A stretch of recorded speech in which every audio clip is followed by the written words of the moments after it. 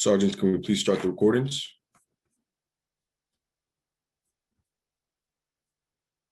PC recording good. Cloud is rolling. Backup is rolling. Sergeant Katowski. Good morning, and welcome to today's remote New York City Council hearing on the Committee on Education. At this time, would council staff please turn on their video? Please place electronic devices on vibrate or silent. If you wish to submit testimony, you may do so at testimony@council.nyc.gov. That is testimony@council.nyc.gov. Thank you. Chair, we're ready to begin.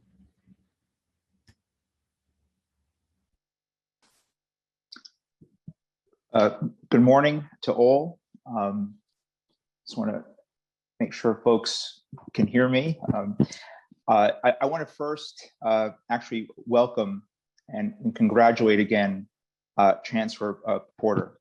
I have to share that it is very much validating to see an educator at the helm of our nation's largest school district. And it means a lot to have someone who has gone through the system, educator, principal, superintendent. She has seen the system through a number of lenses, and all of those experiences and memories are with her forever in every decision Chancellor Porter makes. And for many educators, it means a lot. And so I just want to congratulate again Chancellor Porter, and we wish her much success during the most trying of circumstances. So, and welcome to your first New York City Council hearing. This is where it's at, Chancellor Porter. So, congratulations to you, and welcome here to the City Council virtual hearing. And I can't wait for us to get back to City Hall. So, good morning, and welcome to the Education Committee's hearing on fiscal year 2022 preliminary budget.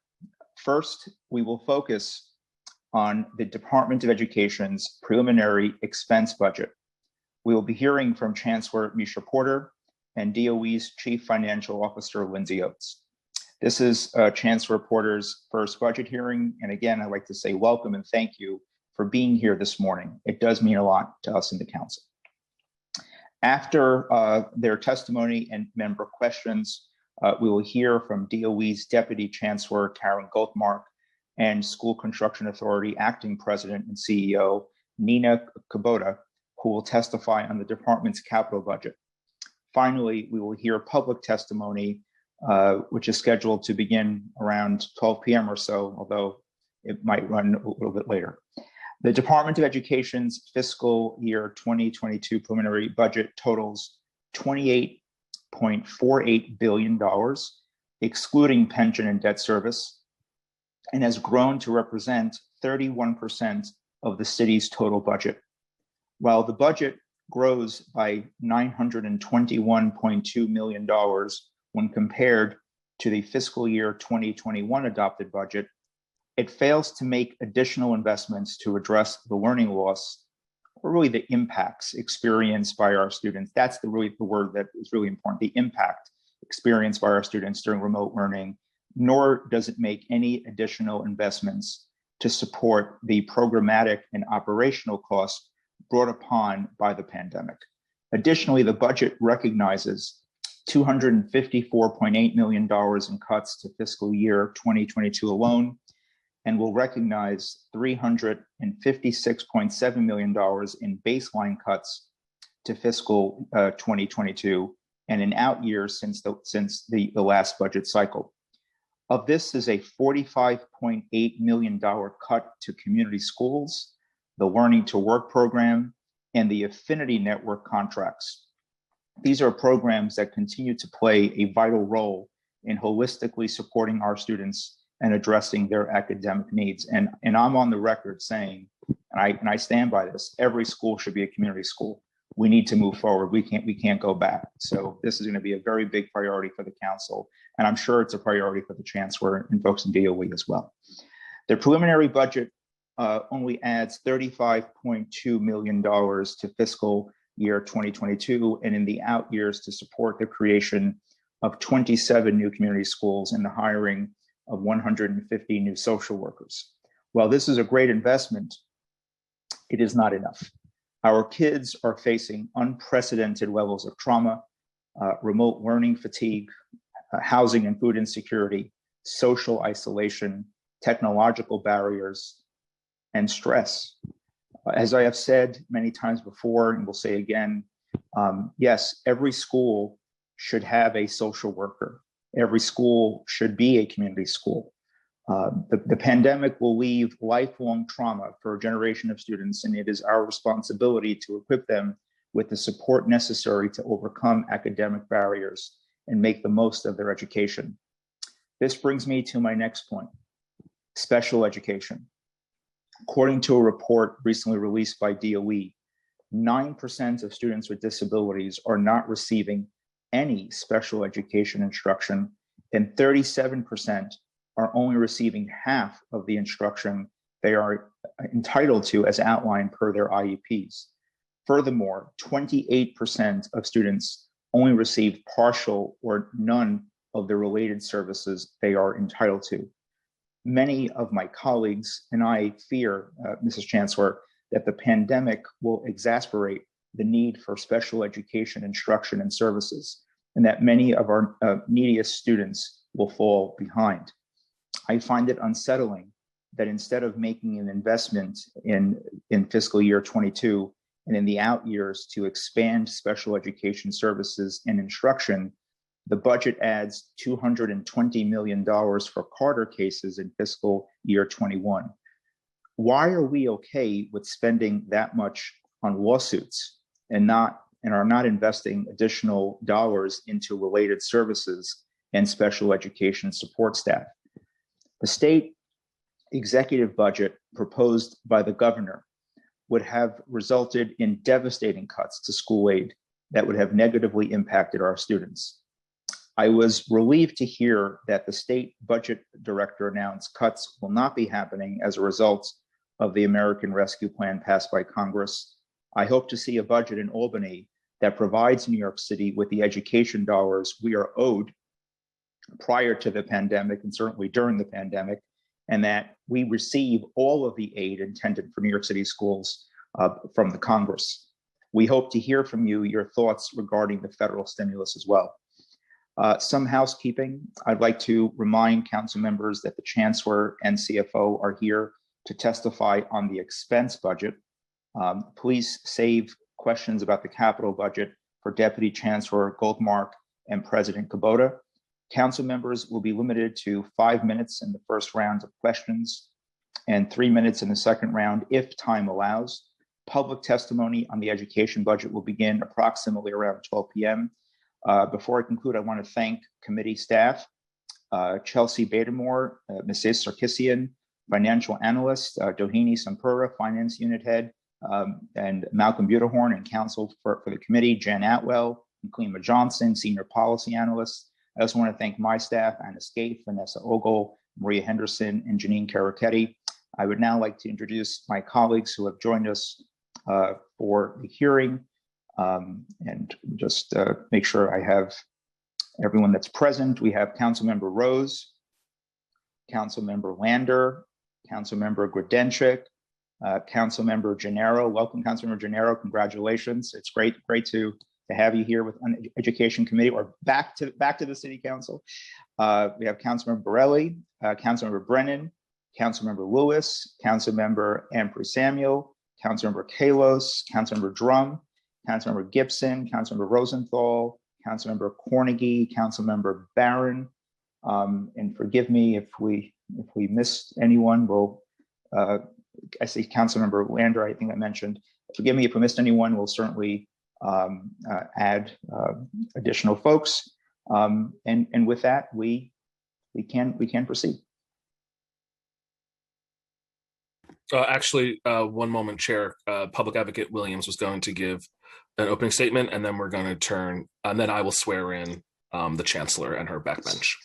So, yes, and it gives me great honor to welcome and introduce a great partner and friend in government, and truly a champion for public education in New York City.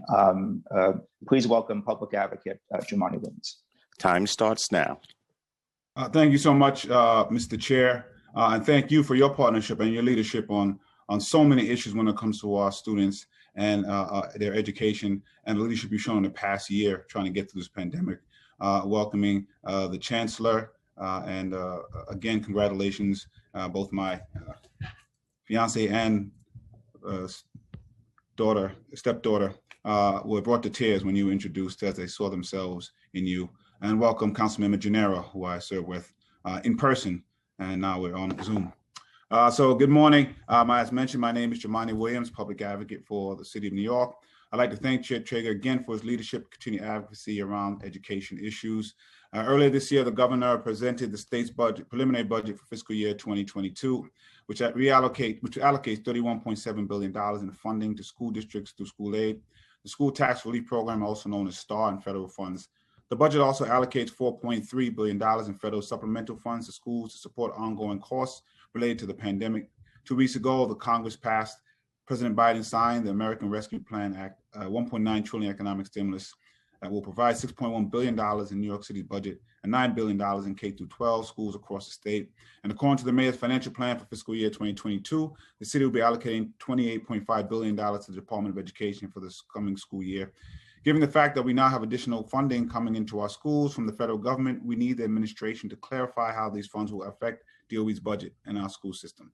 For 2020 to 2021 school year, our Department of Education budget is $34 billion, of which 57% is provided by the city, 36% by the state, and 7% by the federal government and other resources. At a committee hearing back in October, DOE representatives highlighted COVID-19 related expenditures due to the transition to remote learning in their testimony.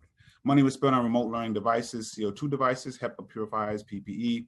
Given that we now have a growing vaccine distribution, the DOE needs to determine how this last phase of the pandemic will impact its expenses. I'm calling on the DOE to designate sufficient funding so every student has a remote learning device, and every school has enough social workers and counselors. In order for schools to create and maintain a healthy learning environment, the ratio of guidance counselors to students should be reduced from its current 1 to 327 to 1 in 60 in schools with the highest needs and 1 in 100 in every other school. At a hearing this committee last month, DOE representatives explained they found out the administration and the NYPD were bringing in 2 new classes of school safety agents, or 457 SSAs to be exact, which actually went against the pledge that the administration made to the council last year. Before the budget last year, the administration assured the council there will be hiring freeze on SSAs, so they essentially have broken their promise. To make matters worse, the onboarding of 475 new SSAs equates to $20 million, which could have been invested in other restorative justice models. Rather than spending money on hiring more SSAs, the DOE should have used those funds to hire the necessary social workers, guidance counselors, with a commitment to 3-year rollout of 3,500 new social workers.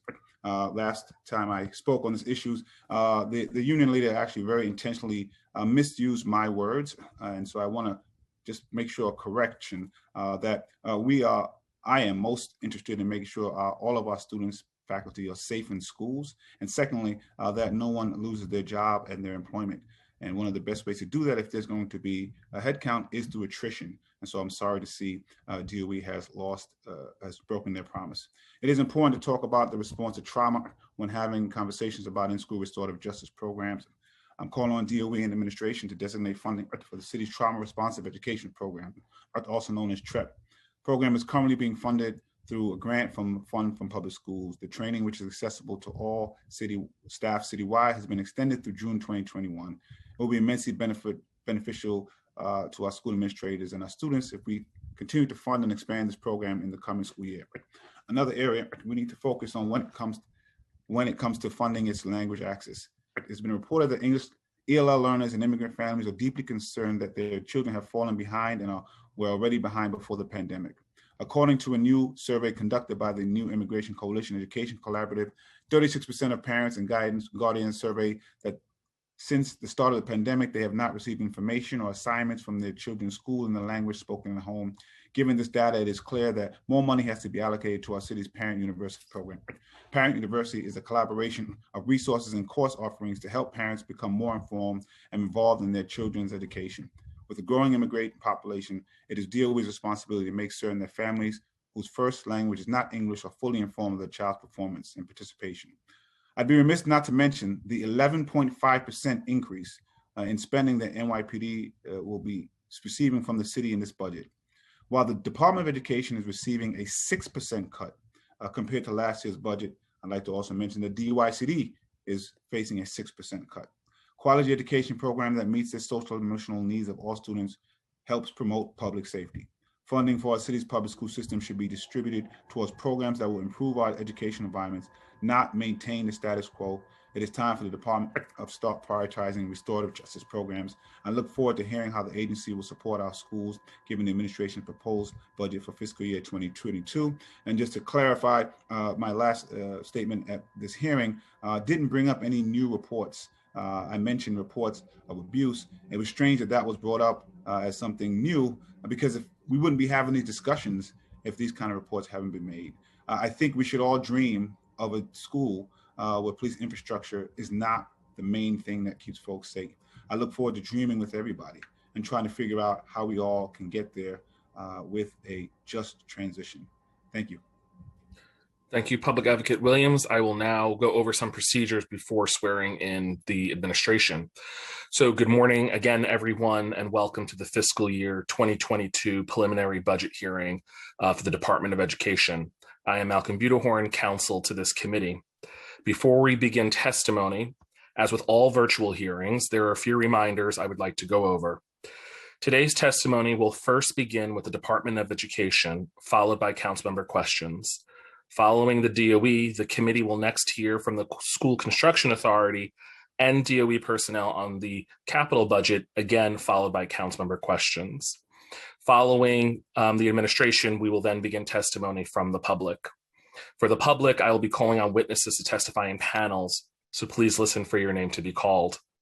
Once your name is called, a member of our staff will unmute you, and the Sergeant at Arms will give you the go-ahead to begin after setting the timer. So please listen for that cue. We have an extremely large number of witnesses to hear from today. So for everyone to be treated the same, all public testimony will be limited to 2 minutes. In the interest of time, at the end of 2 minutes, when the sergeant has declared your time is up, please wrap up your comments so we can move to the next panelist. Council members present, for those of you who have questions for a particular panelist, please use the raise hand function in Zoom, and I will call on you in the order with which you raised your hand after the full panel has completed its testimony. We'll be limiting councilmember questions to 5 minutes. For the purposes of this virtual hearing at this time, there will be no second round of questioning, but if time allows and the chair approves, we will do a second round for 3 minutes each. Finally, for anyone who wishes to submit written testimony and is not able to be here today, or is signed up and has to log off later and has not testified, you may submit written testimony to testimony@council.nyc.gov. It will be accepted for up to 72 hours after the hearing has adjourned. I will now call on the following members of the Department of Education to testify and answer questions. Chancellor Porter, LaShawn Robinson, Deputy Chancellor of School Climate and Wellness, Adrian Austin, Deputy Chancellor of Community Empowerment, Partnerships, and Communications, Lindsay Oates, Chief Financial Officer, Lauren Siciliano, Chief Administrative Officer, Kevin Moran, Chief Schools Operations Officer, Christina Foti, Deputy Chief Academic Officer, Brenda Garcia, Executive Director of School Support and Implementation, and Stephanie Crane, Chief of Staff, Division of Early Childhood Education. I will first read the oath, and then I will call on each of you in order to respond. If you could please raise your right hand. Do you affirm to tell the truth, the whole truth, and nothing but the truth before this committee, and to respond honestly to council member questions? Chancellor Porter?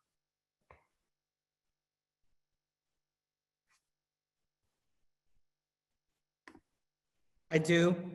Thank you. Deputy Chancellor Robinson, Yes, I do. Deputy Chancellor Austin, Yes, I do. Lindsay Oates,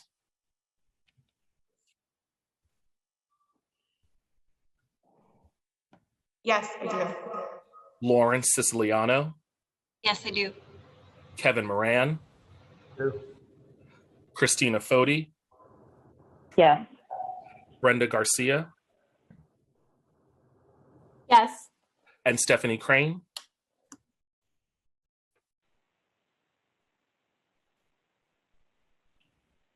Yes, I do. Thank you.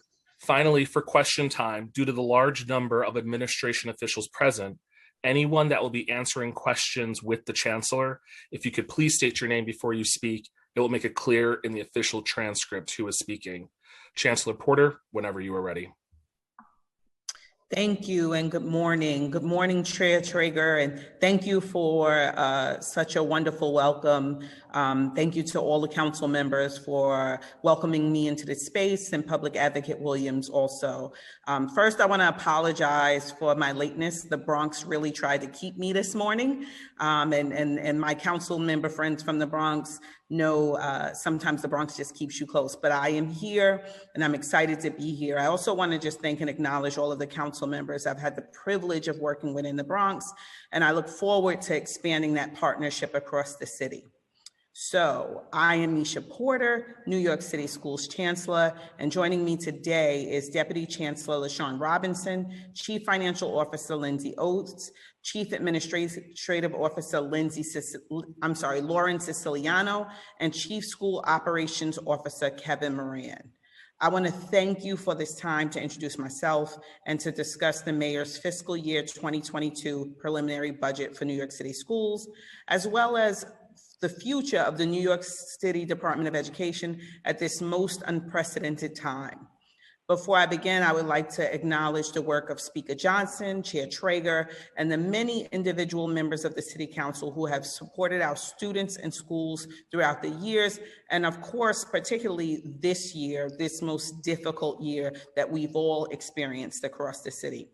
I've witnessed firsthand the benefits of your advocacy and investment on behalf of our students and families, and especially, principals across the city. Thank you for your advocacy around the relief that we were able to give them yesterday from, the hold harmless that was provided in service of forgiving debts. So I thank you for that work as well. I actually started my first week as chancellor, and today is my 7th day. So I'm like an experienced chancellor now. I started my first week on a 5-borough tour.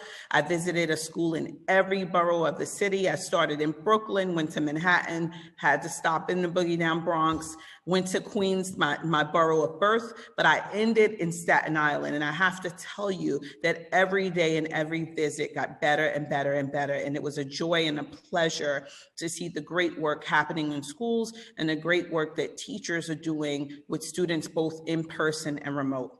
I also was joined by elected representatives from districts across the city, and together we saw that work firsthand. So I want to thank all of the representatives who took the time to join me. When I think about the ways this pandemic has affected our city, my mind goes to our children first.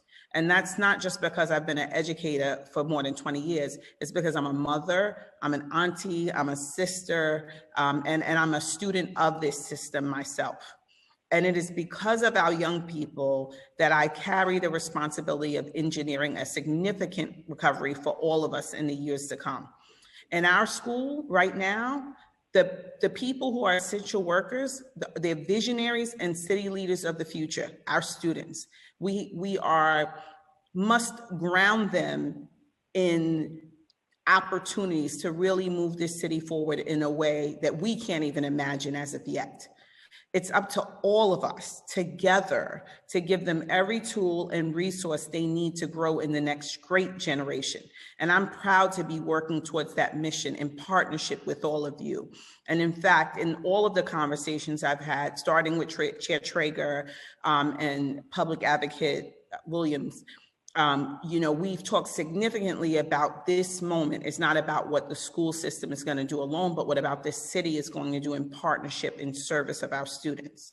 So I'm very newly appointed, 7 days, and given that we will be working closely together in the coming weeks and months, I would like to take the opportunity today to introduce myself and to share a little bit about my background and to describe the DOE's goals for all of our schools, students for the coming year.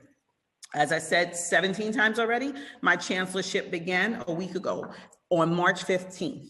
But my history with the DOE goes way back. I grew up in South Jamaica, Queens, graduated from Queens Vocational Technical High School.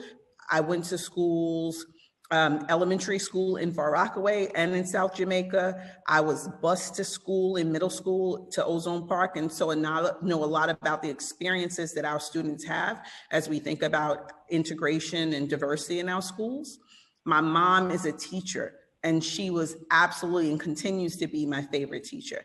And what I learned from her is the importance that one teacher can make in the life of a young person. But I learned that from many of my teachers. I learned that from my auntie Brenda, who was my pre-K teacher, and still at family gatherings, we must do educational activities because I'm from a family of teachers. My first grade teacher, Miss Perlman, who just made me feel so special and important. And from my 10th grade English teacher, Miss Hulack, who saw me in some of the ways that we talked about we need to see our students when I was having my own personal struggles as a high school student. And because of all of that, I know with certainty, it's my duty and responsibility that I've carried with me my whole life to lead by moving forward and leaning in to see every student, create opportunities for them in every moment, and work in partnership with schools, communities, principals, teachers, and leaders. I want to give every student that experience, to have an educational experience that changes their life, because I know it's possible. Up until now, I've dedicated my career to service in education in the Bronx. I started as a youth organizer with a group called Take Charge, Be Somebody. And in that youth group, we had the opportunity to become a part of the Bronx Center Plan. And as an 18-year-old, I was able to see a possibility for a Bronx that is present today. When we were part of that plan, they were just talking about building the new courthouse, developing a 300 square block area redevelopment plan that included the mall, that included, so many things that weren't there when I was 17, but are there now. And it really prepared me to see the possibilities and potential in the moment and not just be grounded in what we see currently, but to really see what can be. And thanks to my friends at the Urban Assembly who have made major investments, not only in our schools across New York City, but also in me personally, believing in my potential as a young person to partner with communities and partner with residents in the Bronx to build the plan that led to the creation of the Bronx School for Law, Government, and Justice. And that work that we did together really speaks to my commitment from my very early beginnings of working in collaboration with parents, families, community-based organizations, and elected officials to build a possibility. And that possibility became the Bronx School for Law, Government, and Justice. And that was about taking the Bronx criminal court complex and turning it into a place where young people would learn the inner workings of the court system by being a part of it and not by going through it. Yesterday was a great day for me. I got to go back to LGJ for the reopening of high schools, and it was amazing. What was more amazing was to see that the work that we had started many, many years ago continues to build. And Principal Hernandez and the team at LGJ, their commitment to law, government, and justice, and I'm going to put an emphasis on justice today, continues as I walk through classrooms and watch young people talk about the anti-Asian violence that's been happening in our city and the things that they could do both in their schools and their communities to address it. LGJ built me up from an English teacher to an assistant principal to a principal over 18 incredible years. And I've said this to many of you who I've spoken to already, being a principal was my absolute favorite job because that is where you have the most impact on what happens between students and teachers in the classroom. And so I look forward to continuing to lean into those partnerships to build our school system. And then Chancellor Farina tapped me to become superintendent of District 11 in the Bronx, which includes Pelham Parkway, Eastchester, and Woodlawn. And what I learned very quickly in that role was that it wasn't going to be a thing that I did alone to move and develop a district, but it was going to be how I built a community across principles to build strong collaborations that would move our collective district forward. It was about the investment we all made in all of our schools and all of our students. And after 3 years in that role, Chancellor Carranza, who I am so honored to succeed in this role, and I admire greatly and am just deeply appreciative of the work that he started for our system, promoted me to executive superintendent for the Bronx. And in that position, I was responsible for leading the entire borough's 361 schools, just a few, and 235,000 students across community school districts 7 through 12, including the high schools. And now I sit here in the role of a lifetime for an educator, with great honor to be appointed chancellor of the nation's largest school district. So from this new position, let me just say a few words about where we stand in the reopening process and our goals going forward. Over the past year, I've seen the impact on our children from my point of view as Bronx Executive Superintendent and also as a parent. And I've said this to many of you already. If anything is going to disproportionately affect a community, it will happen in the Bronx. I saw firsthand the impact that remote learning had on our most vulnerable students. And so we knew immediately that we had to create opportunities for remote learning that extended beyond that which we saw. And so we built a strong partnership with BronxNet. And our teachers began creating lessons that students could not only engage in a remote setting or in person, but also through a partnership with BronxNet, and they could view on their public access television. And that's why I keep saying my main priority as chancellor is open, open, open. As you know, already on February 25th, we were able to reopen our middle schools, which rejoined the 3K, pre-K, K-5, and District 75 schools that opened and reopened in November. And just yesterday, with great excitement, we reopened all of our high schools. And today, my 10th grader is excited to be going in for her first day and excited about the 2 days a week that she'll be in person. And she's more excited about the opportunity to reconnect, make those social connections again with her teachers in person, her friends, and just be able to be in a classroom sitting at a desk. Yes, she's joining up to 55,000 high schoolers who've been doing the same starting yesterday. Approximately half of our high schools will be offering in-person learning 5 days a week to all or a majority of their students. And we will continue to ramp that up the same way we did with elementary and middle schools. I'm also so pleased that we will be bringing back all sports in April and offering additional PSAL opportunities throughout the summer. This is essential, not only for academics, but for the mental health of our scholars. Sports in particular provide a much needed outlet for our kids, and our children have been without them for nearly a year at this point. By having important offerings and opportunities like sports that are driven by student interest, we can expect to see even more students engaged and excelling in academics. Beginning tomorrow, all families across the city will have another chance to opt into blended learning for the remainder of the school year, thanks to the new guidance from the CDC.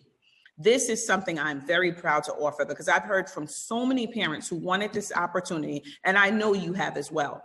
And I can tell you, we're ready to do this. In the Bronx, we saw early on that we could move to 5 days a week, that we could get more students in person, and we started before we asked, because this moment is about what we do for children. It's going to take a Herculean effort on the part of our schools to open, and we're going to help them and guide them through it so that we can serve as many in-children students as in person as possible. And we're going to need to do this together with all of you. Health and safety.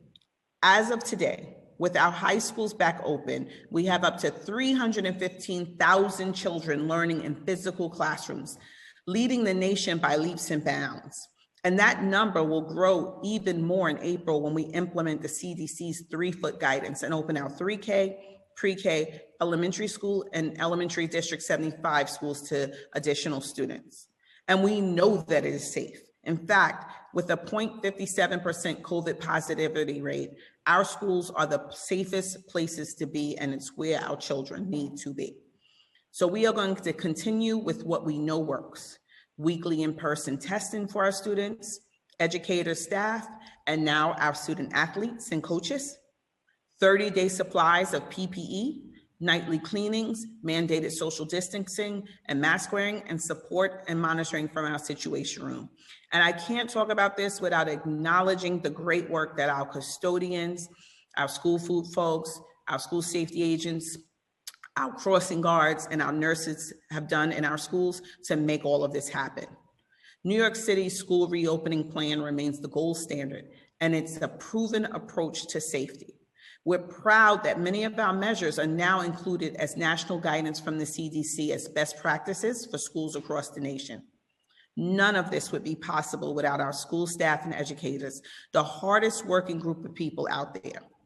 I'm also excited about what the summer holds for our students. This summer school will be more important than ever before, given the year we're coming out of. It's absolutely crucial for many students in order for them to be set up for success for the coming year. And right now, we are reimagining what summer school can and will be, because what we know is that this summer will not be like summers past. This summer needs to be the most exciting, most fun, most academically impactful. It needs to address the social and emotional needs of our students and meet them where they are to build that bridge to September. Reopening goals for September.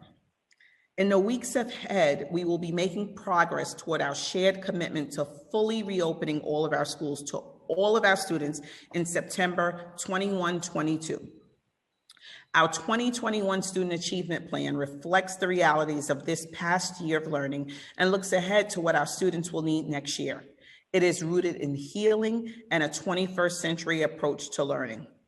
First and foremost, I want to give every student the option to go back into school buildings 5 days a week starting this fall. I want New Yorkers to know that our buildings are safe and our schools are ready to open. And I hope to see everyone back full-time come September. But we know we are opening schools to a different reality than we closed. We are coming back from the hardest year of our collective lives. So second, I want to make sure that what we teach reflects students' lived experiences, including any trauma related to this past year, and that they see themselves in the curriculum that they experience in their classrooms and in their schools. We will have social emotional supports in place as well, not only for our students, but we also must wrap ourselves around our staffs. We are aware that many people will be returning to schools where they've lost somebody. They may walk past an office that was once occupied by someone else who's no longer there. They may think about a paraprofessional who supported them or a kitchen worker who gave them an extra lunch every day. So we will have a dual-pronged approach addressing both academics and social emotional learning. And we will continue to support our more vulnerable students, including our students with disabilities, students in temporary housing, and multilingual learners as a priority going forward, as we have done throughout this pandemic. Third, I want to take the lessons we've learned during the pandemic into the next school year. As an example, the pandemic forced us to harness technology to create a 21st century learning experience, and we've delivered nearly 500,000 devices into students' hands. At the same time, it showed us that human interaction is critical. Nothing, absolutely nothing, replaces the experience between a student and a teacher in a classroom. So I want to bring these two worlds together using technology to address students' individual needs, both for those learning full-time in classrooms and those who may wish to continue learning remotely. Budget. These are the overarching priorities, needs, and initiatives that underpin our budget for the coming fiscal year. The Department of Education's budget for fiscal year 2022 is approximately $35.1 billion. I'm pleased that the budget includes $35.2 million for fiscal year 2022 and out years for social emotional learning and mental health work, including an expansion of 27 new community schools and 150 new social workers. As you know, we weren't able to count on stimulus funding until very recently, and we were facing a dire financial picture. However, the tide is beginning to turn in terms of both the virus and the budget. The preliminary budget included reductions of approximately $293 million. But as a result of Senator Schumer's advocacy and the Biden administration's commitment to ensure FEMA funding is available to New York City, the mayor has already announced $194 million will be restored, including the savings involved in fair student funding. We are currently reviewing the new federal stimulus legislation that was just signed into law and how it will further impact our schools. We know that the state could supplant this funding like they did with the last federal stimulus. This means they replace regular state funding with federal funding, denying us our full allotment from the state. This would harm our students since we need every dollar we can get from the federal government to ensure our schools come back stronger than ever. So we are eager to continue to working with the council to make sure our schools get the full amount they are owed. We are pleased to see that the Senate and Assembly proposed to pass through to New York City our full stimulus amount. With the full stimulus funding, we can deepen our investments by beginning to tackle the lasting impacts of the pandemic and specifically build on our commitments to address the academic and social emotional needs of all of our students who've gone through incredible challenges over the past year. We are advocating our case in Albany every day. Working closely with the mayor's office and the mayor's executive budget will include our proposals for how to use the stimulus funding passed to us through the state budget process. And we are and continue to be grateful for your advocacy on this front as well. I want to conclude by reiterating the pledges I made to our communities on the day my appointment was announced. To our students, to young people, I'm indebted to you as a leader, as a teacher, as a principal. We'll expand learning opportunities and do more to address trauma and academic needs. We'll work to ensure you see yourselves every day in the curriculum experiences because we know that this is very, very real. To our families, we'll improve communication and build trust. I've heard you, I've been to your schools, attended virtual town halls, conferences, and meetings. We're going to continue to build on investments we've made in your children, our children, because every child deserves a rigorous, high-quality education where they see themselves in the curriculum every single day. To our staffs, our teachers, our principals, our school aides and secretaries, our paraprofessionals, our guidance counselors, our kitchen staff, our nurses, our custodians, who have made our buildings shine and sparkle every day. Our school safety agents who've been at the front lines greeting folks every day, jumping in whenever needed. To every single person who works at the New York City Department of Education, we will listen closely so that we can do the work where we need to get it done. And to all of you on the City Council and to our many advocates and community leaders, this moment is not about what the school system will do alone. It's not about what I will do alone, but it's about what New York City will do together to invest in our children, to make sure our children know we put them first in this city.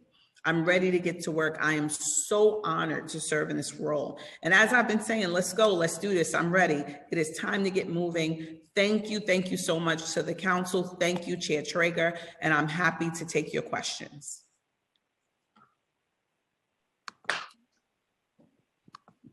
Very awesome welcome introduction, Chancellor Porter.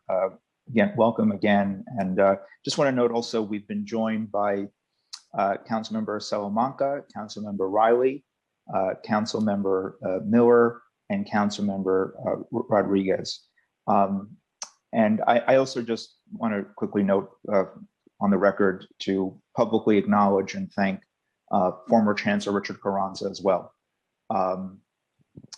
He is someone who I spoke from his heart, spoke his truth, educator as well, and was extremely accessible, visible, visited every corner of our city, and followed up on commitments in terms of increasing supports for our kids when I first met him. So I want to just publicly acknowledge that and thank him for his service to the city of New York. And also say that former Chancellor Farina has an expression, which I shared with Chancellor Porter, that the answer is in the room. And the answer to lead our nation's largest school system was in the Bronx.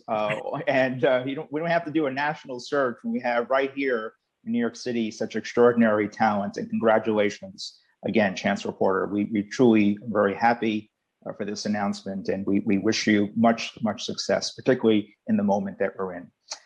Now we'll get to questions. And I know that we touched upon this in the opening. Just kind of, if there's any further clarity, I'd appreciate.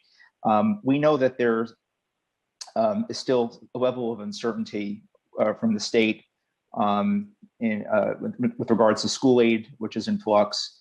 How much additional education funding do you expect New York City to receive as a result of the American Rescue Plan and the previous stimulus that was passed in December? Is there any rough estimate which the DOE has at this time? Thank you for your question, Chair Traeger. I'm going to ask Lindsay Oates to take that question.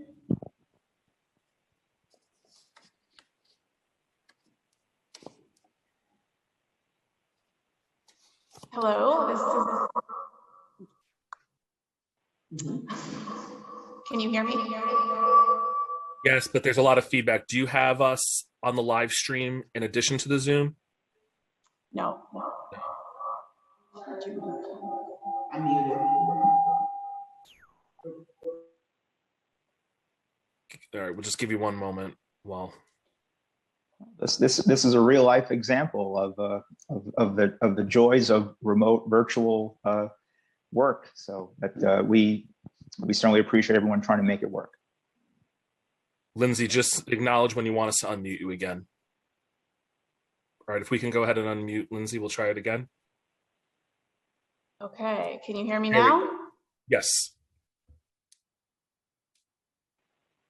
Yes, go ahead. Can you hear me now? Yes, can you hear? Yes, okay, great. Thank you for your patience. Good morning, Chair Traeger. Nice to see you. As always, thank you for the question. I'm thrilled to talk about good news with all of you today. We've all talked about extremely hard cuts and declining resources for the department over the last several years. And those have been hard conversations. And as always, I have very much appreciated, Chair Traeger, your advocacy and that of all council members to ensure that education has what we need during tough fiscal times. So your question, Chair Traeger, was about stimulus funding. We, of course, don't exactly know what the full value of the stimulus funding will be, partly because the state's enacted budget, as you know, has not yet happened, and that very much will influence the outcome of the stimulus dollars that we will get, and then we will see what the city's executive budget will do in terms of our stimulus dollars for fiscal year 22. We do believe that the full value we could get from the SRSA Act, which is the December 2020 package, as well as the American Recovery Act, which was recently passed, could be somewhere around $6 to $6.5 billion total. But again, very, very much depends on what happens with the state's enacted budget, as well as the city's executive budget, which will be released in about a month. So we are looking forward to having conversations with you over the next coming weeks about those resources. Thank you, Lindsay. And just to, again, a note for my colleagues and those watching, there was a federal bill that was passed last December before this American Rescue Plan, and New York State was again proposing to supplant that money, which is really outrageous. Last year and last year's budget, New York State took $700 million or plus in aid, and they supplanted, which they cut us during the most trying of times. And so they passed the bill, Congress, in December. Now we just had the American Rescue Plan. So it's really important to hone in on what exactly is the amount for New York City. And also the state is proposing not just cuts, but also increased mandated costs down to the city, which also is really a cut. And so these are very important things to keep an eye on. I would appreciate if there's a commitment for us to work closely on that, so we know what the amount is that we have. So I'll turn to some of the key budget priorities. In the fiscal 2021 executive budget introduced and baselined $45.8 million in cuts to community schools, the Learning to Work program, and affinity school contracts. While I'm thankful for your commitment to restore $30.6 million of this cut in fiscal year 2021, I am disappointed that this restoration was not baselined. These programs, as I'm sure the Chancellor would agree, continue to play a vital role in the academic and social emotional enrichment of our students at a time where they are most vulnerable. Providers continue to wear many hats as to support our students in a holistic way. And Chancellor, we are expecting this additional funding, once we have clarity on the number. But can you commit, once we know what the number is, can you commit to restore and baseline funding for these programs? And if not at this time, what can you do to help us advocate for the baseline funding to be restored?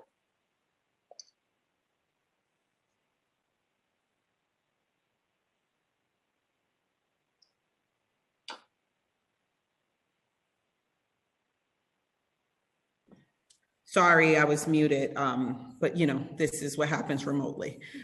So thank you, Chair Treyger. I appreciate the question. Lindsay's going to take more of it. We're committed to continuing to partner and be in partnership with our colleagues across the city. This has been a difficult budget year. I'm going to have Lindsay talk a bit more about what we're doing in that area.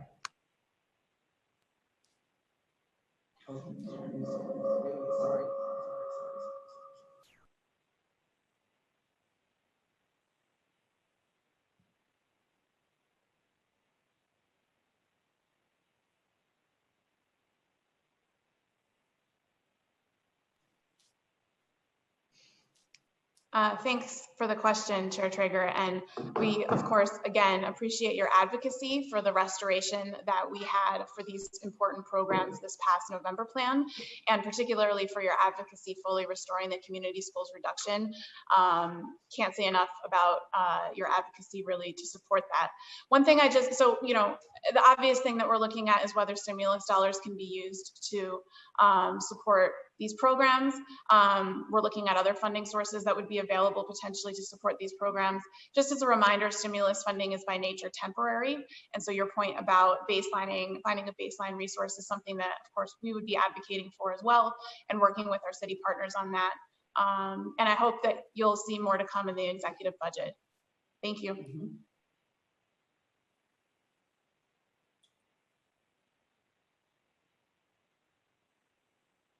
And Lindsay, if I could just quickly follow up on that, and I appreciate the answer, and I think, and I just want to note, I think there is a lot of alignment between the council and folks at DOE on the importance of community schools, LTW. We just have to make sure that we secure the resources, and just know that we will continue to fight very hard to make sure that we have as much resources as possible, not just to restore, but to really advance this across the city. I really believe it's important that we emphasize that point. Ms. Oates, if you could just, I don't know if you have it in front of you, how many schools right now in New York City do not have at least one full-time social worker? Do you have that, Ms. Oates?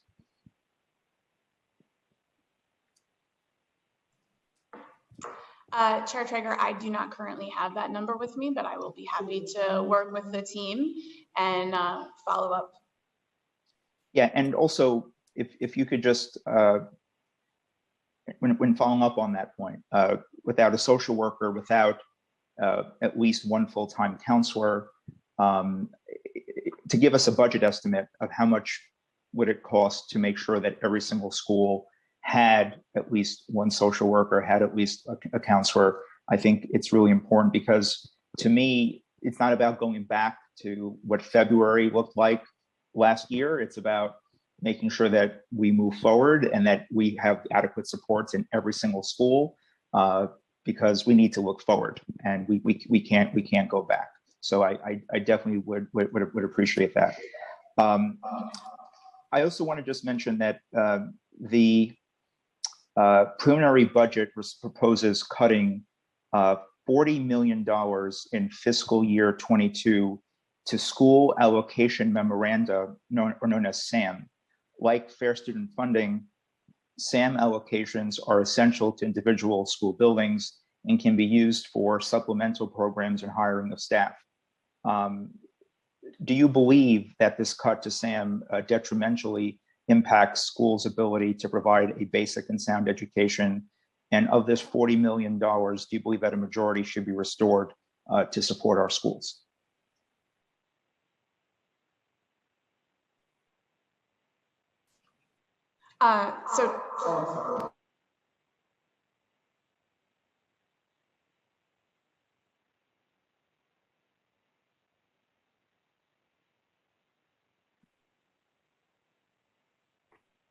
Can we please unmute Lindsay Oates? Or Yep. okay.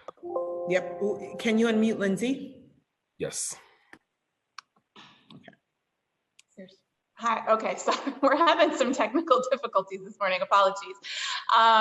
So I just want to add something to your previous question too. As a reminder, Chair Traeger, obviously we, of course, value our social workers and all of our staff in schools and would love to see, further expansions. And the preliminary budget, as you know, expands social workers by 150, which is a good step forward. In terms of the school allocation memorandum reduction that was continued in the preliminary budget, that $40 million, we absolutely, and I think that I'm right there with you in advocating for support for school budgets. That is among the top of the list of items that we would look to restore. Absolutely. We do not want to take school budget cuts ever, and particularly not with the opportunity to do otherwise going forward. So we will, it was a different time in January when the preliminary budget came out, and a lot of positive things have happened since then. And we'll be working with you and others to hopefully advocate for that restoration. That allocation impacts school budgets and also some early childhood programs, and we would seek to restore both of those. Thank you, Lindsay. I'm happy to hear that is a priority as well for the DOE. Quick question on technology, because this comes up certainly in my conversation with many principals and school communities. Does the DOE have any information? How many requests for new or replacement devices have you received this fiscal year? And have students received all of their requested technology at this point?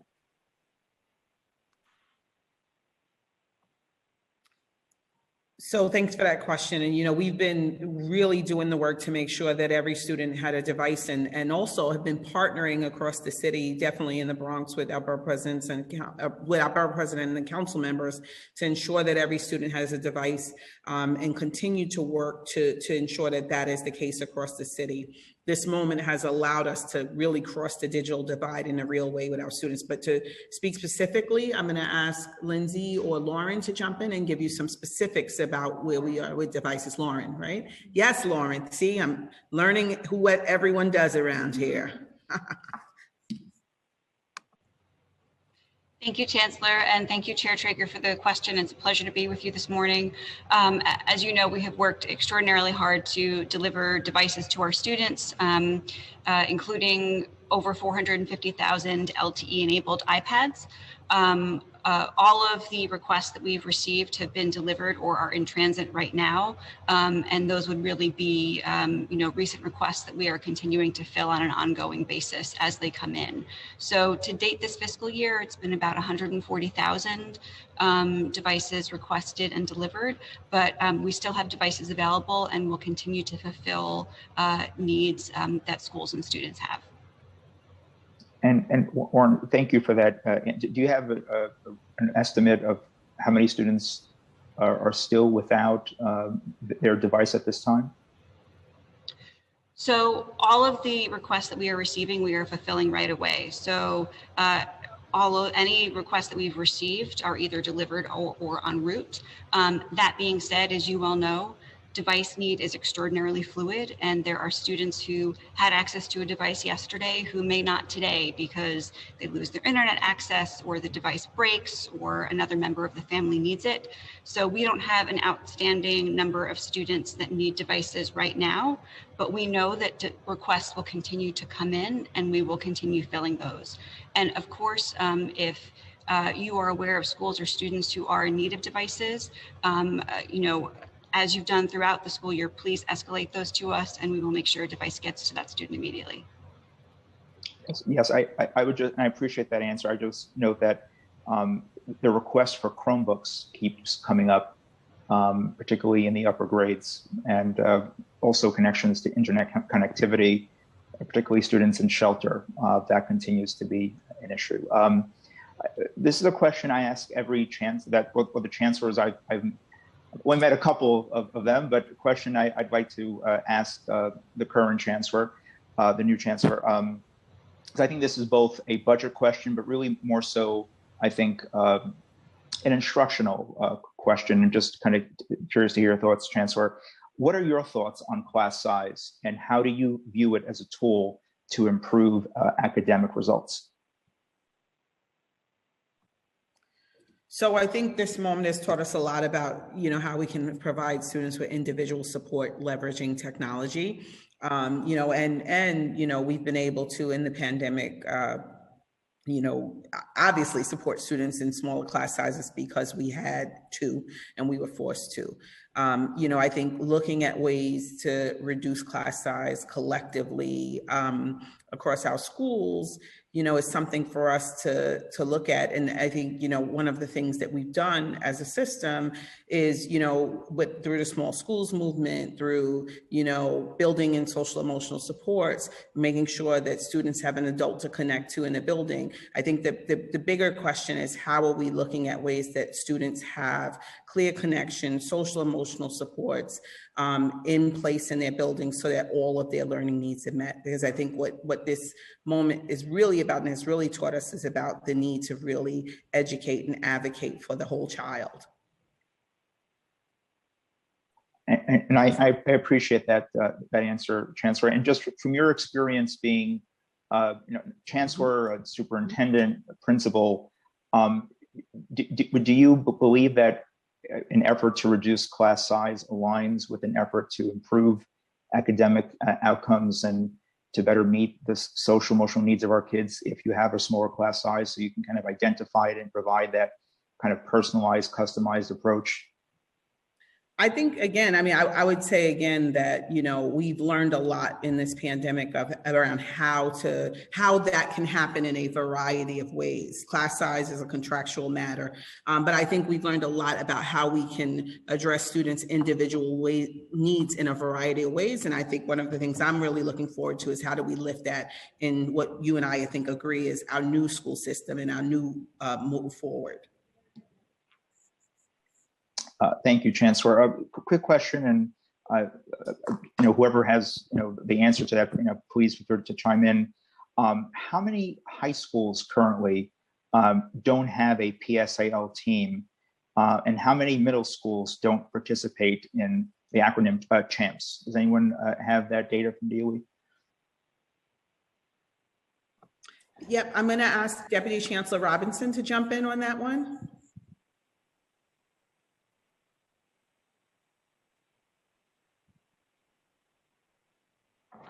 Thank you so much for that question, Chair Traeger, and for your partnership with public schools, athletic leagues. I know that that's important for you, as well as for our new Chancellor, Chancellor Porter, who has made this work a priority.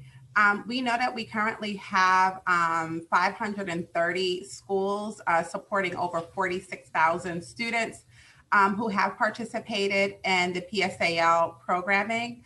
We look forward to getting all of those schools back active with us, and all of the students who are interested in participating to participate with us. And schools right now are making decisions about team reactivation. And in fact, today, more information is going out about PSAL. to get permission slips and health forms, and so that our students can actively participate. As soon as we have the current information on PSAL, we will be happy to send that along to you. But we're really excited that we're coming back strong with PSAL. Our communities have yearned for this moment and they're excited about it. We're going to get started with strength and conditioning first and foremost, and then we'll begin to introduce practice and sports drills. And then we're going to start our competitions, and we'd like you to join us for some of the sports competitions across the city, and other council members as well. But we know, as our chancellor has said, how important sports are to keep young people connected to their peers and to caring adults. And also for their mental health and wellness. It's a whole child model within our school system, and we're always looking at increasing access to sports programs, but also increasing access in places where we didn't have access previously. That is a priority for us as well. So as soon as we have that information, we'll share that with council. And thank you again for your partnership, and we look forward to continuing to join forces in this journey for access, participation in sports programming. Thank you, Deputy Chancellor Robinson, for your leadership and partnership as well. And I would just note for the record very quickly that, when the mayor talks about reopening PSAL, which, I think is a great thing. And I also want to give some kudos to some of the members of the council. I know Councilmember Borelli, Councilmember Brennan, many of them have been very forceful advocating for PSAL reopening. But one of the things I want to note for the record is that many communities, particularly communities of color, don't have PSAL teams because they don't have adequate resources. And that to me is just not acceptable. So I just want to make it clear that that is a budget priority for this committee, for myself, for this office. And as a member of the budget negotiation team, PSAL equity funding is a really major priority for us. And I'd love to work with the DOE to ensure that we expand those opportunities to all kids. I'm a former high school teacher. My school did have a team. Those coaches were not just coaches on the field. They were mentors to my students, asking how they're doing on their history classes, asking if they submitted their history reports. And I appreciated that partnership I had with the coaches and that entire support system. So PSAL is a major priority. Chancellor, I want to just follow up on summer. And I absolutely agree with you. There's a lot of alignment and agreement with regards to reimagining summer. I think we need a universal summer for all children, families who want and need those reconnections. Yeah. Can you just elaborate further on what you believe is needed at this time for our children and families? And I know this will require a partnership between DOE, DYCD. It's more than just DOE. What if you had an infinite amount of resources, and we're going to work to get you as much as possible, what should summer look like for our children and school communities? So thank you for that, Chair Traeger. And we talked a lot about this, and I can tell you that the partnership has already started with DOE and DYCD. This summer needs to be about, one, building the bridge back to in-person instruction for students, helping families feel safe and welcome into their school community, but also providing an opportunity for every student who wants to be in a summer experience to have that. I'm sure there will be questions, and a lot of folks talk about learning loss and the learning gap, but there was also a significant social disconnect that happened for all of our students. And so this summer needs to be about providing enrichment opportunities, academic support, social emotional supports, real wraparound services for our students, particularly our K-8 students. And then we need to think creatively about our high school students as well. How are we building SYEP opportunities, learn to work opportunities, right? How are we addressing the credit needs they have, the social emotional needs, the financial needs that they may have? And so we're working really closely with DYCD. We also are working with the United Way of New York City, and really see this as a moment to build you know, you and I talked a little bit about the community schools model. Well, our thinking is to build a community school for every summer program, and so that schools are partnering with their CBO partners to develop the experience that students need, that they know students need, because you and I know as educators that the folks who know what the students in their community needs are those school folks in the school community. And so that's what this summer is going to be about. We want to make sure social emotional needs addressed, academic needs are addressed. We want to make sure students have fun.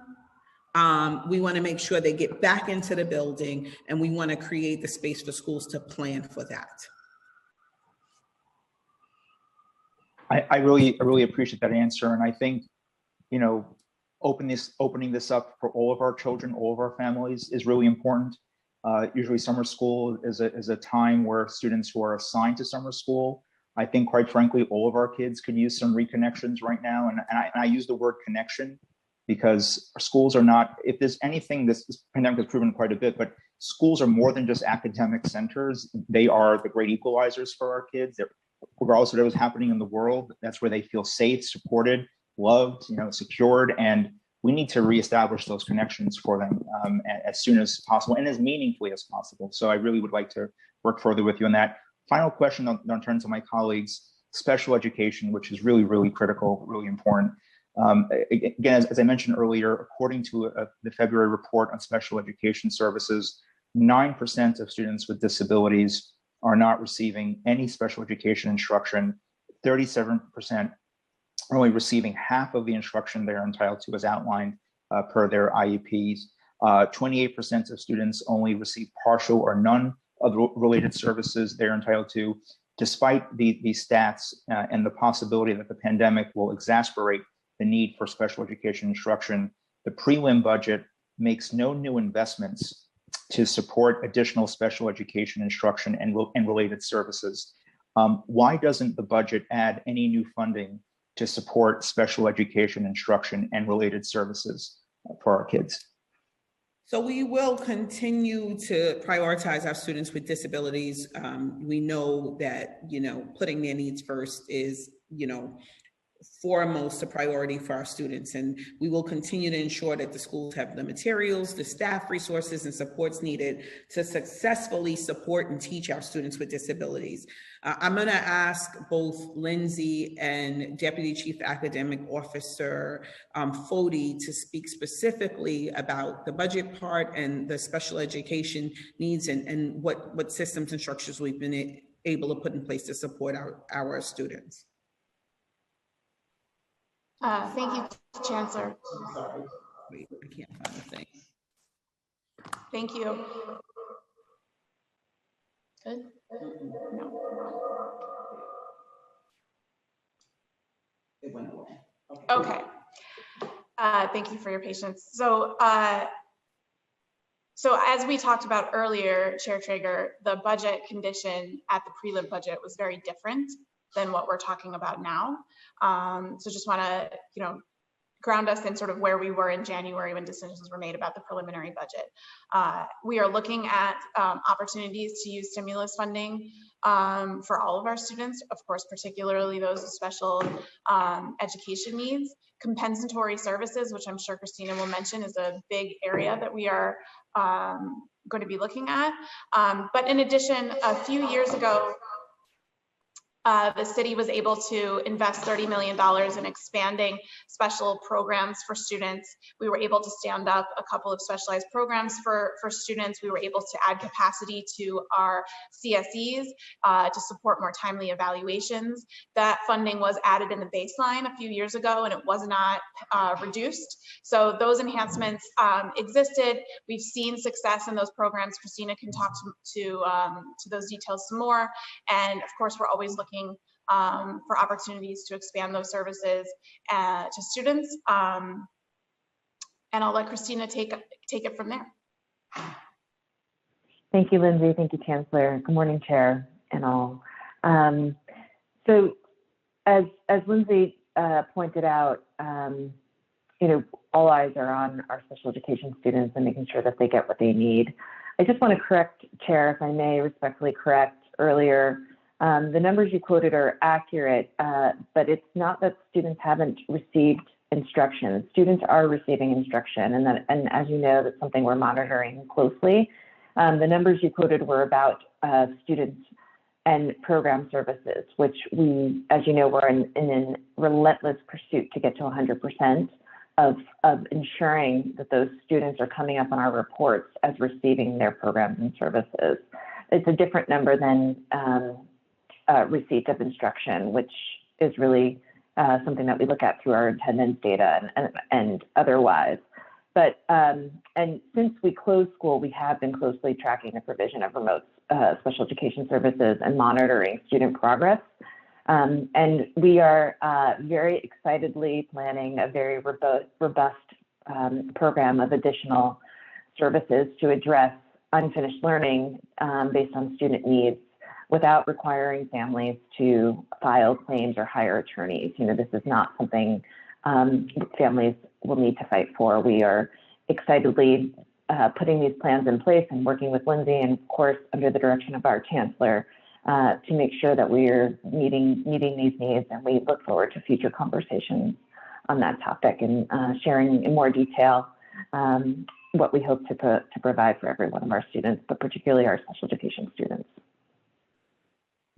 Right, and I would just note, and I want to publicly thank Ms. Foti for being extremely responsive, accessible to my office whenever I email her, contact her, she gets back to families. I mean, so I say this with all due respect. Just because a child was marked present doesn't mean that they were getting the services they really needed. I mean, we heard some really painful stories about some of these virtual classes, or what's supposed to be ICT classes with over 50 students in a virtual class. There is no way. I'm going to put my teacher hat on now. That is very hard to meet the needs of kids in a over 50 students in a virtual class, and that's not cutting it. Ms. Foti, if I could follow up with you on, do you anticipate an increase in the number of students recommended for special education instruction and related services post-pandemic? Chair, and just I'm going to certainly answer your question, but and just both are connected. In response to what you just said, absolutely, make no mistake that being present does not mean that we've met your needs, and so and there is tremendous need, and we are clear on that.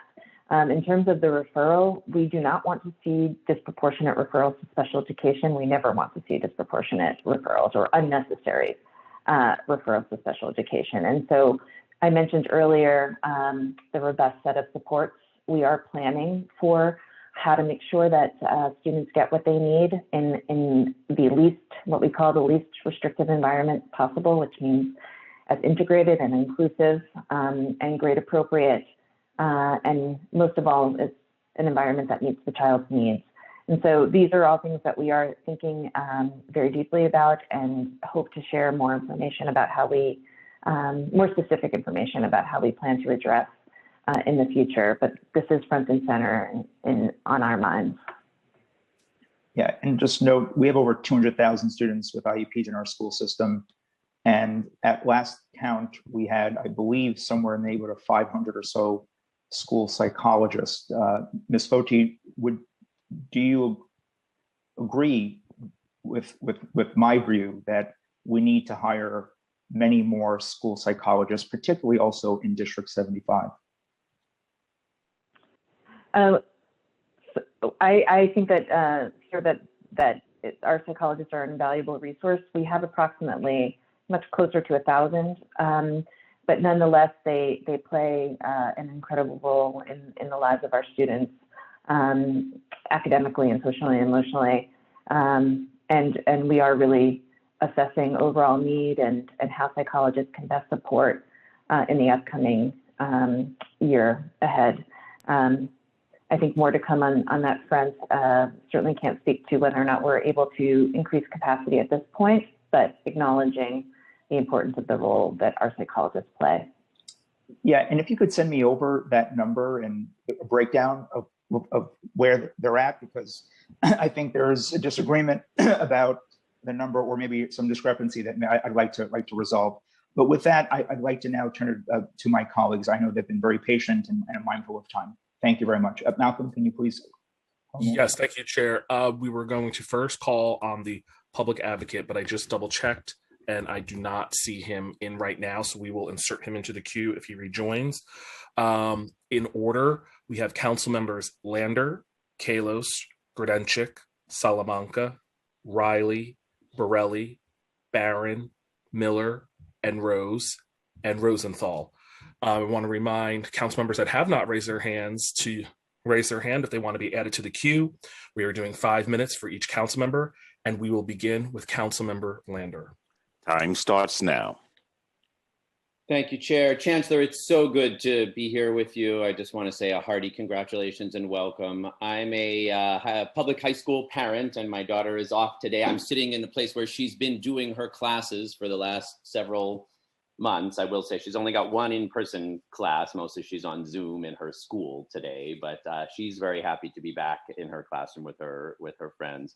And I want to say a few other thank yous first to you and your extraordinary team for the work this year. I want to say special thanks to Lindsay for yesterday's announcement of getting those 877 schools, the $130 million that they need. As you know, that's been a real passion of the principals in my district and around the city the last few months. I'm excited about what you're proposing for the summer, your focus on social and emotional learning, and the opt-in, that was announced and that started yesterday. And obviously for all of that, keeping students with IEPs and special needs front and center is so critical. But I guess my question is, yesterday, 245 of the supposedly open school buildings were closed because of COVID cases. And in the vast majority of cases, it's my understanding that that is because of the 2-case rule. Of course, we want to close the classroom where there is a student with a case, and we want to do good test and trace and make sure. But closing entire school buildings for unrelated cases where there's no evidence of spread is not consistent with public health guidelines. It's not consistent with the quarantine rules of the New York City Department of Health and Mental Hygiene. And way back on February 5th, the mayor and Miranda Barbeau from DOE said you were going to review the 2-case rule and reconsider it. Those hundreds of thousands of kids in the classrooms, if they're closed like every other day when there were no cases in their classrooms, they're not getting the benefit of in-person learning. They're not getting any continuity. So where does DOE stand? I mean, I believe it is time to end the 2-case rule and use the test and trace approach to make sure that we close classrooms where there are cases, but let our schools broadly stay open. And I thought the mayor and the DOE were headed in that direction 6 weeks ago. Where do we stand? So thank you, Council Member Lander, and thank you for all the congratulations. And we have 2 excited daughters today to be in school. We are definitely, this, because you've been at this place longer than I have been in this seat. We are grounding all decisions in health and safety, but we are really leveraging the new CDC guidance to really look closely at the 2-case rule. And I can tell you every single day that I've been in this seat, all 7 of them, we've been talking about ways that we can address that, remediate that, and look at a classroom differently than we look at a school building. So more to come. Right, that's very encouraging. A classroom different from a school building makes a lot of sense. When parents are just every single day, every minute asking me about this, when can we expect some more clarity from you? Give me a little time. A little time is a week. Not much time. I'm going to ask if Kevin can jump in on this with me. But we are, the new CDC guidance was really promising in this area in particular. We also are continuing to work with our union partners because we want to make sure all of our faculty members and our students all feel safe about the decisions that we're making and being in the building. So Kevin, can you jump in on this one for me? Yes, happy to. Thank you for the question, Councilmember Lander. We do work nightly with our health partners on all the policies that impact student safety within our school buildings. So we're making sure every day we review and interpret the CDC guidance and other guidance. Kevin, I don't want to be rude, but I only have a minute left. So I just how long till we get an answer on when we can end the 2-case rule and move to a more a safe and supportive and appropriate approach? I would say soon. It's something we're actively monitoring, and we're going to get back to you as soon as we can. Okay. All right. I'm just gonna. So that's heartening. I mean, we want our kids. 245 school buildings is way more than 245 schools. So that is promising. I'm going to keep pushing. I know parents are going to keep pushing. We want our teachers safe. We want our kids safe and inconsistent with public health guidance. So I'm going to spit out a couple of quick last questions. First, I'm excited about the summer programs. I'd love to hear about 3 and 4-year-olds and our early childhood, and also the integration of those summer programs. We got SYEP, we got NYC supported CBO programs, we got early childhood needs. How do we mix those things together? And lastly, I'm just going to ask you, I know it's on the NYPD side, but it does not make sense to hire 475 new school safety agents. Let's use that $20 million on summer programs or other things. Time expired.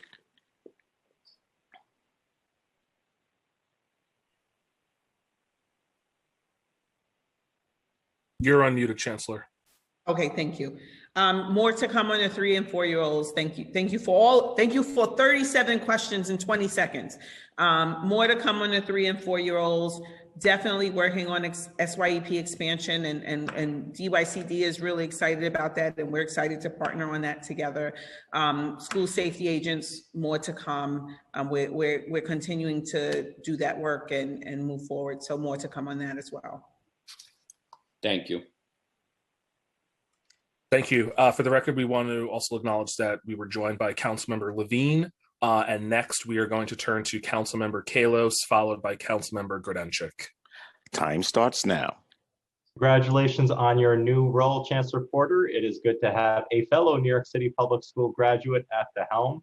If no one warned you about me, I'm going to ask 3 questions. They're going to be on 3K, school seats, and laptops. And I'm asking you to get the answers within the 5 minutes provided, so pencils out. In 2017, Mayor de Blasio announced 3K for all for every district by 2021. It is now 2021, and only 16 out of 32 school districts are slated for 3K, with only 3 more to be added this year. During this pandemic, countless New Yorkers learned how important childcare is, especially as we struggle to convert 1-bedrooms like mine into an office and school. Full disclosure, my daughter is 3, but I've been fighting for UPK and 3K since before we were pregnant. Learning Bridges, funded at $93 million, faces the challenge of requiring providers to rely on a temporary program while 3K would be permanent.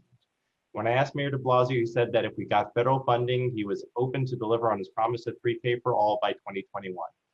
At a cost of full rollout of $200 million to deliver on the mayor's promise of 3K for all, $93 million from Learning Bridges could get us halfway there. Can we roll it out now instead of leaving a broken promise for the next mayor to fulfill? The second question on school seats, we don't have enough school seats. That's why I wrote Local Law 167 of 2018 to create transparency around school seat need, and we won 824 new seats for my district. These seats are currently funded in the budget at roughly $100 million, and we have found 2 sites to build the school seats we need. Schools in my district are deeply segregated. I'm asking that instead of building 1 school to fulfill a longstanding seat need in the neighborhood that will lack diversity on day 1, will you support building 2 schools for a total of 1,650 integrated school seats? And the last question is that the mayor and your predecessor promised every student who needs one an iPad that was purchased at nearly twice market rate as children struggle to tap out essays without a keyboard. How many children are still waiting on devices? How many never got logged in?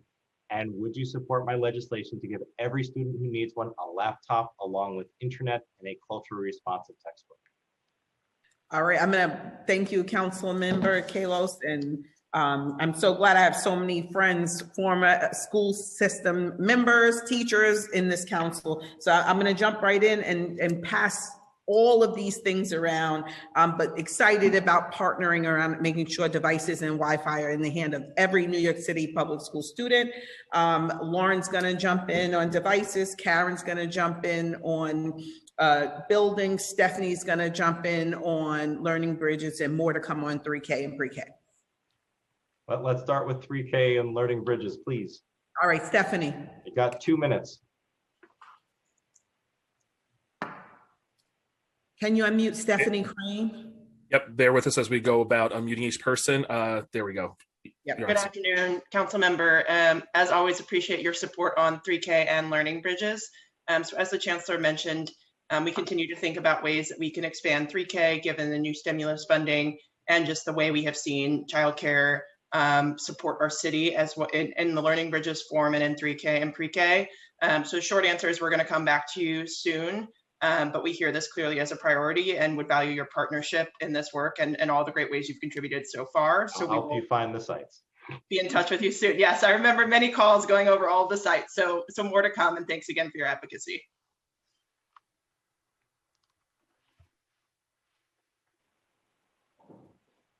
Just to jump in next on devices. So as I mentioned earlier, any student requests that we've received, those requests are being fulfilled right now. So there's no, queue of students waiting. We do still have devices available. Those are LTE enabled iPads. We also have hotspots available. And on the keyboard front, we have about 190,000 keyboard cases that are out there for students to use as well.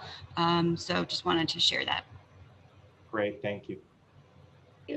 This is Deputy, excuse me, this is Deputy Chancellor Karen Goldmark. On the issue of new school seats and desegregation, we are very optimistic that all new seats in New York City will serve to advance diversity and integration and desegregation of New York City schools. I cannot comment specifically about your request for more seats in the specific district you were talking about. Obviously, that's a function of enrollment projections, and we have a long-standing and long process for that. But certainly happy to work with you on how we can. Time expired. That's his time. All right, how we can ensure that we're diversifying New York City schools. Thank you.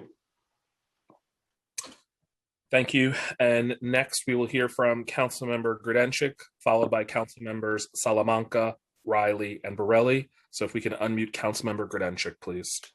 Time starts now. I'm unmuted. I am unmuted. Chancellor, good morning. It's so nice to meet you. I'm looking for your little boxes. I look at the chat. There you are. I'm going to go Ben Kalos, one better. I am a Queens public school graduate. And graduate of PS 201, IS 237, and the former Jamaica High School, which is such a beautiful building, as I'm sure you know, along with Senator Comrie and Assemblyman Weprin and so many other thousands and thousands, tens of thousands of people through the years.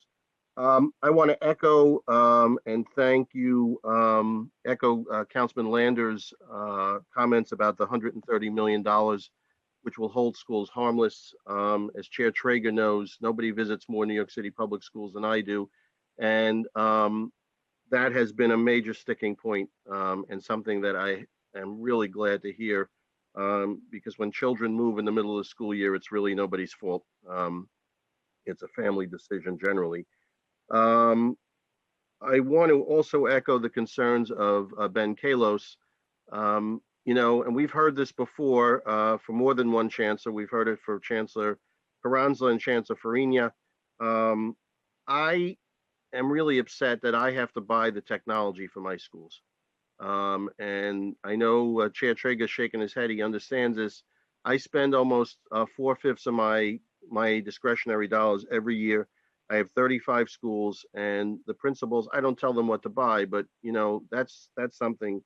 So I just want to put that out there that we need to be doing better by our schools, and they need to be on a real plan. And I know this is only his 7th day, and the world was created in only 6 days, and then God took a rest, but you're not getting to take a rest today. So, but I hope you're given strength. The thing that I would like to talk to you about, and the other thing before I go on, I do want to say I support school safety officers in the school.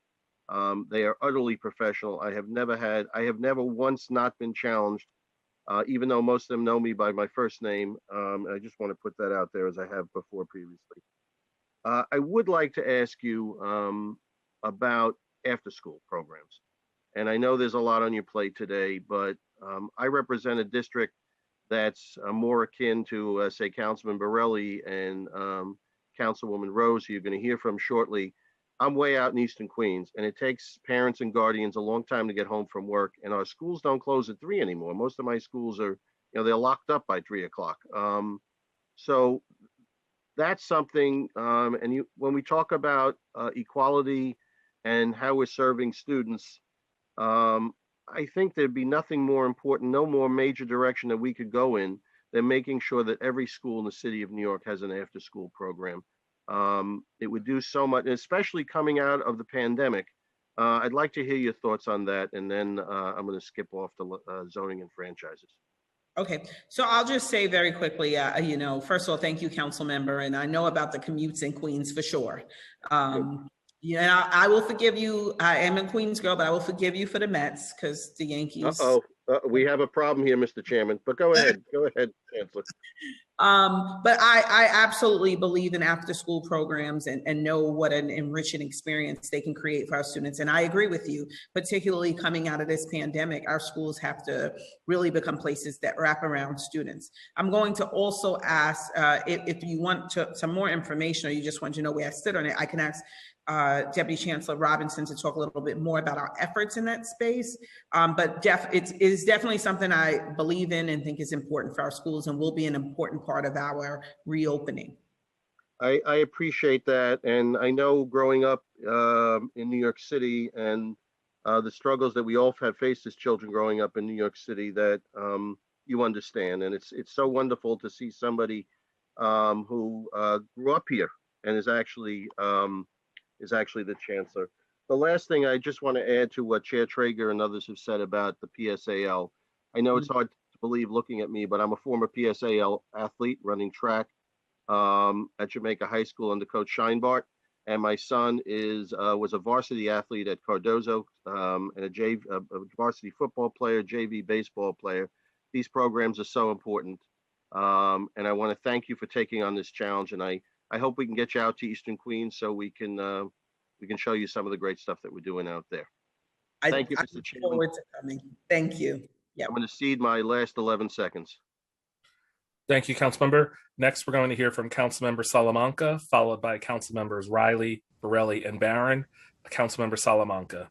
Time starts now. Thank you. 1 second, Councilmember, you remuted yourself. We'll have to unmute you. Just give us 1 second. We'll restart the clock.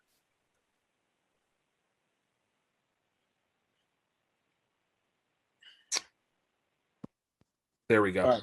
Am I good? All right. Awesome. Thank you. Good morning, Chancellor. It's great to see you, and it's exciting to see that we have someone who's from the Bronx at this high-level position. So congratulations to you.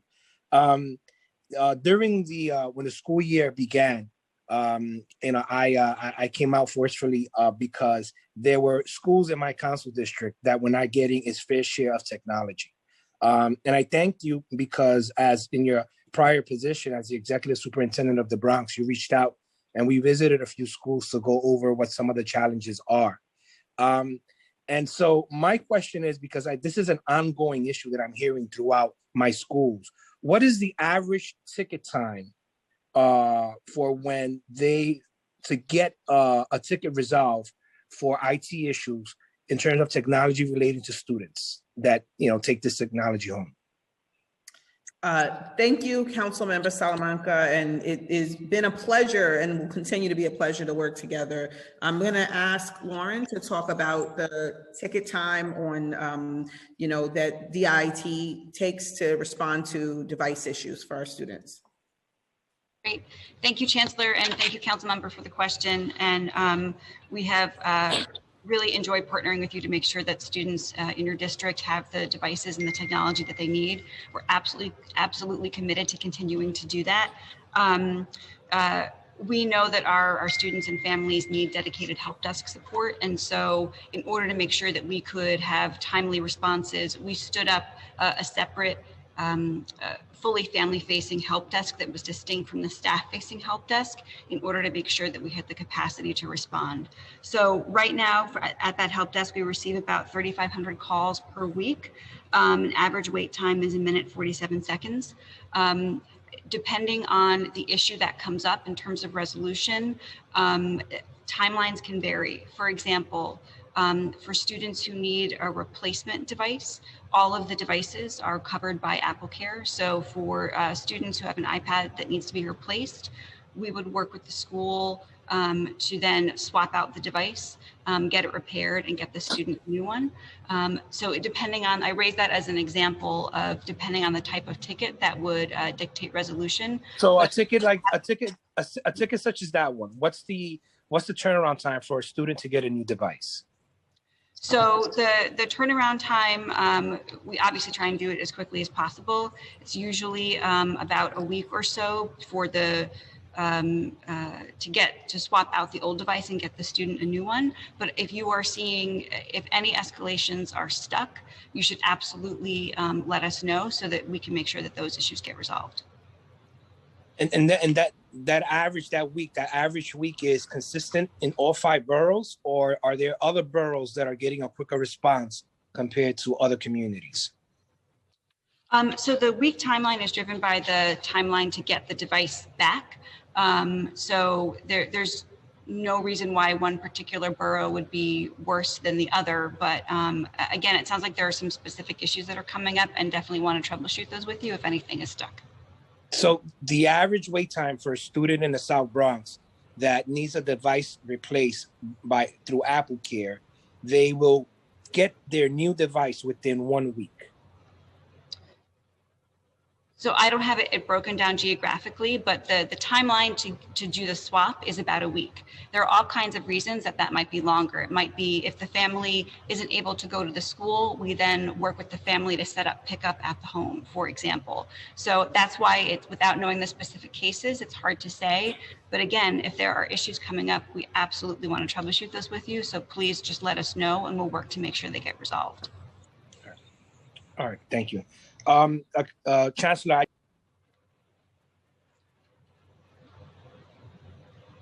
You're muted. We'll re-unmute you. Just one moment, council member. There we go. Thank you. Chancellor, I just want to, reiterate what my colleagues are saying regarding the 2-case COVID rule. I heard you loud and clear that it's being revisited. I really hope that a new policy can be put in place as soon as possible. It's unfair to shut down an entire school just for 2 cases.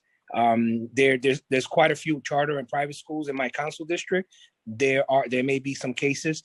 They don't shut down an entire school. They shut down a classroom. They may shut down a floor, but an entire school for 2 cases. I think that's just a little overdoing it.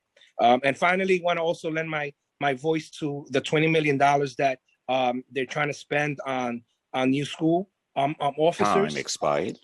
I believe in keeping our children safe. I truly believe that, and I'm a supporter of school safety officers. But I also feel that every school should have a social worker. And there are many schools in my district that do not have a social worker. So when we're talking about $20 million, reallocating this, I think that funding should go to social workers. Thank you. Thank you. And next we'll hear from Councilmember Riley, followed by Council Members Borelli, Barron, Miller, Rose, Rosenthal, and Cornegy. So we will now turn to Councilmember Riley. Time starts now. Thank you, Chair Traeger. And I think I share the same sentiments with saying I am so elated to see our new Chancellor, Misha Ross Porter, who has been so great to us here in the Bronx. I've had the opportunity of working with her for my entire career in public service. So I am so elated to see you here, Chancellor. I just have one quick question, and it's kind of a follow-up question that I mentioned at a previous hearing regarding the CSIS program. Prior to the pandemic, there was a lot of attention on special education, particularly the DOE's capacity in the areas of managing referrals, planning, and delivery of services to special education students. One significant challenge area that we often heard about was CSIS. Previously, the previous testimony from DOE leadership made it clear that the intention was to replace CSIS. So I just wanted to get a status of that effort. Okay, thank you so much. Councilmember Riley, your whole career, you make me feel really old when you say that. I mean, really. No pun intended. No pun intended. I just want to congratulate you also. I'm so excited to see you in the seat you're in. I'm going to pass it to Lauren Siciliano. Lindsay, I'm sorry, to Lindsay. Yes, my apologies. To Lindsay. I'm looking at too many papers. She'll talk to you more about CSIS. Thank you. Yep, I did it right. Thank you, Councilmember, for the question. We share this as a goal and as a priority to replace the CESA system. The procurement was a little bit delayed, as were many things, as a result of the pandemic over the last year. We have recently picked that work up. We expect to be able to make an award on that procurement by the end of this school year. So that is about all we can say now, given that we're still in the procurement process, and I think we'll have more to share hopefully very soon. Thank you. And I just want to echo the sentiments of my colleague, Councilmember Salamanca. We really do need more social workers within our schools, especially during this pandemic. We are going to have an abundance of students return to school soon, being that our opt-in period will begin again starting tomorrow. But a lot of students are going through a lot during this pandemic, and we want to ensure that we're taking care of their mental alongside of the academics. So just wanted to echo that with Councilmember Salamanca. So I just wanted to thank you so much, Chair Treyger, for your leadership. You continue to do an amazing job. And Chancellor, so glad to see you again. Thank you. Thank you, Councilmember Riley. And for the record, I just wanted to acknowledge that we've been joined by Councilmembers Levin and Ulrich.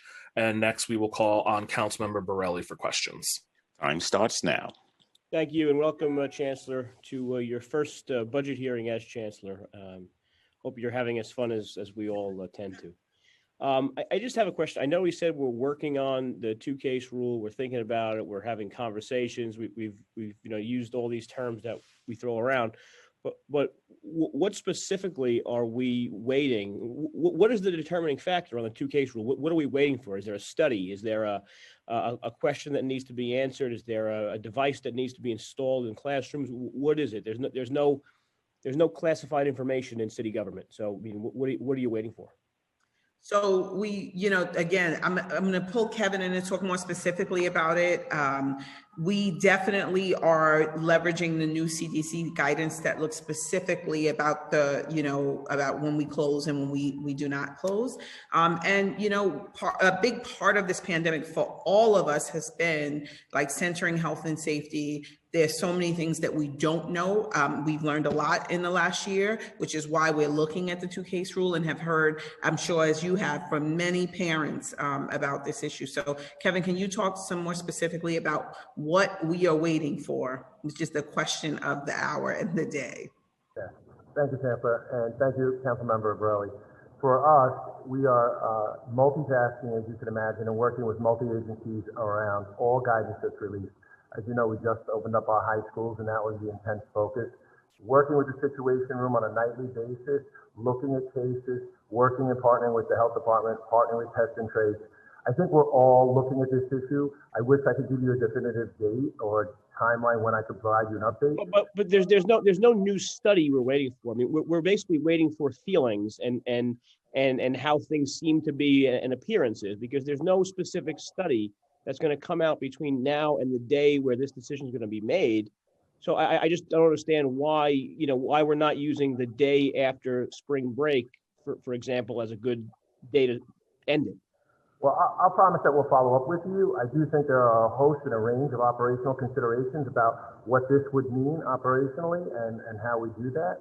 And so those are the things we're contemplating nightly. We're not looking for a new study. We're looking at what we have present and making the best case decisions that we can. Kevin, I'm not trying to press you, but operationally, I mean, if a school is set to be open and the school can close on a dime, what operational challenges could there be if we just simply say we're not going to close the school that we have prepared to close? I mean, it doesn't actually.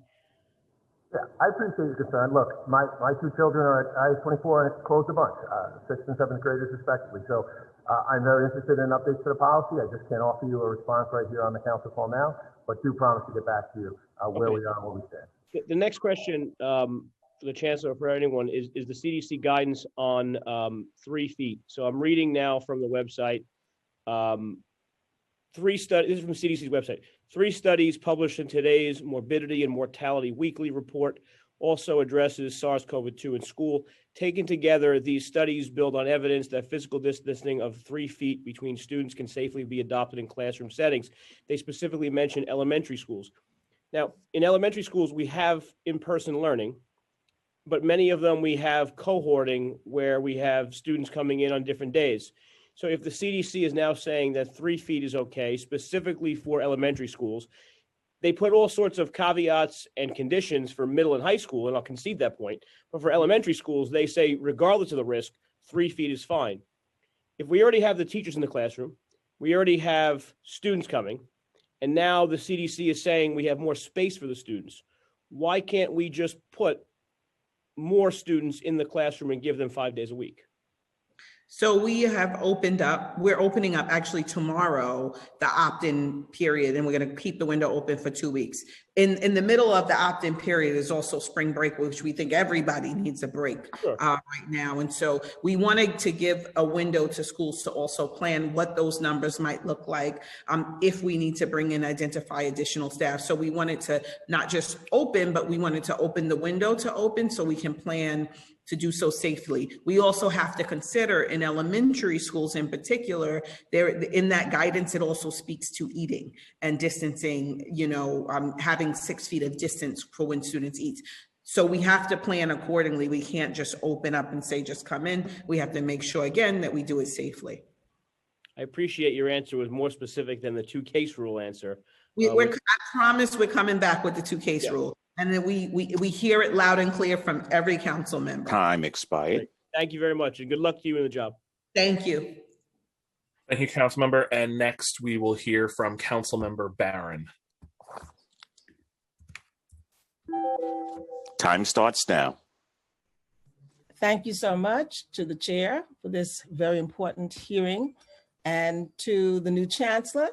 I want to welcome you, Chancellor Ross Porter, and your staff, and to say that you certainly will be a figure to be noted in Women's History Month for the years to come, because you were bold enough to accept this position in challenging times that have never been witnessed before. Your reputation precedes you, so I know that there will be a great legacy that you leave whenever that time comes. And in full disclosure, I do want to always remind people that Deputy Chancellor LaShawn Robinson is a relative of mine. We have a common great-great-grandparents in Frederick and Lavinia Robinson. And I also want to invite you to the ribbon cutting that will take place this September. School Construction Authority, despite the pause that was required, is going to finish the school on time. It's a middle and high school, and I'll be inviting you to that at the appropriate time. In terms of looking forward to what our students are going to be facing, the former chancellor instituted the title and focus on a culturally responsive curriculum, and talked about the social emotional learning that needed to be implemented for students to have more than just the academics of what goes on into the classroom. I wanted to ask you your position on that in terms of training and preparation of teachers to make sure that they respond appropriately. And I also wanted to say that particularly in light of this latest rash of hate crimes that are being perpetrated on the Asian community, and that this is a part of what has been a part of our history in terms of identifying particular ethnic groups and targeting them. So I wanted to ask you about that. What's your response to that? Additionally, your admission criteria. How can we look at the admission criteria specifically for the so-called elite high schools and for the early college high schools? LaGuardia High School came and said that there were some issues that they were facing and that they had concerns about in terms of the disparate representation of Black and Latino students in their school programs. And finally, understanding that as you and I and all of my former teachers and principals who are now in the council recognize, the principal is the ultimate person responsible for any and everything that happens in a school building. And with that understanding, what is your position about policing in schools where police officers can usurp a principal's authority and insist that a student be arrested for perhaps a minor infraction that a principal or a social worker could have intervened in and had a more appropriate response in having a child arrested? And how are we going to compensate for the learning losses? I think you addressed it in some of your earlier answers. How are we going to compensate for the learning losses that have been exacerbated by this great pandemic that we're in, and will widen the chasm of achievement that we see in our public schools between ethnic groups? So thank you, Councilmember Barron. And I think all of those questions are deeply connected. And I can see you and LaShawn's connected roots in all of the questions that you asked. I'm so honored to have her be a member of my team, and I'm going to pull her into this also. So I'm going to start from the principal point, because that was my favorite job. And so it's always the point I like to start with. You know, I'm going to say two things. One, I have, as a principal, enjoyed an amazing relationship with my school safety agents and my local police department. We had a great partnership and really worked together to wrap ourselves around students. With that said, I think we have to eliminate policing in schools. We have to replace policing with the social emotional supports and the wraparound services that our students need, and principals need to lead that effort because they know what it looks like and what we need. I will also say, you know, from I think my first day here, you know, in my onboarding process, one of my first conversations was with Deputy Chancellor Robinson, specifically around how do we build true social emotional learning, academic integration that is grounded in a culturally responsive curriculum. What this recent wave of hate crimes against our Asian American brothers and sisters have shown us in a real way. Time expired. Our diversity and inclusion plan has to also be about what happens in classrooms, how we train our teachers, how the adults show up for our students. And so they are all very deeply connected tissue. And the learning loss is connected also to students being able to really see themselves in the curriculum they experience. Students need to come back into a school that welcomes them, that is inviting to them, that addresses the trauma that they are experiencing and that we all are experiencing, but also, you know, a curriculum that acknowledges the diverse experiences across the city, the diverse culture of this city. If we're learning nothing about this moment that our Asian American brothers and sisters are facing, it is that ensuring that the diversity of our city shows up in our classrooms is critically important in this moment. And, you know, if you want to add something, Deputy Chancellor Robinson, I'd love to pull you in.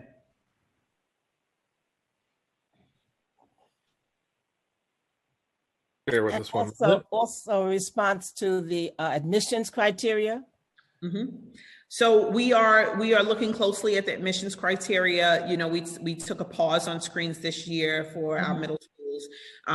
That is going to be a continuing conversation. Listen, I'm not going to shy away from the questions about race and diversity in our system and in our school, and segregation. Our schools are deeply segregated. What I'd like the council to join me on is our communities are also deeply segregated. And so we have to also make sure that there's a great school in every community for every child, while we also look at the ways that, you know, our system fundamentally excludes students, and we have to create a system that is deeply inclusive and starting in the admissions process. The only thing that I will add, Chancellor, and great to see you, Councilmember Barron. It's an honor to be here with you today and everyone here.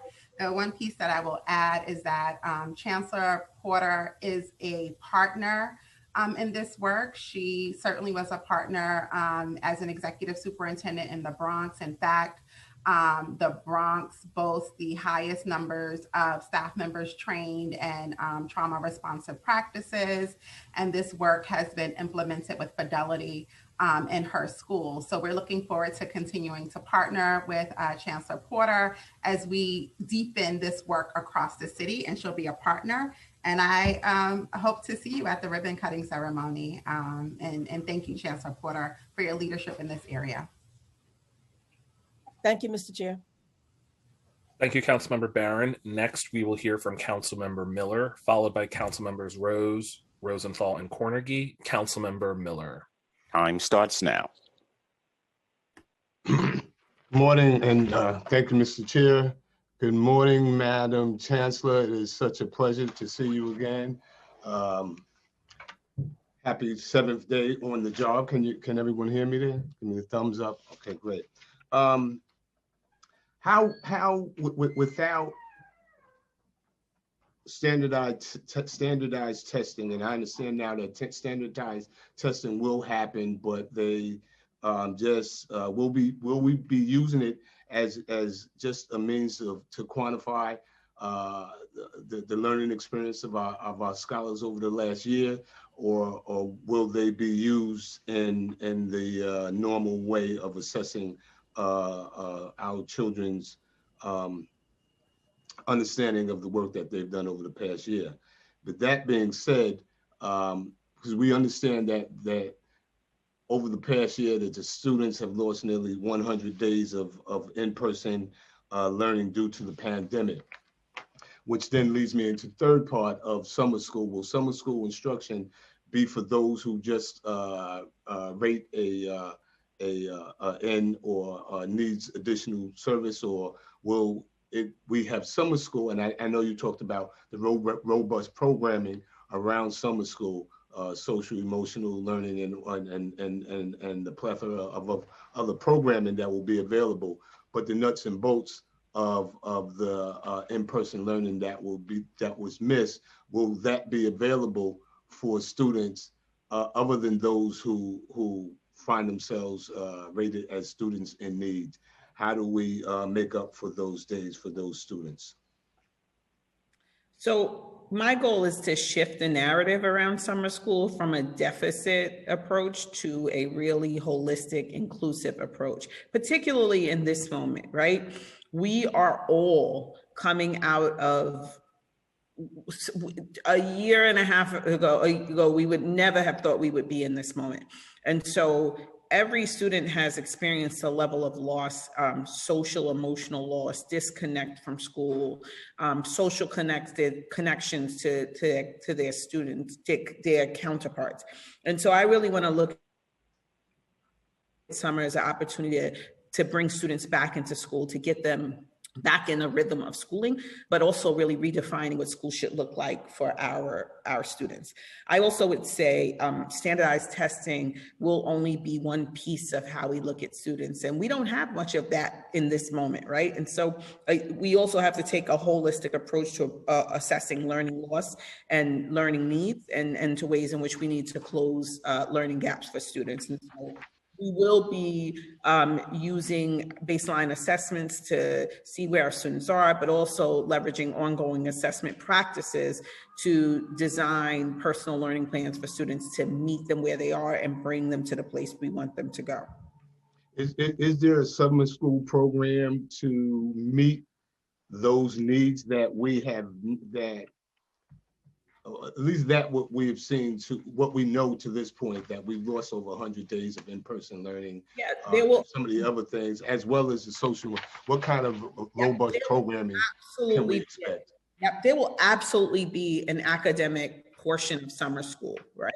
There will but I will tell you, I, as a parent, would not send my child to summer school for just ELA, right?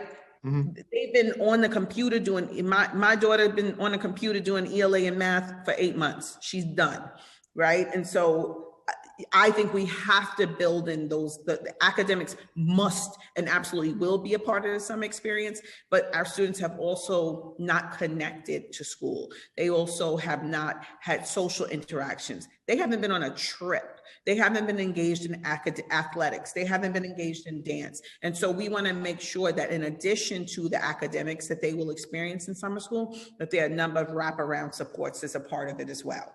So the last two things are, what does that target audience look like? Who are we looking to attract? Are they coming from particular communities, or we're addressing this equitably and holistically? Every child needs to have this extra engagement.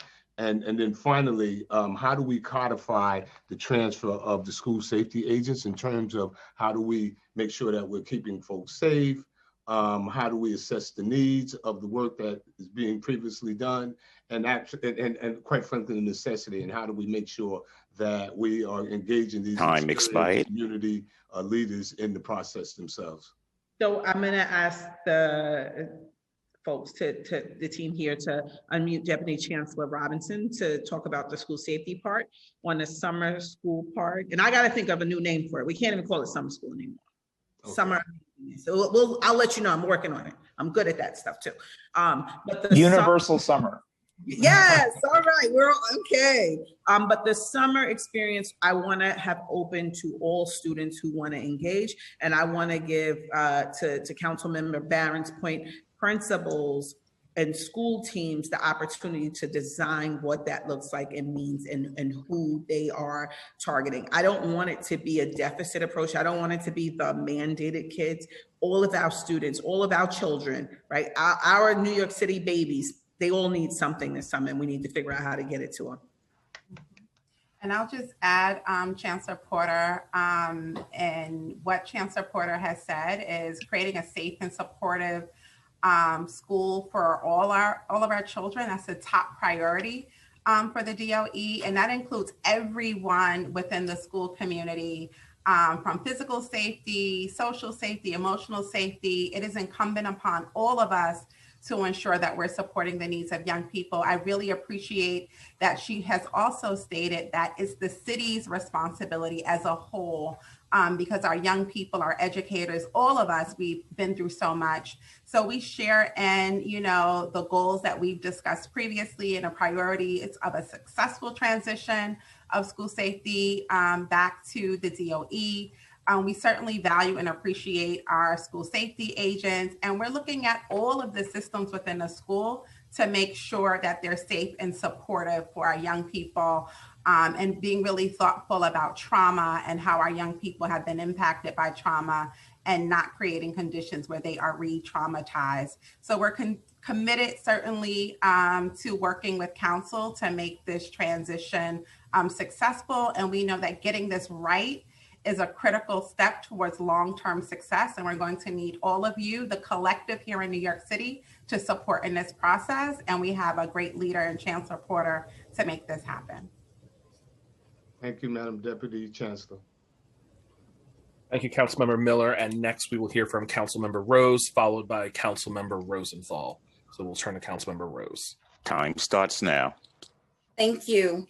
And welcome, Chancellor Porter. It's exciting. I have great hopes for your leadership, and I want to echo Councilmember Barron's remarks about the historic significance of your appointment. I'm concerned about learning bridges and the lack of, funding beyond June for it. Will there be, a concerted effort to fund it beyond, June for summer and fall? And does DOE recognize the value of continuing the Learning Bridges program and learning labs? And I would really like an accurate count of the enrollment of each of the Learning Lab programs, not the matches that were made, but the actual number of students that participated in the programs from K to 8 and the pre-K side. And then my second question is about the Learning to Work program.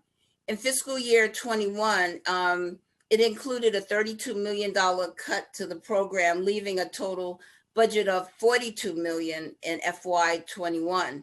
The program currently serves 17,000 students across 46 transfer schools and 20 young adult borough centers. In November, the plan restored only $22 million, leaving the program with a $10 million deficit. And it totally left it out of totally unfunded for fiscal year 22. Can you tell me what the plans are for Learning to Work, and again, why this program was cut? Thank you, Councilmember Rose, and thanks for your congratulations. Look forward to doing great work together for the city. I'm going to ask, first of all, I will tell you, we're going to be working with Executive Superintendent Tim Lisanti to really look closely at Learning to Work. We see it as an important tool to leverage as a part of our summer plan, but I'm going to ask Lindsay to talk a bit about the budget side, and Stephanie, if she wants to pipe in here about learning bridges as well. Go.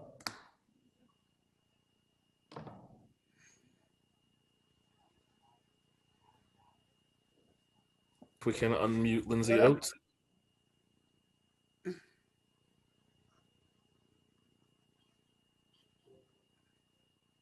Hello. Bear with us just a moment. My daughter's So we sending me need to pictures. unmute Lindsay Oates and Stephanie Crane. Okay, yep, I'm on. Mhm. You're not muted. Okay, thank you for the question, Councilmember Rose. So I'll let Stephanie talk further about the Learning Bridges program. It's wonderful to have such advocacy for these important programs. Just as a reminder, the Learning Bridges program was designed to be just for this year only, to support hybrid learning, to support students in the days that they're not in their classroom. And so we had to do emergency procurements for just this school year. Stephanie can talk about what we're thinking about going forward, but certainly I think the hope is that we will have more students in our building in the fall. And for Learning to Work, again, super appreciate the advocacy for this critical program. You're absolutely right that thankfully it was partially restored for only 1 year. And we're working with our city partners, exploring whether stimulus funding is perhaps a source of funding that could be used to offset this reduction. Ideally, we want to see the restoration fully restored in the baseline to support these critical services for our students. Stephanie, can you please add more to the Learning Bridges program question? Yes, so thank you very much, Council Member, for your question and your continued advocacy for Learning Bridges. It was with the support of many on this call that we were able to launch this program for children across the system with the Department of Education and the Department of Youth and Community Development. As Lindsay mentioned, this has been meant to be a program to support children on the days when they're not conducting in-person learning. But we are thinking about how to maximize supports from the Department of Youth and Community Development and our early childcare programs across the summer. So children have the support they need. And so we will provide more information on that and how we might further support this through the Learning Bridges model. And then I think to your second question on enrollment, we can provide the most updated numbers to you. As children return to the school buildings, the numbers do change, but we'll get the information to your office so you have the enrollment numbers and can get it specific to your community as well. But aren't you going to continue remote learning? Young people are, especially when the schools are closed because of, these incidents of COVID, you don't see the need to continue to have Learning Bridges programs in place? So right now, as I said, the Learning Bridges is meant for sustained periods of time. So for children when they are consistently not in the school buildings, and in order to maintain the safety of students, we do not typically make new enrollments for that 10-day period when schools are closed. So it's more for long-term planning. But I think if we see continued need for children to be supported in that context, we think about it. But right now it does not support in the briefer closures, but it's for the longer-term support needed when children are not in person in their buildings. Thank you. Thank you, Councilmember Rose. And next we will hear from Councilmember Rosenthal. Time starts now. Thank you so much, Chair. Always a great hearing. Thank you so much, Chancellor. It's we've not met. I look forward to working with you. Everyone says such great things about you, and so gratitude from the beginning. I have 2 suggestions and 1 question. So, and I'm hoping to word this question a little bit differently than how others have, but I know it's the same question you're getting. Do you have a ranked priority order and dollar amount of programs or people, things, staff that you would like to have funded with stimulus money? In other words, if the mayor came to you and said to you, Chancellor, welcome aboard. What are your top 5 things that we need to fund? Are you prepared to turn that over to him? We are actually working on that. You know, we've had the greatest 7 days because we got the stimulus announcement. They told me the cabinet has never been as happy as they are now. I thought it was just because I came, but I think mostly because you came. Thank you. But we are absolutely working with the cabinet on building that because we want to be ready July 1 to start spending. Well, right. I mean, hypothetically, you need to get it in the budget first. Yep. When do you think you might have that priority list to share with the council? I think we could have a priority list early in about 2 weeks. We're working with the cabinet to prioritize how we want to develop what our priorities are for the stimulus money. Exactly. That's all I'm looking for. Priorities, not like, yes. Thank you. And OMB. And I can tell you really quickly, our priorities are around opening. So, right, like our priorities are going to be around what our summer programming looks like. Our priorities are going to be around what we do with the professional learning with our staff this summer. Our priorities are going to be grounded in, you know, advancing CRSC practices. And so those are some of the beginning of the things that we're looking for. But we want to first get to the executive budget, you know, as we work towards building. I appreciate you so much. I know just City Hall and OMB, they're both plotzing right now, and that is okay. Yeah. And I promise not to hold you to anything. But we also know, you know, we need to make the right decisions, right? Right. And I guess what I'm are one thing, but decisions are another.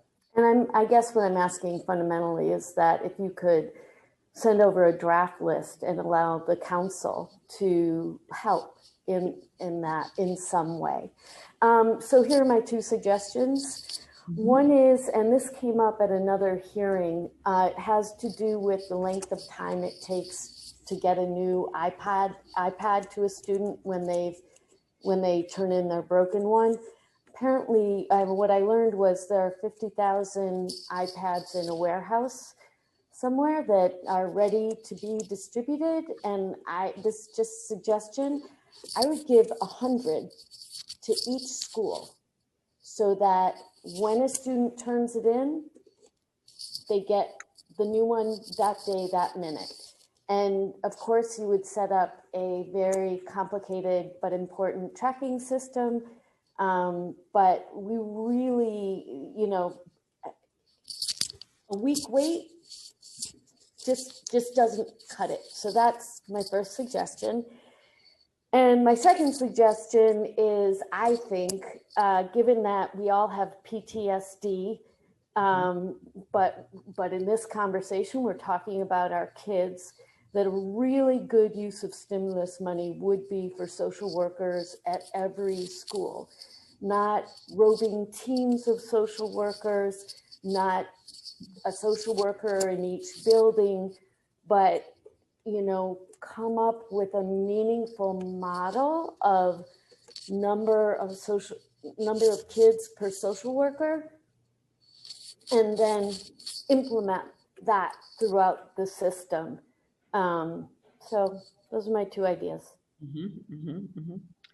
I thank you so much for your ideas. I'm also going to turn it over to Lindsay just to talk a little bit about the executive budget. I'm expired.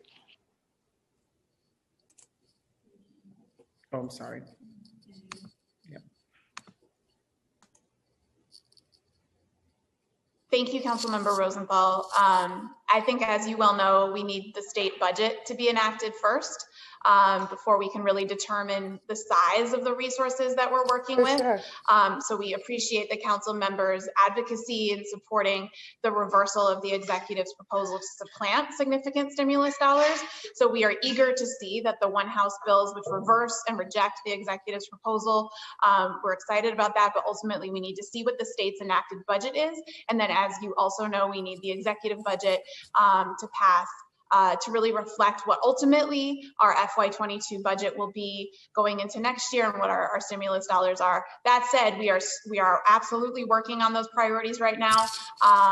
And as I've said, it's a huge sea change from where we've been over the last couple of years, wonderfully timed with our new chancellor's arrival. And we'll be continuing to talk with you all, I think, throughout the next several months going into the adopted budget about our priorities for stimulus funding. Sure, and in about a week, we'll know the state budget. So, you know, I think we'll have a lot of the information that you can work with very much prior to the executive budget. So I don't think the council should have to wait until the executive budget is published to get a sense of what your priorities are and what you're expecting to fund. Again, my 2 cents. So I would say that you've already started to see some of the priorities coming from the mayor's announcement and the chancellor's announcement yesterday, holding all of our schools harmless this current year. I think you will, that was $130 million of federal money. Yep. And so we're already starting to talk about those types of things this year. I think you will hear more from us about our priorities. I'm just reminding you of sort of the process of that you well know. We need to sort of figure out what we're working with within the existing. And the other thing I would just add from a real technical wonk perspective, but that's who I am. The federal government and the state government, who are our oversights for this funding, have not yet actually propagated any of their rules governing the eligibility and all of that. Sure. And so we do need to work within that. We need to understand how we can spend this. We want to make sure we spend it well. All eyes are going to be on New York City DOE on how we spend this money. We want to make sure that we do that right. We're working with 2 stimulus packages that have different rules. That's a really unique place for us to be. And so we want to make sure that we do that well, and certainly support all of the priorities, but follow all the rules, of course. So we'll continue to talk about it. The mayor's announcement yesterday was the first big one about what we plan to do with stimulus funding, and you'll hear more from us as we move forward. Thank you so much. You got this, Lindsay. You're gonna nail it. Thank you, Chancellor, so much. Welcome. Welcome. Thank you. Thank you, Councilmember Rosenthal. For those council members who have not asked questions, if you want to, raise your Zoom hand now or forever hold your peace. Or you guys can have time back in your lives, which nobody ever is afraid to have. Seeing no hands, I will turn it back to Chair Traeger.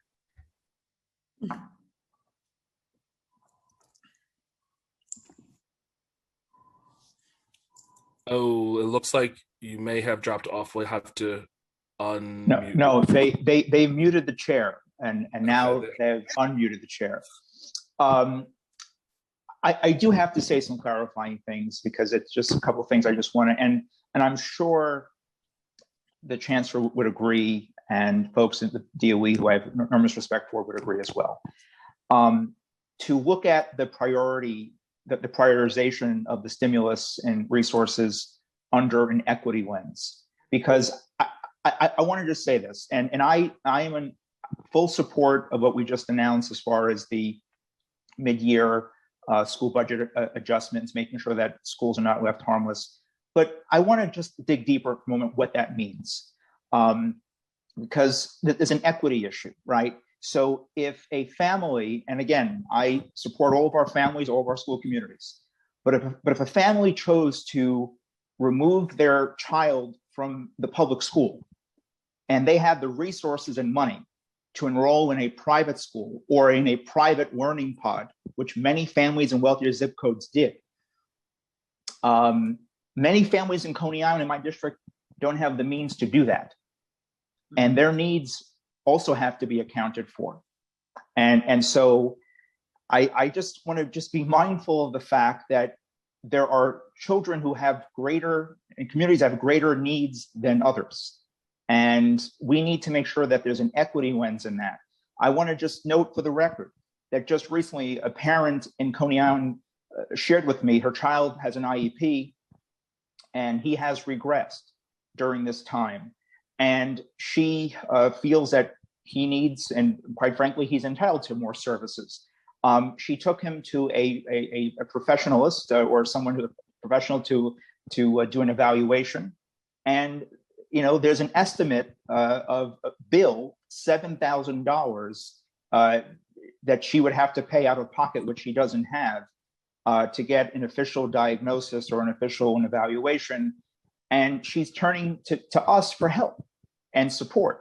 And the current system right now, again, if we're talking about equity, she would basically have to sue she would have to find money somewhere to hire the professional. She would have to then hire a lawyer to sue the DOE, which is really outrageous that we have parents have to sue to get services which their kids are entitled to. And so I really, really hope, and also have to say this, and this is a criticism of the mayor and OMB, not of the chancellor or DOE, but just think about the language and the responses when we're fighting for community schools, we're fighting for learning to work, when we're fighting for many of the critical programs that we know work for our students. Sometimes the answer from bureaucracy is, well, we have to see what the stimulus money is, we have to see how much we can baseline, we have to see how much, but notice that I didn't really hear that language from City Hall when it came to hiring additional school safety officers in over $20 million in additional agents. I didn't really hear that from them.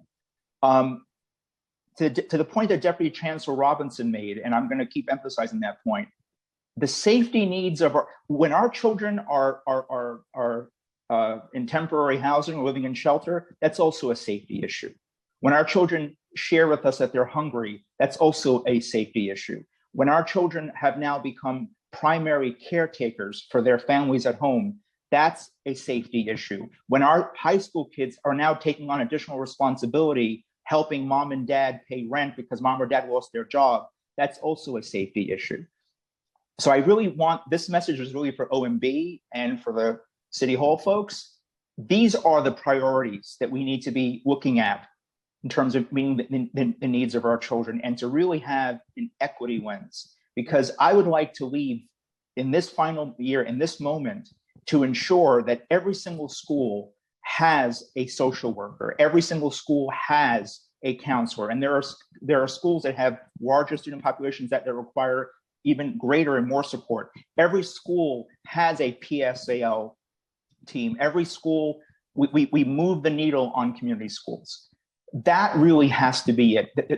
That sense of urgency and that sense of passion has to apply. I think, and Chancellor, I would just be interested in hearing your thoughts and reactions to that. Thank you. Yep. So I can say, everybody's gonna be like, don't commit to a thing. What we can commit to is that we're gonna leverage the stimulus money in service of equity and in service of meeting the needs of the children in our system, period. That is the priority. That is what we need to do. We know that there are communities that are affected differently in this moment, and we need to address those issues. And I think, is everybody okay? I think we can agree that that is a commitment that we can make. Thank you. And Chancellor, and I asked earlier about class size. I'm curious to also hear your principle. You mentioned that was a very big. I also wanted to say that shout out to our extraordinary school leaders and educators, and yes, the entire school support staff, because Chancellor, you would agree that anytime there's a change announced, it's up to them to have to operationalize everything. Yeah. And so I just want to really just say thank you. I cannot stop thanking them enough. Your view on the importance of fair student funding, because we're hearing about the needs of our kids are growing, but fair student funding is really where it's at. It's where the rubber meets the road as far as a principal's ability to better meet those needs. And what is your view, and how, and is there consideration in terms of helping support fair student funding as well with these added resources? Yeah. So we haven't gotten there yet in terms of what that looks like. I think we need to make sure that our funding patterns are also equitable, and that's what we're going to work towards together. And I'm going to pass it on to my my partner in education over here, Lindsay, to talk more about fair student funding.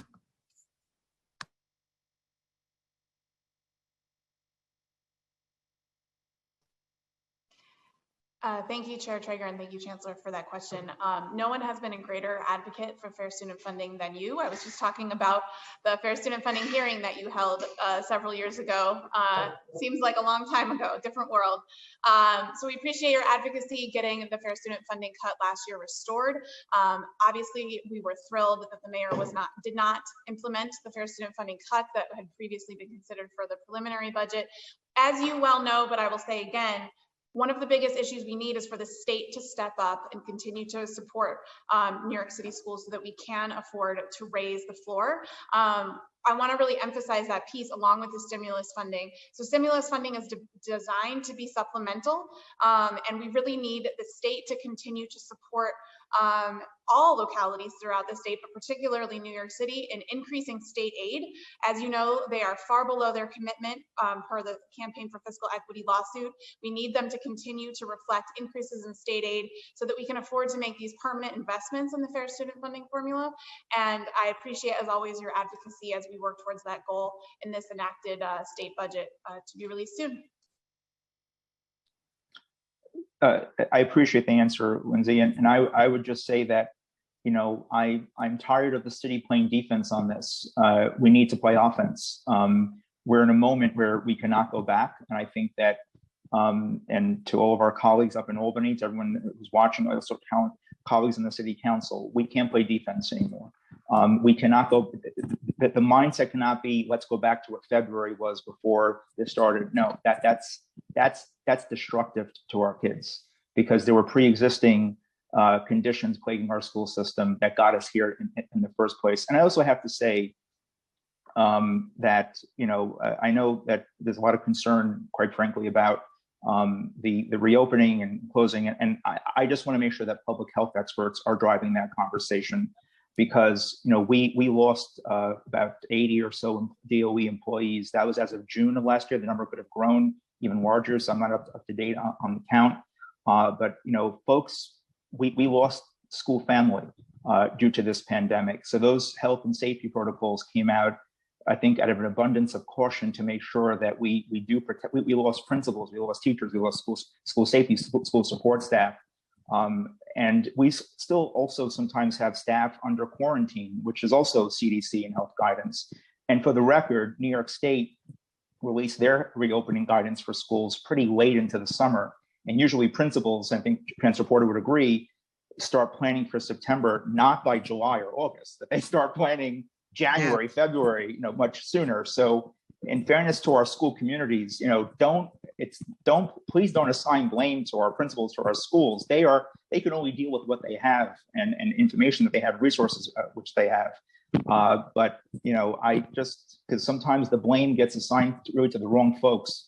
There are politicians and bureaucrats, you know, way above us that, quite frankly, bear a lot of responsibility. So I see that we've been joined also, Councilmember Gibson, from the great borough of the Bronx. So I think you know who Chancellor Porter is, and you've been a big fan, and you've been raving about Chancellor Porter even before she became Chancellor. So I'd like to invite Councilmember Gibson, who's been a big champion supporter also of fair student funding and also accessibility in our schools. So please say a few words. Time starts now. Thank you, Chair Traeger, and good morning to all of my colleagues. Good morning, Madam Chancellor Porter and your team. Thank you so much to everyone at the Department of Ed. Chancellor, I had the honor to join you and the mayor just yesterday at Law, Government, and Justice as we reopened our high schools for in-person learning. I appreciate your compassion, your conviction, your commitment, and everything you've done. And while Southeast Queens can claim you, we claim you in the Bronx for your professional career in School District 9 and in Highbridge that I'm proud to represent. Previous chancellors always know I talk so lovingly about District 9 and the work we continue to do. And Chair Traeger has been phenomenal on fair student funding, on lifting up our students and families, community schools. We work to save Single Shepherd in District 7 in the Bronx, and I thank you for that, Mark. Universal breakfast and universal lunch, making sure our students come to school with a nutritious meal, because many of them don't have access to all of these things. And so I fundamentally believe in all of that, as you do. I believe in restorative justice and social emotional learning and trauma-informed care and holistic services and safe spaces for our children. We have all been traumatized by COVID, and I worry that so many of our students, particularly students of color, are behind. Our District 75 kids, students with IEPs, and you all know I represent a lot of students in temporary housing. So I just have a few questions in terms of your partnerships with some of the other agencies. Number one, the partnership with DHS. As we see the eviction moratorium in place, holding a lot of pending evictions, we know these are families of color and working families that have lost their jobs. I worry about students in temporary housing and the numbers going up when the moratorium is lifted. So I wonder what the DOE can do to help those students to make sure that we don't get more students in temporary housing into our school system, number one. Number two, I'm sure Chair Debbie Rose talked extensively about summer youth, and the partnership with DYCD is important. So I'm wondering, are you working with them on what the summer season looks like?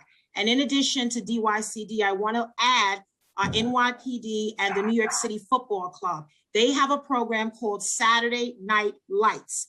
And it's a program that we started pre-pandemic where we look at some of our DOE campuses that have gymnasiums and spaces that are normally closed on the weekend. And Friday, Saturday night from 6 p.m. to 11 p.m., we open up the schools for basketball, for soccer, and programs. We know that a lot of families do not feel safe having their children in the local park at night during the summer. So can we have these conversations about a Saturday Night Lights program using some of our DOE spaces on the weekend, specifically Friday and Saturday?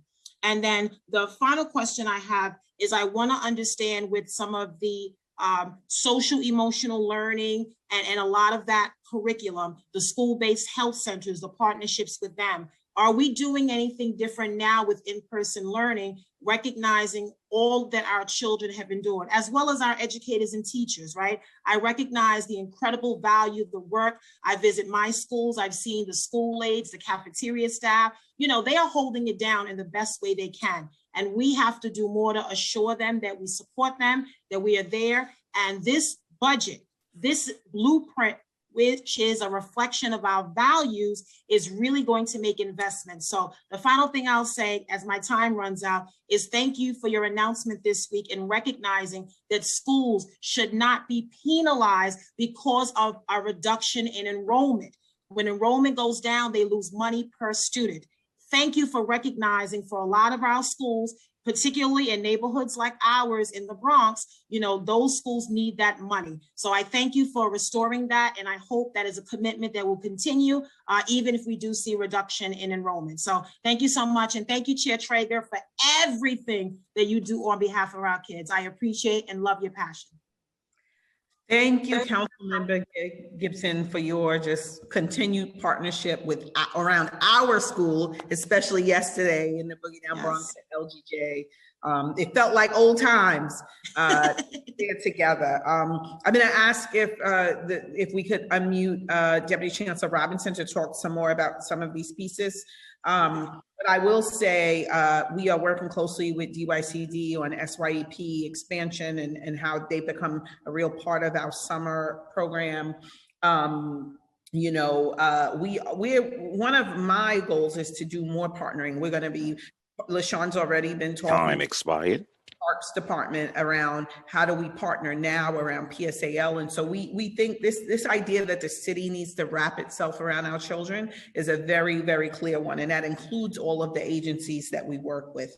So I'm going to pass it to LaShawn to talk more about our cell practices. You know, we're expanding our community schools model to add more community schools in those neighborhoods hardest hit by COVID, 150 social workers. You know, I know you know all of the top lines because I know you pay attention. But LaShawn, if you could come in and talk some more about the partnerships around sports, NYPD, DHS, and our students in temporary housing. Absolutely. Thank you, Chancellor, and thank you, Councilmember Gibson, for your continued partnership and advocacy, especially for our single shepherds. They are critical to our school communities, especially now during this pandemic. And thank you to Chair Traeger for your advocacy in this area as well. We know that when we support our children and their social emotional needs, we're giving them the tools to succeed academically. And that has been the Chancellor's charge, to ensure that we are fully integrating social emotional learning and academics. We call that the CEL academic integration. CEL is central to all of the work that we do across the DOE, because we understand that it creates the conditions for optimal teaching and learning to occur. Over the course of this administration, we have invested in increasing the number of social workers and guidance counselors in our schools. We've invested in restorative practices, social emotional learning and mental health programming, Harmony in all of our elementary schools, restorative practices in our middle schools and high schools. We've increased health education, and we've added our school response clinicians to support with trauma. Most recently, as many of you are aware, we implemented trauma training across our schools, not just to support our young people, but to support our educators as well, fully recognizing the impact of this pandemic on all of us. We have also partnered with health and hospitals for added support. We redesigned the school mental health specialist role in partnership with DOHMH and the Office of School Mental Health. And as the Chancellor has shared, we are so excited to be able to add to our community schools. We truly believe in the value of community schools. We'll be adding 27 new community school partnerships, and as the Chancellor shared, 150 social workers, and then also investing in CEL screeners to really understand where our children are in a targeted way. How do we support them? So making sure that, you know, our young people and educators who need more receive more, but really engaging in transformative work and the power of partnership. We're working closely with HRA and DHS to support our young people and temporary housing. So really thinking in really deep ways about, you know, how we partner for support. You can rest assured, Councilmember Gibson, that you will see the Saturday Night Lights programming continue, along with our flag football programming, and Far Rockaway has been partnerships that we've had in the past that we really want to see continue.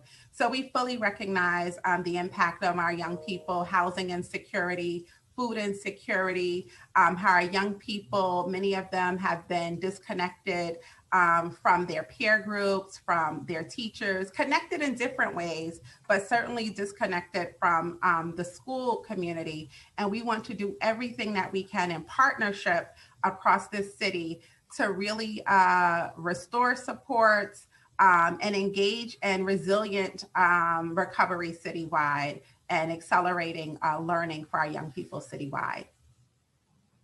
Okay, thank you so much. I look forward to working with you. There is a lot more work to be done over the next several weeks. And I just, again, encourage all of you to work with all stakeholders. As much as we invest in our students, we have to invest in our educators, teachers, administrators, principals, support staff, paras, parents, leaders, faith, clergy, after school, community groups, community partners.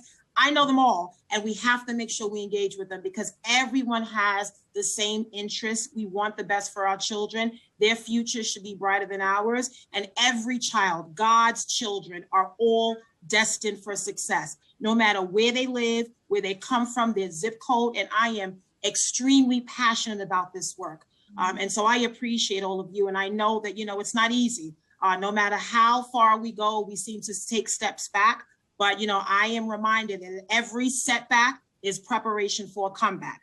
And this setback of COVID, we are going to prepare for a comeback like never before. So I thank you so much for your time. Thank you, Chancellor. Congratulations to you and to Chair Traeger. Thank you so much for today's hearing today. Thanks. Thank you, Councilmember Gibson. And I know that we've also been joined by Councilmember Yanis Rodriguez, who I see his hand is raised. Councilmember there. Time starts now. Thank you. Thank you, Chair. And congratulations to our new Chancellor. As someone that knows also the school model that she started teaching at, I also have one of my friends, Joanny Garcia, who is a principal in one of the school, also working for so many years in the public assembly matter. So I know that the heart is there. I know that we, have to continue doing the best we can, but I also know that you and the rest of the team know that, we have the public school of the middle class and upper class and the public school of the working class. And I think that that's where, we have to continue and then putting all the resources, talking those issues, connecting parents, with the resources that they need in order that we can try to, equalize the level of education, for working children who live on the certain community as other children that they go to public school, but that's the type of public school that they raise $5 million. So one of the challenges, and again, one of my questions to you is like, what is the legacy that you want to leave in the time that you will be serving as a chancellor, to close that level of access to real quality education to those kids who live in the certain community, as close as those kids that they go to working class, who live in working class community, but they don't have the same level of education. It's not because as a teacher, I was a teacher for 15 years. I've been a co-founder to a school. So we know that the heart of the teacher, the heart of everyone is in the right place. The question is about resources. So one is, what is the legacy that you are working to leave? The second thing is everything is local. 38% of the students in New York City, they're Latino. And they are English language learners. They deserve the same opportunity. They deserve to have the same access, resources. So again, it doesn't matter what we say, how we describe it, we know that we have left that community behind. They are the English language learners, like myself, are as equal as important of any children, such as my two daughters, who also been born and raised here. So how are you, working to connect that population, the 50% of the Latino students who make 38% of the New York City population in New York City, a student that they will have the same resources as the rest of the students. And two pieces with that is about you, and if you have not, look at how much does the DOE invest is purchasing a book or on the investing for a school to buy the textbook. And as you know, I'm not going to be asking you the numbers, or do you think that we have few percentage or authors who are Black and Latino whose book are used in the school, because we know that that's the reality. So what are you looking like, or the number that we have? And if you have what percentage of authors that write book, those books that are used in New York City public school are Black and Latino and Asian, and what is your goal to close it, to provide most opportunity for those Black, Latino, and Asian authors who have not been getting the opportunity to get the books in the classroom, because the publisher working with DOE, they've been there for years and years, and it is very easy for them to justify why they had to continue having the low percentage of Black, Latino, and Asian having book used in the DOE. And the other piece is about parental engagement. One of the things that my wife, Christina Melendez, said, and I say a lot of things education based on things that we talk, is that until DOE look at parents as equal partners to fix the problem that we face on education, we will not move from where we are. So that's my last piece. What is your goal? What are you looking to do with parents to give them the respect, to look at them as equal partners in our New York City public school? So I'll just jump in and say, like, what has always been important to me as an educator, but really Time expired. is that the school that I lead, the classroom that I teach in, and now the system that I lead has to be full of schools that I would send my own children to. period, point blank. And so, you know, you asked me about what I want my legacy to be, and I would say that would be my legacy, to ensure that we have classrooms, that we have quality schools in every single community. You know, I led an amazing school for 11 years as principal, but spent 18 years building that school. And, you know, we had AP classes. Our students went to high-level colleges and universities. We never saw a deficit in any of the students in the South Bronx that came to the Bronx School for Law, Government, and Justice. We were a 6 through 12 school. Our middle schoolers entered high school with Regents credits. You know, we knew that the priority in closing the gap for them outside of our school was about creating a bridge to college for them. And so that's my legacy. My legacy is I want every school leader, every teacher to see what I saw at my school, and what potential and possibilities existed there. As far as parents, when I talk about this city is responsible to wrap around our students, I'm talking about all of our students. I'm talking about our English language learners.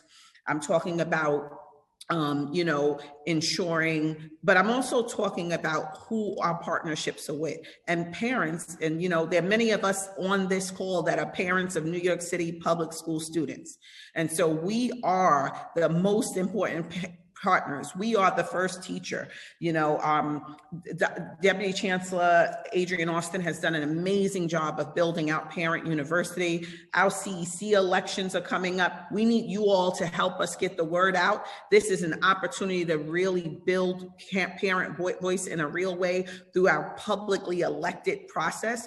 In the Bronx, I saw that as a huge equity issue. I was pushing superintendents every day to say, no, we're not going to let the Bronx be left out of this moment. We're not going to allow the Bronx to not have voice at the table for parents. And so those are all of the things that you said are connected to that which I want my legacy to be. I want students to walk into classrooms and see themselves in the curriculum, in the textbooks they experience, in the lessons, in the heroes we celebrate, in the holidays we celebrate. I said to folks at a meeting, we were talking about how they celebrate culture in our schools, and they talked about all the food and the celebrations they have, and those are important. You know, because we had a lot of celebrations that were rich with food. I was always responsible for the macaroni and cheese and banana pudding at a celebration at LGJ. They still expect me to bring it every Thanksgiving. I only got out of it because of the pandemic for last year.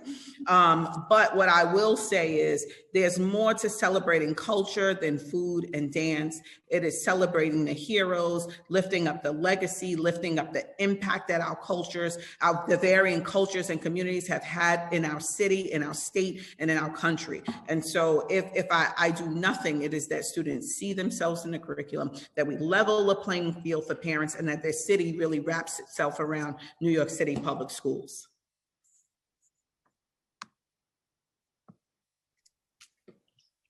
Thank you. And just making sure, I don't think there's any other member whose hand are raised. And just to close, Chancellor, I want to, thank you for staying in the entire duration of our hearing. I do want to close, it's not really a question, it's more of a reflection, and feel free just to add, because I do think this is important. Obviously, we're all here for our students. It's always my principal who I work for always said it's about the kids and keep it focused about the kids. And that's 100% accurate. What I'll share with you, Chancellor, and I think it's important for me to share this openly. I've been on the phone with school leaders and teachers, school staff, probably more this past week, even though I was a teacher myself, but every day. And the number of times where school leaders would literally just break down also in tears because they want to do more for their kids. And anecdotally, I am just hearing concerns about school principals or assistant principals and teachers and others who are looking to retire, leave, resign, transfer out of the school system. Have you seen any data about what the retention numbers look like as far as from our school communities? Are you concerned about the trend and the direction? What are we doing to make sure that we support school staff because they're also human beings. You know, they're not robots. They have, many of them are parents themselves or caretakers for their families, have lost people in their lives or lost colleagues. So people sometimes think of them as some robotic people. They're human beings, and we need to make sure that they're okay and that they're supported because they are an integral part of our school community. So can you just speak about if you've seen anything in numbers and retention that worries you? What can we do as a system to retain and hire more of our extraordinary school leaders and teachers and to better support them in our school communities? Yeah, I'll say quickly, and then I'll pull in Lauren, who might have some more specifics. But I will say, you know, we were thinking about this even when I was the executive superintendent and the superintendent. We were thinking about potential retirements, the number of principals that we would expect to lose in this system. And as you stated so eloquently, it's been exacerbated by this pandemic. People have just been exhausted and have said, you know, I just gotta go. But we've also had people say, I'm gonna stay because I can't leave my school at this moment. And so I think this is a moment we also have, I will say, brought in a number of substitute teachers to help support us through this process and have identified a new level of talent of folks who never thought they wanted to be teachers. And so how are we cultivating them as a part of our system? And so I think, and Deputy Chancellor Robinson talked about this a bit also, this moment of wrapping around is not, it is our students, our children, our babies, our priority, but it is also about how we're wrapping ourselves around our staffs, our principals, our teachers, and all of the staff members that you mentioned, including our central office staff members. You know, this pandemic has done a thing to all of us. And so this moment of wrapping ourselves around folks, you know, has to be really important. And your advocacy around the fair student funding, your advocacy around forgiving the debt that schools had as a result of register loss, let me tell you something, that goes a long way, right? Folks seeing us recognize, you know, what the hard work that they've put in this moment and what they really need from us as a system going forward. So I think there are a lot of ways for us to really show up in this moment. And I think the continued advocacy from the council has really helped. And we're going to wrap ourselves around our people. I promise you that. We definitely will, so that they know that they're not out there on their own and alone. And I said this to you, and I said this to all the deputy chancellors and the team here. Our job is to work in service of schools. Our job at the central office is to ensure that every move that we make is in service of what happens between students and teachers in classrooms. And that's the message that I want to get out to our school leaders. I don't know if Lauren wants to add any specifics on the staffing piece, but that's what I would offer. Yes, happy to do so. Very hard to follow that up, Chancellor. That was really wonderful, and of course, completely agree and support everything that you just shared. And thank you again, Chair Traeger, for all of your advocacy here. We know that it's so critical to make sure that our schools have the staff support that they need.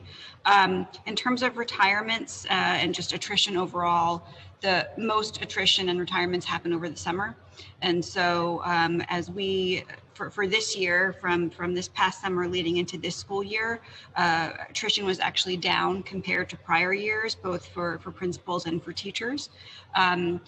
We will, of course, continue to monitor this over the course of this summer to make sure that we are preparing for to backfill anyone who is leaving. But as the Chancellor said, there were some folks who left the system, but there were also many folks who decided to stay, and we will continue to keep a close eye on this. Yeah, and I appreciate that. And I feel it's just the last point worth just to kind of emphasize. The folks who have talked about, you know, whether they can't, it's hard for them to continue. It's not weakness. It's, you know, as a teacher, and I did this every start of every new semester, every new school year. You know, before you go into open up your notebooks, let's get to work. you have to make sure you're establishing a trust and a certain level of trust and relationships in a classroom. And there's a critical moment in a school year, in the new school year, when students look you in the eye and you look them in the eye, and they have to be able to trust you and to know that you speak from the heart and you care about them. And for a lot of our school staff, it's been hard to face people in the eye, whether virtually or in person, and to say everything is okay when a lot has not been okay. And many times during the course, and this predates your tenure, Chancellor, and quite frankly, I'm not even faulting the previous Chancellor. It wasn't his fault either. But a lot of announcements, a lot of decisions were not always made in the greatest consultation with folks at the school level. And quite frankly, I'm sure the DOE itself has been blindsided by some big decisions above them too. But at the end of the day, folks on the ground have to operationalize everything, and it's hard. And sometimes it's okay to admit that you're not okay. Mm-hmm. And a lot of, it's hard to look folks in the eye, your staff in the eye, students in the eye, parents in the eye, and to give them answers. They want answers, but they don't have all the answers themselves. And again, when the mayor makes a decision about schools, parents and community members, they don't call the mayor because it's hard. They can call 311. They call principals. They call the school secretary. Shout out to school secretaries. Yes. And all they are the front lines who answer the phone. Yep. And so I just want to tell them that we see them, we hear them, we have their back. And whatever we can do to better support our educators, our frontline staff.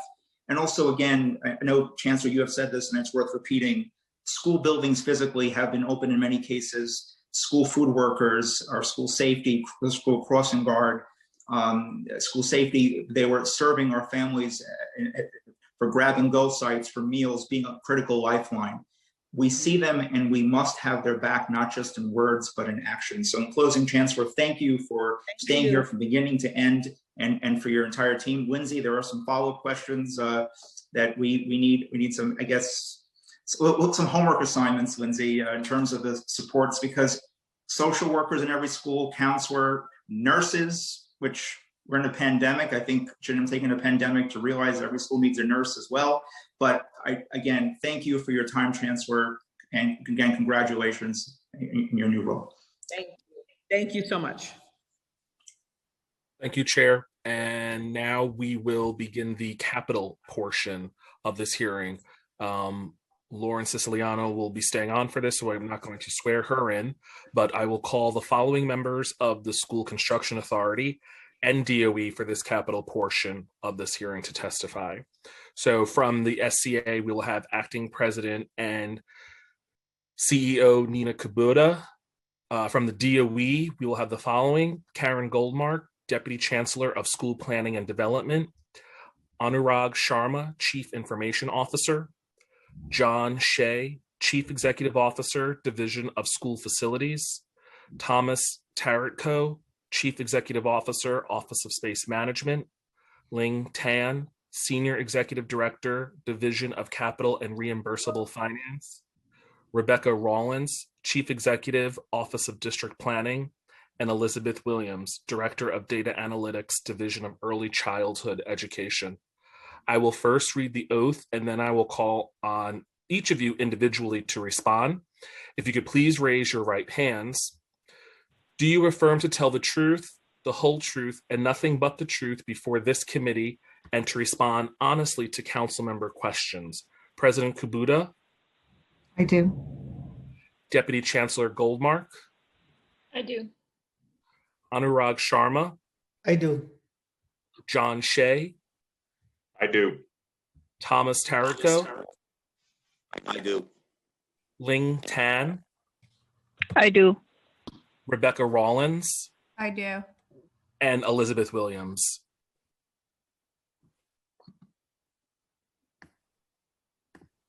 I do. Thank you. And again, as before, due to the large number of administration officials present, for anyone that will be answering questions with President Kubota or Deputy Chancellor Goldmark, the first time you speak, if you could just state your name for the record, it'll be make it more clear in the official transcript. And whenever you are ready to begin, thank you. Thank you, and good afternoon, Chair Traeger and members of the Education Committee. Thank you for the opportunity to testify. My name is Nina Kubota, and it's my pleasure to join you for the first time in my new capacity as Acting President and CEO of the New York City School Construction Authority. I'm thrilled with the opportunity to build upon and continue Lorraine Grillo's many accomplishments at the Authority. I'm joined by Karen Goldmark, Deputy Chancellor of the Division of School Planning and Development at the New York City Department of Education. We are pleased to be here today to discuss the February 2021 proposed amendment to the current FY 20 to 24 5-year capital plan. I want to start by reiterating our gratitude to the City Council for its continued strong partnership and generous funding of our schools. We have been successful in large part due to our ongoing collaboration and pragmatic approach to providing our students with the spaces and tools they need to succeed. We are deeply appreciative of your commitment to our schools, which enables our students to have the best learning environments we can provide, from auditoriums to gyms, science labs, and specialized space for our special education students and way beyond.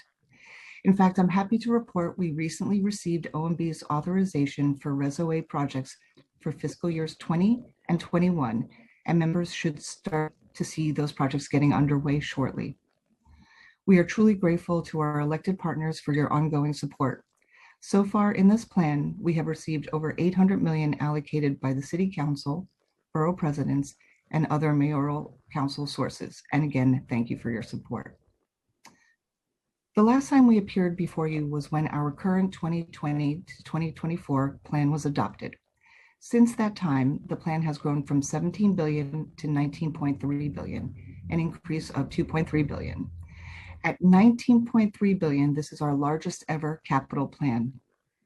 Here are a few highlights of our February 2021 proposed amendment to the capital plan. $7.8 billion for over 57,000 new seats in fulfillment of the mayor's commitment to reduce overcrowding.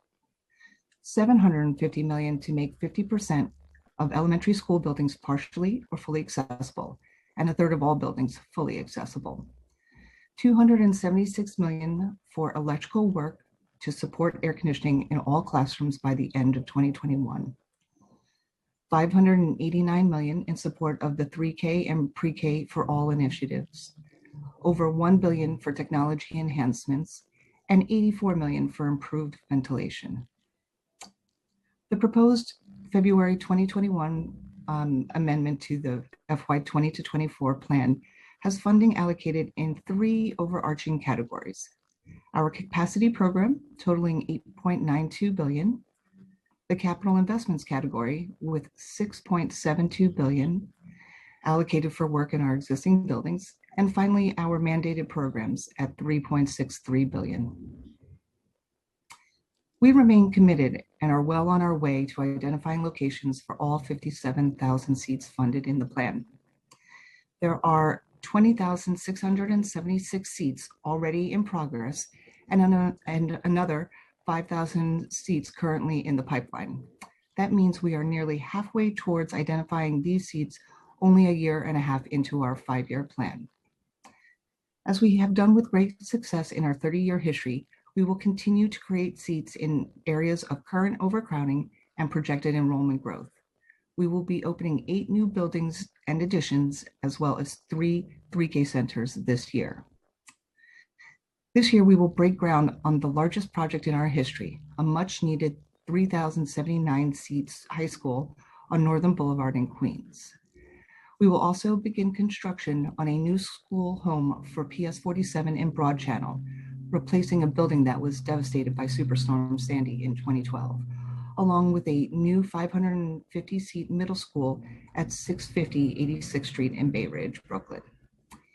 In the Bronx, we will break ground on a new 458-seat elementary school at 1302 Edward L. Grant Highway, which is part of the Jerome Avenue rezoning. We thank the Council for your partnership on these projects and the many other projects we have pursued together. We also continue to identify new and creative ways to bring our students the facilities they need. This past November, we joined the Mayor, Chancellor, CUNY leadership, elected officials, and community partners to announce a collaboration that will yield a state-of-the-art competition-sized gymnasium, science labs, and classrooms for Medgar Evers College Preparatory High School, as well as new space for Medgar Evers College. We will demolish the transportable classroom units our kids have been using and replace them with a facility to be proud of. While creating seats is a vital part of what we do, we cannot forget that 200 of our buildings are over 100 years old, and the majority of our buildings are over 50 years old. The plan directs a total of $6.72 billion for capital investments. The capital investment portion of the plan includes two main categories: $3.11 billion for the capital improvement program, which includes building upgrades and necessary capital repairs such as roof and facade work, structural repairs, and safeguarding our buildings against water infiltration, and $2.8 billion for school enhancement projects, which funds the realignment of existing facilities to better suit instructional needs, bathroom upgrades, science labs, the Mayor's Universal Physical Education Initiative, accessibility, and other necessary improvements. Every year, we make progress on removing TCUs in use across the 5 boroughs. This plan dedicates $230 million in both CIP and capacity dollars for the ongoing removal of these units, with dedicated capacity dollars allocated in this plan to fund the construction of the needed seats to allow for the removal of the TCUs. To date, we have removed 226 of the original 354 TCUs. Of the 128 remaining TCUs, we have plans in progress to remove another 79, and we are developing plans to remove the final 49. Other highlights in our capital investment category include $200 million for safety and security, $119 million for specialty room upgrades, $100 million for athletic field upgrades, and $50 million for bathroom upgrades.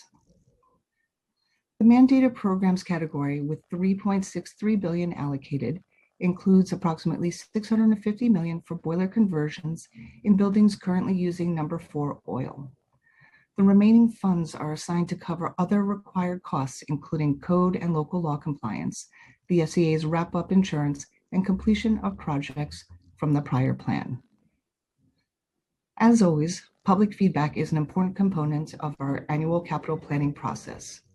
Every year, we undertake a public review process with community education councils, the city council, other elected officials, and community groups. We offer every CEC in the city the opportunity to conduct a public hearing on the plan. As you know, we also partner with individual council members and CEC to identify local needs. We also regularly attend community board meetings and are always willing to meet with parents and other stakeholders. Many factors contribute to the successes we have experienced in implementing our capital plans, but one of our strongest core values is our commitment to our MWBE contractors. Continually developing a larger and more diverse group of contractors who can bid on our work and complete large and complicated jobs helps us to deliver better projects more efficiently. We have been incredibly successful in increasing participation of our minority-owned businesses by providing a framework for eligible businesses to develop and grow within the construction industry and establish long-term business relationships with the SCA. So far in this plan, the SCA has obligated $221 million to MWBE in prime construction contract awards, and we intend to award $70 million more in our mentor program to small contractors before the end of the current fiscal year. Under this administration, the SCA has obligated $3.1 billion to MWBE firms in prime construction contract awards, representing 24% of our prime construction contracts. In addition, the SCA has awarded 29% of subcontractor work to MWBE firms, totaling over $2 billion. Firms that have participated in our mentor program have increased MWBE participation by more than 367% since 2015 and account for 62% of all MWBE awards at the SCA. We are, of course, proud of our accomplishments in this area, but we continue to identify more ways to build on these successes. While this overview of our 5-year capital plan highlights our long-term impacts, it is safe to say that the past year is nothing like the SCA has ever experienced in our 30-year history. It is hard to believe that we have been managing through the impacts of COVID-19 for a full year now. As all of you will remember, in March of 2020, we began working remotely, and hundreds of our projects in various stages of scope, design, and construction were paused by executive order. Since that time, we have worked closely with City Hall and OMB to successfully resume our work. We started hundreds of projects thoughtfully and gradually during 2020 and 2021, focusing first and foremost on our capacity projects. That is why I'm so proud to share, despite the many obstacles we faced, the SCA was able to successfully complete and open 11 new schools additions and leases, as well as 10 3K centers for the 2020-2021 school year. Each location was opened on schedule last September, despite the construction pause. This is truly a testament to the dedication of our team, as well as our continued focus on equity and excellence in our schools. At a time when our children needed new schools more than ever, the SCA was able to deliver despite the unprecedented circumstances. The 11 new schools additions and leases added over 5,500 much needed seats. The 10 3K centers added 1,440 new seats for our youngest students. Under this administration, the SCA has created 51,540 new seats in fulfillment of the mayor's commitment to reduce overcrowding and increase diversity, including 10,973 seats as part of the mayor's pre-K and 3K for all initiatives. We were extremely deliberate about how we prioritized the resumption of work following the pause. We wanted to maximize every inch of space within a school's footprint, both indoor and outdoor, to facilitate adherence to rigorous safety and social distancing protocols. This means we have waited to start many new projects that would require us to take spaces offline during construction, such as auditorium upgrades and playground renovations. We also prioritized the resumption of work in neighborhoods that were hardest hit by COVID. And as always, we have worked closely with our school communities to minimize construction impact as much as possible on school operations and will continue to do so. And we work tirelessly with our partners to get construction crews back to work with rigorous protocols to keep our school communities, our staff, our contractor community safe. Early in the pandemic, restarting our mentor contracts became an urgent priority for us and the many MWBE contractors who depend on SCA's mentor program to provide them much needed construction work. Our business development staff assisted our mentor firms in securing Paycheck Protection Program loans worth more than $3.2 million. But it was clear that our mentor contractors were under tremendous financial strain due to the construction pause.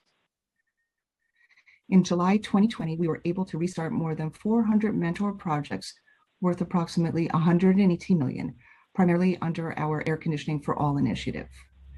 While our priority in resuming this work was to put our MWBE contractors back to work, restarting these projects also allowed us to keep our commitment to complete this initiative by the end of 2021. Upon the completion of the AC initiative, roughly 15,000 air conditioning units will have been installed in classrooms along with supporting electrical work in 700 school buildings throughout New York City.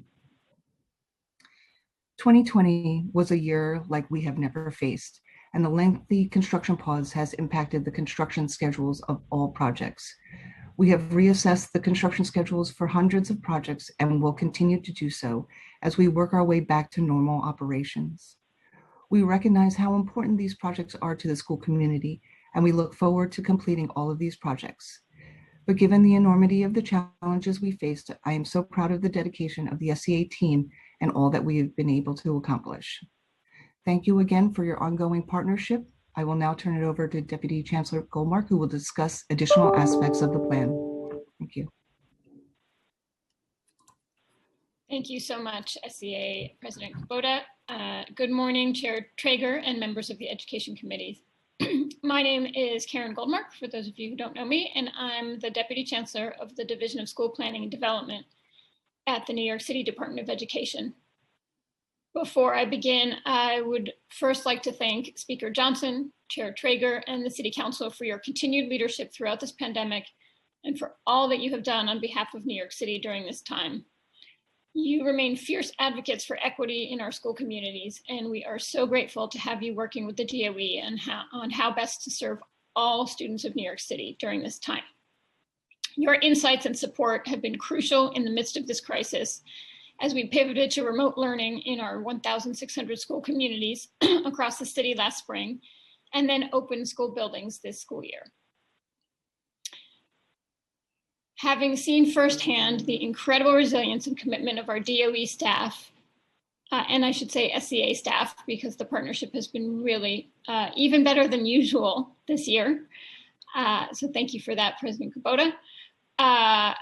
So as I've seen firsthand the incredible resilience and commitment of our DOE staff, SCA staff, students and families, as well as New Yorkers generally, I know that we will continue to respond in extraordinary ways to these extraordinary times. The proposed February 2021 plan continues to demonstrate the administration's commitment to creating a safe and positive learning environment for all students and staff.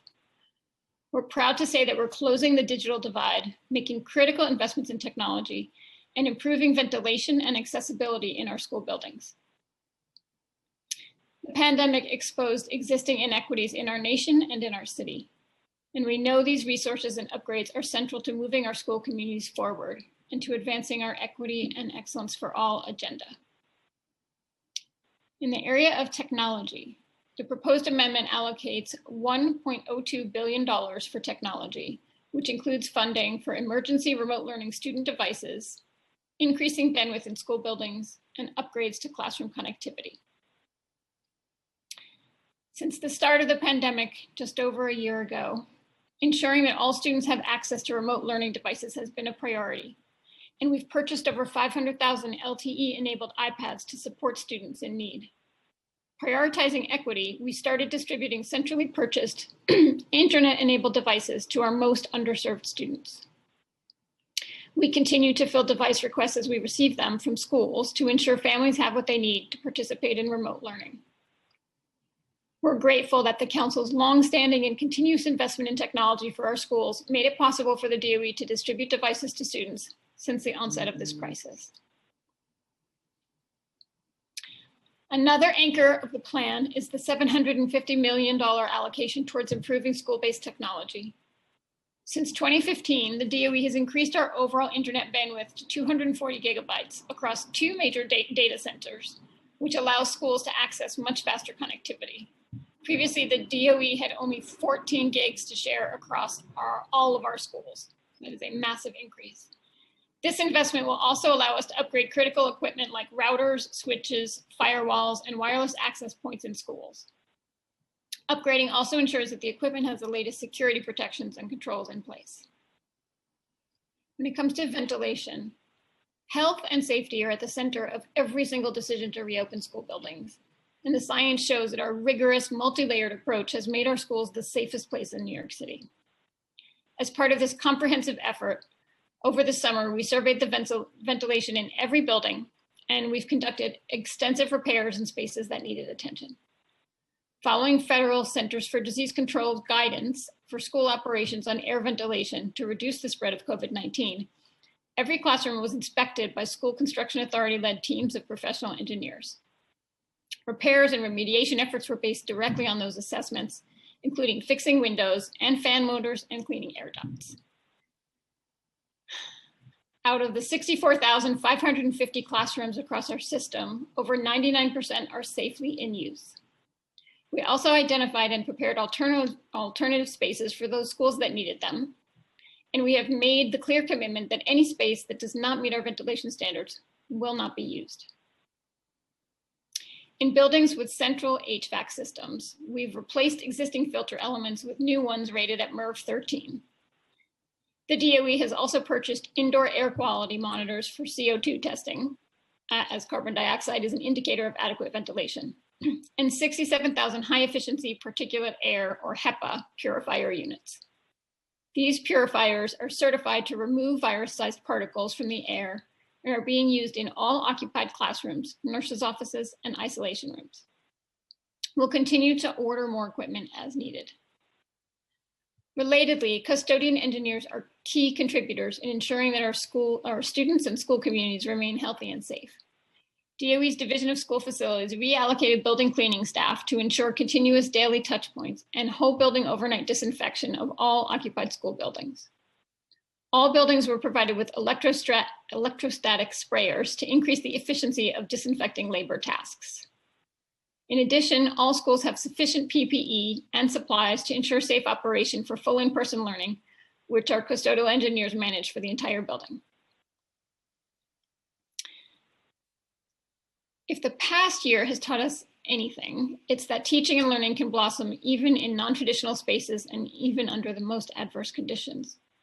As part of this proposed amendment, we're excited to launch the IDEAS Initiative, which stands for Innovative, Diverse, Equitable, Accessible Spaces. This new IDEAS undertaking will foster the creation of dynamic and innovative learning spaces in ways that empower communities, respond to students' voices, encourage new partnerships, and advance diversity, integration, and inclusion. These efforts will further support the DOE's work to promote equity and excellence by providing access to 21st century learning opportunities to more students across New York City. The proposed February amendment continues to recognize the importance of ensuring access for all students and has emphasized accessibility as a major priority. As part of this administration's Equity and Excellence for All agenda, and as a direct result of support from the Council, so thank you, and our community partners, the amendment continues to include $750 million, a historic investment, towards the critically important work of making our school buildings more accessible. We greatly appreciate the Council's support in this area, and I want to stress that we greatly appreciate the Council's support. It has been essential. Our team has been meeting with students, families, and community partners to ensure that we truly understand the needs of students and families and that we can make the necessary changes as quickly as possible. To drive this work forward, we established offices of accessibility planning within the DOE's Division of Space Management and School Facilities, as well as at SCA. Working together, DOE and SCA have already planned and approved 41 new accessibility projects in our historically underserved districts. We're committed to making 1/3 of the buildings in every district fully accessible by 2024, and at least 50% of our buildings housing elementary school grades fully or partially accessible by 2024. And I'm pleased to report that we are on track to meet that goal. In a system this big, there will always be more work to be done. We will continue to update our capital plan in response to changing conditions and needs from our school communities, and we will seek your input in that process. We are thankful again for your collaboration and generous support of capital projects now more than ever. We're really thankful for the partnership between SCA and DOE. Our students have been able to expand and improve their educational experiences because of these efforts, and we look forward to seeing our future students benefit as well. We're proud that we were the only large school district in the country to safely reopen. We wish everyone else had been able to do it, but we're proud that we did it. To safely reopen school buildings in the fall for in-person instruction, and we look forward to welcoming all families back this coming school year. The pandemic has posed unprecedented challenges to all of us, but together we've stepped up and responded in extraordinary ways on behalf of our students and families, and of that we can be very proud. Thank you again for allowing us to testify today, and we would be happy to answer any questions you may have. Thank you very much, Deputy Chancellor Goldmark. And I also want to just publicly, thank you and folks from your team. This has been trying for a lot of folks, but I know how diligent and how many late nights you've also personally experienced to try to give our school communities the very best in terms of guidance and you search the world for best practices to implement here in the city. So we thank you for your service.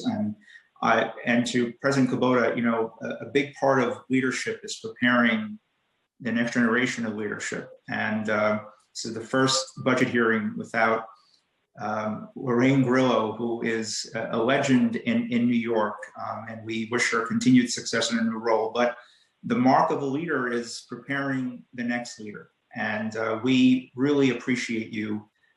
We've seen you, I've seen you in numerous meetings and hearings, and we're very fortunate to have you take on this role. It's a big task, it's a big job at a very critical time.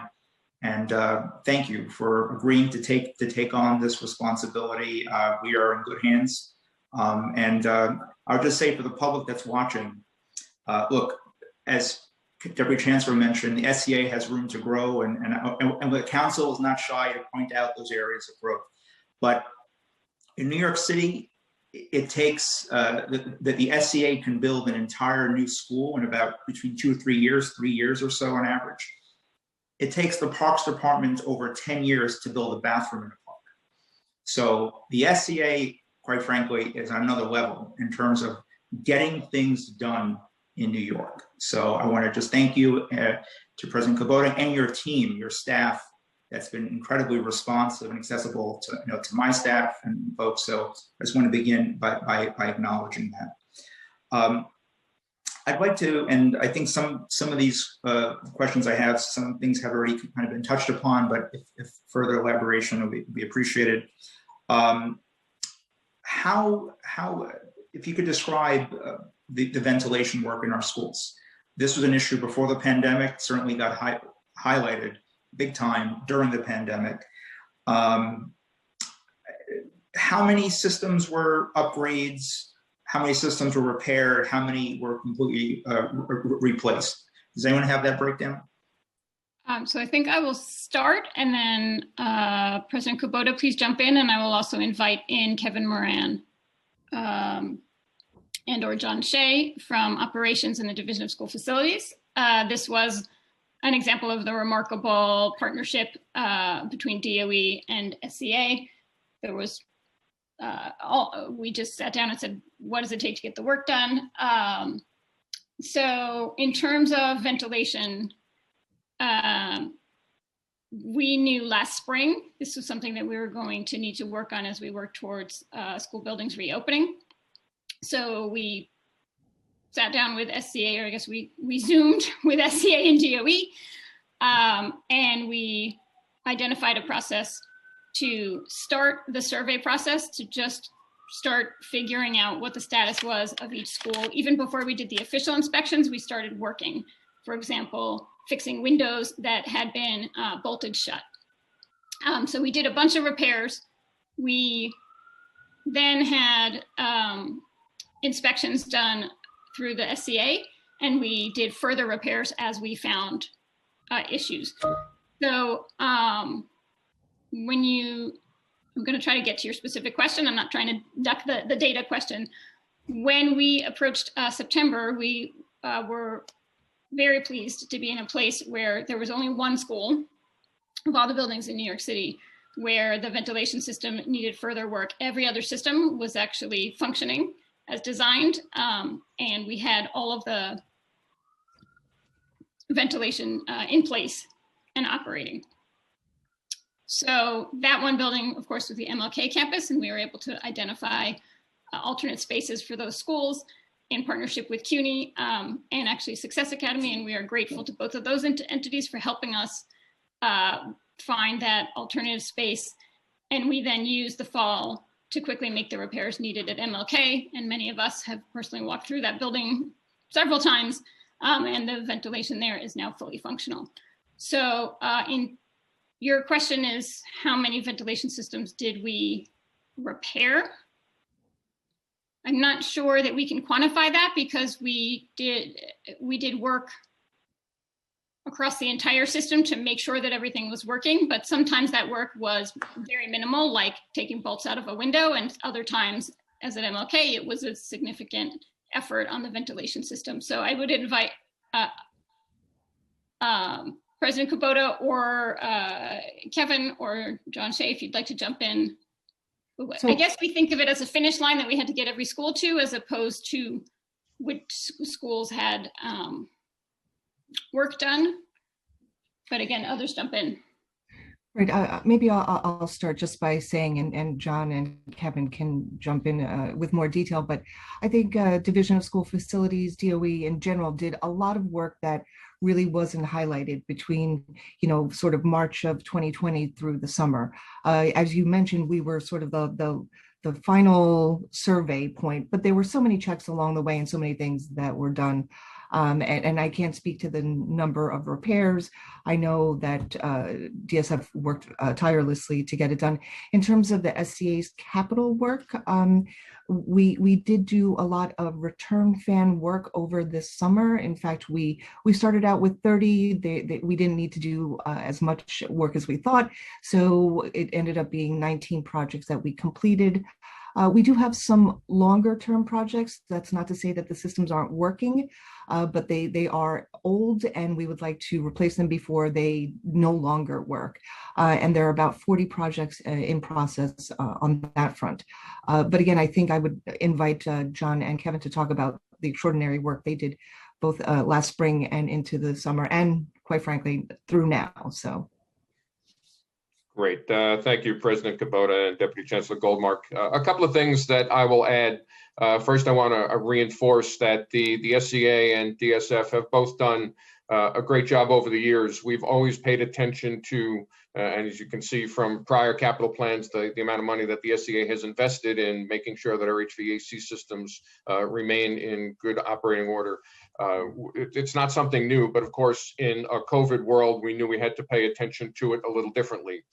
So again, to reiterate some of the things that I've already said, we were ahead of the curve with this when COVID first became an issue in late February, early March. We were already out in the buildings, and I want to really thank our custodian engineers and our skilled trade folks who are our front line of defense in these issues. We were looking at what we had to think about repairing, and we were in pretty good shape, but there were certainly things that we needed to do. And I think the second round of inspections that were done by the School Construction Authority with the professionals was also great for us to give us some tools and some data to know where to target our resources so that we could get back to that 99% of all classrooms being ready last September. And that's just gotten better.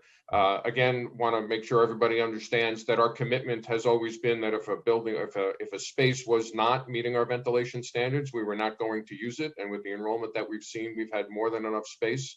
The multi-level approach that we've taken with ventilation, depending on the systems, whether they were a central HVAC system where we were able to put in MERV 13 filters, or whether it was an older building that just had windows and exhaust fans for ventilation, we were able to supplement that with the air purifiers.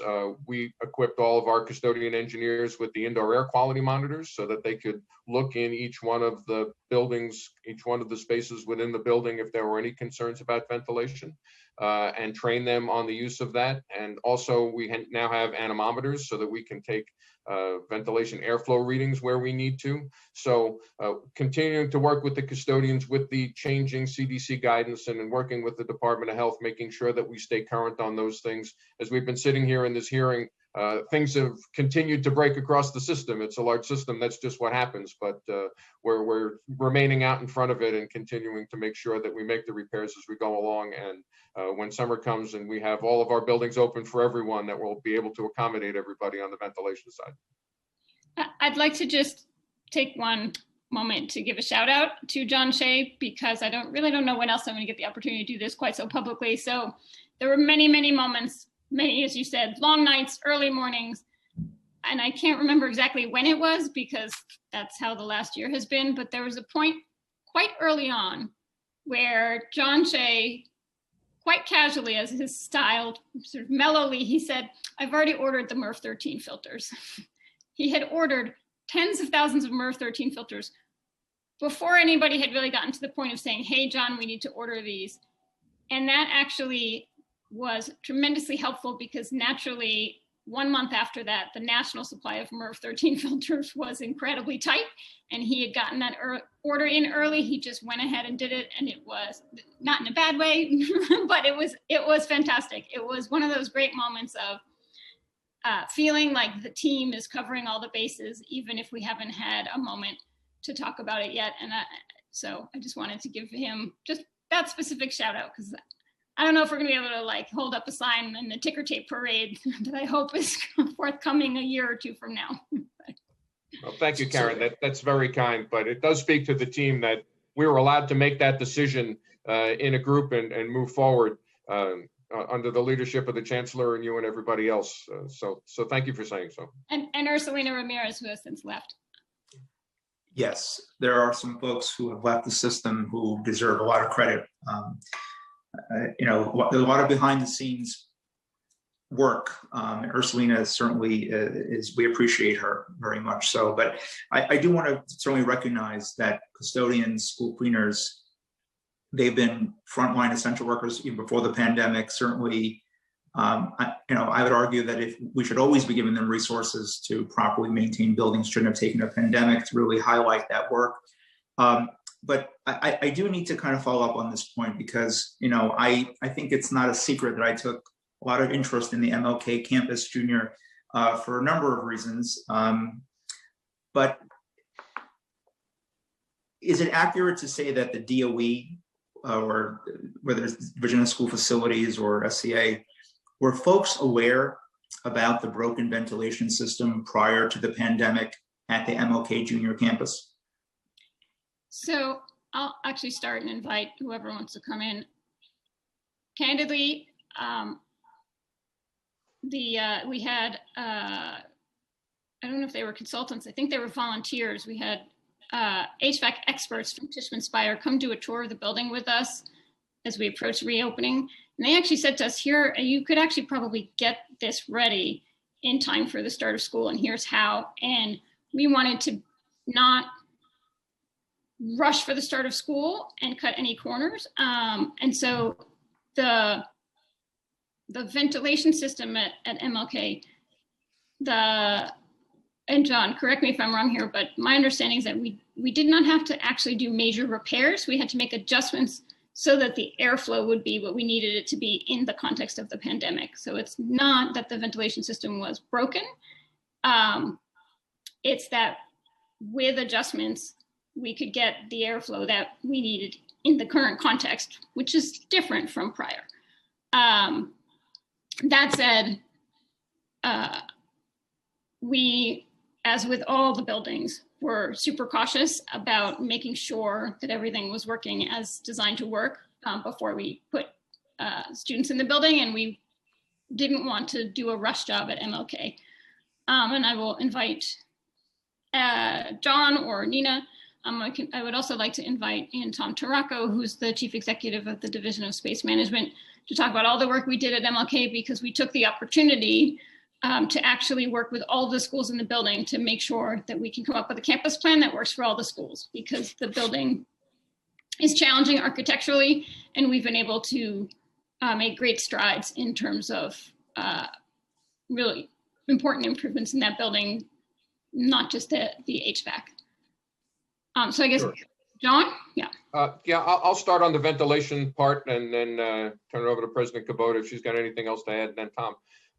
If you're familiar with the building, Martin Luther King campus is an interesting building from a design standpoint. It's actually a great building designed for a school because it's from the HVAC side, it's a high volume, low velocity system, which is good because it's quiet and provides a lot of airflow, but it's also harder to tell like a normal system. If you're familiar with a ventilation duct in a normal system, even in your office, you've usually got one distribution of the air coming out of a vent in the room, whereas in Martin Luther King, all of the classrooms, the air is distributed through little ventilation ducts in all of the light fixtures.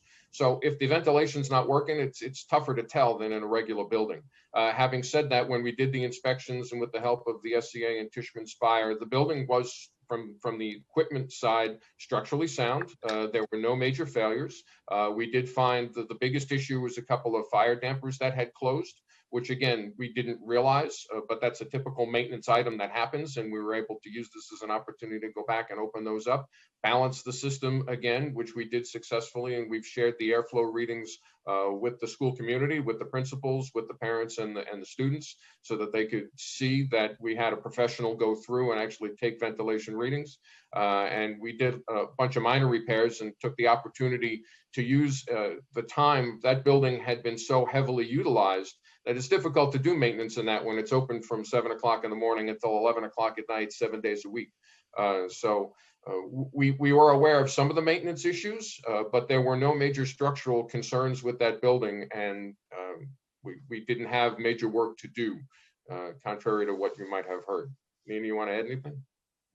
No, I think that was everything. I will say that the sort of long branches of the ductwork also contributed to sort of at the end of that branch, not seeing the airflow, and then we discovered it was the dampers, like you said. So there were a lot of things that I think we could not have known going into this, but certainly with all the checks and the double checks is really what brought our attention to it. So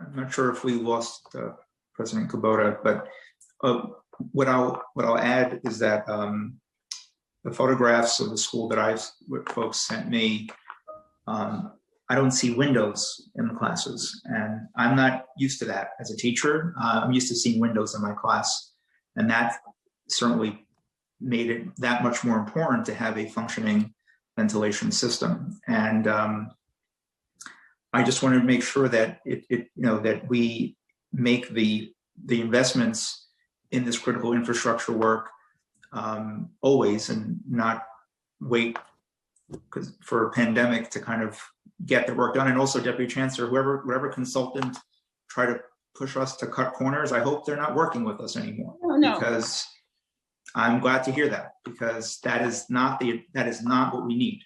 Sorry, clarify that. Yeah. That was a volunteer who actually is a national expert in HVAC, and they didn't say cut corners. What they did was they looked at the system and said, you can get this system working. And we were so close to the start of school, we wanted to take the time to get the system working and put that, it's a challenging burden on the schools to have them be in a different location. But absolutely, they did not encourage us to cut corners. And I appreciate you bringing that up. They were actually a great partner to us in assessing the system, and also providing much needed external information because parents understandably wanted some validation from industry experts, which they deserve. It shouldn't just be the private real estate industry that has the leading experts in HVAC systems. So we were grateful that they helped us with the assessment. That's the one school that was not ready in time for that September start date. And we still consider it a pretty magnificent achievement to have all the other buildings in New York City have been ready. And it's a testament to the work of the people you mentioned earlier, of the carpenters, the skilled trades folks, the custodians, the cleaners. There was a lot of work put in. So you mentioned that this was one school that had this issue. What I would, at last year's hearing, I had asked for, and I think Kevin Moran, he had testified that the DOE would have a winter plan. I know now that we're now in spring, but they mentioned a winter plan in terms of ventilation, because in many of our schools, particularly older buildings, the ventilation system is inadequate. And so what counted for adequate ventilation was opening a window. But I had feared, and I had visualized teachers and kids in a class with coats on, with the window open, with cold, blistery air coming in, to be, check a box that's ventilation, when in fact, that is not the learning environment that students can learn and thrive in, or staff deserves, quite frankly. So I'm just curious to hear, did your offices receive complaints from schools about staff and kids freezing cold in classrooms because opening the window was the only source of ventilation. Well, we received complaints. We certainly saw commentary on some social media. What I will say is here's where having such old buildings is both a blessing and a challenge. Many of our buildings were actually designed in the wake of the 1918 influenza pandemic and in a time when the city was trying to respond to tuberculosis being widespread across the city. And so the buildings were designed with giant windows and heating systems that could essentially heat way more than the heat needed if the windows were closed. And actually many of us have this in our apartments as well. Our apartments get really hot and we open the windows in the winter and we think, why are we doing this? This is kind of a waste. Because 100 years ago, people were figuring out that ventilation is so important for public health, and it obviously continues to be so. The actual ventilation of a window and a heating system that can actually heat a room, even with the window open, was an intentional design for those buildings. Obviously, newer buildings have modern HVAC systems, and it's not such a challenge. But in the older buildings, they actually are designed to be able to support that. But that does not mean that the window should be open for like all 3 feet, right? And one of the things that we found is that the windows can certainly provide more than adequate ventilation without being open all the way. So some of it was just making sure that everyone understood what's the, how open do you need to have the window? And that is one of the challenges of having a building stock as ours, which is beautiful and amazing and has its challenges as 100-year-old buildings. So we certainly noticed that as a trend, and we made a point of making sure that custodians and building staff understood that. And John, I will just invite you if you want to add anything here. I sure do. I really want to highlight the partnership again with the SCA on this specific issue. They were very helpful with us working with the calculations to determine just how much the windows would have to be open. And as the Deputy Chancellor said, you really only need in most buildings 2 windows open 2 to 3 inches in order to provide enough airflow to meet the safety standards. So again, I meet with my staff weekly. We have been messaging that out to custodians. We've provided them with the indoor air quality monitors so that they can check that. The fact that we've added air purifiers to those rooms is an additional layer of protection. All of those things together, and we've also had heaters, temporary heaters put in if we had concerns and complaints where we couldn't overcome, for whatever reason, the colder temperatures with opening the windows. We've supported schools that way. So we haven't had nearly as many complaints as I would have thought. We've responded to those complaints, and I think in every case successfully. And the Deputy Chancellor was right about the design of those buildings. That's the way they're supposed to work. There was an article in the New York Times a couple of weeks ago that illustrated that, I think, fairly well for those older buildings. So we did get through the winter, and now we're looking forward to our summer ventilation plan. Well, I mean, and that's going to certainly bring us to the push for more air conditioners and HVAC systems. But I do just to close on this. And I worked in an old building, and I worked in a school that had some ventilation challenges. And even if and it's quite fascinating that we're having a conversation about how much of the window to open. But if you're that child sitting near that open window, you're going to say in class, it is cold. I've had that. And then we would shut the window. And then a few minutes later, people would say it's hot again. So from an instructional standpoint, that is a problem. It's a nightmare because it's hard to get kids and folks to pay attention. And the cold air comes in and it's in. The answer is to have 21st century functioning ventilation systems in all of our schools. Is there a rough estimate? I know that this is an extraordinary expense, but just to have a rough number of what it would cost to upgrade and have 21st century upgrades, HVACs to all of our schools, understanding that many of them are old, but is there at least a number that does anyone have? I am not aware of such a number. I invite my colleagues, if they are aware of one to share. I am not aware either. If folks can get back to me on that, I would appreciate that. You know, we are in a moment where I think Congress is now negotiating or discussing an infrastructure bill, and infrastructure is also about schools and communities. And so I think now is the time to certainly. Yes. I will say that I don't think we would need to spend the entire federal $100 billion that may be proposed, but we might take a big chunk if it were every building in New York City. We will absolutely look into that. And yes, the prospect of federal support for school infrastructure is eagerly awaited by those before you here from SCA and DOE.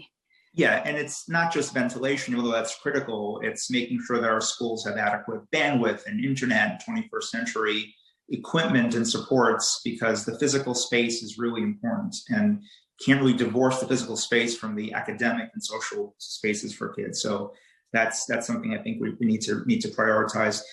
Very quickly, on the issue of maintenance, is the DOE providing resources in terms of custodial maintenance supplies to early childhood education providers in CBO spaces? Can you speak to the level of support there? Have they made requests for additional support in terms of their expenses? Can anyone speak to that? I'll invite John in here. I know early on we were supplying cleaning supplies and PPE to any educational entity that wanted it across New York City, but I'll admit I don't know what we currently are doing. So John, I'll turn to you. That's correct, Deputy Chancellor. Early on at the beginning, we did provide PPE, cleaning supplies, in some cases air purifiers, supported them with delivering other central supplies, but they have probably twice as many facilities as we do. And we don't, as school facilities, even deliver stuff directly from a central location to our own buildings. We have our integrated supplier that manages that for us. So there's really no system in place to be able to distribute supplies to our CBOs, except on an as-needed basis. Of course, we do field one-off requests. If there's something that they need, we're going to help them out. But systemically, we're not providing any additional support at this time. And I'll invite Elizabeth Williams from the Division of Early Childhood Education to speak. She may have information about the support that we are providing. Yeah, thanks, Deputy Chancellor Goldmark. Yeah, we actually are continuing to ship PPE to our community-based providers. We send 60-day and 90-day shipments and have been doing that throughout the year. So those go directly to our CBOs, our family child care providers, our learning bridges programs, and they can request more or different compositions of those things sort of at any time from us. Okay, I mean, I just think that, you know, we're still in the pandemic, we're still in this moment, and I think that we should still be a source to provide help and resources to all of our kids, regardless of what settings, you know, in physical DOE space or CBO settings. I really encourage the DOE to continue that support. I want to get to seat need. The SEA plan funds 57,489 seats, with 20,676 seats in process and cited. What is SEA's timetable to cite the remaining approximately 37,000 seats?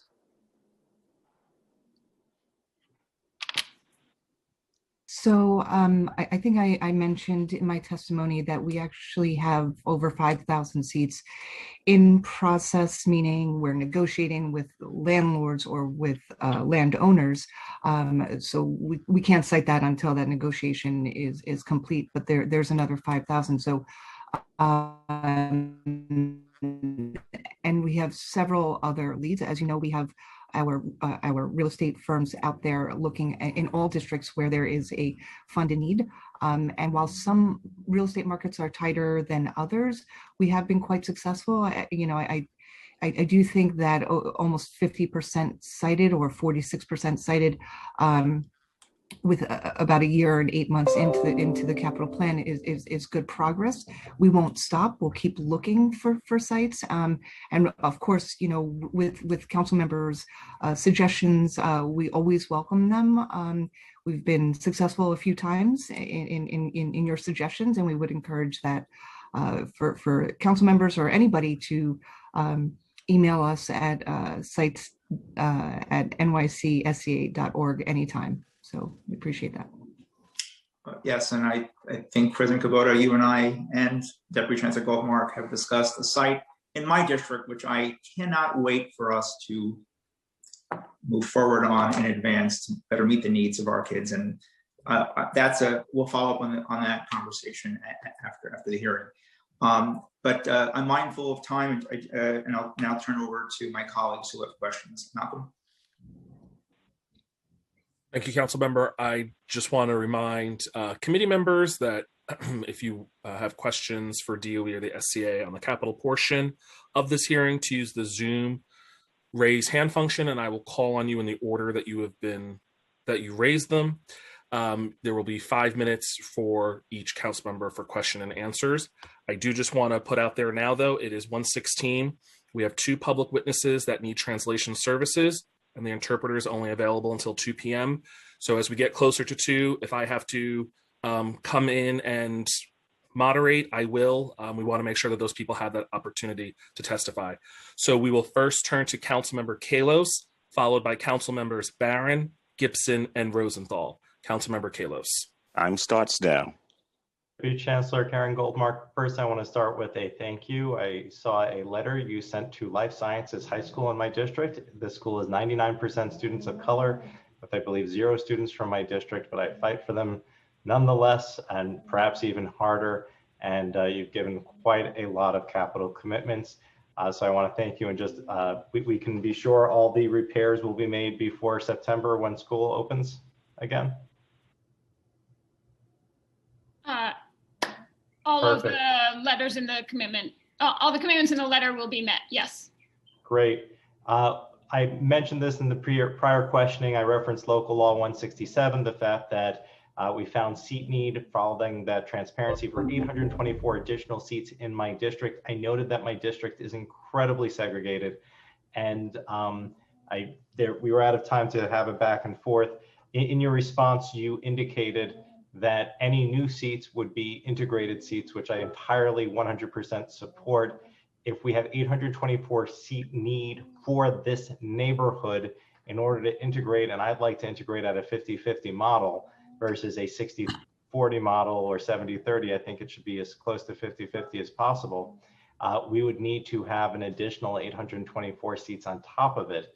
I have 2 sites. I've got both in play. I've also offered any developer, I'll say it right now to anyone watching from home, I will print you air rights to build a school. If you need 100,000 FAR, I will print you 100,000 FAR for that school.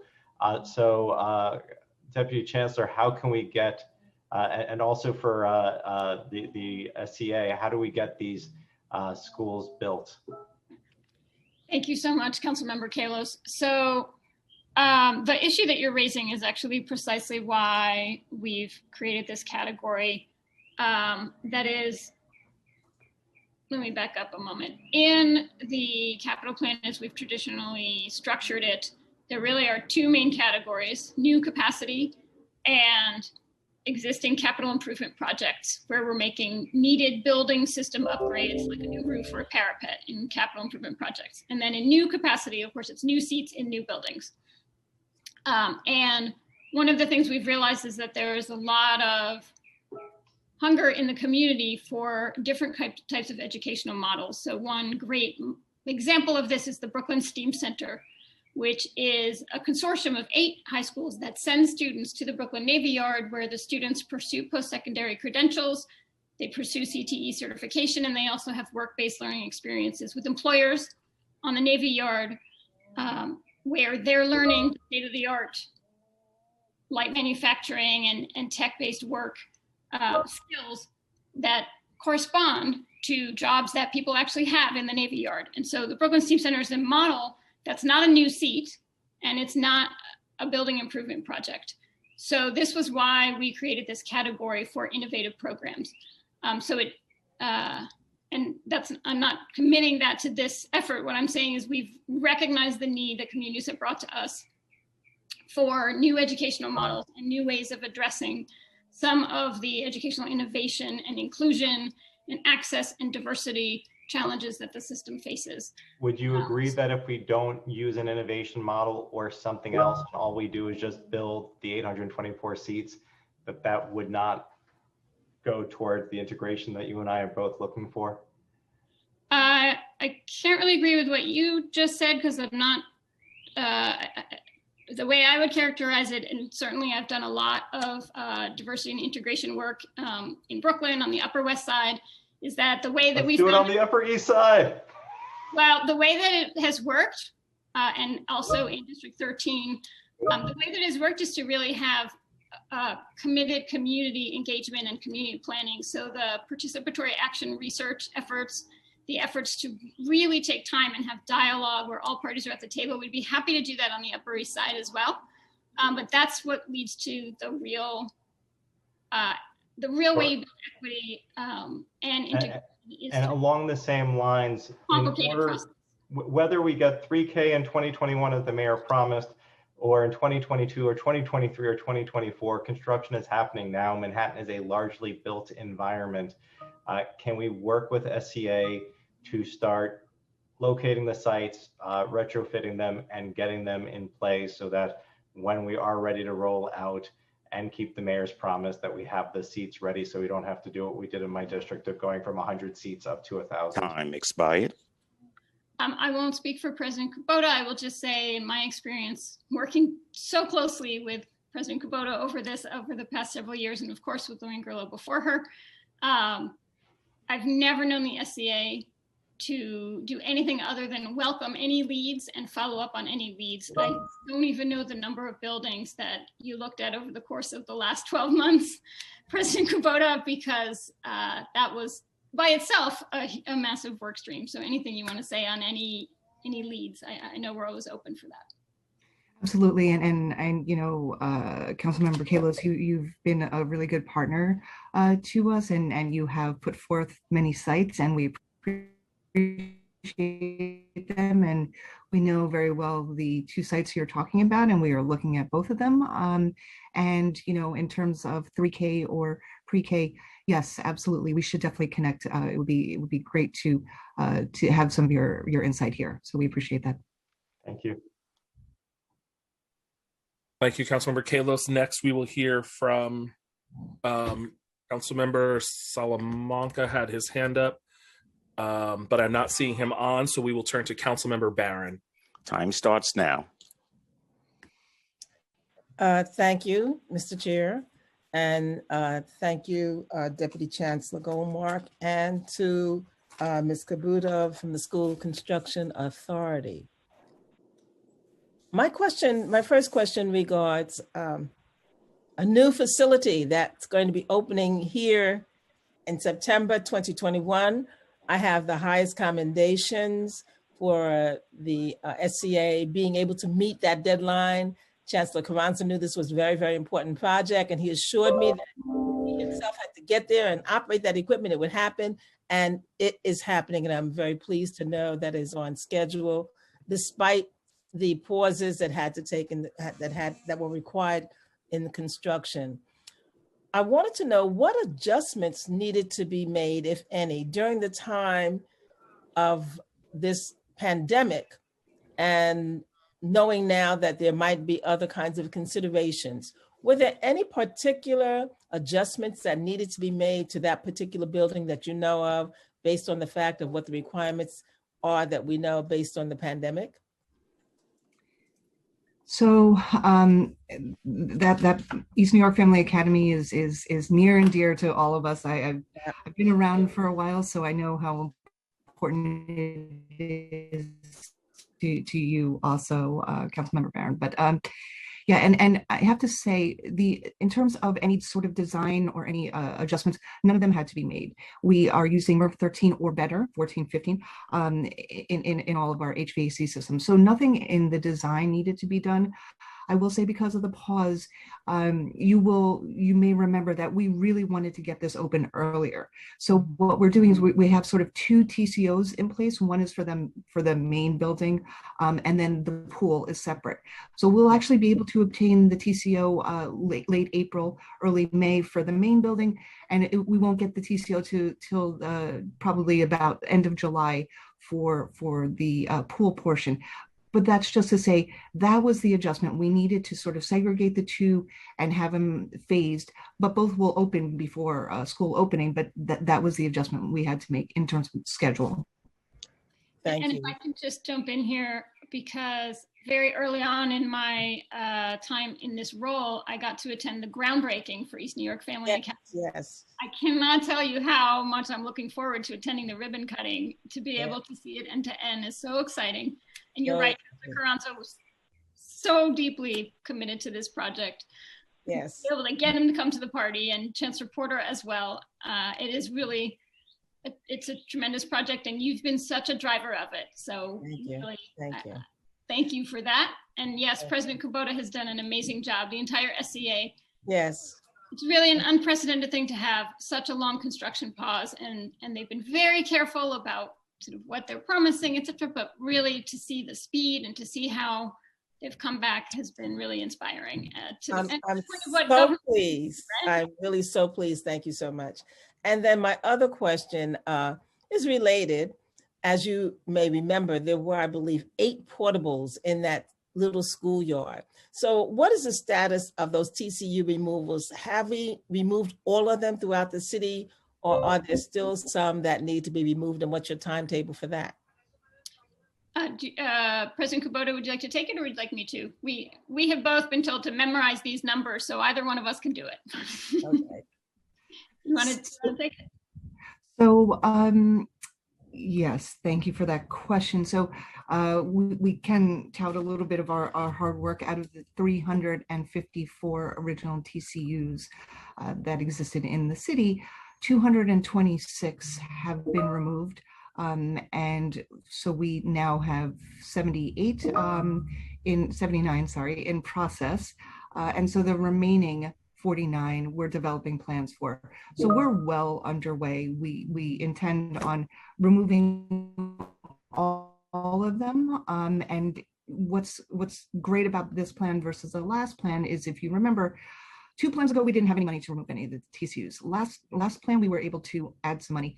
This time, we've actually been able to add capacity funding. So there are instances where we've needed to build an addition in order to get rid of the TCUs. Mm-hmm. And so in this plan, we've dedicated 180 million towards capacity where we can't remove the TCOs without adding that capacity. So that's what's different about this plan. And so we are well underway.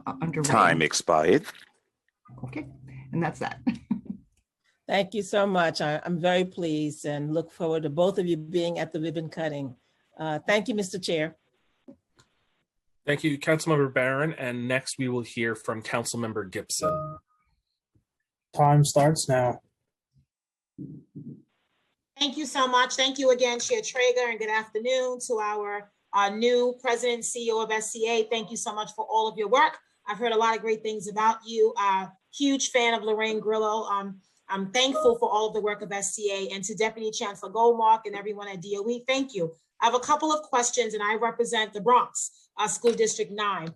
So I wanted to understand your thoughts on and get an update on the school cafeteria design plan. We've been talking about transforming our school cafeterias into cafes. I believe it was a $100 million proposal from advocates, and we started with a down payment of $25 million.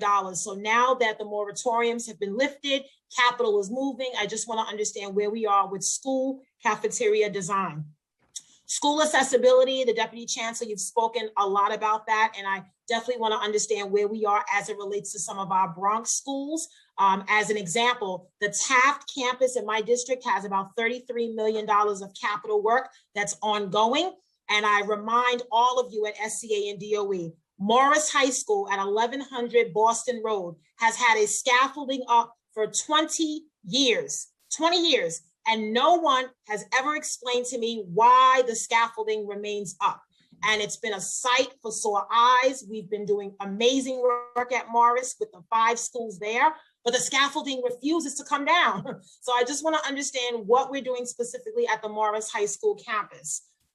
Brand new school buildings. I wonder where we are. When I last talked to President Grillo, I know there was a delay in some of our new school projects. So I want to bring up the new school in District 9 at 1302 Edward L. Grant Highway. This was a part of the Jerome neighborhood redesign and rezoning back in 2017. And I understand that there could be a delay on that.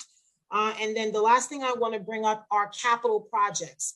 Every year we work closely with the SCA on Reso A funding. We work with our borough presidents. We join jointly on projects. A lot of it is related to school technology. I've been doing a lot around the digital divide, giving our schools money for technology, for the PA system, the cafeteria, the auditorium, the library, the science lab, the art studio. I mean, I think I funded almost everything because I realized our schools in the Bronx are needed. But now with, the moratorium lifted, I wonder how these projects are going to move forward. And I worry about any projects that we've already fully funded now being underfunded because of the delay due to the pandemic.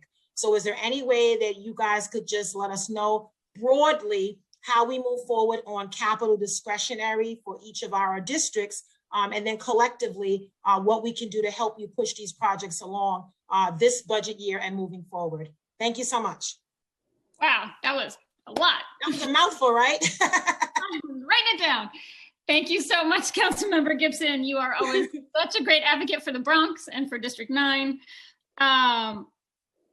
President Kubota, shall I start on accessibility? You mentioned new buildings. In testimony, there's Reso A, Morris, and Taft High Schools. That's what I got. Yes. And cafeteria. Cafeterias, oh, sorry, I skipped a line there. Yes. So the cafeteria redesigning continues.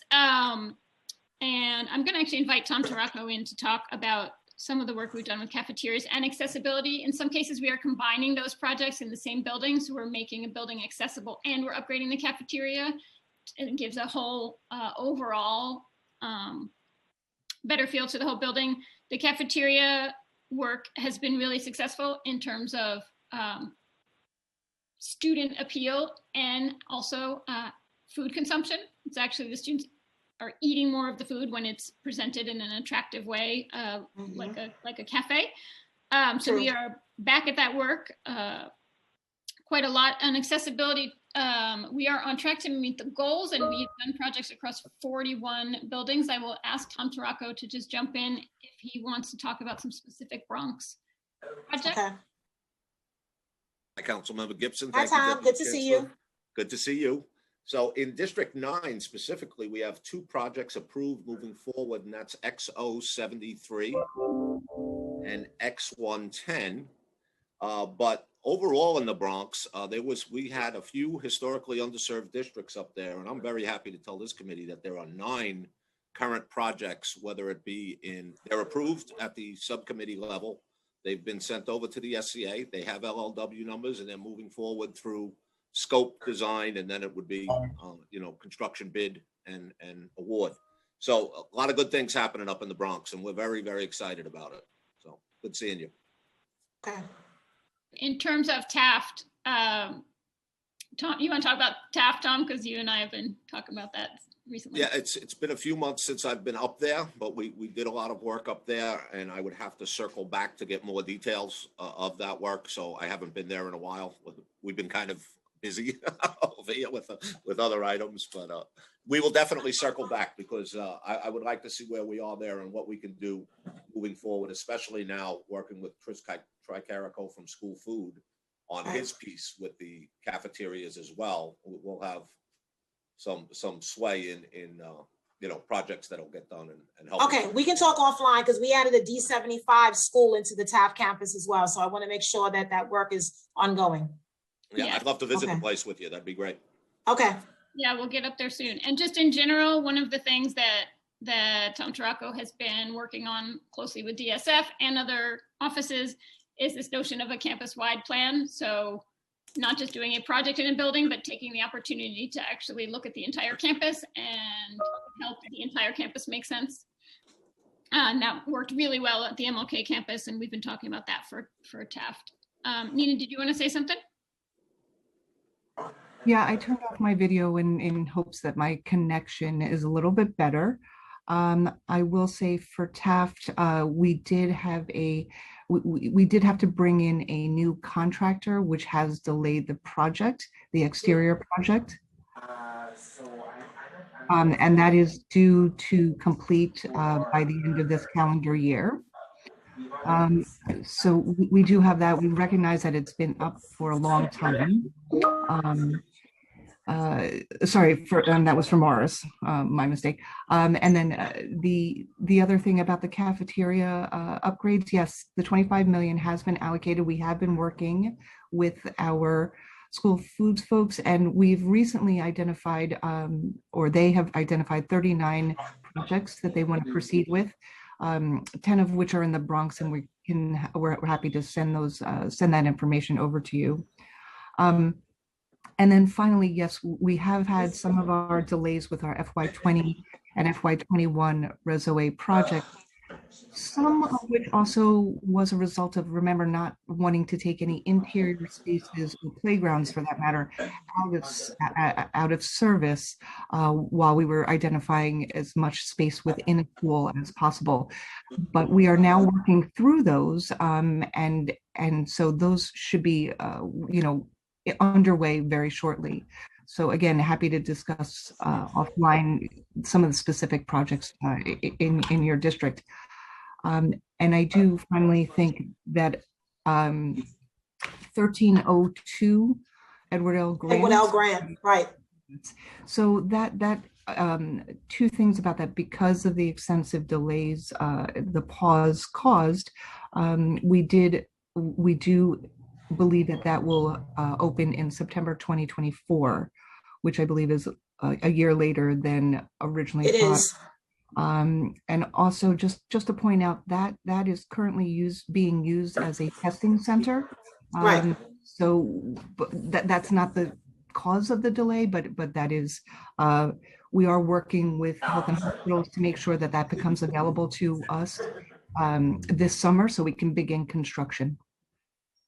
Okay, and I'll talk to you guys offline about the Morris campus, but I do understand with the PAWS Act, but I am not happy that site is delayed by a full year. That's not acceptable. Yes, it's being used as a COVID testing site, which I'm grateful for. We're using the land, but a year later to have to tell my local parents and CEC, to me is not acceptable. So I want to find a way where we can expedite that. Whatever hitches are in the system, we need to identify them, because a full year to me is a problem. I fought tooth and nail for that school to make sure that project would be a reality. And I don't want to tell my parents that they have to wait until 2024 when it was supposed to be 2023. So I'd love to talk offline about it, as well as the Morris campus and the capital work that's there. That scaffolding, 20 years. In my lifetime, if I can get that scaffolding down, I think I'll be successful. I want to do that before I leave this earth, to get that scaffolding down from Morris campus. And you guys are going to help me.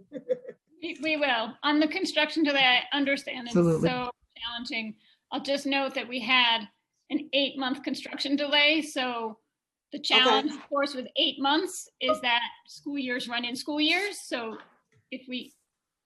even if we don't lose any time beyond the 8 months, it puts us out of fall 2023. And do we really want to move a building in March 2024? And so it's very challenging.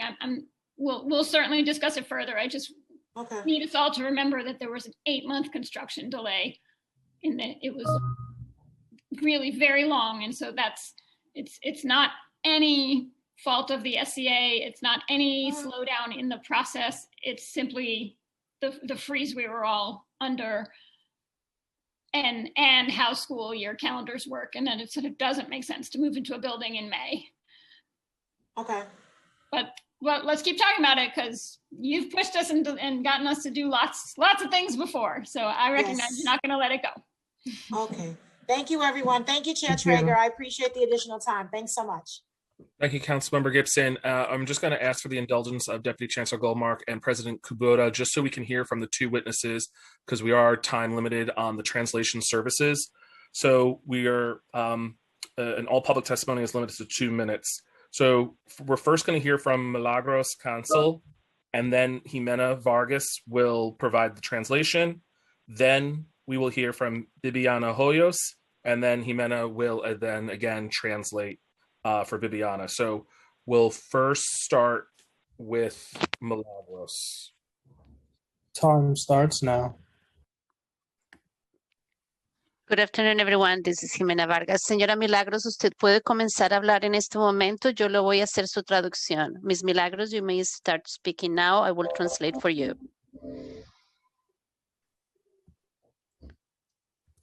Señora Milagros Cancel, ¿está usted ahí? Are you there? Señora Milagros? Le habla la intérprete. This is Jimena, the interpreter. We can come back. So let's unmute Bibiana, and then we'll come back to Milagros. Shall do. Time starts now.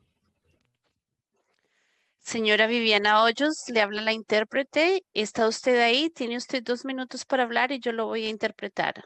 Miss Hoyos, this is Jimena, the interpreter. Are you there? You have 2 minutes to speak.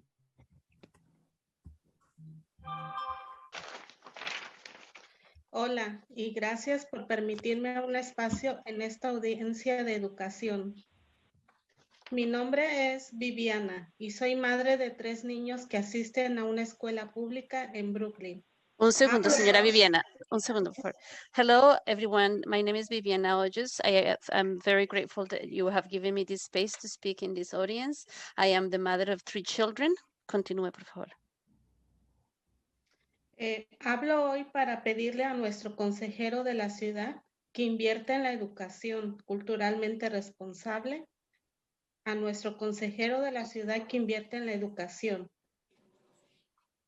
I am asking today that our new director spends money in the improvement of our educational system, culturally and responsibly. Continúe, por favor.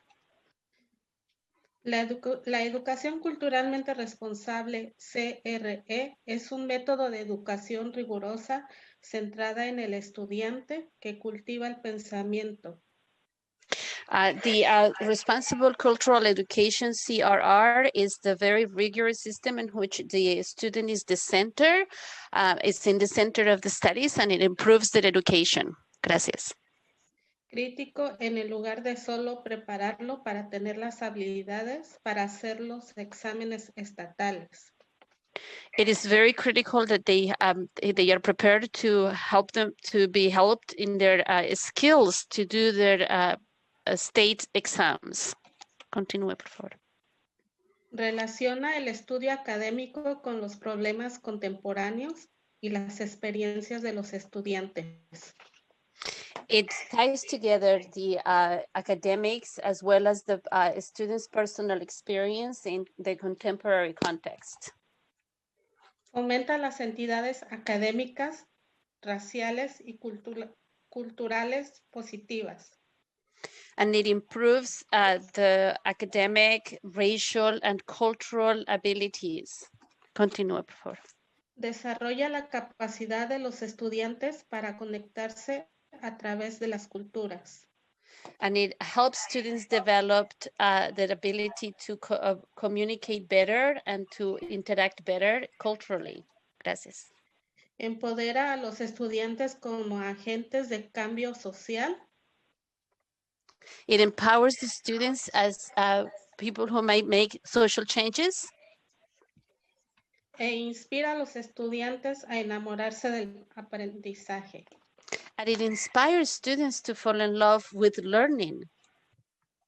Las investigaciones demuestran que tanto en el caso de los estudiantes, studies have shown that in the case of students as well as de los estudiantes de color como en el de los estudiantes blancos, that it helps students of color as well as students as white students. El CRE disminuye las tasas de abandono y las suspensiones. CRR diminishes the suspensions and the absences. Y aumenta la participación, la confianza, el rendimiento académico. And it allows for more participation, better academic development. Y las tasas de graduación de los estudiantes. And the number of, and it increases the number of graduates for the graduations for the students. Es fundamental que el Departamento de Educación de la Ciudad de Nueva York se convierta en un modelo nacional. It is important that the education skills of New York turn into an academic national model for everybody. De equidad al adoptar la educación culturalmente responsable para erradicar las brechas raciales. It is important to be able to embrace all the cultural differences and embrace CRR so that we can erase the inequalities, the racial inequalities and social inequalities. En la educación pública. In public education. En 2021 es completamente injusto que a nuestros niños se les enseñe un plan de estudios. It is incredibly unjust that in 2021 our students have a model of studies que no refleja la realidad del mundo en el que viven. That is not reflecting the world in which they live in. Y tampoco el de la gente que los rodea. And neither the people who surround them or who are around them. La ciudad de Nueva York es uno de los lugares más diversos del mundo. New York City is one of the most diverse places in the world. Y nuestras escuelas son un reflejo de ello con más de 180 idiomas hablados. And our schools are a reflection of that with over 180 languages that are spoken. Por nuestros estudiantes. By our students. Sin embargo, esta diversidad no refleja en nuestras tasas de graduación.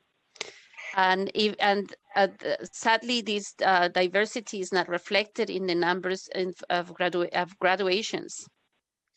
En 2016, solo el 67% de los estudiantes afroamericanos y latinos. In 2016, only 60% of Afro-American and Latino students.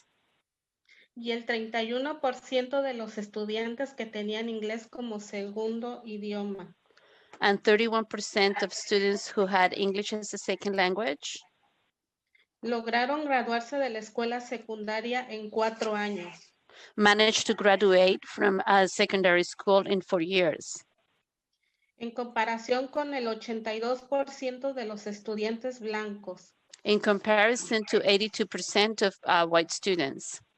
Jimena, this is Malcolm. Time was called. If you could just ask Viviana if she could wrap up her final thoughts, and then we'll go to Milagros. Absolutely. Señora Hoyos, le ruego que me disculpe, pero me han avisado que usted al tiempo se le ha terminado. Si usted quiere simplemente resumir en 1 minuto, luego tenemos que pasar a la señora Milagros. Ok. Estamos pidiendo que las escuelas de Nueva York inviertan en la educación y tengan todos los niños de color, blancos, latinos, que todos tengan el derecho a una misma educación y respeto. We're asking the Board of Ed to improve the education for our children and that all the children, Afro-American, Latino, white, have the same opportunities to get education in the public schools.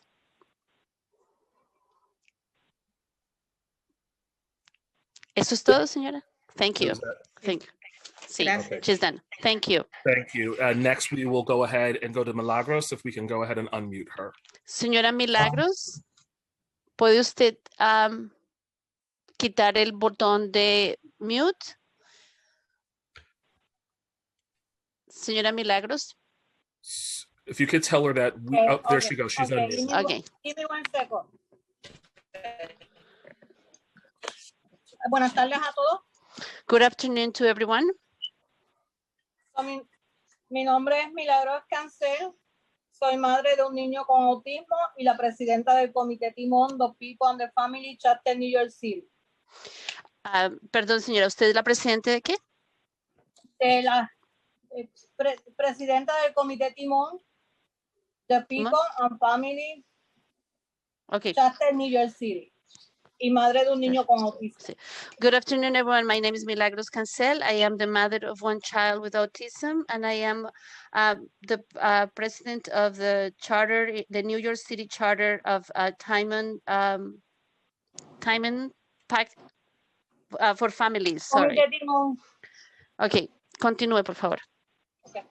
Hoy estoy aquí en las vistas testificando porque al igual que yo y otros padres hispanos, cada día se nos violentan los derechos en el IEP.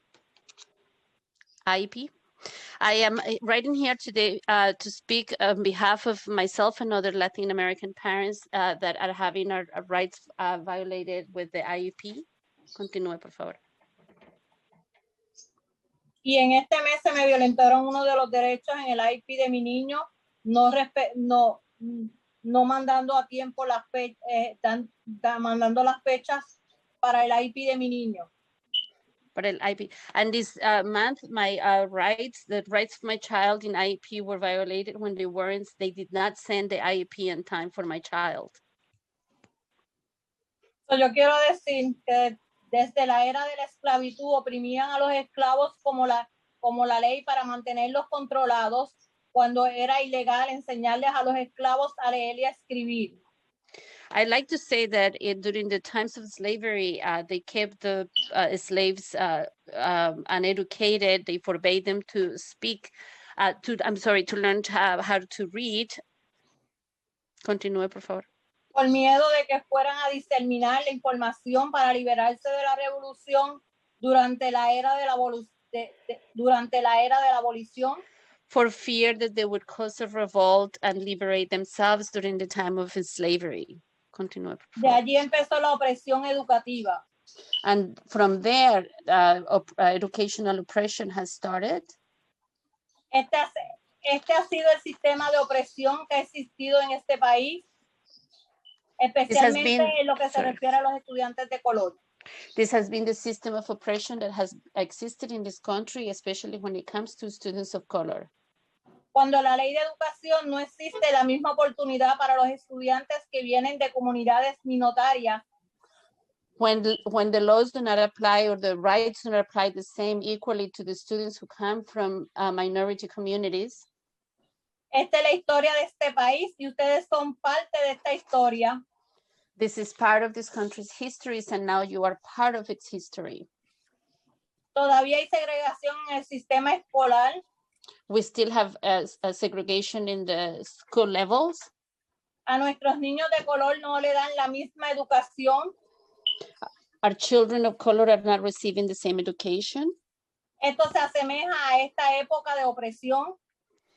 And this is similar to the time of oppression. Está claro que la segregación de vivienda está directamente vinculada con la segregación escolar. It is obvious that the oppression, the housing oppression, is completely directly affected by. It directly affects the oppression in education, discrimination in education. Sorry. Hay que crear programas para el aprendizaje cuando los estudiantes están en la escuela. Time expired. Okay. There has to be a program that starts when students are in school. No cuando terminan en cárceles por no haber tenido el acceso. Instead of when they end up in jail because they did not have access. Y tenido los servicios equitativos en su educación. And did not have access to the same services in their education. Señora Milagros, lo siento, pero el tiempo se acaba de terminar. Mr. Buckler, I'm letting her know about the time. Thank you.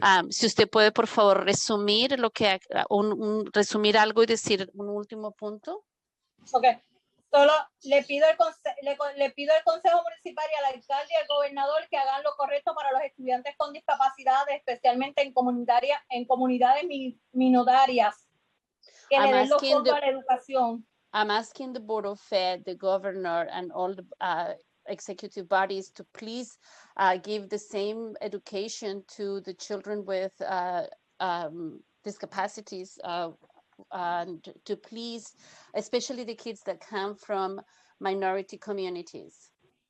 Que le den fondo dar fondo a la educación de manera equitativa. And to please give funds to the educational funds in equal manner. Le pido a los legisladores que apoyen el uso de fondos de ayuda federal para complementar los fondos de educación estatales ya asignados. And I ask the legislators to please approve the use of funds to help to improve the federal help with the state help. Los fondos de ayuda federal no deben usarse para reemplazar los fondos estatales existentes, sino que deben proporcionar como una línea de financiamiento adicional necesaria. Gracias por su atención. The federal economic help that we're getting should not be used to replace the existing state funds, but it should use to improve it. Thank you so much for your attention. Thank you, Milagros. Thank you, Jimena. Gracias, señora Milagros. My pleasure. Thank you, everybody. Deputy Chancellor Goldmark and President Caboto, thank you for that. The chair had just texted me. I just need to ask your indulgence for one more time. It's just going to be a quick 2 minutes. CSA President Mark Cannizzaro has to get off the Zoom in 4 minutes. So if we could, if the master meter could please unmute the CSA President. I think I'm unmuted. Can you hear me okay? Yep, we can hear you now. Oh, great. Thank you so much. And thank you for indulging me. I'm sorry, I have to jump off. Good afternoon, everyone. And thank you for this opportunity to testify. And thank you to Chair Traeger and the entire committee for your support throughout the years, especially with the hold harmless with this year's budget due to the pandemic. Too many schools lost register that could not be predicted. And your strong support was vital in convincing the Department of Education to hold schools harmless. So that is such a big victory, and we appreciate your help there. Second, we have a fair student funding, which, as you know, we have been advocating alongside you and this committee, the City Council, for years, trying to get all schools to 100%. We believe that this year, with the federal stimulus money, that should be a first priority before any other priorities are set. We have also, in our contract, agreed with the Department of Education that it's a best practice to have an assistant principal in every school. We have about 111 schools currently with no assistant principal, and we will be urging the department to make sure that there is an assistant principal funded in every school. I heard earlier reference to the fact that there is going to be significant turnover in school leadership and teaching positions coming up due to the pandemic. That is true, and there is also a tremendous recruitment problem regarding school leadership because not only due to the pandemic, but due to the last several years, the challenging leadership positions that people are asked to take on have become really unattractive. And our ALPAP, our Executive Leadership's Assistant Principal Leadership Program, prepares assistant principals to take on the role to be successful principals. And we're going to ask for continued funding through City Council, where you have been so generous in the past. So we will be leaning on you to continue to support that vital program, which is even more vital at this time. And just finally, it's our early childhood educators who are continuing to do the terrific work with our youngest students. And they have been understaffed and underfunded for years, and we're going to be looking for support there also. So thank you very much. I just want to say publicly to President Cannizzaro, I meant it earlier with my exchange with the chancellor and folks. I will never forget the calls I've had with principals this past year. I mean, they will be with me for the rest of my life. And principals and our school staff, they move heaven and earth to make this work for kids with very limited, inadequate support, and with no consultation in many cases, and no heads up, and finding out about announcements Friday, 3 o'clock As I mentioned to the chancellor, parents don't call the mayor. Many of them don't have his number. They call principals. They call their school communities. And we just want you to know that this council, this committee, we have our educators' backs. And I know that the CSA championed initiatives even prior to the pandemic that are really a support system for school leaders and to prepare future school leaders. It's going to be a major priority for us in this council to make sure that we not only restore cuts, but actually increase support. And fair student funding is where the rubber meets the road. You know, all the wonderful positions our schools need and all the great supports, that's where fair student funding comes in. If they don't have the money to do it, it just doesn't happen.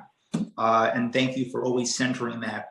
For every year I've known you, you've always centered that's where the rubber hits the road for our schools, whether we have the money or not, for all the support staff. And just want to thank you for your leadership and to all your members. We see you, we appreciate you, and we must have your back in this budget. Thank you, Thank Mr. you. President. And we really appreciate all that support, and we recognize it as well. So thank you very much. Have a great Thank you, day. Mr. President.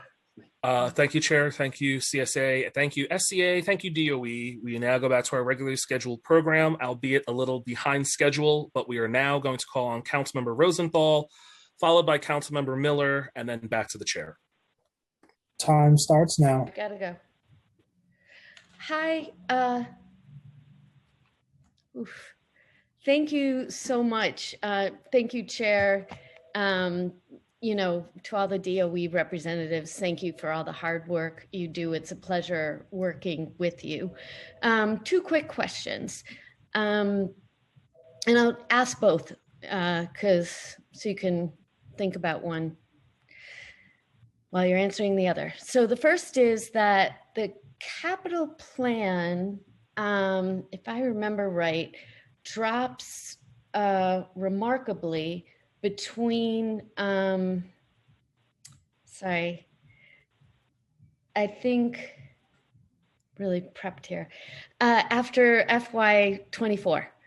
So for the capital plan, for the SCA, it's looking like 22, 23, and kind of 24 hover around $4 million to spend commitment. And then starting in 25, it just drops to 1.1 billion for the rest of the 10-year plan.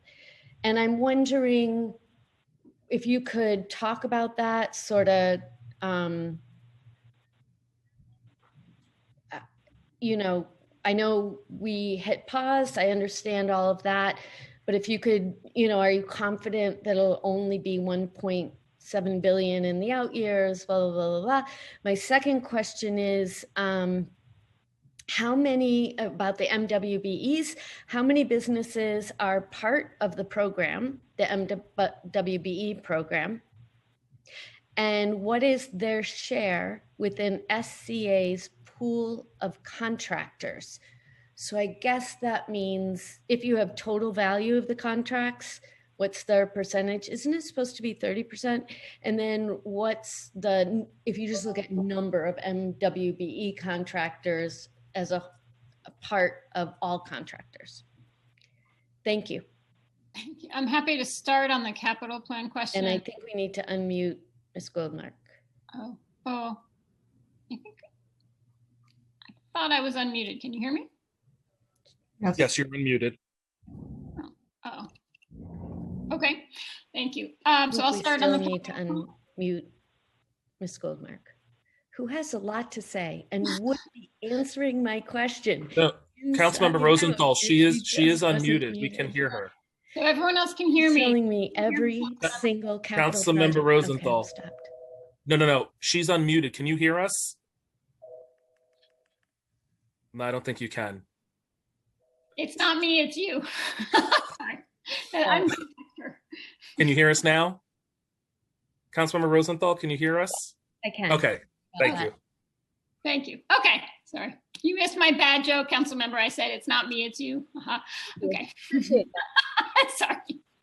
I don't mean it. It just was there. So President Kubota, if it's okay, I'll start on the capital plan question and then please jump in. So a couple of different intersecting laws, right? The city has to have a 10-year capital plan. an outlook, and the DOE is required by statute to have a 5-year capital plan, which we develop relying heavily on School Construction Authority. And that dates back to the creation of the School Construction Authority. And the sort of, at that point, prior to mayoral control, big challenges in terms of school construction, delays. And so the creation of the School Construction Authority to cut through all of that, and their tremendous track record in that. Part of the structure is a 5-year capital plan. So we know, and that's actually what we are testifying about today, and that's something where you see the amendment, usually if there's not a pandemic, every year. So the 5-year capital plan numbers you're looking at are the 5-year capital plan. The city's 10-year capital plan, it's a placeholder number, and you'll see a change when we develop the next 5-year capital plan. Oh, so it goes by 5-year chunks. Got it. So for the next 3 years, the next 3 years, we're just missing a year or two. Do you have to wait every 2 years when you're doing a 5-year plan or something? Because I only have 3 years of numbers around 4 billion, and then it drops right down. So we are in, are we in year 2 or what year are we in, Nina? We're in year 2. Year 2. It's a timing thing. I think we remember the creation of the plan. It was just before, as we say. Okay. So it's a timing thing. I guess my question is for FY22 then, are you confident that for 21 and 22, are you confident about the amount that you have committed there? Do you think you'll really get there? Thank you. President Kubota, with an 8-month construction delay, I don't know about FY21, but I'll let President Kubota handle that. Yes, sure. Thank you. I think the difference, just to reiterate what you were saying, is that we are at a fixed 5-year capital plan, so FY20 to 24 versus the city's rolling 10-year plan. And I think that's sort of the gap between the two. So it's not that we just need to look ahead past the 2 years, it's that fixed period. So, so as Karen mentioned, we do work with OMB and obviously City Hall as the next 5-year capital plan cycle approaches us, which we'll start that in FY23. And the funding levels that you're seeing of 1.7 billion in fiscal years 25 and 26 are quite similar to what they were as we went into this capital plan back in 18. Totally got it. And so if you were thinking about the commitments for end of the year 21 final, what would that number be? And what's your expected for 22?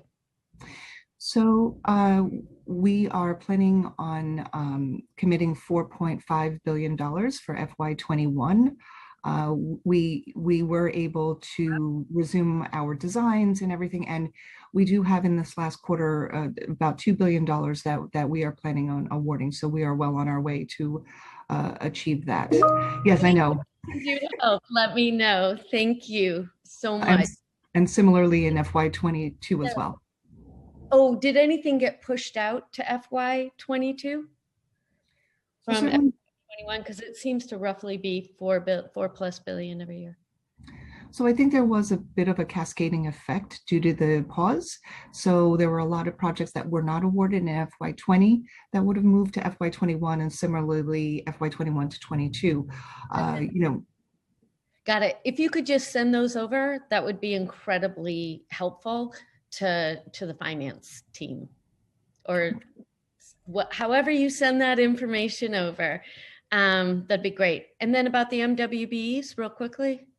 Right. So I had mentioned a little bit earlier that in this administration that we have the SCA has obligated over $3.1 billion to MWBE firms in prime construction contracts, and over $2 billion to MWBE subcontractors. And that's over what year window? Sorry. So FY15 through current. Okay. So I will also say that we have 156 firms that participate in our mentor and graduate mentor programs. And we have 1,968 qualified firms, of which 962 are MWBE firms. So we 90% of the firms you contract with are MWBEs? About 50% of the contractors that are of 1,000, sorry.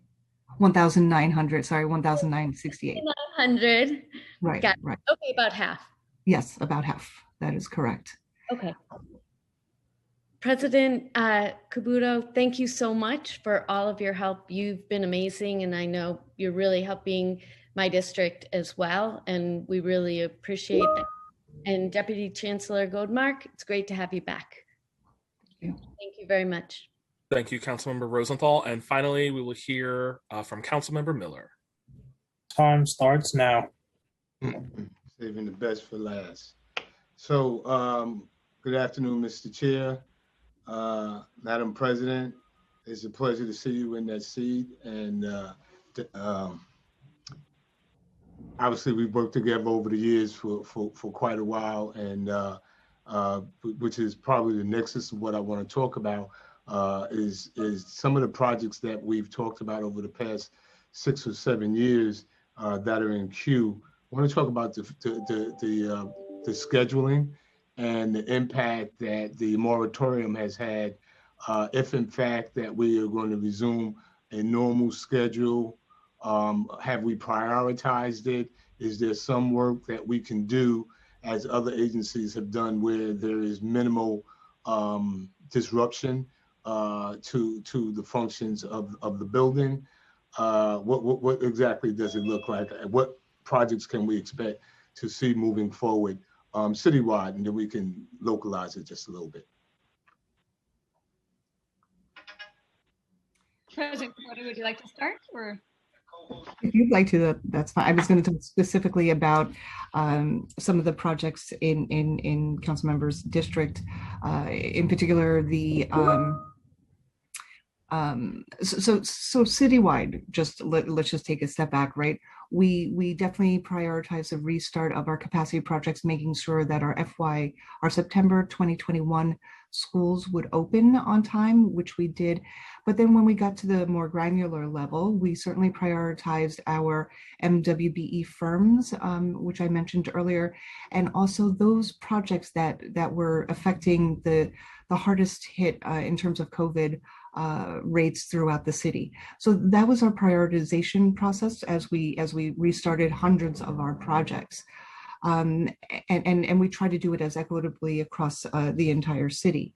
That said, some of the things happening in your specific district is that we've just authorized a new 800-seat high school. We've begun the secret process and working with the community board to start that public review. I think Campus Magnet is something close to you as well. And so we anticipate that to be going out to bid and starting construction this summer with completion of fall of 2022.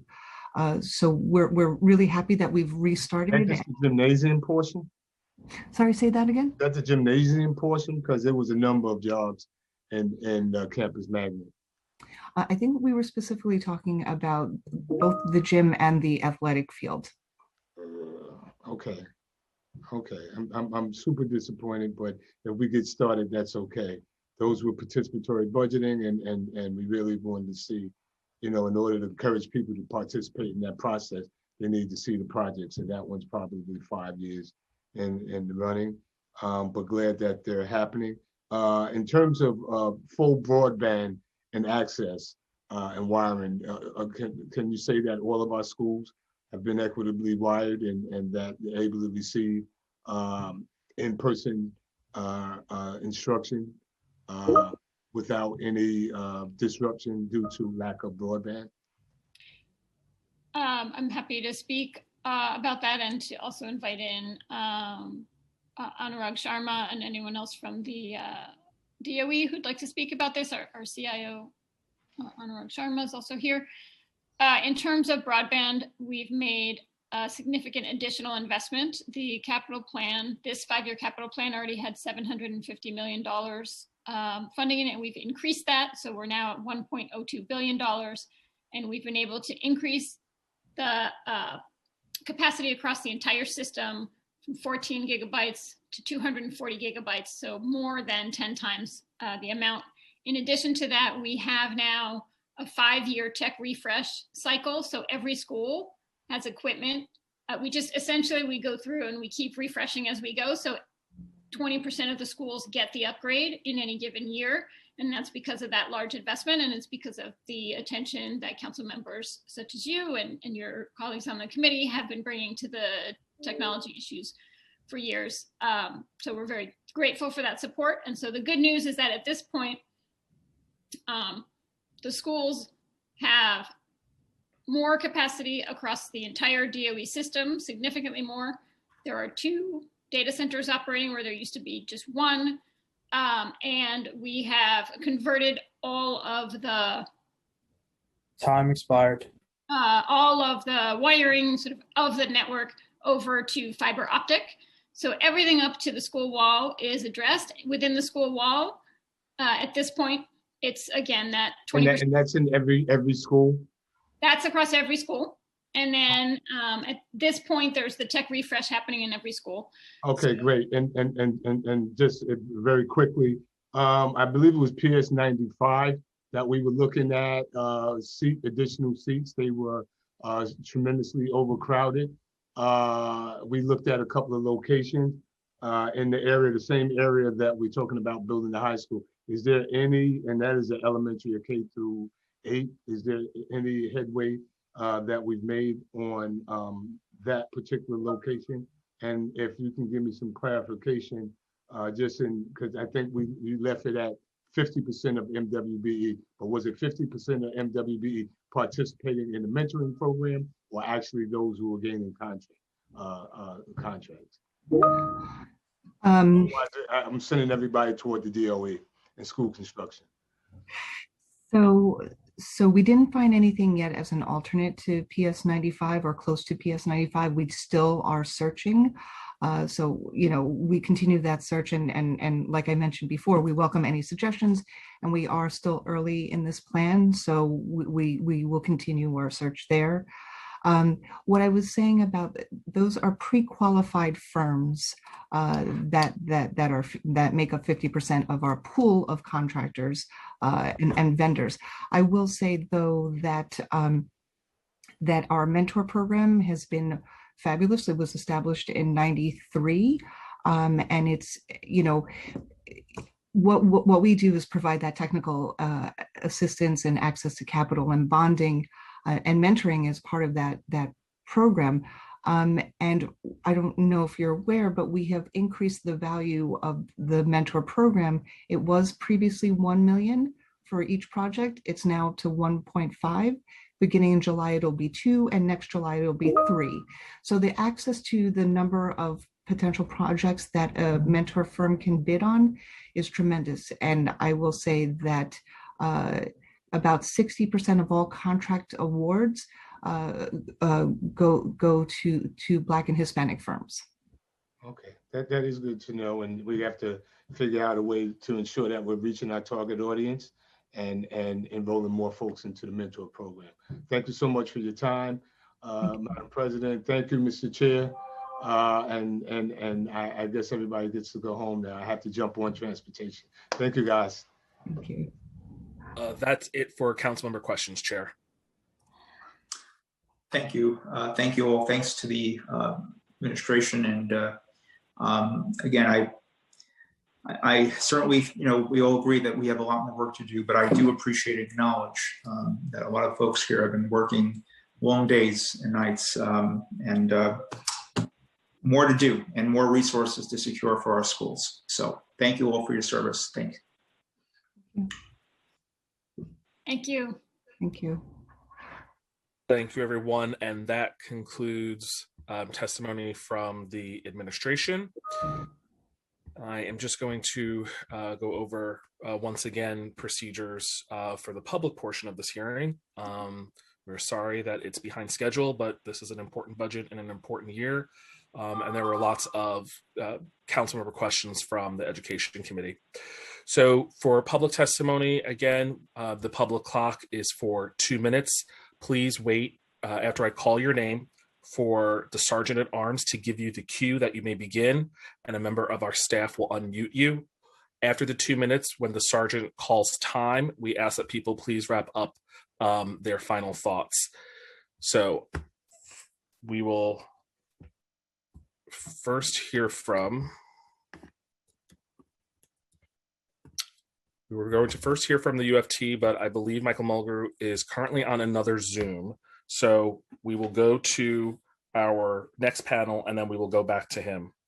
So for the first panel, we're going to call, and I apologize if I am mispronouncing anyone's names, Liana Garcia, Stephanie Pacheco, Rashida Harris, Anna Jean Lewis, and Jenny Metheny.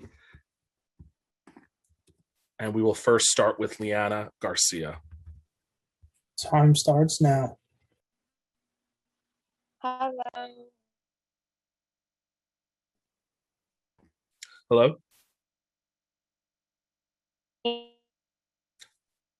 Your connection is garbled. We can't hear you. Log off. Go ahead. Am I like I can? Oh, okay. Here we go. Now we. Now everyone can hear me. Okay. I stand in solidarity with my fellow youth advocates across New York City who have long demanded police-free schools and who have been silenced by the Department of Education. And I'd like to point out that the problems we have been here long before COVID, and they will continue to be here unless the Department of Education decides to work with students and parents.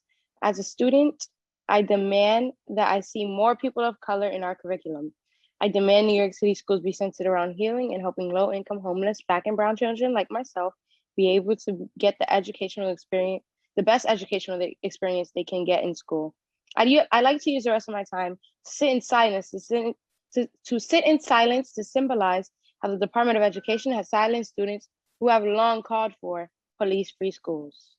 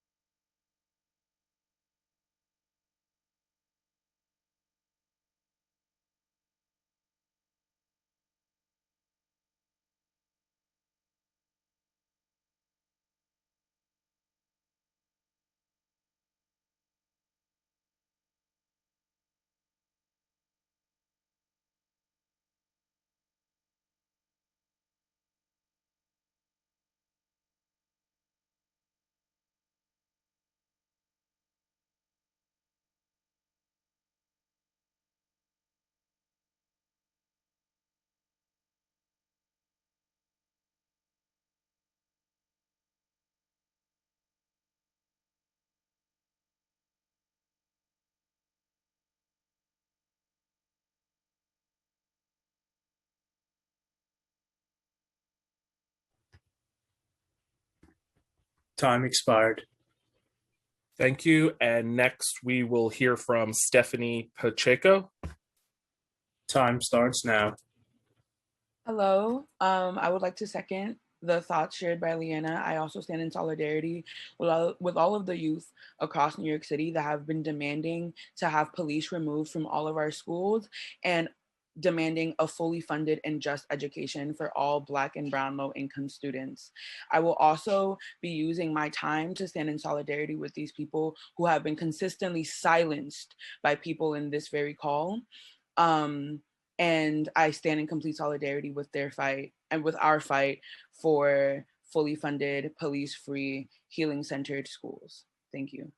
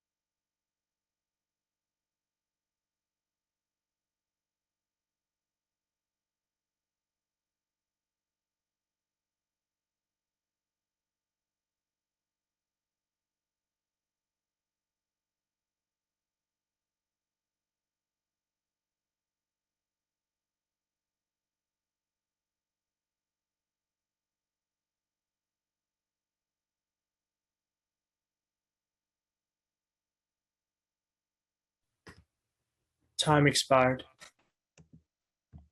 Thank you. And next, we will hear from Rashida Harris. Time starts now. Hi, good afternoon. My name is Rashida Harris, and I'm providing testimony on behalf of the Healing Center Schools Working Group today. I stand in solidarity with the youth advocates across NYC who have long demanded police-free schools, but have been silenced in the real discussions surrounding this transformation. But I am here today to talk about how much money the city currently spends to criminalize and harm students, and how that money can be invested in healing. I have 4 points and 1 question. All the next points I'm about to mention come directly from Girls for Gender Equity, GGE. A redistribution of NYPD's $450 million annual school policing budget across all 1,600 public schools would give every school budget an additional $282,000 each year. If School Safety Division was a standalone police department, it would be the 5th largest in the country. The 188 officer uniform task force, which are actual uniformed NYPD police, not SSAs, in our schools, cost a whole whopping $24 million. The mayor's budget, that's just our reality, the current budget reality that we talk about when we talk about funding our schools, right? The mayor's budget offers the following. We pay for every 1,000 students. The numbers I'm about to quote are for every 1,000 students. So please keep that in mind. So we pay for every 1,000 students, we pay for 5 SSAs, 2.6 school counselors, 1.3 school social workers, 0.9 school psychologists, and 0.6 school nurses. I don't need to remind y'all that a budget is a moral document, and we need to prioritize healing, centered, and restorative practices through an anti-racist, anti-biased, culturally responsive lens. Question, Chair Traeger, are they still planning to hire 475 new school safety agents at a cost of $20 million from the DOE's budget? I implore you to block that, please. It's not prioritizing healing center schools. We need culturally responsive, sustaining education, smaller class sizes, and we must include students and parents and community members in these planning meetings. Our Healing Center Schools roadmap provides the framework for making this happen. We all need healing. Thank you so much. Thank you for your time, and peace. Thank you. And that concludes this panel for those that are present. We will move on to our next panel, who's rejoining us, Michael Mulger from the UFT. Good afternoon. Thank you. Good afternoon, and I want to thank the City Council for having this hearing. I want to thank Chair Traeger for all his great work and all the other City Council folks who are here. Look, I want to be really quick here. We're facing phenomenal challenges at this point in time. The amount of damage that has been done because of COVID and what we're looking at is going to take an immense amount of work and funding. Thankfully, with a lot of effort, we were able to get a president in the United States who actually believes in investing in actual people and not corporations and banks. And now we have this funding. But the question for us as a city is, are we going to spend it wisely? This is a once in a lifetime opportunity to do a lot of good, or is it going to become political footballs and a waste of time and funding? And I'm imploring folks here, we have a 5-point plan. It's in my testimony. We need an intervention team for every 200 students for academic intervention, as well as an emotional and social assessment. We want to make sure that we're doing everything in our power right now to spend our money wisely, okay? We want to make sure we have a real intense summer school experience right now, not what's been in the past. And we want people to be brought together safely. And these are the challenges that we have. But we want to take these challenges on, but we really need partners. And that's what City Council has been, our partners. And this is really, as we go through the rest of this school year, making sure all of our graduating seniors get the support and the support and information that they need so that they're making really good choices about their college or careers or whatever path they're choosing to do. All of these things are imperative right now. So we are asking City Council to be there and work with us on behalf of the children of New York City. Lots of stuff is tough. We understand it. And as to the last speaker, I do not agree with hiring 475 more school safety officers. I'm just telling you that right now. No reason to be doing anything like that at this moment. So again, I want to thank Chair Traeger and everyone else in City Council support for all the things you've done with us in the past. But now some of our greatest challenges ever are before us. And I want to say a couple things publicly as well. And I'd like for President Mulgrew to hear, because you know, there's been a lot of commentary from folks who never spent a day working in a school about school reopening or school safety concerns. I just want to remind the public that the city administration did not even come up with or even work on a plan to reopen the school system until after July 4th. Now, if you actually worked in the school, you would know that school communities prepare for September, not in the end of July, not in August, but you prepare maybe January, February, earlier in the year.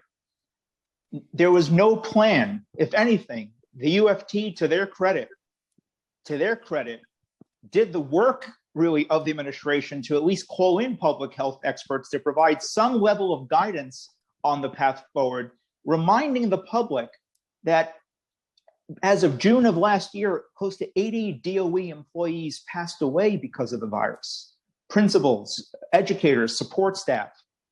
And there was understandable distrust of the government because we put people in very dangerous situations where the virus was spreading at the time. So the administration did not even come to the table with any plan until later in the summer. And to the UFT's credit, and I would say CSA, others, they brought in public health experts. They wanted to hear from infectious disease experts what is best to protect our kids, not just the staff themselves, but we're here for the children. So I want to just get that straight. And as I mentioned with the DOE earlier in SCA, there was a school in Manhattan, MLK campus, MLK Junior Campus, that has no windows, and they failed the ventilation test because of the infamous toilet paper test. That's why that school community had their school opening delayed. So we need to get the facts out there, because educators always prioritize the safety and well-being of their children and of their classrooms. And educators are not robots, they're human beings. And we publicly should acknowledge and thank a workforce that literally transformed the largest school district in the nation from in-person to remote, moving heaven and earth with inadequate support, even while facing challenges in their own personal lives, losing loved ones, being primary caretakers. And Mr. President Mulgrew, I mentioned before with CSA, it's worth repeating with the UFT, I also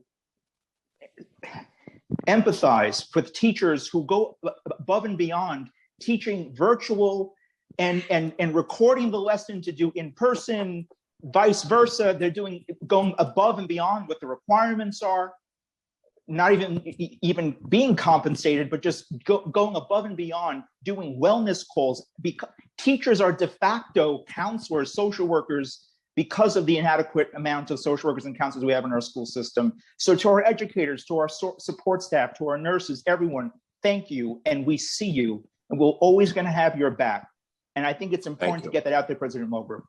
Thank you very much, Chair Traeger, excuse me. Yes. Oh, no, I was going to say, I don't see any questions from other council members at this time. And Mr. Mulgrew was by himself on this panel. Thank you. Thank you, President Mulgrew. Sure. Thank you. Thank you. The next panel that we will be calling is Jonathan Rampagoa, Jade Entian, Akira Adams, Brielka Rodriguez, and Smita Varghese. We will start with Jonathan. Time starts now. Good afternoon, City Council Education Committee. My name is Jonathan Eastern Pagoa, and my pronouns are he and his. I'm an Elmhurst, Queens local. I attend Bard High School, College, Queens. I'm also a member of the New York Civil Liberties Unity and Activist Project. Today, I'm calling on this body to allocate additional funding for ventilation and PPE for public schools. This is especially essential for the current school year and for the next academic year of 2021 to 2022. Yesterday, based on the Mayor de Blasio's decision, NYC high schools reopened for in-person learning. It is imperative that students who transition back to full in-person learning have a healthy and spaced environment that adheres to the CDC guidelines. There are a number of health concerns with regard to the ventilation in our schools. According to the NYC DOE, of the 96% of classrooms that have functioning ventilation systems, there are still another 2,882 in need of repairs. Additionally, Ventilation Action Team inspectors say 21 schools housed in 10 buildings throughout the city are unfit for teachers to return to due to poor ventilation.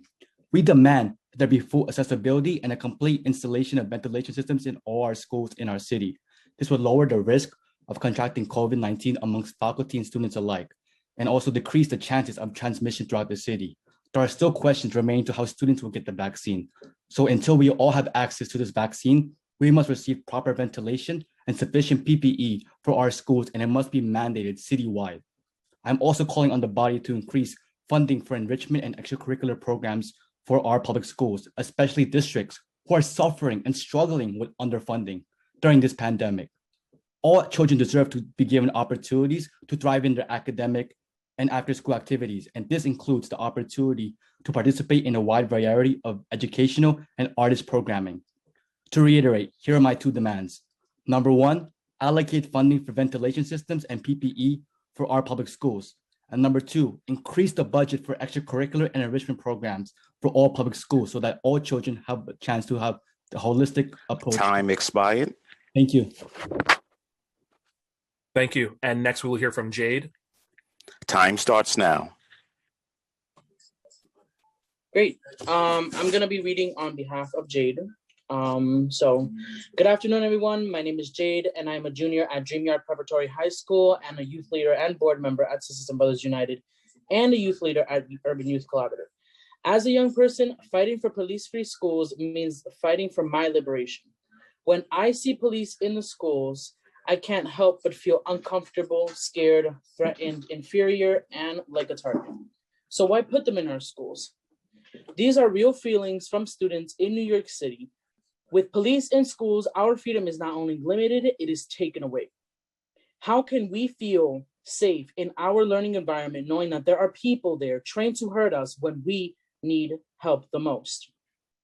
In New York City, with predominantly students of color, there are more police officers than student counselors. We've also seen in the past more than 90% of students handcuffed during child and crisis issues be students of color. Children as young as 5 years old have been handcuffed during a mental health crisis. With data like this, who am I supposed to turn to when I need help the most? If I don't feel okay, if I'm scared, if I'm about to have a mental breakdown, who is going to help me? The same people trained to mace me if I scream in fear, the same people who will pin me down if I need space, the same people trained to hit me if I feel uncomfortable being held. Our schools continue to feel more like prisons than actual schools, and the police wants us behind bars. That is much clear. What makes the school to prison pipeline in New York more painful and complex is that our people who look like me, are the ones that are tasked to police us in schools and communities. It is time to reimagine safety, but when we say we keep us safe, we don't mean we want. Time expired. Education is the starting line to my future, to all of our futures, and to get there, we cannot continue to utilize the same oppressive practices. We need real investment and support, and it starts with police-free schools. I ask the council today to fight for a budget that does not hire new cops in our schools, but instead invest in the money in counselors, social workers, and restorative justice practices. Thank you. Thank you. And next we will hear from Akiria Adams. Time starts now. Hi, my name is Akiria Adams. I'm a youth leader at the Urban Youth Collaborative, and I'm a high school junior in Queens. As a student that attends an over-policed public school with mostly students of color, I have witnessed and experienced the impacts of spending so much money on school cops. Our schools need more guidance counselors and mental health resources, especially during this time. I recently had an issue that only my guidance counselor can handle. It took 2 months for me to reach her. My peers at school are going through even worse situations than I was and can't get any help. Schools cops can't solve issues that students have, yet we spend $450 million on them each year and are even paying them right now to patrol empty schools. School police are known to escalate situations and harm students. I have seen school police in my school use excessive force and hurt students until they are bruised. I have seen them arrest students and yell at them during metal detector searches. I once had a fork in my bag for lunch and they told me I couldn't go to class unless I threw it away, making me late to class. I've been taken to the side nearly every other week to be scanned by a wand because of items like a hole puncher, jewelry, or any other harmless items. Why do city budgets prioritize policing instead of resources to help students? It is unfair that there is a hiring freeze on other educational staff, yet there is a negotiation to hire more school police when they don't benefit students. It's also unfair that the city wants to transfer school cops from the NYPD to the DOE, which does nothing to remove them. Stop neglecting our needs and give us police-free schools and resources that help us. Thank you. Thank you. And next we'll hear from Brielka. Hi, my Time. name is Wilka Rodriguez. I live in Staten Island. I am in 9th grade and I am a youth leader at Make the Road New York and an urban youth collaborative. I'm here today testifying because after years of young people campaigning for police-free schools, it's a slap in their face to learn that the city is planning to spend $20 million to hire 475 new school cops, all while the mayor already cut $700 million from the year's education budget. New York City already spent $450 million on schools cops. We need funding to make our school more equitable and compassionate, compromise space to learn. I was excited to be in high school, but my freshman year was not how I imagined to be. When the pandemic hit, it made me realize that my school and other schools across New York City were not equipped to deal with the situation like this one. My first day of high school was disorganized, stressful because I was not informed by any of staff about my school schedule, nor emotional support that was available to deal with my anxiety from the pandemic. I became aware that there is a lack of funding for emotional support and mental health support for students. To me, and probably to many other students, the lack of resources is a nightmare. My school is located a couple blocks away from where Eric Gardner was killed. It's unbelievable to know that those same police from the precinct are in my school. It's frustrating that close to $450 million is spent on police in schools. Even more so that they are doing is now policing empty buildings. My school is a community school. This is important to me because community schools are more important than ever in providing the support students and families need as we return. However, community schools could be facing cuts in the upcoming year. We need to say, what does that mean to me and other students about where Time the city expired. is choosing to invest their money, policing me or supporting me to be successful.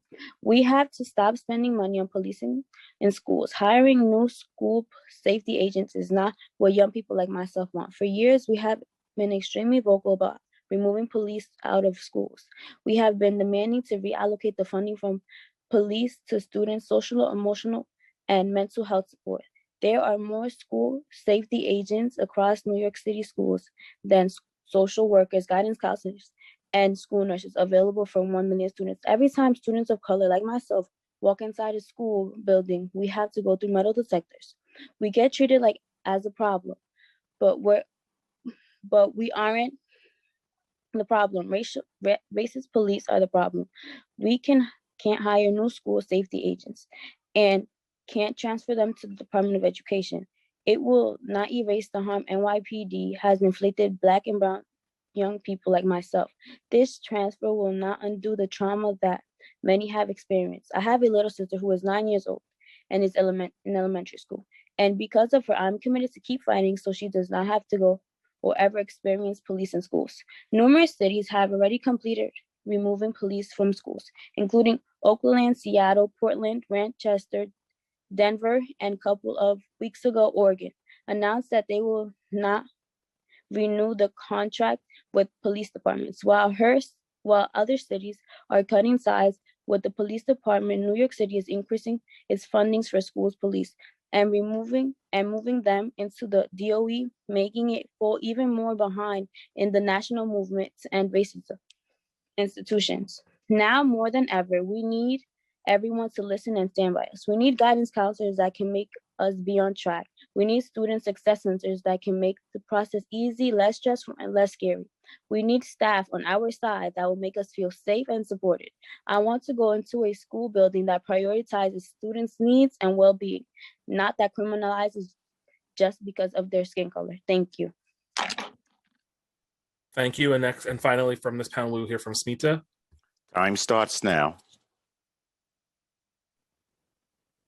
Good afternoon. My name is Smitha Varghese. I'm the New York City campaign coordinator for the Alliance for Quality Education, which is also a member of Dignity in Schools Coalition. And DFC's main mission is to dismantle the school to prison pipeline. My written testimony has specific numbers, but in summary, there are more SSAs policing our students than there are guidance counselors and social workers combined, as the student who just testified before me mentioned. And Chair Traeger, you have said this many times before. This is what systemic racism looks like. When the City Council continues to vote for a budget that includes funding to maintain police and police infrastructure within our schools, and that same budget provides meager supports related to students' social emotional needs, then in 2021, it's the City Council who's going to be held accountable for being complacent in maintaining the systemic structures born from white supremacy. The mayor's preliminary budget continues to allocate $445 million to keep cops in our schools. So AQE calls on the council to push back against this proposal to continue funding SSAs and instead reinvest that money into restorative justice programs, hiring more Black and Brown counselors, teachers, psychiatrists, and other critical supports needed to uplift our youth instead of criminalizing them. AQE also rejects the mayor and the NYPD's plan to hire 475 new cops. And it's important to note that the city is also receiving at least $4 billion from federal stimulus money. We hope this money will be used for things identified by school leaders as being needed to address the needs of their individual schools and creating real restorative justice programs and more social emotional supports for students struggling during the pandemic. Lastly, we reject Intro 2211 that would solidify the transfer of cops, and we hope that the council votes no on it because it would just transfer cops from, the NYPD to the DOE, and this would just create more infrastructure to police and criminalize our students. I would like to use the duration of my time to sit in silence to symbolize how Time expired. silencing students calling for police-free schools. Thank you. Thank you. And that concludes the testimony for this panel. Next, we will hear from Donald Nesbitt, the Vice President of Local 372. Time starts now. Thank you, Councilman Traeger.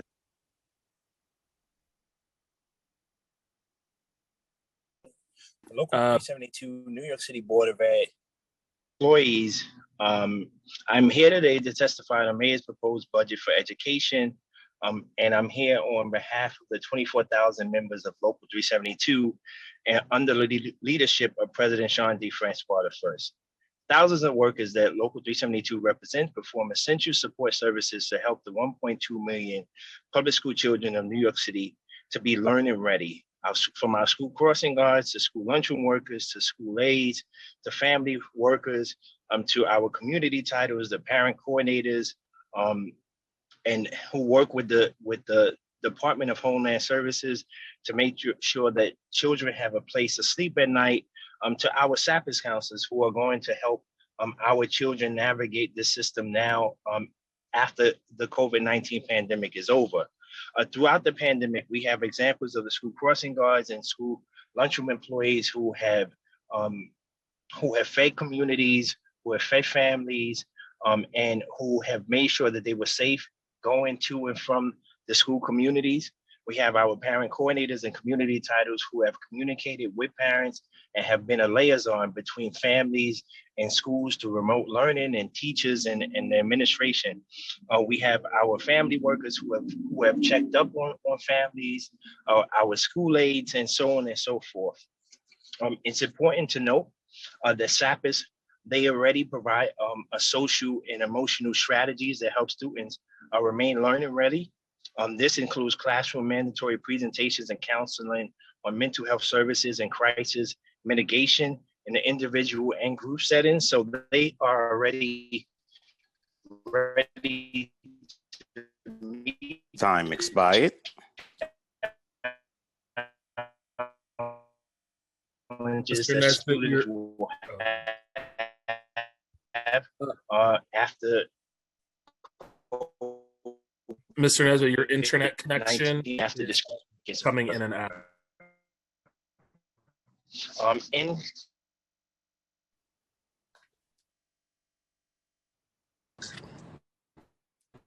Are you there? yes, is it better now?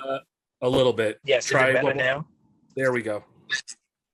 Okay, I just want to say two things. We have members who are in the public schools and the charter school system, and at this time, the city and the state have acknowledged that the Renaissance Charter School, the members there have acknowledged that the funding gaps that that charter school faces have provided problems with them being able to hold up their financial assistance to the workers that are there. We ask that the city council support them in whatever funding that is needed at Renaissance Charter School in District 30.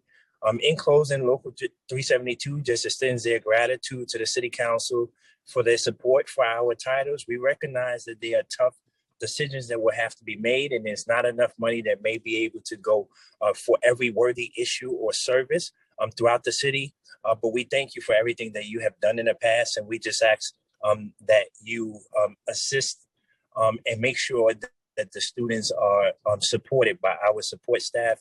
One last thing I just want to include that I forgot, the school lunchroom workers, if we can fit into the capital plan, something with ventilation in school cafeterias. It's about to be spring and summer again, and our members are in excruciating pain and hurt and suffering throughout the summer months when temperatures hit close to 130, 140, 150 in our school cafeterias. Thank you, members of the council. And I just want to say, I thank the other key unions, to DC 37, to Mr. Nesbitt, to your membership. We owe you more than thanks. We owe you more than recognition. I keep correcting some folks who say that school buildings have been closed. Many of them in my district across the city have been open, staffed by school food workers, cafeteria workers, and our school cleaners, who put their own life on the line, got sick themselves, going through challenges in their own personal lives, feeding our families all day, serving them, not just with food, by the way, with information, because schools are a point of information and resources for folks. And I went around my district thanking our schools, and I saw the number of families interacting, speaking, getting information, and in addition to a meal, having someone to talk to, being a support network for each other. And we are forever grateful, but we have to do more than just say thank you. It has to be reflected in the budget. And you're right, even before the pandemic, DC 37 always talked about what our school food workers are subjected to with very hot temperatures in these cafeterias. This is not a luxury item. This is being able to have adequate ventilation and not working in 100-degree temperatures at work. This is a workplace safety issue. It's a public health issue, and we're with you. That is a priority for us. And I just want to again publicly acknowledge and thank you and your membership, and also your SAPIS counselors. There are paraprofessionals who are DC 37. There are nurses, DC 37. So many parent coordinators, many key positions in schools that are critical support systems for our kids are DC 37 members. We appreciate you, we see you, and we thank you, Mr. Nesbitt. Thank you, Councilman. And that concludes the testimony for this panel. Next, we are going to hear from Ellen McHugh, the Citywide Council on Special Education, Lori Podvesker, Include NYC, Randy Levine, Advocates for Children, Courtney Yadu, New York Legal Assistance Group, Maggie Moroff, the Arise Coalition, and Chris Trieber. Following this panel, we will hear from Josephine Okungu, Josh Melendez, and Kenneth Jones. We will start with Ellen McHugh on the current panel. Time starts now. Hello, can you hear me?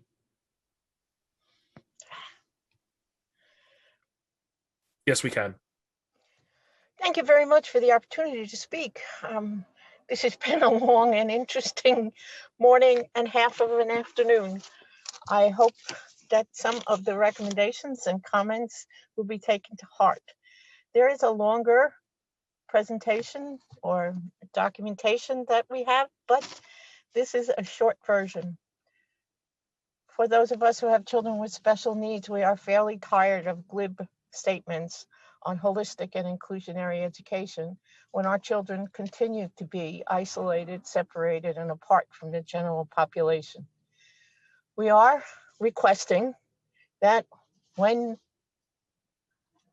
we use the words inclusionary and holistic, we also include the fact that there is no one at leadership at the DOE that we know of who has an identified disability, who uses a wheelchair, who's deaf, who has other issues that might impede his or her mobility. As our kids want to see someone like them in leadership positions, we would hope that the DOE would spend some time recruiting individuals with special needs to be on leadership teams. We are coming up to an if-only budget. If only we had 100 social workers, if only we had 100 psychologists, if only we had more room, if only we had fewer children. We do have fewer children, 30,000 students left this system. With that in mind, it would benefit us all to lower class sizes because it works for children of all types and all persuasions. We would also like to see Time expired. the iPads and other equipment that have been distributed to individuals be made accessible to those with disabilities and also include English language learners who have been denied in some ways full access to these devices. Thank you very much for your time and effort on behalf of the children, and I appreciate the opportunity to speak today. Thank you, Ellen. And next we'll hear from Lori. Time starts now. Hi, everybody. We would like to thank the Council's Committee on Education and Chairman Traeger for holding this important oversight hearing on the FY22 preliminary budget. My name is Lori Podvesker, and I am the Director of Policy at Include NYC. For the last 38 years, Include NYC, formerly Resources for Children with Special Needs, has helped hundreds of thousands of New York City families navigate the complex special education service and support systems. With much gratitude, we commend the Department of Education and all staff at 1,600 plus schools for their unwavering commitment to our children and their families during this very challenging year. We testify today to urge the city to prioritize meeting the needs of the near 300,000 students with disabilities in this year's budget. For too many years, our city chose not to allocate adequate funding to support the system with reducing the achievement gap between general education students and students receiving special education services. With help from the federal government on its way, the city can no longer say it does not have the resources to do so. The city must use these targeted funds appropriately to help students with disabilities begin to recover their academic losses, strengthen their literacy skills, and make educational progress. An investment like this now will allow a historically underserved group, mostly Black, Indigenous, and people of color, to gain access in the near future to more opportunities, higher education, and employment. It will also support better integration into our communities. As a result, we recommend City Council ensures there's adequate funding in the budget for the Department of Education to do the following. Develop a citywide plan to adequately address compensatory services by June 30th, 2021, to reevaluate every student with an IEP in fiscal year 22, immediately lift hiring freeze and hire additional licensed special education teachers, school psychologists, and related service providers. Create Time expired. centers this summer for on-site evaluations and related services. Disseminate guidance documents for schools on the implementation of the citywide compensatory plan by August 30th, 2021. Provide compensatory services to all students who did not receive mandated special ed services and specialized instruction as per their IEP since March 16th, 2020. and provide parents with more support and training on specially designed instruction in online learning, behavioral supports, digital literacy, and their educational rights. Thank you so much. Thank you. And next we'll hear from Randy Levine. Time starts now. Thank you for this opportunity. My name is Randy Levine. I'm the Policy Director of Advocates for Children of New York. With the federal government having approved the largest one-time investment in education in our nation's history, the city needs an ambitious education initiative to pave the way to hope and opportunity for our students. We have submitted detailed recommendations, including the need for a core of professionals to focus on academic support, social emotional support, and outreach, an expanded summer program, one-on-one or small group tutoring, evidence-based literacy instruction and intervention, compensatory services for students with disabilities, make-up language instruction for English language learners, and targeted support for student populations such as students in the juvenile justice system, significant mental health support, intensive outreach efforts, and extended school eligibility for 21-year-old students who would otherwise age out this year but need more time. I want to highlight a few issues that predate the pandemic and where action is needed even more urgently now. First, while the preliminary budget would expand 3K to 4 additional districts, it includes no additional support for preschool special education. Data released last week confirm what we've seen on the ground. The city still has a shortfall of hundreds of preschool special education class seats. The city cannot claim to provide pre-K for all while continuing to leave children with the most significant needs out in the cold. This year's budget must include sufficient funding for these legally mandated classes and provide salary parity for teachers of preschool special education classes at CBOs. Second, especially given the impact of the pandemic, funding, including NYPD school safety funding, should be allocated to staff to help support students' social emotional needs. The city must invest in staff such as social workers and behavior specialists and provide an integrated system of intensive mental health supports for students in high-need schools, such as the mental health continuum, included in the council's FY20 response to the preliminary budget. The city should also invest Time expired. school-wide restorative justice practices to address the root cause of student behavior. And finally, the pandemic has underscored the need for a DOE office for students in foster care. Currently, there is not a single DOE staff member focused full-time on students in foster care who have the lowest graduation rate of any student group in the city. Especially following the disruption of the pandemic, schools can be a stabilizing force for students in foster care, but only if someone is focused on addressing their needs. Thank you for this opportunity, and I'm happy to answer any questions. Thank you. And next we'll hear from Courtney. Time starts now. Good afternoon. My name is Courtney Yadu, and I'm an Equal Justice Works Fellow at New York Legal Assistance Group. For more than 20 years, NYLAG's Special Education Unit has advocated on behalf of low-income students with disabilities. Our lawyers collaborate with families to ensure that students receive the educational services that they need and are legally entitled to. During the pandemic, many of our clients have experienced profound upheaval, learning loss, and regression. Today, we're here to ask that the City Council prioritize their needs in the budget. Before the pandemic, students with disabilities already faced enormous challenges navigating the special education system. Our clients often waited months and years for necessary services. The pandemic has exacerbated these longstanding problems. With my limited time, I'll share the challenges that 4 NYLAG clients have experienced this year, which are representative of the obstacles that so many families have faced. Our 10-year-old client from Brooklyn has a learning disability and needs a small classroom setting. However, his remote class has 27 students in it, more than double the mandated size. He receives minimal live instruction each day, which he often misses because his speech and occupational therapy sessions are scheduled at the same time.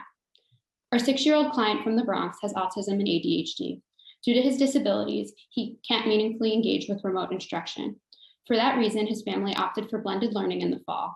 However, he didn't receive a school placement until months into the school year. While he was waiting, he didn't receive any educational services. Our 4-year-old client from Queens has significant language delays. Her family requested an assistive technology evaluation last January before the pandemic. Over a year later, she still has not been evaluated. Our 15-year-old client from Manhattan lives in a city shelter without reliable internet access. Despite numerous requests, he didn't receive a DOE iPad until July. That device still frequently malfunctions, preventing him from engaging in remote learning. These are just a few of the challenges that our clients have faced. After this year of educational loss, the city must address the needs of students with disabilities. We ask that the council prioritize their needs in the budget. Thank you for the opportunity to testify today. Thank you. And next we will hear from Maggie Maroff. Time starts now. Oh, one moment, Maggie. You should see a prompt looking to accept the unmute. There we go. Malcolm, thank you. Good afternoon. My name is Maggie Moroff, and I'm here today representing the Arise Coalition. I'll send in my full written testimony later, and we'll be attaching to it 10 recommendations from Arise that we believe necessary to address the needs of students with disabilities after this year of serious educational disruption. I'm going to focus my oral testimony, however, on 2 of those points. The first is compensatory services. I was pleased to hear from DCAO Fody earlier that they're working on this, and I'm very thankful to you, Chair Traeger, for asking about it. We're looking forward to more details from the DOE. That said, all students had their school life thrown into upheaval this year. Among those most impacted were students with disabilities who are disproportionately Black and Latinx. They lost countless hours of critical special education instruction and support. Many lost skills that they had worked hard to gain prior to the pandemic. The city really needs to roll out a plan for determining what students missed and providing instruction and services to make up for that. This is going to require hiring or contracting additional special ed teachers and service providers, and we ask that the council make sure that there's funding in that for the budget.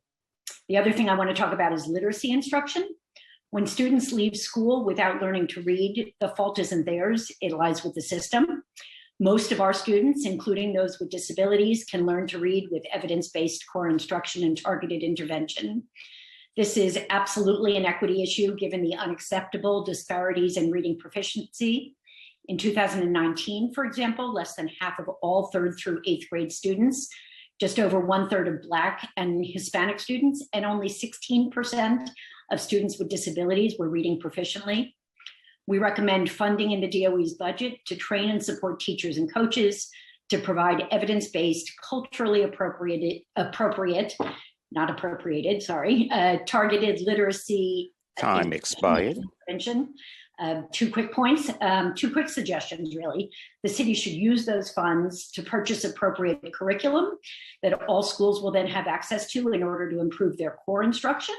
The city might also consider expanding a program that they launched last summer, pairing trained educators with small groups of students who needed additional literacy support. There's more in my written testimony. Thank you for the chance to testify today. Thank you. And finally, from this panel, we will hear from Chris Trieber. Time starts now. Yes, good afternoon. My name is Christopher Trieber. I'm the Associate Executive Director for Children's Services with the Interagency Council. Since I have 2 minutes, I'll limit my remarks to the subject of preschool special education and the children and families who depend on these critical services and the issues of equity, access, and quality. Every child who attends a 4410 preschool special education program is a public school child. They're placed there by the New York City DOE because there's no other educational option for these children. These children live in your neighborhoods and they would have gone to pre-K for all programs if he or she did not have a disability. Based on the mayor's preliminary management report, we know that 86% of all students with disabilities in New York City attend 4410 programs. It's simple, our schools are the schools that serve children in New York City. But our schools have not been treated that way, nor have they been funded that way. In the last 10 years, our preschool programs have received only a 10% increase in tuition, while state aid to school districts has increased by 44%. This has created a challenge for our schools in terms of recruiting and retaining certified teachers. Our teachers are now the lowest paid teachers in New York City. We are happy that the City Council prioritized salary increases for early childhood teachers in New York City, but our teachers were left out of that salary increase. It makes it very hard for us, our schools, to retain certified teachers and recruit new teachers. If all the kids came back to school, the schools would not be able to operate all the classrooms because they don't have enough teachers. I see I'm running out of time. So in closing, I want to share with you the most troubling question I was asked by one of our parent leaders about 2 weeks ago. One of them asked me, can I explain to them why our children are valued any less than children who attend public schools? I had no answer for them. Do you? Thank you. Thank you. And that concludes testimony for this panel. Sorry. The next panel that we will be calling is Josephine Okungu, Josh Melendez, and Kenneth Jones. Following that panel, we will be calling on Kaveri Sengupta, Eric Agarijo, and Roshni Ahmed. We will start with Josephine Okungu. Time starts now. My name is Josephine Okungu. I'm here as a trained teacher, a New York State certified teacher, a former 4410 preschool special ed teacher, a parent to a child with special needs, now as an advocate for equity for students with disabilities. Recently, I quit my teaching job from HeartShare, a 4410 preschool for special education, not because I hated it and not because I do not love teaching my students, I do. I quit my job because my salary wasn't meeting my basic needs, and it was a very tough decision, but I had no choice. My husband had lost his job, and so I had to make drastic decisions. Just like every teacher in New York State and District 75 schools, I earned my master's degree, passed all my state exams before being certified. I worked very hard to become a New York State certified teacher. Believe me, it's a daunting process. But after all my hard work, I came to realize that equity in teacher remuneration excludes teachers who work with students who have special needs in 4410 preschool special ed programs. Why do I have to be paid 40% less of what public school teachers and District 75 teachers earn? 4410 schools serve 3 to 5 year old children, and parents whose children attend these schools did not choose to send their kids there. Our kids were placed there by the DOE because they need extra support, and the DOE has determined they cannot get the support they need in public schools. These kids do not have the luxury of attending their neighborhood public schools. Now that you have all this information, why did the city reach a salary parity agreement and agree to pay 3K and pre-K teachers at the same salary Time as expired. public school teachers, but excluded teachers of 4410s? Please explain to me why this year's budget proposal does not fix this discriminatory policy, which will likely lead to more teachers like me leaving special ed classes and leaving preschoolers with disabilities without the teachers they need. This year, we are asking the City Council to demand that the budget help our preschoolers with disabilities. We are asking the city to have faith in preschoolers with disabilities and show that you believe in them by investing in them. The city must make sure there is a seat for every preschooler with IEP, and the city must change course this year and include 4410 preschool special ed teachers in this salary agreement. And also, I've listened to many of you speak about and testify about spending millions and billions, yet none of you spoke about funding special ed preschools. Do you know they exist? Do you know that every year more kids get diagnoses and have some kind of disability? Well, I'm here because special ed preschools exist and we need funding. Thank you. Thank you. And next we will hear from Josh Melendez. Time starts now. Hello, everyone. My name is Matthew, and I'm a youth leader at Citizen Brothers Unite. I live in Council District 8, and I'm in 7th grade, and I attend James Kiernan High School, Junior High School. After hearing the mayor's plan of 475 police officers, I strongly demand that the city council make it a priority to block this, as the money used to employ these cops in our schools will be better spent on social workers, guidance counselors, and health workers in our school. I'm excited to go back to school to learn alongside my peers, but I still don't feel safe knowing that cops are gonna be at my school. Cops don't make me feel secure and safe in my school or in my neighborhood, because I've seen from personal experience how they treat me and my friends on my way to school, and in front of my school, in the entrance, and also in the hallways. As a student in a music class, I have to bring a guitar home to practice. And there was a time when I went to school and the cops said that they would only let me inside if they checked my bag. They checked my bag and my guitar in case for a gun. I got scared and I felt nervous. I wanted to cry as they accused me of having a gun. Me, an 11-year-old at the time, being harshly judged at the door and being treated like a criminal. Seeing them all over my school just reminds me when I used to have to visit my family member at Rikers. The constant surveillance, the pat downs at the door, the bag searches, it felt exactly the same as going to school. I strongly oppose the idea of transferring the cops from NYPD to the DOE or Intro 2211, as there was no point for them being in my school unless what you want them there is to continue to harass me and intimidate us. Students need to feel like they belong in a safe and a supportive school, and not a school where the system is built to put us in jail. I want to go to a school where I don't feel like I'm the target of a school cop. But in order for this to be, we need money to be divested from school policing and put the money into development of school-like social workers, guidance counselors, medical professionals, and in general, more resources in all public schools, but specifically in the Bronx and Brooklyn. Thank you. Thank you. And next we'll hear from Kenneth Jones. Time starts now. Thank you for the opportunity to talk with you today. One of the things that I want to talk to you about is a resource that's available to the DOE. Running the DOE, even before COVID was an incredible task, and it's Herculean now with the reopening. But you have a lot of nonprofits in the city, many of whom are vendors with the DOE, who are there to help you.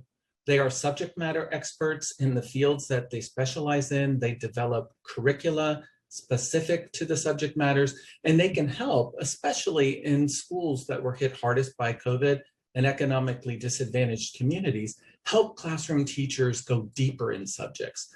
Not every elementary school teacher has the bandwidth to be a subject matter expert in every subject. So some nonprofits focus on a specific area. The Salvadori Center, where I'm the executive director, focuses on STEAM, science, technology, engineering, arts, and math. And just like the Deputy Commissioner Goldmark mentioned about the New York Times article about ventilation, that's how we teach kids math, science, and the arts. We use the built environment right around them to show them how what they're learning in their grade is relevant to their immediate life. But more importantly, what we do is we actually do it in a way that's accessible for all learners. Visual instruction so that ELs can participate. Project-based materials that are hands-on and common so that kids don't need a computer if they don't have one or if their family can't afford broadband, that they can still access the creative, STEM-based, design-based curriculum that truly brings what they're learning in school to life and making it relevant. So my question for you, not a really question, my last statement is to take advantage as you're going through the Herculean task of reopening schools of the nonprofits who are your partners and are willing to work hard side by side with you for student success. Thank you for the time. Thank you. And that concludes the testimony for this panel.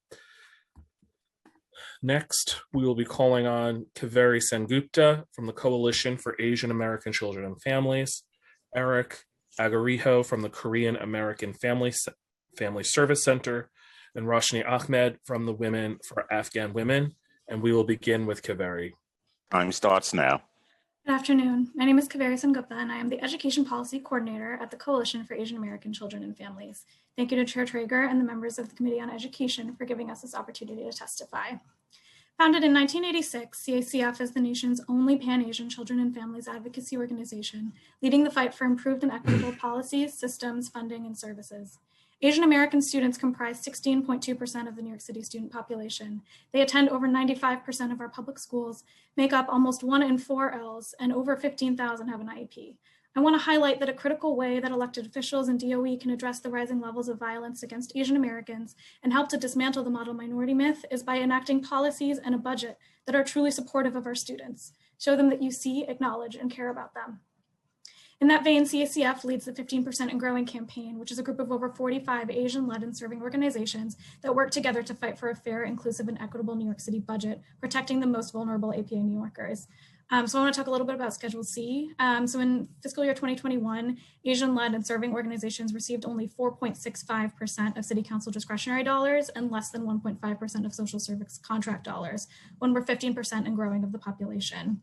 Although Asian American students have a high school graduation rate at 80%, the percentage of college and career ready students is significantly lower at over 50%.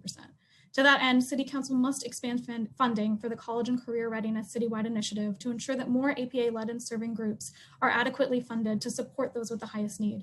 Many of our organizations are already providing these resources without funding.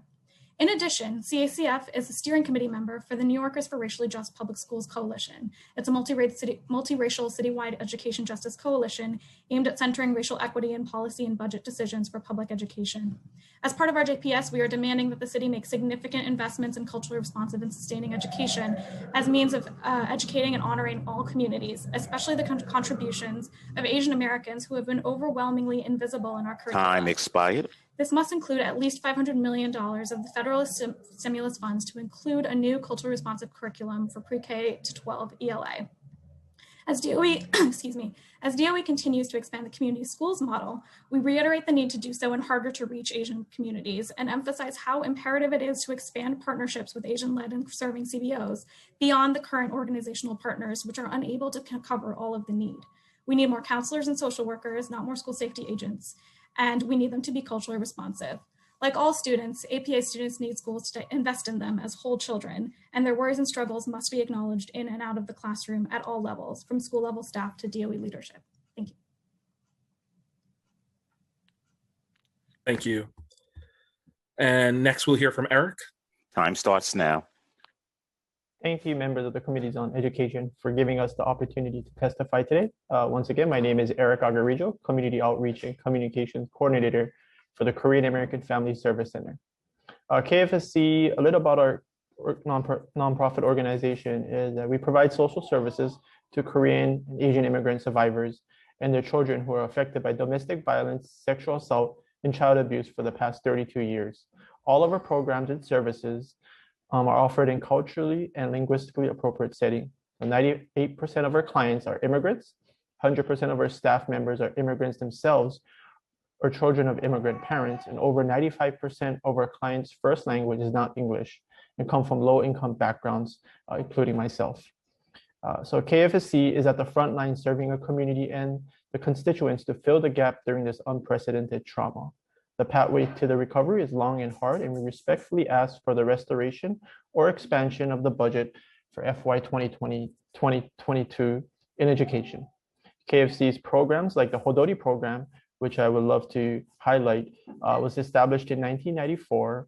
It was designed to help children ages 5 to 13, all from low-income, immigrant, and working families, to ensure that we build self-esteem and improve communications and social skills by engaging therapeutic, creative, and academic activities that are culturally relevant and developmentally appropriate in a safe and healthy environment. As of May 2020, KFC immediately pivoted our Hodori after-school program to virtual classrooms. As an after-school program that serves 100% immigrant or children or immigrant parents who live under the poverty line, the support for KFC's Hodori program provides is critical. Many of our families are digitally illiterate and limited English proficient. Thus, our teachers and program coordinators work additional hours to provide technical support for remote learning in a linguistically appropriate way. Challenges due to limited English proficiency are already existing issues due to family violence at home, poverty, and cultural differences. Particularly the COVID-19 pandemic and subsequent closings of schools and businesses highlighted these gaps even further. We're also concurrently providing a greater number of parent counseling sessions to support our parents who are navigating unexpected needs around health, safety, financial distress, virtual school requirements, food and housing insecurities, and more. So initiatives and other support will be critical for the sustainability of the organization as we provide culturally and linguistically services in educational programs to serve our immigrant families and their children. Thank you very much for today. Thank you. And next we'll hear from Rashmi. Time starts now. Hi, everyone. My name is Roshni Ahmed, and I'm the Advocacy and Outreach Coordinator for Women for Afghan Women. Thank you to all the members here today. I want to talk a little bit about the needs of Asian Pacific American youth in the city who have grown exponentially during this pandemic. Our coalition of 45 Asian-led and serving organizations through the 15% and Growing campaign advocates for budget equity to protect the most vulnerable in our community. WA has been providing comprehensive and culturally specific services to Afghan, South Asian, and Muslim families since 2003. 85 to 90% of women that come to WA for services are survivors of domestic violence and often illiterate in any language. The lack of education among Afghan adults greatly impacts their children who struggle in school because English is not their first language. These challenges have been further exacerbated during the pandemic. Because their parents are unfamiliar with the school system in the US, many of these youth look to WA for guidance in applying for colleges, academic support, and career development. We first started our youth programs in 2005 and now currently have 4 youth programs for young men and women aged 10 to 20 from low-income and immigrant or refugee families. This year, our team has worked extra hard to serve as a support system.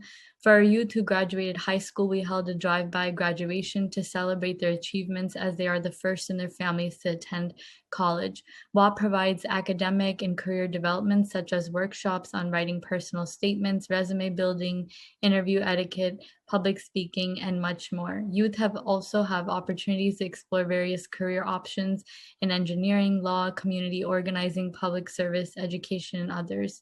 99% of our youth program graduates go on to pursue higher education. Among girls, none were forced to marry early, though all were at risk and now have successfully advocated for themselves to finish their education. Asian-led and serving organizations receive only Time expired. 5% of city council discretionary dollars, though we make up more than 15% of the city's population. We call for a restoration and enhancement of critical funding such as the College and Career Readiness Initiative. Thank you for your time today. Thank you. And that concludes testimony for this panel. Thank you to that panel. I will now be calling on David Chase from Ballet Hispanico and Jennifer Kunla from Big Brothers Big Sisters. We will start with David Chase. Time starts now.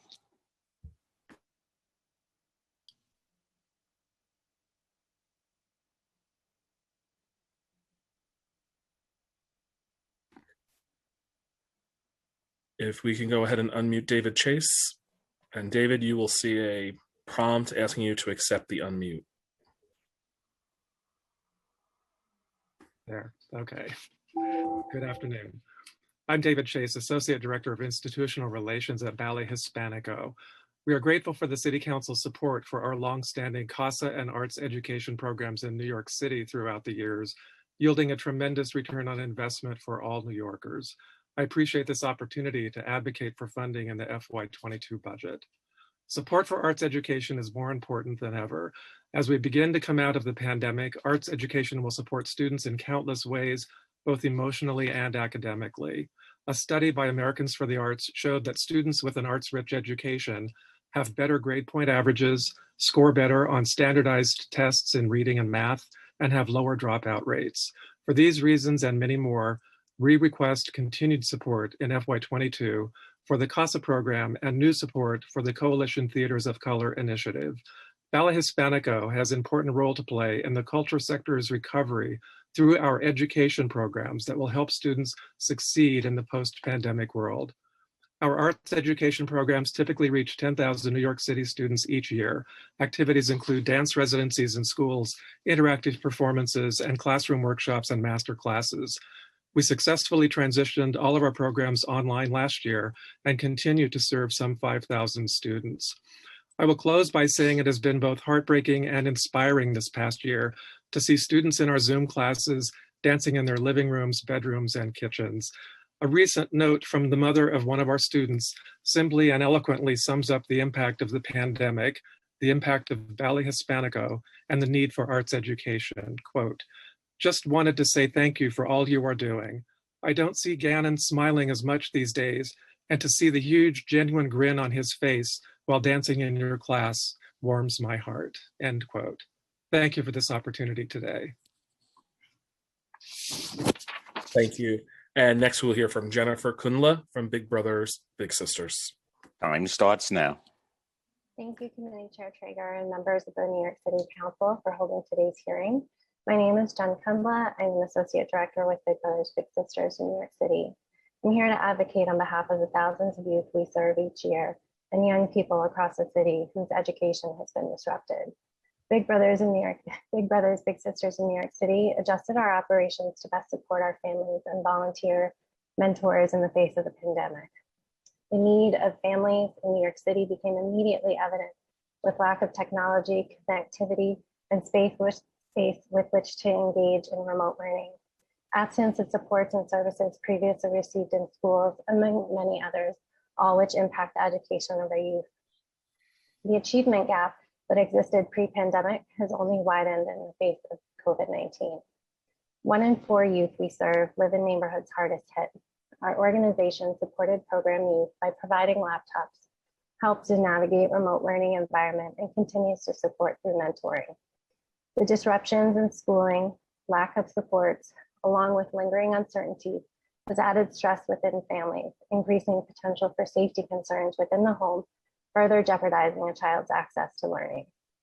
Big Brothers Big Sisters in New York City's ability to pivot during this time to meet these needs would not be possible without the support of City Council and our community stakeholders. Because of this support, our growing number of college and career success participants can navigate through an already difficult transition. More than 85% of our youth who were matched with a mentor prior to the pandemic remain matched today. Volunteers continue to join us in driving mentorship forward. It is important to support programs dependent on this funding. It is imperative that the New York City Council restores the full funding of our organization and all programs that provide essential services to our city's youth to ensure they thrive and are set up for success. We must recommit to not make cuts. Time expired. Investing in New York City's future leaders. Thank you. Thank you. Thank you to this panel. That concludes the testimony for this panel.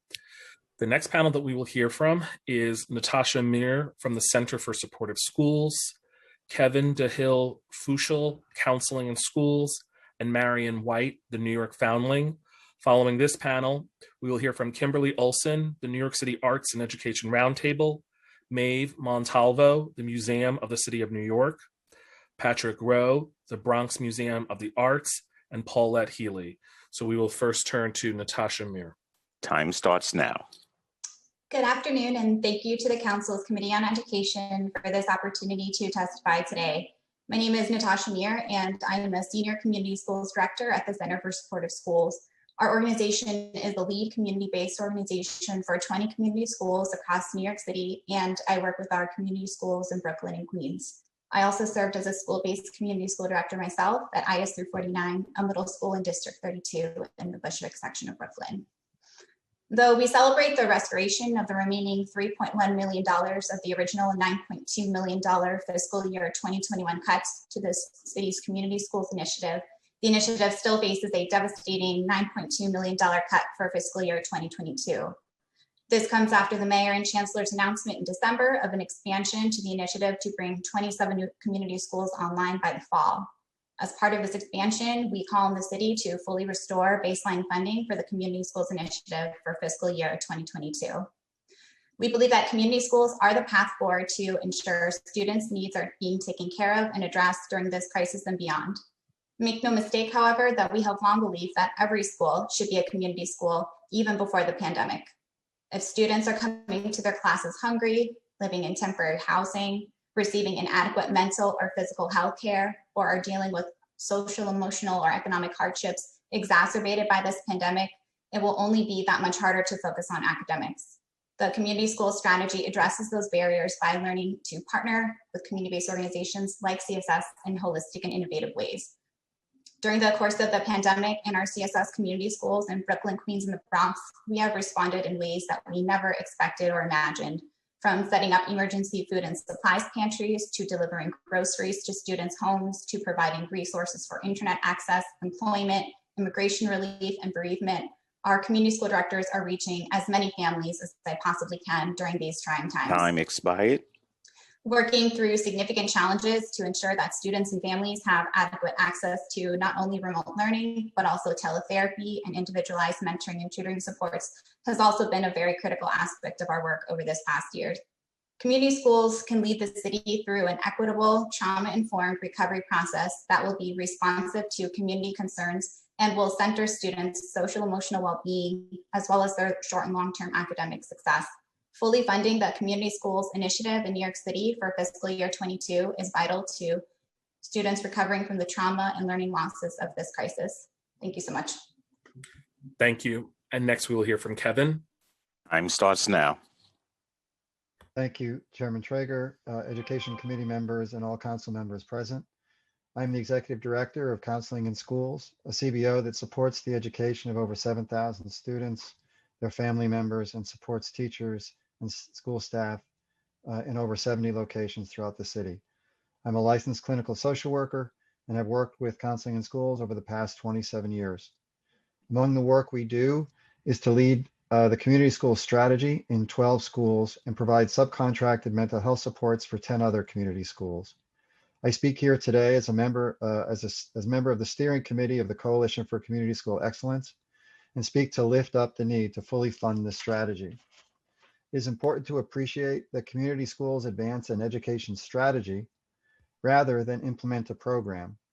This important difference is seen in the mission-driven participation of CBOs like Counseling in Schools, Center for Supportive Schools, Good Shepherd Services, and others, which provide on-the-ground staff who relate to, connect with, and stand with students, their families, and school staff in all that they experience.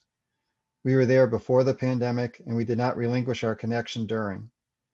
In the face of budget cuts on city and state level, and through significant funding delays, we have been there. While I am proud of our work, it is unfair and unjust that our successful work continues to force us to look over our shoulders for funding and to continue to fight and advocate for an equitable distribution of funds for students and families who historically do with less.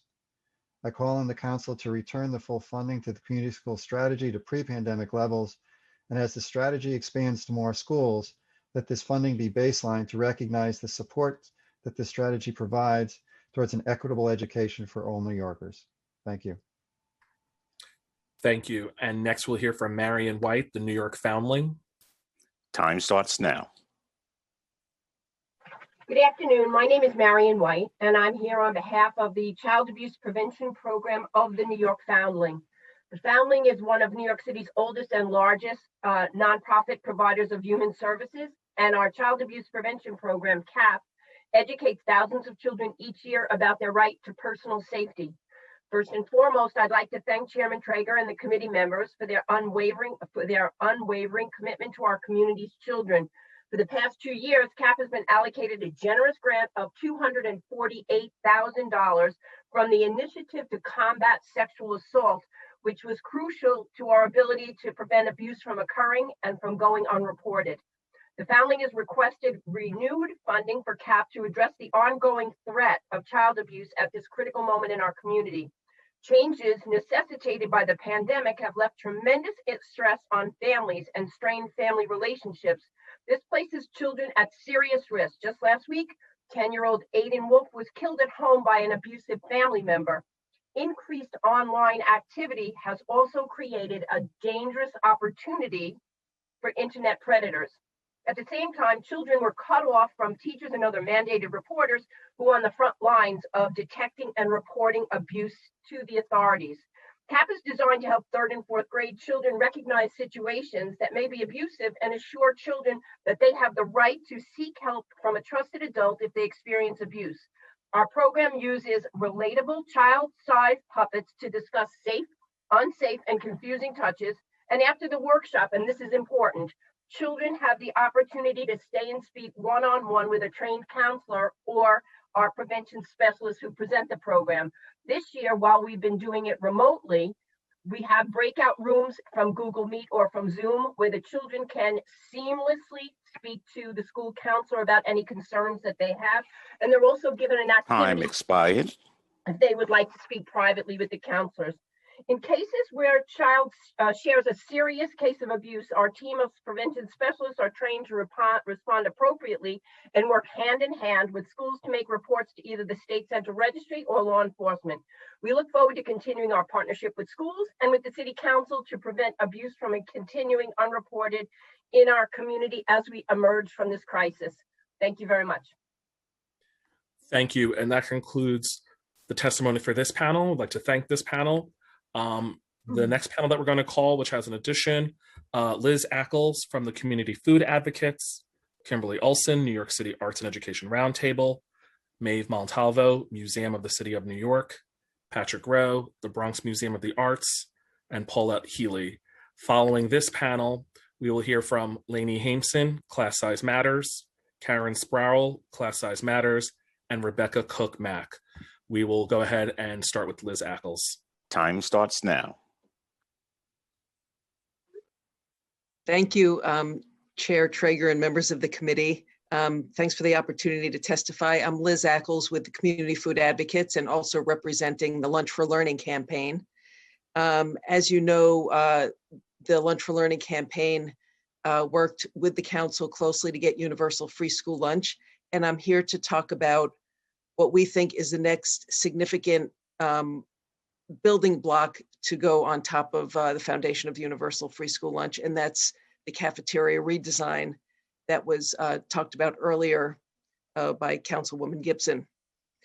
We think the cafeteria redesign model that makes food court style cafeteria environments, serving lines more friendly, welcoming to students, and addresses two of the biggest barriers to school food participation, and that is food appeal and cafeteria environment. It makes it more like a college cafeteria setting. As Karen Goldmark spoke to earlier, there's significantly higher participation in schools with cafeteria redesign and 4 times more fruits and vegetables served. And yes, the students do love it. It's highly cost effective at about $500,000. It's a capital budget project. $500,000 per school. Although there is pre-planning, it's done over a weekend.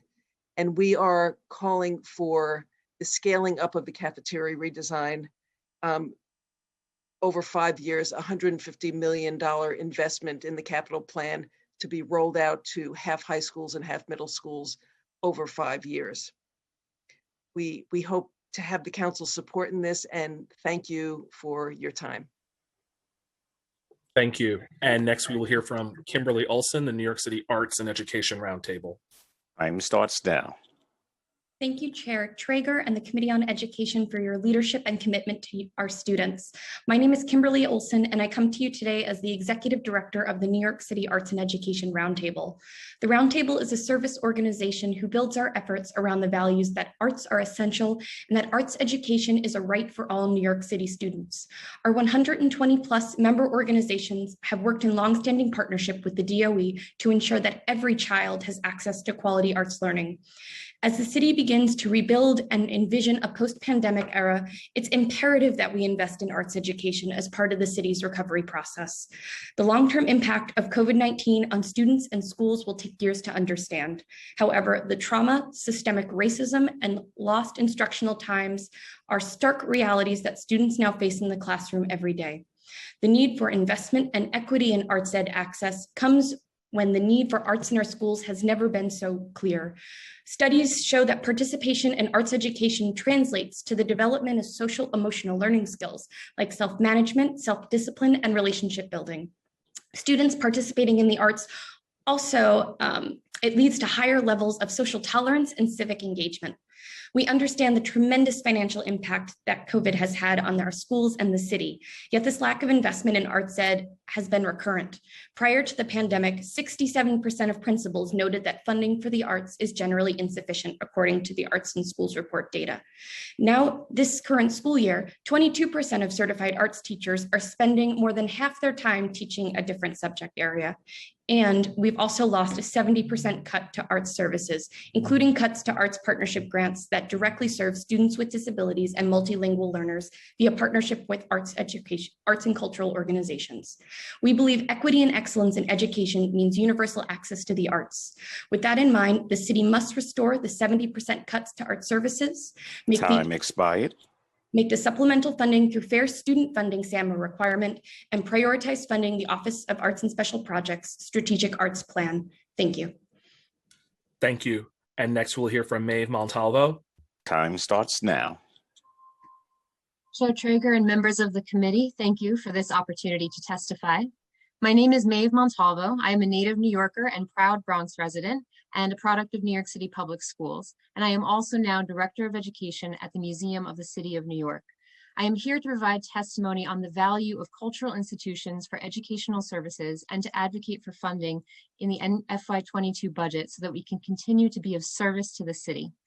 The Museum of the City of New York is one of 33 organizations within the CIG, the Cultural Institutions Group, that are located on city-owned land or in city-owned buildings.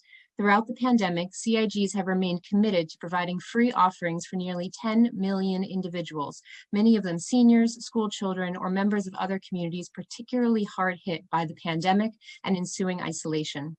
At the Museum of the City of New York, we engage learners of all ages in examining the city's past so that we may understand the present and envision our roles in shaping the future. This year, we launched free, culturally responsive and sustaining education programming to support our city's students and teachers. Examining Equity in NYC features historic examples of how New Yorkers have faced past crises and fought for justice, from New York's major role in the Black freedom movement to the fights for educational equity and accessible healthcare to LGBTQ activism. So that students can see themselves and their communities represented in the curriculum, for years we've partnered with the DOE's Social Studies Department to produce the Hidden Voices Project, a curriculum supplement that honors the innumerable people who are often hidden from the traditional historical record, who have shaped and continue to shape our history and identity. People like Wang Qingfu, a Chinese-American man who, in 1874, became one of the first people of Chinese descent to gain American citizenship, and who, in the face of the United States government's Chinese Exclusion Act, founded the Chinese Equal Rights League to advocate for the Chinese American community and assert that Chinese Americans deserve equal rights and treatment. Time expired. We honor and recognize him. In this moment of trauma, cultural institutions across the city are providing responsive, representative, and yes, even joyful learning experiences. We can be partners in creating equitable education environments for all of our city's students.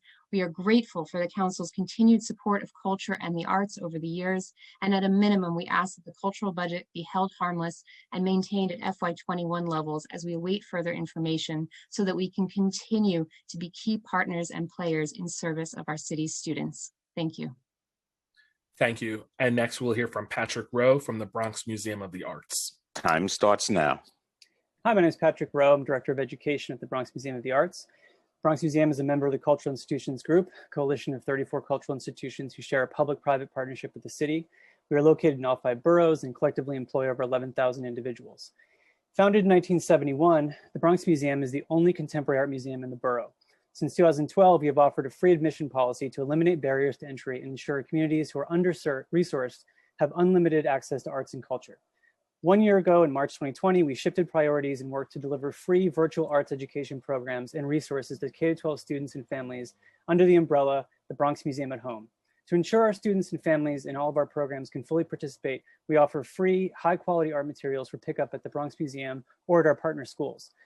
Our school partnerships have remained strong. For example, our 14-year partnership with PS 73 in the Highbridge neighborhood of the South Bronx has continued through live-streamed art instruction with over 400 students. We've also continued our CASA after-school partnership with PS 73, as well as our Art a Catalyst for Change programs at 4 partner schools, all supported by the council. These are just some of the many art education programs the Bronx Museum is committed to provide to students the past year. The City Council's unwavering support of cultural institutions and our work as arts partners to New York City Public Schools has made this work possible, and we are very grateful. The CIGs have contributed to the public service of New Yorkers throughout COVID and collectively spent $2 million to ensure New Yorkers have continued access to quality virtual programming. These free offerings reach nearly 10 million individuals, many of them seniors, school children, and communities hard hit by the pandemic. We're grateful for the council's support and ask that the essential arts education programs our institution, the other CIGs, the cultural community at large have mounted this past year continue to remain viable to New York City students and families who have come to rely on our offerings. We also ask that the cultural budget be held harmless and maintained at FY21 levels as we await further information on COVID federal relief that may be made available to the city and state. Thank you. Time expired. Thank you. And next we'll hear from Paulette Healy. Time starts now.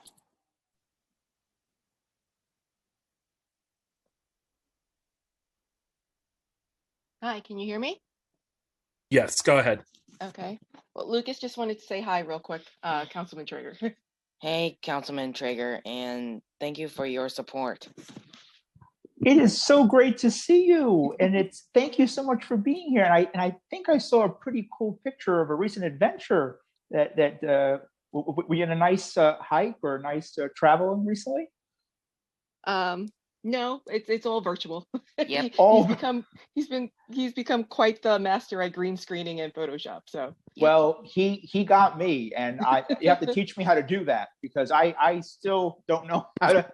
So it is so great to see you. It's such a pleasure. Please, the floor is all yours. Okay. Well, I actually took him away from after school today, so he won't be testifying today, but he will at the next hearing. So Thanks, buddy. Thank you again for providing this platform for parents to be able to elevate the concerns that we're having within our community. I wanted to just refer to the testimonies and elevate everything that our fellow community advocates, Randy, Lori, Maggie, Chris, Ellen, and my sister Rashida has said about the challenges that our vulnerable children have been having this entire time during COVID, with special emphasis on prioritizing funding to pre-K for students with disabilities, our students attending 4410 schools, and special supports for our students that are aging out. In the testimony that I've submitted, I did refer to healing-centered schools and the healing-centered approach throughout our entire city in terms of addressing not only the quote-unquote achievement gap and learning loss that our children are facing, but also how to talk to our children through their grief. Earlier this week, I sat in an IEP meeting of a parent who was pleading for... The clock didn't start at the right time, so go ahead. Okay, thank you. Earlier this week, I attended an IEP meeting with a parent who was asking for counseling services for her daughter because she was struggling with grief and loss. She had lost over 10 people in her family from COVID, and she was struggling with her studies and was not consistent with her attendance. And the school psychologist told the parent that in order for her child to receive counseling, she would need to be classified as an emotionally disturbed student. This is unacceptable, especially with the citywide grief we are all suffering from, with all of the loss of our colleagues, our teachers, our paras, our family members. This is not how we want our students to be welcomed back into the building. So healing-centered schools need to be done now, they need to be done quickly, and they need to be done system-wide. Also, in terms of school construction authority, they have time and time again have not prioritized D75 accommodations in their newly built buildings, which is a travesty considering all of these new buildings will be in line to ADA accessibility, and they are not prioritizing the students that need it the most. Whenever we've had these conversations with SCA, it's always told to us that it's too hard or it's going to take away from the other kids. Well, our students with disabilities are our kids, and they have not been prioritized. They should not have to continue being bussed out of their communities in order to continue their education. We are only getting a new high school setting in Brooklyn as of now in District 16, centrally for all of our Brooklyn D75 students to go to. And that is unacceptable. They should be able to go to a school within blocks of where they live.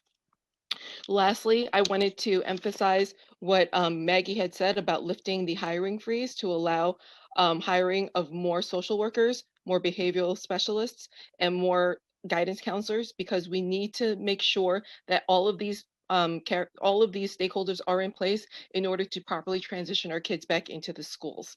And we need to reinstate our E&L teachers who have been excised because of compliance. Did you know that because of the accommodations made during COVID, the compliance rates are going up? Because if you put an ICT child into a class of 60 or more, that is considered being in compliance. If you provide related services once to a family, that is considered compliance. If you have a content teacher with an extension in ESL, that fulfills ELL compliance, and therefore can demote ESL teachers that are specified in culturally responsive E&L instruction to be demoted to paras, teachers assistants, school aides, or excised altogether. We need to prioritize those who are experts in their field to address the supports that our children with learning challenges need. Lastly, I just wanted to say I stand in support of all of our youth who came out to speak against further policing and to ask for police-free schools, because as a city, we cannot continue to fully fund NYPD at the expense of our schools and our students. Thank you so much for the time. I thank you, and I would be happy to get a lesson on how to create beautiful, great virtual backgrounds, because I am so jealous, because you travel to new places all the time. And I just, first, I want to thank you. Also, if the parent would like, the parent that was told that outrageous thing about, if they could maybe email me what happened, school details, I'd be happy to follow up with DOE directly. In any case like that, please bring it to my attention, because that really is outrageous. And again, thank you so much. Truly appreciate your time. Thank you. Thank you, and that concludes testimony for this panel. The next panel that we will hear from will be Lainey Hameson, Class Size Matters, Karen Sproul, Class Size Matters, Rebecca Cook-Mack, and Fatima Gaidi. The panel after this one will be Marcus Romero, Oswald Velasquez, Kia Duncan reading for Aisha Ijaz, Alyssa Figueroa, and Kate McDonough. We will start with Lainey Hameson. Time starts now. Thank you for holding these budget hearings today, Chair Traeger. Sorry. My name is Lainey Hameson. I'm the Executive Director of Class Size Matters. We are advocating for $1 billion out of the estimated $2.5 billion in federal funds from the American Rescue Plan to be used next year and the year after to lower class size, which is specifically mentioned in the law as a priority for these funds for the sake of a safer and more positive learning environment. That amount could pay for the salaries of about 10,000 new teachers, which could reduce class size in as many as 40,000 classrooms, as adding a new teacher lowers class size for all the other students in the school in the same grade or subject. In addition, we propose that the DOA hire more than 1,000 more school counselors and about 1,500 more social workers, which would increase the number of these positions to 1 for every 250 students, the recommended guidelines for these professions. This would cost another $365 million, which would still leave over $1 billion of these federal funds for other uses. If New York City children ever needed smaller classes, they will need them more than ever next year to make up for the myriad losses they have suffered over the course of the last year and the inherent deficiencies of remote learning. Even in normal times, research shows smaller classes lead to better outcomes for all kids and more engagement, especially for those who need the help the most. There is now enough funding for this, and there is no possible excuse for not doing it. Moreover, the need for smaller classes for the sake of social distancing is clear. According to most experts, it's very unlikely that younger children will have been vaccinated by next fall. Even with 3 feet of social distancing, the current guidelines of the CDC, we estimate that most New York City students will not be able to attend school daily. A standard classroom is defined by DOE as 500 to 750 square feet, and only about 20 students can fit into a 500 square foot classroom and about 25 in a 750 square foot room. Charts showing how many kids would be able to fit in these rooms are in my written testimony. During the 2019-2020 school year, 58% of elementary schools students, 74% of middle school students, and 81% of high school students were in classes of 20 or more, and more than 1/3 of elementary school students, nearly 2/3 of middle school students, and 70% high school students would not fit in classrooms of 750 square feet. Just one more issue to add. In October, Chair Traeger, you wrote a letter to DOE urging them to report to disaggregated class size data by the legal deadline of November 15th in different categories for in-person learning versus blended versus remote, since many parents and teachers had complained of huge remote online classes. To this day, the DOE has not provided any disaggregated data, even though they had access to that information since October. And I very much hope you will continue to demand that they provide it. Thank you so much. Well, and Lainey, I will go a step further and say that I was not particularly pleased with the inadequate answers today about class size from DOE. It's a question I ask every new chancellor, and I'm not sure if we got a clear answer. And I deeply, and again, I value your work, Lainey. You've been on this from the beginning. But I also speak from personal experience about the impact on class size, working in a classroom. It does make a difference. And this is a proven strategy. It's not, we don't have to reinvent the wheel here. It's a proven strategy that it does improve outcomes, and it needs to be seen as a priority. And this is going to require greater investments to hire more teachers and to make sure that we build out additional space. And you've been on this, so I just want to publicly thank you, Lainey, for always highlighting this need. A proven strategy. We don't have to have a study or a theory class on it. It's a proven strategy. So I want to publicly thank you, Lainey, for that. Yeah, I thank you so much, Chair Traeger. I think this year, less than any other year in my long history of advocating for this issue, we have no excuse. The money is absolutely there. And if we are ever going to reduce class size, next year is the year to do it. I was disappointed as well by the chancellor's testimony where she said this is a contractual issue. It is a contractual issue, but it is also an issue in terms of affording all the kids in the city to a truly equitable education. And I think the previous chancellor was pretty forthright about this, and I was disappointed that the new chancellor wasn't as well. Yeah, and in closing, that the painful stories I've heard about classes going to 60 kids virtually, ICT classes, which again, speaking of mandates, have to be lower, going to 40, 50 kids. There is no way. That is not education. That is called crisis management at its worst, but that is not education. So thank you, Lainey, for highlighting that. Thank you. Thank you. And next we'll hear from Karen Sproul. Time starts now. Am I unmuted? Yes. Can you hear me? Yeah. Yes. Okay. Hi. Thank you, Chair Traeger. You know we love you. You have been an ally for us for a long time. And I just appreciate you, really do. So I just want to put a personal spin on and reinforce what Lainey has said. First of all, my name is Karen Sproul, and I was going to say good morning, but good afternoon. I'm the mother of 3 with 1 school-age son with special needs. Together, we all have attended New York City public schools in every decade since the 1960s. But it wasn't until 2007 when my youngest child entered kindergarten that I became deeply involved with public education advocacy. I'm also here to provide testimony on behalf of New York City Kids PAC, which is a political action committee that includes myself and parent leaders from all 5 boroughs that informs electorates and support candidates for office who have demonstrated a commitment to improving our public schools. I'm here to advocate for $1 billion. I know that's a big number, but hear me out. The more than $2 billion that city schools will receive in both the next 2 years to spend on lowering class size, both for the sake of safety and social distancing, but also to improve the education that New York City children receive. We know from countless, as you just mentioned, countless research studies that lowering class size leads to enormous health and economic benefits, which we would desperately need after this. As well as substantial savings, and most importantly, it enhances the chances of successful academic outcomes, especially for disadvantaged children like my son. When my son entered kindergarten in 2007, he was first enrolled in a charter school that pushed him out, saying that they could only provide for him They could not provide the smaller class size that he needed. And public school that he was transferred to, he was fortunate enough to be put in a classroom with only 20 kids. His class size remained between 18 and 23 throughout 3rd grade.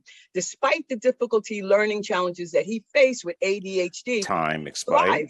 he thrived during those years, both in general and inclusion classes. At one point, he was well above grade level, and the teacher suggested that we apply to the gifted program. I'm going to jump to my last paragraph. Just hear me out. At the same time, the number of public school students diagnosed with having special needs have increased rapidly to more than 224,000 at the cost of $2 billion annually. Yet nearly a quarter of these students with disabilities do not receive all of their mandated services. I am convinced that fewer children would be diagnosed with special needs in the first place if class sizes were smaller. I would like to suggest to the DOE that City Council the following. The city allocate at least $1 billion to lower class sizes, which will likely save millions more on special education costs for private placements. We also support the proposal to spend $365 million for additional counselors, social workers, which would leave at least $1 billion of federal funds for other uses. Thank you for the opportunity to testify today. Thank you. And Next, we'll hear from Rebecca Cook-Mack, followed by Fatima Gady. Rebecca? Time starts now. Hi, I'm the parent of 2 public school students, and I also attended New York City public schools myself. Thank you for holding this hearing and for, listening to so many people for so long today. This system is critically important to my family and countless others, yet for far too long, our schools have been underfunded. At my wonderful school, we fundraise for arts, science, music, and basic school supplies, paper. This should not be. This underfunding is a policy choice. It is one that this city has made, and it drives inequity. We can do better. We've been given an opportunity to invest in our schools. We should seize it. The city should commit to making at least half of the estimated $2.25 to $2.6 billion of federal rescue funds available for hiring teachers that are chosen by schools. This money should be used to support teaching and reduce class sizes. The pandemic has revealed just how overcrowded our classrooms have been for years. Research shows that, and you've heard others talk about, smaller class sizes lead to better outcomes for all kids. They result in better grades, certainly more engaged students, fewer disciplinary referrals, and less teacher turnover. Class size matters. As a parent, I see it. This year has made that so clear. And it's time to say enough to the inequitable system that has meant small class sizes available to only those with extra funds to support them or at private schools. We can do better. The city should champion longstanding advocacy by groups like AQE and embrace the campaign for fiscal equity to hold Albany accountable for fully funding our schools. We should invest now with these federal dollars, and we should fight for what our kids deserve from the state. We should have a student funding formula that doesn't disinvest in our schools. And let me finish up real quickly. Not one penny of these funds should be spent on standardized testing. We test too much. Not 1 cent should be spent on policing our schools. They are over-policed. And not a single penny should be spent on the ridiculous contract that the DOE is pursuing to do a survey of wellness of our students when they return. Teachers will meet the children and figure out what the kids need, and we should invest in teachers. As Congressman Jamal Bowman has argued, and he is right, this is the perfect time to lower class sizes when we return to schools. These federal recovery funds should be spent on classroom teachers. Schools should be given a flexibility in determining who to hire, and class sizes should be reduced for all. Thank you very much for having this hearing. Thank you. And finally, we'll hear from Fatima. Time starts now. Hi, everyone. Hope everyone's doing well. Good afternoon. My name is Fatima Getty. I have 2 children that are in public schools. One is in the 1st grade and one is in high school. I am speaking to ask you to allocate funding towards class size reduction, especially when schools go back to normal, whatever that means. But too often what is considered normal in New York City is not good enough. My oldest son has ADHD and IEP. He has been in ICT classes since he was in the 4th grade. He was supposed to have them in the 1st grade, but he went to Success Academy and they never gave it to him until we went to public school. These classes are way too large and they always have been. And we're unable to provide him with the attention he needs, even with 2 teachers. Sometimes he would get alone time in elementary school and they would have to go into the closet. With 28 or 30 more students, his classes are too crowded, too noisy, and too distracting. Stimulation is not, overstimulating a child with ADHD is not conducive for learning at all, and it's a known fact. It would be far better if they split the classes in half and put 15 students in each. As a mother, I'm often overwhelmed with just 2 children on my own, so I can't imagine how this feels for adults, even if they had training with 30 kids. With these massive classes, it's impossible for teachers to provide the quiet atmosphere my son needs or other children need to focus. This is especially difficult as some of the other students in the class may act out or be disruptive because they're overstimulated themselves. But I don't blame the students because that's normal, you know? What I do blame is the fact that these classes continue to grow and they're overcrowded. I'm also concerned about sending my children back to school next fall unvaccinated, given the COVID crisis, to be ensured. I'm almost finished, sorry. And then they're going to cram them all back together. This is the first time, sadly, that my son has been able to get one-on-one attention because less kids are showing up because of lack of access to the internet. So he gets more one-on-one time. When he was in school, he would have to stay after school to get one-on-one time, even with teachers in the classroom. I support Class Size Matters in the effort to allocate $1 billion of federal funds toward reducing class size next year, both for social distancing and to provide my sons and other children with the attention they need to achieve academically and give them a better chance to succeed in their lives and future careers. Thank you. Thank you. And that concludes the panel for this testimony. That concludes the testimony for this panel. The next panel that we will hear from is Marcos Romero, Oswald Velasquez, Kia Duncan, Alyssa Figueroa, and Kate McDonough. Following that panel, we will hear from Chauncey Young, Grizel Cardona, Renette Summers, Chaplain Sandra Mitchell, Jennifer Stewart, and Tanisha Grant. We will start with Marcus Romero. Time starts now. Hi, my name is Marcus Romero. I'm a part of Sisters and Brothers United. I'm currently a sophomore at LaGuardia High School of the Arts and live in Council District 12. Let me take you back to June 6 of 2020. In the midst of the Black Lives Matter protests and unrest, I performed my first ever speech with others on the steps of Tweed, where we call for justice and countless who have been killed and harmed by the police of our country. And more specifically, called for a fraction of the police budget to be repurposed to help out schools, to help out communities, to help out the dreamers of New York. Not to limit schools, oppress communities, and prevent treatment of dreamers as a delusion. We called for the complete removal of police from our schools, and you cannot believe my reaction the next day where a statement was released where the city of New York was going to repurpose the budget to help everyone instead of just the police. But then I waited. And I waited. At the end of a tiring budget process, the council voted on a budget that would transfer the school safety division, aka school cops, from NYPD to DOE, and we were devastated.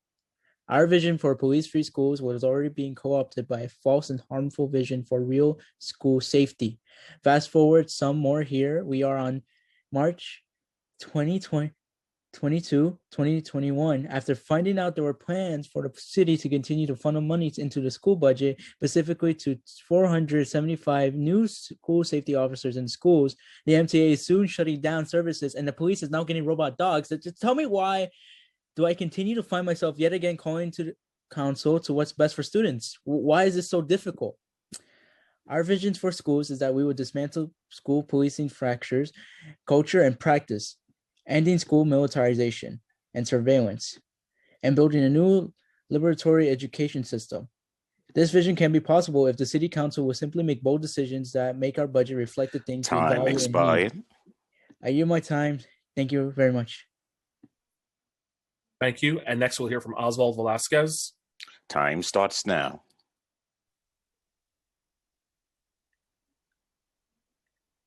Hi, everyone. My name is Osvaldo Velasquez. I'm from the Bronx, currently attending to college, and I would like to talk about a huge problem we have at hand. We have non-necessity for police in our schools. It is very unreasonable for Mayor de Blasio to spend $20 million to hire 475 school cops. How many times do we need to cry for help? We are not okay. We need to be nurtured and guided through these difficult times. We must make room for trained professionals in mental health, in RJ, and conflict resolution and anti-violence work. Mayor de Blasio will fail us once again if he moves forward with a plan to keep and not more police in our schools and communities. This money can be invested in hiring more guidance counselors throughout New York City schools. Currently, the mayor has cut $700 million from this year's education budget. New York City itself already spent $450 million on school cops. We have more school cops than guidance counselors and social workers combined together. That should tell you something. Why do we need more school cops? There is no legit evidence of the effectiveness of cops in helping us thrive in schools. We cannot ignore the fact that police have acted in violent ways in schools. There is the existence of police is violence, and transferring them to a different department will not change nothing about the harm that they had caused to students. New York City cops have been reported from time to time to verbally, physically, and sexually abuse young people under their power. As long as there is cops in school, I don't feel safe. It's neglect to have them involved in supporting or assisting any mental health related circumstances. Time expired. Lastly, please don't send the message to Black and Brown students that New York City rather police us than invest in our education and future. Please stand in solidarity and push for police-free schools. Thank you. No more cops in schools. Thank you. And next we'll hear from Kia Duncan. Time starts now. Hi, reading for Kia Duncan, who's reading for Aisha. Hi, my name is Aisha Ajaz, youth participant with Future Tomorrow and Urban Youth Collaborative. I am 16 years old and from New York City. Firstly, I'm honored to give my testimony about our school policing system. I'm here to speak out against the DOE transfer and any additional funds for recruitment and placement of scouts in our schools.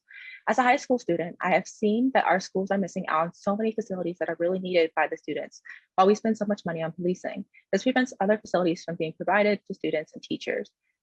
Schools are institutions dedicated to students, teachers, and education. Therefore, that's where most of our funding should go. My school is full of needy students who may come from poor and not so supportive backgrounds. Dealing with family issues on a daily basis affect our mental health, our grade performance, and our attendance rates. I understand that there's a difference between safety and security. When I first attended Franklin Klein Lane campus, the first people I encountered at the front desk were cops and the equipment that did not resemble what I understood to be a school environment. As a person of color, what would make me feel safe is more funding for mental health, as well as more funding for youth activities and spaces where youth voices are amplified. Our schools need more laptops, calculators, and other technological products, not hand-me-downs. We need more teachers and after-school help for students. At Franklin Klein Lane, I have no art teacher, only one Spanish teacher, and minimal access to college programs and facilities. All this can change if we increase the school funding by investing in the school safety division and honor the demands of the police-free schools movement. Why do we have 5,245 school safety agents in our New York City public schools? How can we justify the need for security when students are suffering from intermentor dangers, which can lead to suicide? Why is the city planning on spending $20 million to hire 475 new school cops while the mayor continues to cut funding from public education? Do we care more about policing bodies than we do about the safety, the well-being of students? The Urban Youth Collaborative is requesting a significant reduction in the NYPD School Safety Division budget, which is vastly funded by the Department of Education, as well as increased funding for support staff and resources in our schools. We must not confuse the message of police-free schools. More funding should be allocated for the well-being of students. Thank you. Thank you. And next we'll hear from Melissa Figueroa. Time starts now. Hi, my name is Alyssa Figueroa, and I'm the Coalition Coordinator of the Urban Youth Collaborative. The Urban Youth Collaborative is a coalition made up of youth leaders from across the city. We have worked together since 2004 to fight for racial and social justice in schools. I'm testifying today on behalf of this coalition in favor of reallocating the school policing budget from the school safety division and invasive security measures to creating a new paradigm for safety by investing in social, emotional, and mental health supports for underfunded and marginalized school communities. The movement for police-free schools in New York City and across the country is not just about what we are removing from schools. It is about what we are adding to schools. We want to add the support staff and resources students need to address the whole student. We want to add guidance counselors, restorative justice coordinators, nurses, school psychologists, social workers, and programming that creates a nurturing learning environment. New York City should have police-free schools because school policing is racist. School policing has a racist history born out of resistance to integration in the 1960s. It was, is, and always will be racist. And we see the effects of this racist legacy play out today. Black and Latinx students in New York City make up 90% of all youth arrests, issued summons, and juvenile reports. New York City should have police-free schools because school policing also makes schools less safe. To date, there has been no substantial evidence that school cops make schools safer. Instead, it just feeds Black and Latinx youth into the school to prison pipeline. Experiencing an arrest for the first time in high school nearly doubles the odds of a student dropping out. A court appearance nearly quadruples those odds. New York City should have police-free schools because school policing also wastes money. Students need supportive staff and programs, especially right now, and yet the city continues to spend $450 million on school cops. $450 million could have funded over a decade's worth of restorative justice programs in schools. Intro 2211 and any other plan to transfer school cops from the NYPD to the Department of Education does not change these facts. Instead, it just invests precious funds into new school policing infrastructure, further entrenching the criminalization of Black and Latinx students. And spending $20 million to hire new school cops is a slap in the face.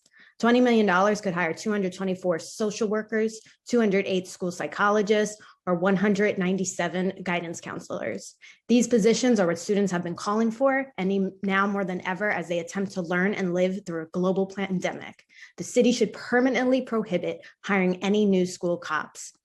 The city is pushing a false narrative that dismantling the school policing division means mass layoffs. This narrative irresponsibly hides a legacy of school-based police violence behind shallow arguments of economic justice. A true concern for economic justice would mean fighting to end a policing system that, by design, displaces Black and Latinx students from their schools, compromising their employment trajectories.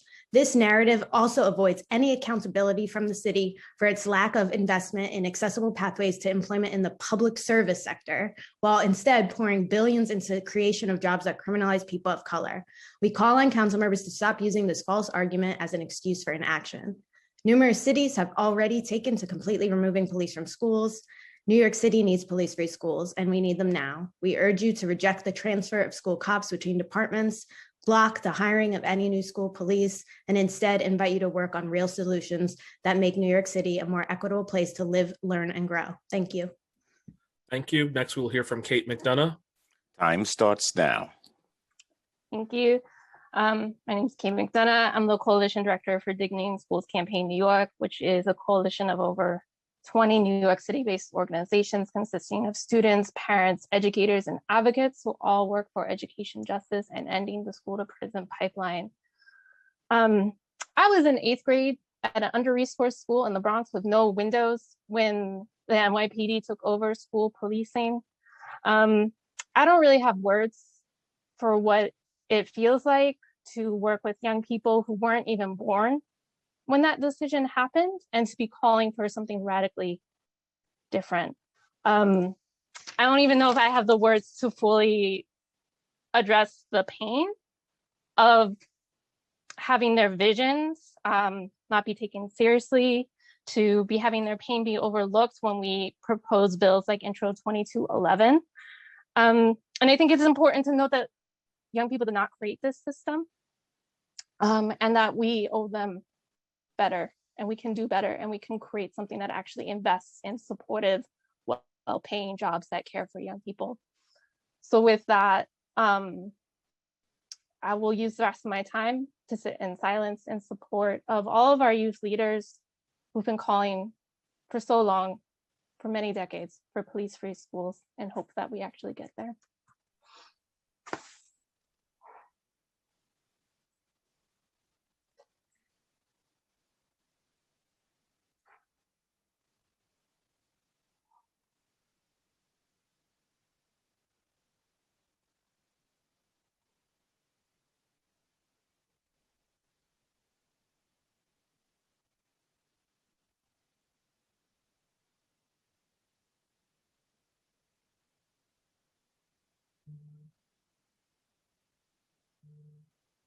Time expired. And that concludes testimony for this panel. Thank you to that panel. Next, we will be calling up Chauncey Young, Grizel Cardona, Ronette Summers, Chaplain Sandra Mitchell, Jennifer Stewart, and Tanisha Grant. Following that panel, we will be calling up Anthony Tassi, Lisa Schwartzwald, Daryl Hornick-Becker, Leah Van Halsema, and Lena Billick. We will start with Chauncey Young. Time starts now. Good afternoon. My name is Chauncey Young, a Bronx parent in District 9 and the director of the New Settlement Parent Action Committee. PAC is a steering committee member of the Healing Centered School Working Group, the Dignity in Schools Coalition, and the New York City Coalition for Educational Justice. PAC has been a leading organization in the equity work in the Bronx and New York City schools for almost 25 years and helped form the Bronx Equity and Access Team that we co-facilitate with then Executive Superintendent Misha Ross Porter, bringing together all Bronx districts, parents, student leaders to work for a more equitable Bronx community. First, although it was not mentioned in today's SCA report with the Bronx and District 9, I would like to thank former SCA president and current COVID-19 czar Lorraine Grillo, interim actor SCA president Caboto, and Councilmember Gibson and Chancellor Marisha Ross Porter for addressing a demand of the Highbridge community for over 15 years and committing to repair the play yard and rooftop play area of the public school 126. 126 was built as the first project of the New York City Education Construction Fund in 1970, a precursor to the new School Construction Authority. We've worked with Lorraine Grillo on this project for nearly 10 years, and she made a commitment to funding this project prior to her departure, and she has done so. We thank her and Councilmember Gibson for making this a reality. PAC stands in solidarity with youth advocates across New York City who have long demanded police-free schools and have been silenced by the DOE. I'm here today to talk about how we can make healing-centered schools a reality. Our working group is determined to create an environment for all students which is physically, psychologically, and emotionally safe. We know that SEAs and metal detectors do not create safety, but instead often inflict harm on our students, particularly our Black, Brown, and queer students. Moving SEAs under the leadership of the Department of Education will not change that fact, nor will more training or money. A more supportive school requires reducing harmful practices and investing in a healing-centered practices and resources for students.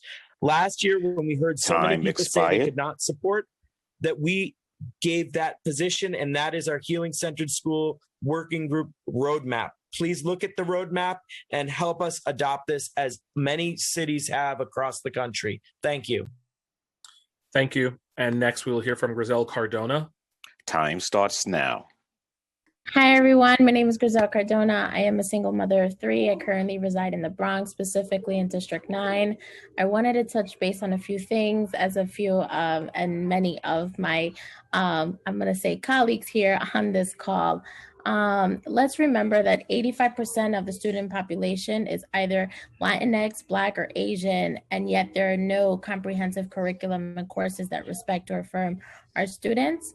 Last time this year, the Department of Education had promised to commit to purchase a K-8 culturally responsive curriculum, and sorry for my children in the background, but didn't due to COVID. And I'm asking that that all do commit, including the Department of Education, to commit to this and not wait another year and prolong because being culturally responsive is super important to our students in the New York City public school system. The other thing I do want to say is that I wanted to thank Councilmember Barron on bringing up the talk on social workers and principals being the ones to run the schools. Remember, running the schools. And I say that for a reason. We do need social workers in our schools. It is very difficult for one social worker to deal with 5+ schools in one building. And in the Bronx, we have overcrowded schools. And again, I'm so with those on class size matters, because again, it is too much for one person to deal with the whole entire building. Another thing that I wanted to touch on was the students with disabilities. We need to stop leaving them in the back end. Our kids are very much just as important as others in the New York City public school system. I have a son in D75. My other son in CSE and my daughter in District 9, they all have IEPs. So please, let's invest money in our students, because they will fill your seats. Time expired. Thank you. Thank you. And next we'll hear from Ronette Summers. Time starts now.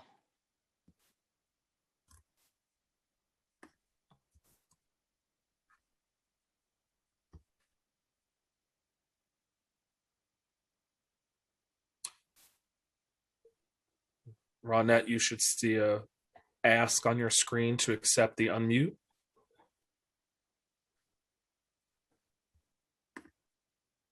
Okay, we can come back. Let's call on Chaplain Sandra Mitchell. Time starts now.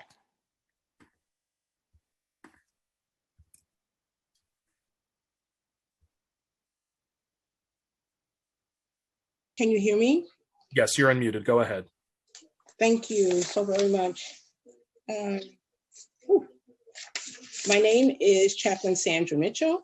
I am a mental health advocate and mental illness and substance misuse counselor, and a proud member of the Parent Action Committee and the Collaborative, which includes but not limited to Dignity in Schools and the Healing Center Schools Working Group. I want to thank you, Chair and Council Member Traeger, for being a champion for our youth in community schools and safety and the safety and well-being of our children, and fighting valiantly while you were a public school teacher yourself, and also generational, your dad, for safe school climate and tackling the budget in order to make sure that we have equity in the next necessary tools that our children deserve to attain an excellent education. I also stand in solidarity with the youth that have stated that they have been slighted and silenced by not being allowed to assist in the creation of their own educational experience. I stand in solidarity with them. I also want to embrace the opportunity and thank Councilmember Vanessa Gibson and her phenomenal work in building and making sure that we have infrastructure for the sustaining of the buildings and safe environment for our children to have school. I just want to cut to the chase. I am here to ask and to stand before God and man to ask for a permanent budget for schools. No negotiating against cuts, no more meetings, hearings to fight against what should be given. No more cuts. You need these hearings to be so that we can make things better, and that would be a better use of your time, of your precious time. Also, I'm standing here asking for police-free schools. Our children are not criminals. They're not growing up criminals. And it hurts my heart when I hear that children are being let out in handcuffs because they are having a bad day. They're allowed to have a bad day. Also, I'm here to stand for trauma responsive care and best practices and be student-centered and healing. Time expired. I'll wrap up. Hire psychologists, not psychiatrists, who seek to focus on what is wrong and to medicate and label and medicate. No, we need psychologists who seek what's working good and build on that to create person-centered supports and healing-centered schools, and be a support also for our social workers, nurses, guidance counselors, because they're dealing with social and emotional issues and they need help in healing. And then also wrapping up, we need to reinvest in our global education and economic future by becoming student-centered for Latinx, African Americans, also we are called as Blacks, Indigenous, and Asian population. Also, lastly, I'll say we need anti-bias training and cultural competency training to be understood and implemented. And also, I just want to thank Paul Forbes from the Department of Education, LaShawn Robinson, and Natalie Zwerger of NYU. I thank you for your time, peace, and blessings, and I know we can do this. Thank you. Thank you. And next we'll hear from Jennifer Stewart. Time starts now. Hi, my name is Jennifer Stewart, and my son Desmond is in pre-K at Heartshare, a 4410 preschool special education program. I can tell you that kindness is in abundance in 4410 schools, but funding is not. I'd like to also emphasize that 4410 preschool programs are the only public option for parents of preschoolers with disabilities. Today, I heard the words "for all our children," equity, and 3K and pre-K for all thrown around a lot by council members, but preschoolers with disabilities were the elephant in the room. They were not included in this all, and I wish you could all understand the gravity of this feeling as a parent. It's an absolute constant feeling that my child is being treated differently, and I know I'm not the only parent who feels that way. I'm disappointed in my city, a place that prides itself on being tolerant, inclusive, and progressive. It's easy to just pass the buck and say it's a state funding issue. But at what point does the city look at the blatant neglect by our current governor and say, this is not okay? When you say things like all young children will have a seat, you are blatantly ignoring the 1,000 to 1,900 preschoolers with disabilities that don't have any seat at all. All young children do not have a seat, but I guess our young children don't count. My child was almost one of those left without a seat by a New York City Department of Education district employee. Her job was to ensure my son had a seat. She had that one job and almost left my son without a seat, but I bet she makes a lot more money than his current teacher, who is breathtakingly dedicated to her job. As a former pre-K teacher, it makes my heart sink to hear that they're getting paid what they're worth. But what about our teachers? We aren't asking for more, we're asking for equity. And in 2021, we shouldn't have to ask you for equity. We shouldn't have to jump through hoops for equal treatment. I want to know what you're going to do to stop this discrimination against the disabled community. You have to do something, because what do you expect to transpire in the next 5 years? In the past 5 years, 31 4410 schools have closed because our teachers are the lowest paid in the entire city. Where do you think those current 4410 teachers will go with the salary incentives NYC is offering to 3 and pre-K for all teachers? Do you really think 4410 schools can hold on to teachers and recruit new ones while competing with a $30,000 wage gap? They can't. So if this keeps up in 5 years, there won't be any more 4410 schools. Have you thought this out at all? Where will children go after they age out of early intervention? How can they succeed in the New York City Department of Education without preschool? And until you prove otherwise by investing in our children via their teachers and schools, we can only assume that you don't want to invest in their futures because you don't believe in their present. This is a slap in the face. The city has decided that our kids are not even worth mentioning. The city has actively chosen to invest in literally every other 3 and 4-year-old in New York City, as long as they're not disabled. So please show us you believe in our children by acknowledging their existence, and then by investing in their teachers and schools. If you don't step in now, these schools will close. Please don't let this be your legacy. They're not just our kids, they're your kids too. Thank you. Thank you. Next, we'll hear from Tanisha Grant. Time starts now. Hello, my name is Tanisha Grant. I am the CEO of Parent Support in Parents New York, and I am the lead on the laptop initiative, where we've given over 150 children the laptops that they deserve. Chair Trigger, always appreciate you doing your job, because so many don't. I'm a big believer in letting people tell their story. So I'm gonna tell mine. I'm a survivor of public education. A survivor. Because I come from something called the closed adoption. So before I went to school, this country, this city, this state said that I could never know where I came from. I am 45 years old, and I don't know what my mother or father looks like. And then I was thrown into a system that sent me straight to the prison pipeline.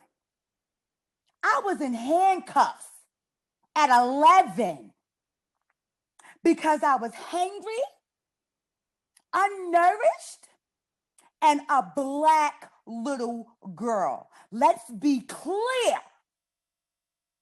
This education system is created on hurting Black people. Let's be clear on that. It is based in inequity to keep Black children from learning. Since it was created, let's be clear on that. It has now affected all Black, Indigenous people of color.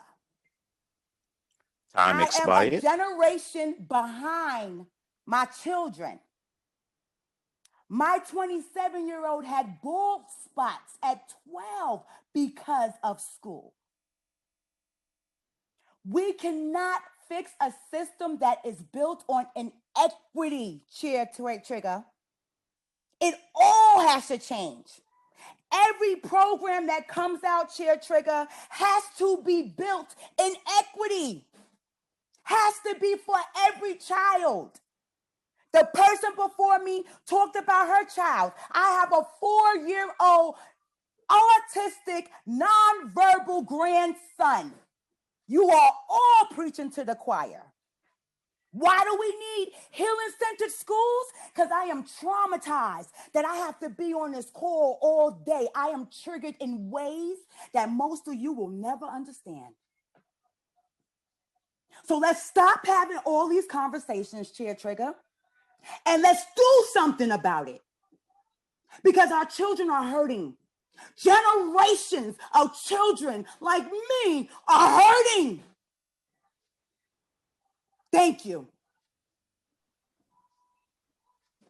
Thank you. And now we will go back to Ronette Summers, see if she's able to join us. Time starts now.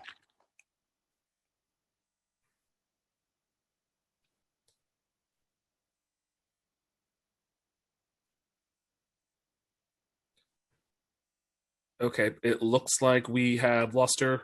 We do a catch-all at the end for anybody who has logged in, logged off, or logged back and may have missed their name. So we will return to that. So that concludes the testimony for this panel. The next panel that we're going to call is Anthony Tassi, Literacy Partners, Lisa Schwartzwald, New York Immigration Coalition, Daryl Hornick-Becker, Citizens Committee for Children of New York, Leah Van Halsema, Committee for Hispanic Children and Families, and Lena Billick, Children's Aid. We will start with Anthony Tassi. Time starts now.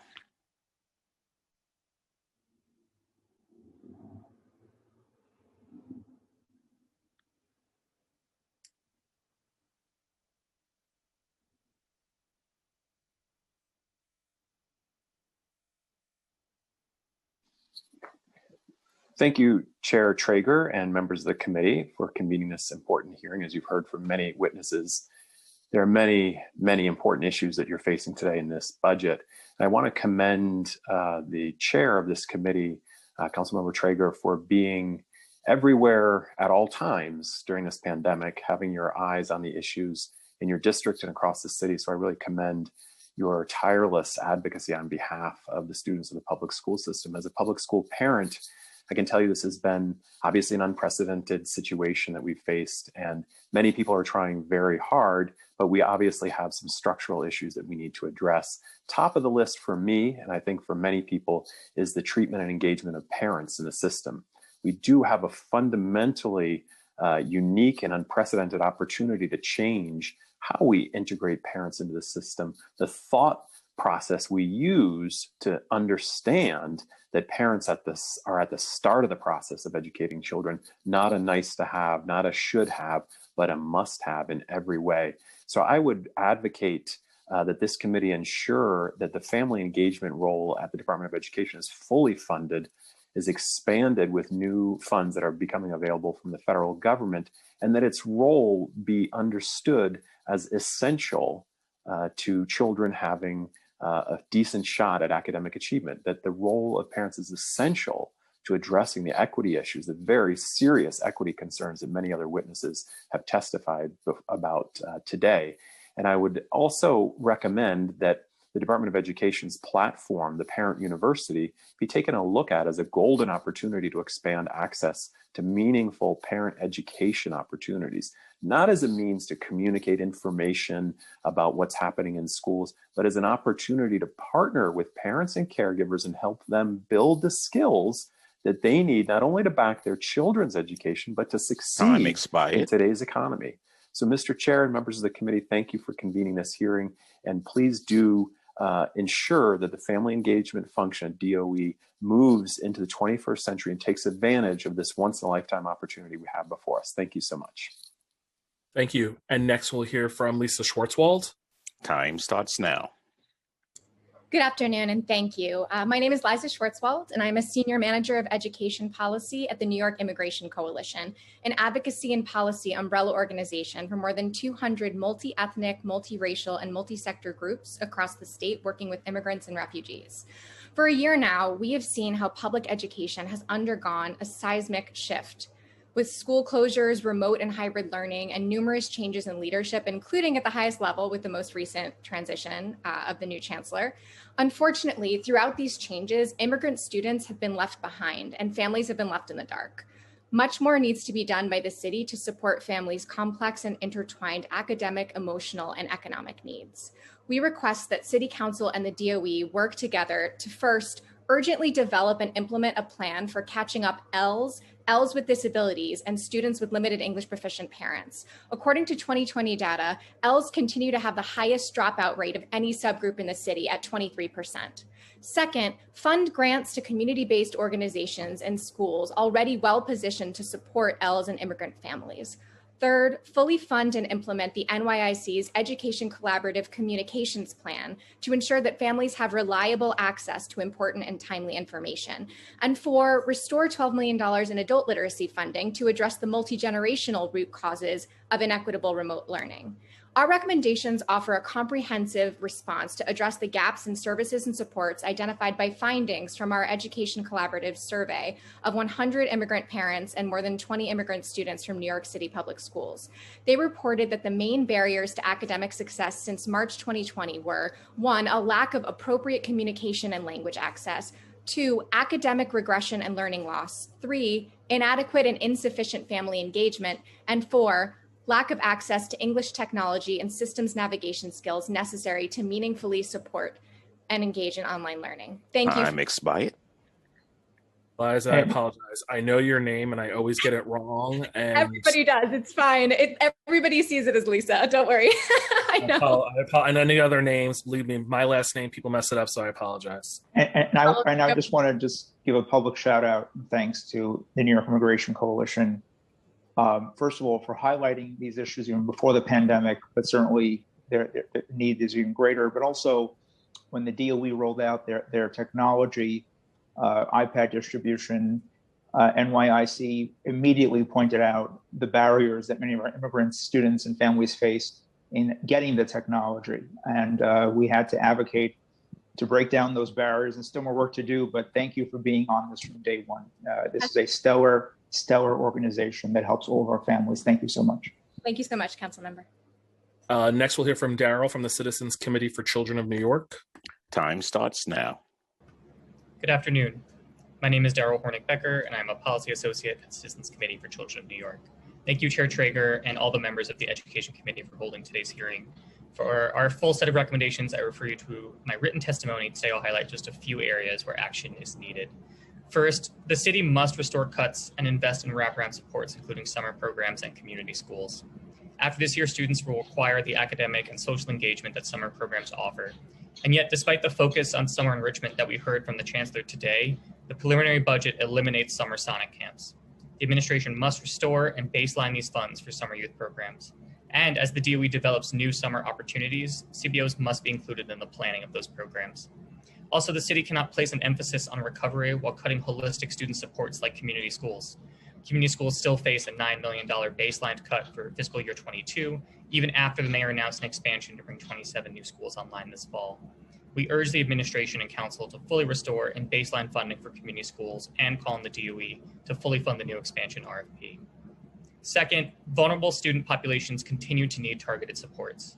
We urge the department to develop and fund a recovery plan specifically for English language learners that includes what we just heard, robust academic and language supports, including over the summer, direct grants to CBOs well-positioned to support immigrant families, and a new communication plan that prioritizes immigrant families.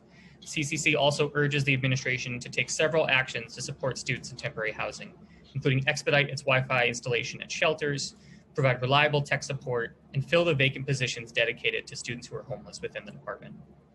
Lastly, the city must invest in behavioral health supports for students. We were pleased to see the budget include $35 million for students' mental health, but the city cannot prioritize mental health while also funding and possibly expanding police presence in schools. The city should redirect the budget for school policing and use new federal funds to hire more trained staff, including social workers, and fully implement school-wide restorative justice practices. Time expired. Thank you for this opportunity to testify. Thank you. And next we'll hear from Leah. Time starts now. Good afternoon. Thank you to Chair Traeger as well as to the members of the Committee on Education for this opportunity to present testimony today. My name is Leah Van Halsema and I'm with the Committee for Hispanic Children and Families, known by its acronym CHCF. So our work as a child care resource and referral agency and as one of the contracted DOE networks focuses on overwhelmingly supporting early educators in residential settings, family child care providers who are mostly Spanish-speaking women of color. Under DOE contracted networks, we've seen that the provider rates still do not reflect the actual cost of care and that pay is dependent on enrollment, leaving network providers exceptionally vulnerable in a time when enrollment has plummeted during the pandemic. Further, significant delays in improving family subsidy eligibility and family placement in programs have led to severe disruptions in enrollment for providers whose businesses already function on extremely razor-thin margins, even when fully enrolled. It's also important to note that there are thousands of independent family child care providers, either by choice or necessity, beyond the scope of the DOE's funded programming. The city must recognize that these unaffiliated providers are essential to New York City's infrastructure for working families. The city cannot afford to let existing child care deserts grow by depriving programs that are open and available to offer care throughout the city. An additional city program that CHCF has continued to proudly participate in while adjusting to the realities of the pandemic is Cities First Readers. CFR has given CHCF and our partner agencies and libraries the crucial capacity needed to engage families and providers in rich, flexible early literacy work, to enhance and strengthen connections between young learners and their caregivers, and to prevent the long-term consequences of this year's learning loss from hobbling a generation of learners. In addition, we also serve 300 students at the Bronx High School of Business as the partner CBO for this community school. Time expired. This model has been proven to be so effective for student engagement and academic growth. We echo our partners who have already testified in terms of baselining and restoring the funding for community schools this next year. Please see our written testimony for full detail, but we call on this committee to continue supporting and growing the programs that we know work for children and families. Thank you very much. Thank you. And finally on this panel from Children's Aid, next we will hear from Lena. Time starts now. Hi, my name is Lena Billick, Policy Analyst at Children's Aid and Steering Committee member of the Coalition for Community Schools Excellence. Thank you to Chair Mark Traeger and the members on the Education Committee for allowing us to testify today. For over 168 years, Children's Aid has been working to ensure there are no boundaries to the aspirations of young people. Our 2,000 staff empower 50,000 young people and their families across the city. For 25 years, we've also operated community schools with DOE, and we currently partner with 19 schools. During the pandemic, community schools have stepped up to provide crucial support to students and families. At our partner schools, we've provided wellness checks, mental health and social emotional support, delivered food, supported with remote learning and device access. The list goes on, and I could be here all day. This is what community schools are designed to do. and community schools are needed now more than ever. Despite this, and despite knowing this, the mayor's administration cut $9.16 million last year from the DOE's Community Schools Initiative. After a months-long campaign against the cut, led by advocates, students, parents, principals, and our champions on the council like Chair Traeger, the city issued a restoration of the cuts for FY21. Though we celebrate that restoration, we want to be very clear, community schools still face a $9.16 million cut for FY22. These cuts would negatively impact 30,000 students and their families. This after the mayor announced his expansion to add 27 new schools to the initiative by the fall. We're calling on the city with our partners to fully restore all cuts to community schools, baseline the funding, and fully fund the expansion. The community school strategy holistically addresses barriers to learning and success, often caused by systemic and historical racism and inequality, and worsened by the pandemic. To cut these programs with one hand while proclaiming expansion of the initiative with the other is unacceptable. Community schools must be fully funded and invested in for an equitable path to recovery for New York City students. Thank you so much. Thank you. And that concludes testimony for this panel. Thank you to all the panelists. The next panel that we will be calling up is Carlos Castel-Croke from the New York League of Conservation Voters, Farah Ahmad, Natasha Capers, Coalition for Educational Justice, Madeline Borelli, and David Chung. The panel we'll be calling after that is Taj Sutton, and then from the Sisters and Brothers United, Brian Aju, Gio Ayala, Crystal Reyes, and Gabrielle Reyes. We will start with Carlos Castel-Croke. Time starts now. Good afternoon. My name is Carlos Castel-Croke, and I am the Associate for New York City Programs at the New York League of Conservation Voters. NYLCV represents over 30,000 members in New York City, and I'd like to thank Chair Traeger for the opportunity to testify today. NYLCV supports a fiscal year 22 budget that secures progress on many environmental, transportation, and public health priorities Mayor de Blasio has committed to in One NYC and beyond. It is unacceptable and unsustainable for the Department of Education to continue allowing bus companies to pollute our air with diesel buses. A transition to cleaner fuel technologies is necessary for the health and safety of our most vulnerable populations.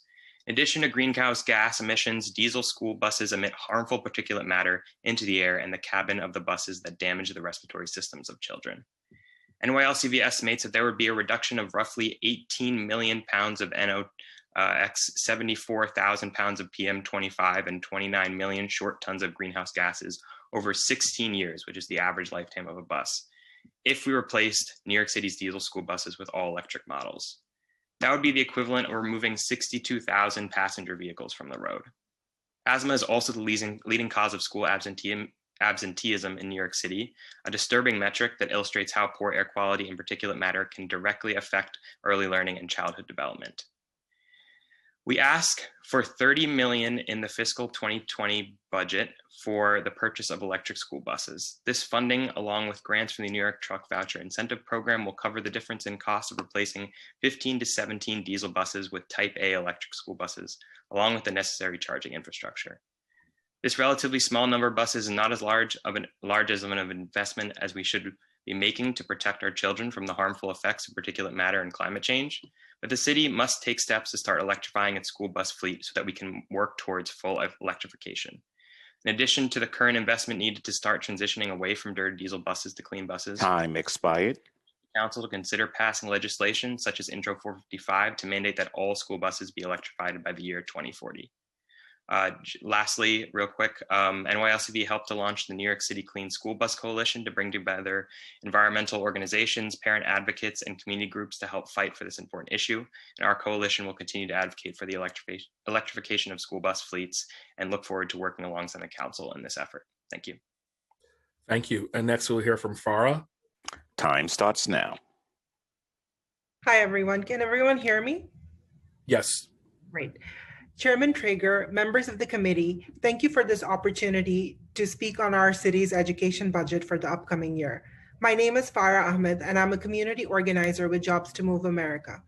We work in coalitions here in New York and across the country to fight for a just climate and worker-centered economy.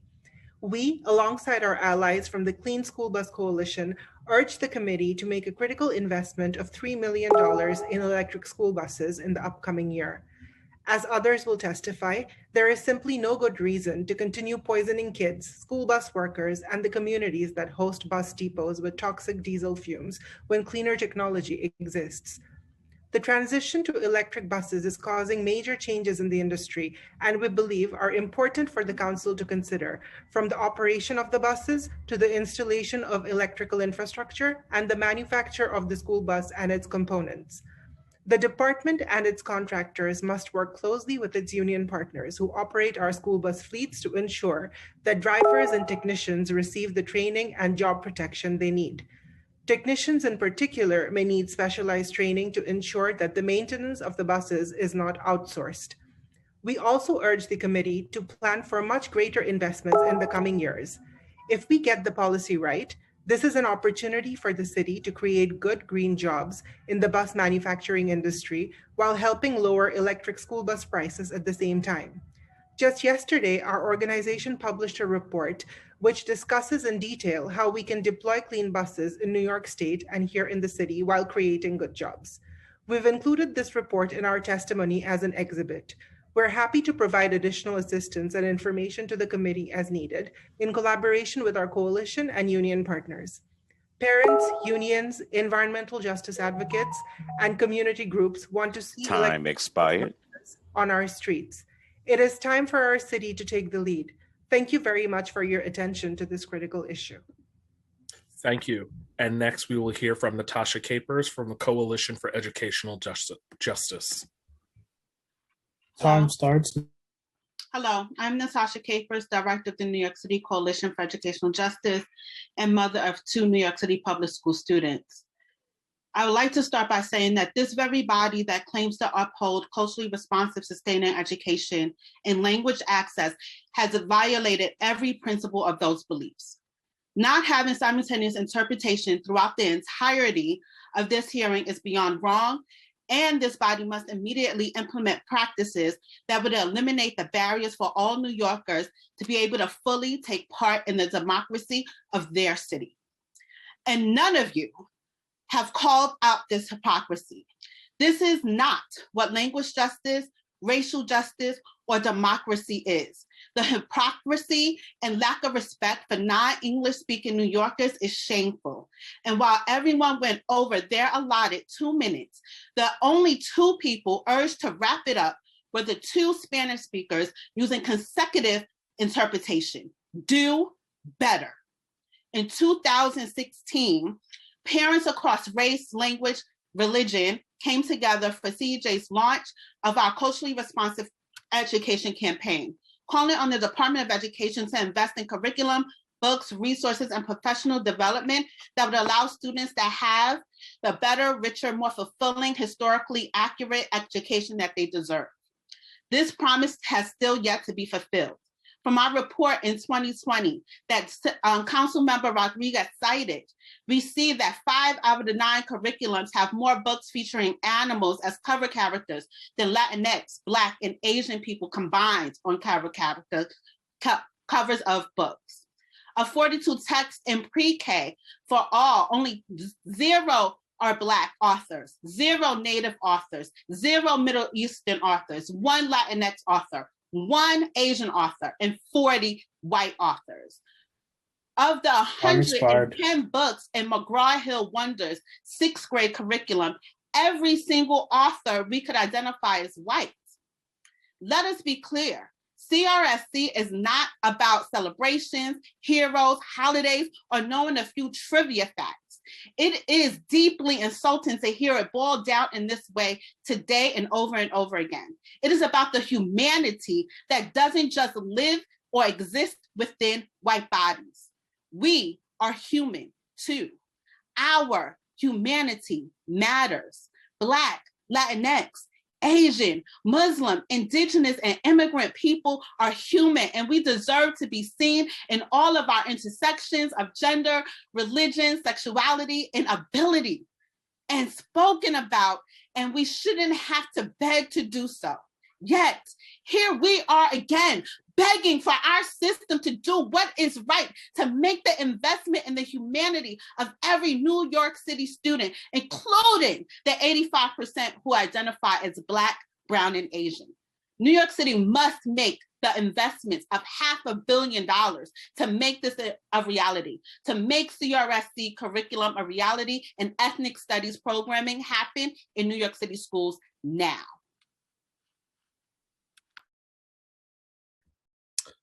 The next person we will hear from, lost the page. The next person we will hear from is Madeline Borelli. Time starts now. Good afternoon. My name is Madeline Borelli. I'm a District 21 special education teacher, a proud public school parent, and a member of Teachers Unite. In my career with the DOE, I've witnessed firsthand the dramatic effects of school policing on students of color, and that is nothing compared to the actual lived experiences of Black and Brown students. Some of those experiences you heard shared with you today. Alternatives to school policing exist. Many of the brilliant young folks and community organizers you have heard from today have put hours into creating and outlining alternatives to violent school policing. These alternatives require imagination, radical community care, and ultimately funding. I mentioned in a previous testimony that budgets are moral documents. So when a school loses a counselor or a social worker due to funding cuts during a pandemic, but the city has the money to hire 475 new school cops, it is clear where our morals lie. Imagine the radical shift that 475 more counselors or social workers could have in our schools, or 475 more youth advocates, parent coordinators, translators, and nurses, 475 more paraprofessionals, Black and Brown educators, or restorative justice coordinators. We have to let go of this tired notion that cops keep us safe. We have seen time and time again that the only thing they protect and serve is the property of the rich and white, and this is no different in our schools. The fact that so many New York City students' educational experiences are marked by othering and pushout is directly related to the fact that we constantly prioritize policing over students' well-being. So I'm here today to demand a just budget that fully divests from school policing and one that invests in students' mental, emotional, cultural, and physical health. Why is it that when one of my students is in crisis, they're more likely to be met with a cop in a uniform than a counselor? Why is it that in my 7 years in the DOE, I have seen more students placed in handcuffs than I have seen engaged in restorative circles? So much talk today about equity, but what is equitable about the fact that 90% of all NYC students arrested are Black and Latinx? So if you truly care about equity, then you city council members will not only vote no on Intro 2211, but you will demand an FY22 education budget that divests from policing and reinvest in our communities and in the culturally sustaining practices that we need to reach and teach all students. Thank you. Thank you. And the next person that we will hear from is David Chung. Hi, Time everyone. starts now. Hello, my name is David Chung. I represent Teachers Unite, Park Slope United Methodist Church, Church of Life After Shopping, PS 15 Patrick Daly, and PS 20 Clinton Hill, where I'm a proud parent, teacher, and SLT member. I'm here to urge you all to let go of policing, imprisoning, and punishing, and instead adopt a restorative justice approach to safety citywide. And in the DOE, it means investing in teachers, administrators, counselors, psychologists, paraprofessionals, school aides, nurses, therapists, and school programs. If you're not familiar with restorative justice, please look it up. I don't have time to explain it to you in 2 minutes. Thank you for spotlighting my video. Sorry, my camera's not working. But we don't want people who do wrong to change because they live in fear of being shamed or punished. We don't need to put others down to empower ourselves. That weakens us all because we all make mistakes. We want wrongdoers to change their behavior because why? Why do we want wrongdoers to change? Because we care about them. We deeply, truly care about them. It's not about us against them. If we don't care about wrongdoers, then we can just lock them up and keep schools as a police state for our children. but we can't expect improvements. We can't expect children to care because intimidating, imprisoning, and policing sends that message loud and clear. We don't care about you. Are you with me? Time expired. Now, if we're a city that really cares about each other, then we all can understand each other. We all can examine our own mistakes and repair harm without intimidation, fear, and punishment. Because wrongs are committed by us. We all make mistakes. We are them. They are us. So let's stop intimidating and policing. Let's start to listen, breathe, talk, think, pray together, play together, learn together, work together. That is how restorative justice makes progress. Look up restorative justice, please. The day we give into fear, distrust, and division is the day we lose, no matter what side we're on, no matter what the issue is. Thank you. Thank you. And next we will hear from Caitlin Delphin, who wasn't on when I had announced the panel, but she was on this panel. So I see she's on now. If we can unmute Caitlin, please. Time starts now. Hi, I'm Caitlin Delphin, and I'm a special education teacher at a high school in Bensonhurst, Brooklyn. I'm also a member of Teachers Unite. And I'm here today to speak in opposition to the continued funding of policing in our schools and in opposition to intro number 2211. We need action now to fund more teachers, counselors, and social workers, as well as restorative justice professionals and community outreach providers, and we need to reduce policing in schools. Budgets speak volumes about where we place priorities, and right now the DOE budget is prioritizing policing and surveillance over the health, welfare, and actual safety of our students. This has been a long, hard year for all of us, and our children have been impacted in huge ways as well. Despite this past year's difficulties, we've had moments of connection, joy, and students letting their true selves shine through, which unsurprisingly has been at sometimes easier for them when they're able to be at home and away from the oppressive and policed environment of this physical school building. We need to be building on these positive moments moving forward to help our students begin to heal. My students have gained so many important skills in the last year: self-motivation, time management, multitasking, on top of the academic skills and learning they're doing, despite the schedule changes and uncertainty that we've all been faced with. But I am not at all concerned about an achievement gap arising among my students. I'm so proud of everything that they've accomplished, and I'm amazed at the independence and persistence that my high schoolers have shown. I've seen them build skills and continue to learn in this very difficult environment. But I am extremely concerned about a care gap.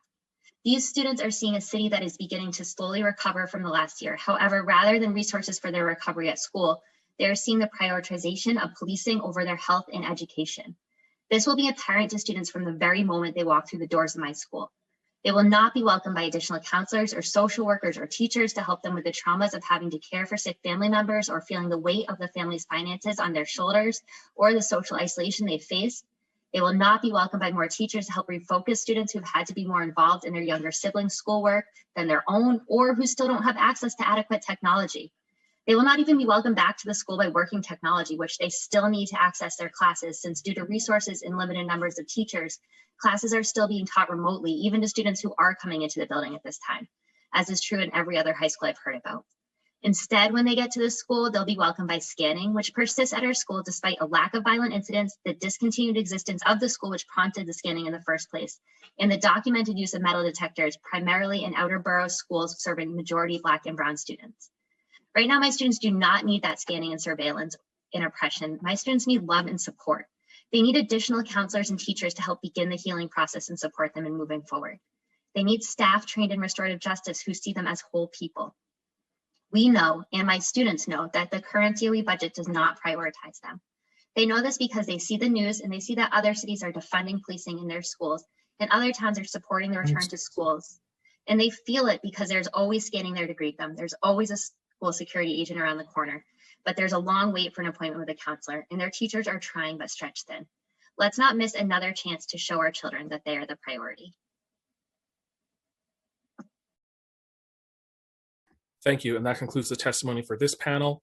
And Chair, just for the record, so for folks watching at home, the New York City Council website, the registration page, and the invitation email that comes out by committee staff for every hearing is very clear that the City Council offers accessibility, accommodations, and non-English language interpretation.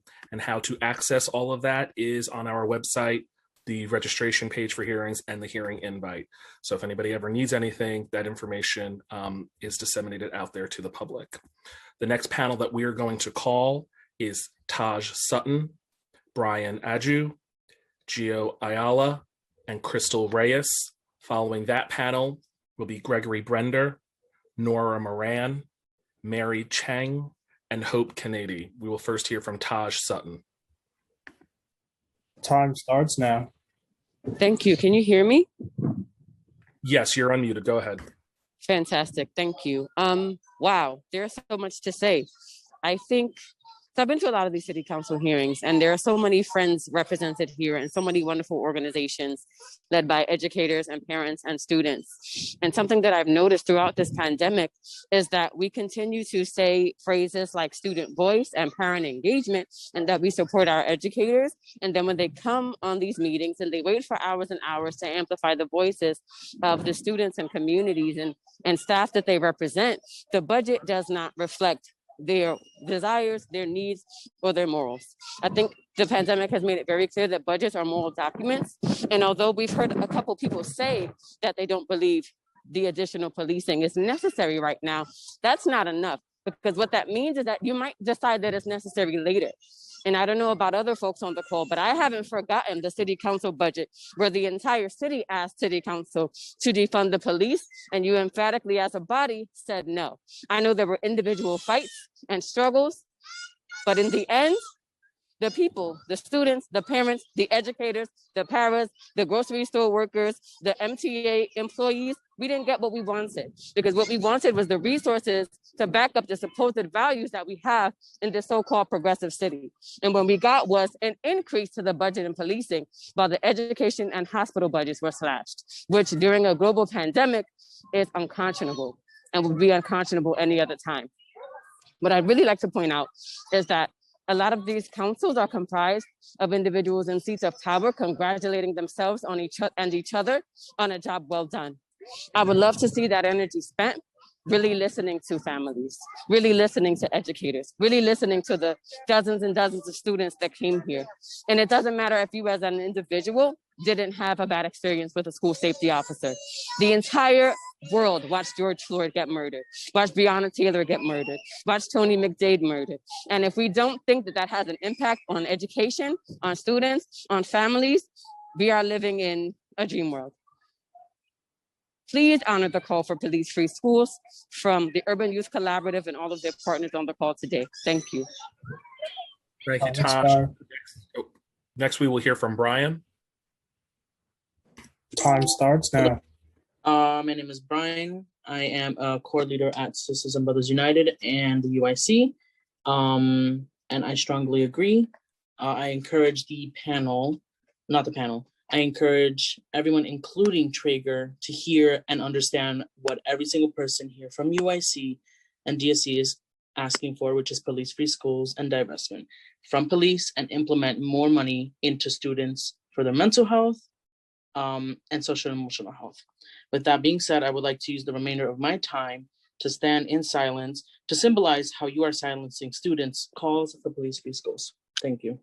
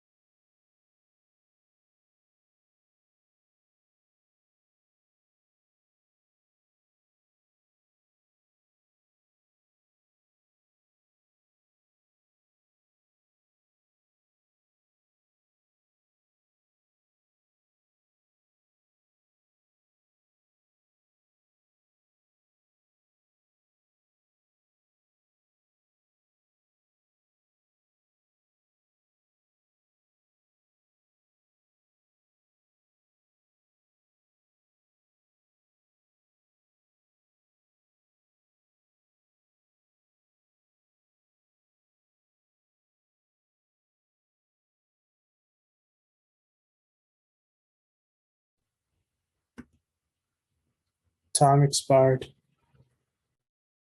Thank you. And next we'll hear from Gio Ayala. Hi, my name is Time Giovanni. starts now. Hi, my name is Giovanni Ayala. I am a former alumni of Sisters Brothers United. I am here to ask for the removal of police from public schools in New York City, specifically those with predominantly POC, Black, and LGBTQ youth. As someone who grew up with an IEP and a parent whose predominant language was not English, I found it really difficult to be able to attend my classes when I was younger, just because I was always told that I couldn't be part of the group as someone who didn't know English. English not being my first language made it really hard for me to get all the information I needed. Even applying to high school was such a difficult task for us. I ended up going to high schools that I didn't even know I was applying to, because no one provided the assistance that my mother and I needed in order to move forward with that task. Eventually, with the passing of time, it got much harder when my mom tried to get information for me to join even things as college access programs. I was told that I wasn't able to go to those programs because there was no language information for me in Spanish. And it's not just Spanish language that I'm asking for, it's everybody. Any language that someone wants to speak, they should be able to speak in their native languages. If New York is a progressive city, why aren't we giving people the opportunity to give themselves the voice and not always have to go through other channels in order to get what they need? And I would like to use the remainder of this time to sit in silence. And I'm again asking for the removal of police from schools.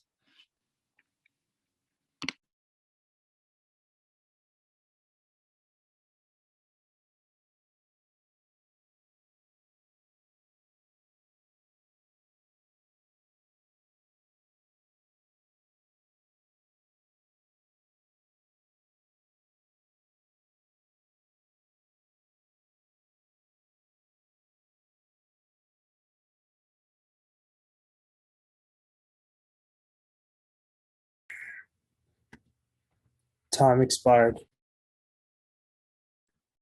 Thank you. And next we will hear from Crystal Reyes. Time starts now. Hello, my name is Crystal with Sisters and Brothers United, the program director, and I'm also with the Urban Youth Collaborative and Dignity in Schools. I am also going to use my time, my 2 minutes, to sit in silence in solidarity with the call for police-free schools and symbolize what the council has been doing and silencing the voices of young people for all this time. Thank you.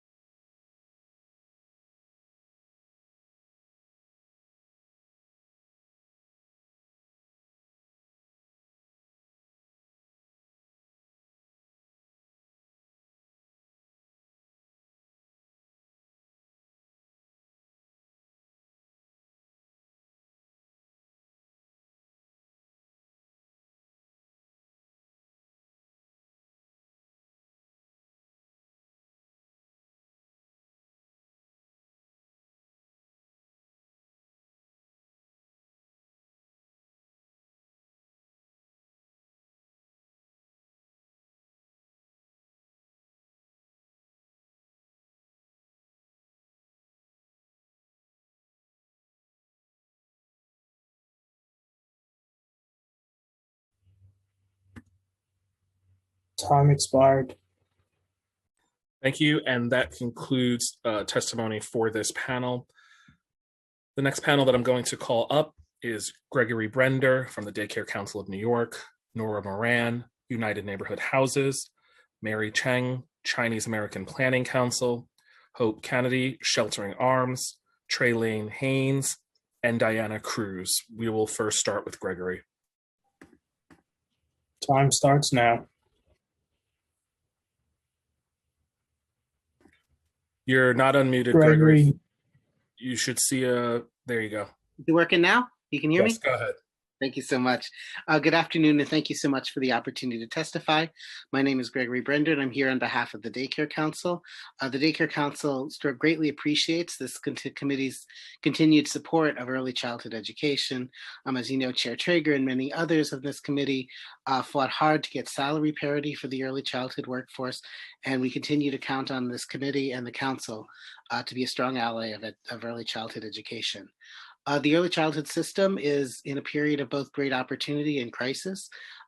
We face crisis because of the huge changes that operating during a pandemic and changing policy procedures face, but we also have opportunity because President Biden has led the largest new investment in early childhood education in more than a generation with the American Recovery Plan. With the city's support and with the city and state wisely using the federal recovery funds, we believe we have the opportunity to strengthen early childhood education and to make it so that it can truly support New York City's recovery, especially for working families and particularly working mothers who have been most impacted by the pandemic. I want to run through a few of the recommendations that are in our written testimony of ways that we need to invest in early childhood education now. One is to continue to pay the full value of early childhood contracts based on capacity, not enrollment. Enrollment is fluctuating due to the pandemic, and also in many cases artificially low because of backlogs at the city's end in processing applications from families seeking to obtain childcare.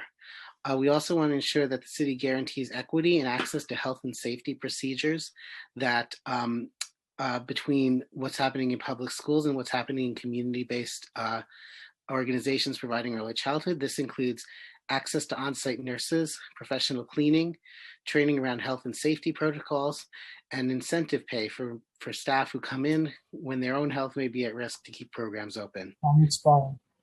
Thank you. The last thing, just want to say, we support there are many organizations looking to maintain their capacity who have not lost contracts in the Birth to 5 RFP, and we support them. And thank you again for the opportunity to speak to this committee. Thank you, Gregory. Next, we will hear from Nora Moran. Time starts now. Thank you so much for the opportunity to testify. My name is Nora Moran. I'm the Director of Policy and Advocacy at United Neighborhood Houses. We're the membership organization of New York City Settlement Houses with 40 members in New York City, providing early childhood education programs, running learning to work programs, community schools, lots of after school programming, a lot of educational supports. Our testimony is broad, our written testimony, and focuses on a couple things, but I'll highlight a few here. The first is on early childhood education. Certainly want to echo all the comments from the Daycare Council. We certainly need to make sure we maintain full funding for contracts right now in center-based and family childcare networks. We've seen significant fluctuations in enrollment due to the pandemic and city delay in processing applications. We want to make sure that that system is stable as we move forward. We're also very concerned looking ahead about the Birth to 5 procurement. In the Settlement House Network, we saw lots of shifts in slots and coverage, a reduction in infant and toddler slots, as well as a reduction in hours being able to serve families. We know that there are sort of new investments made in other neighborhoods, but that can't come at the expense of existing centers and their capacity. We need to make sure we're growing the network overall and serving more families, given how crucial the need is for subsidized childcare in the city. On learning to work, we have several settlement houses who are learning to work, run learning to work programs. Certainly want to call for the full restoration of the learning to work program. We're very concerned that at this time, when we're seeing greater rates of disconnection among New York City's youth, that we're not investing in this population and not making sure that they're served.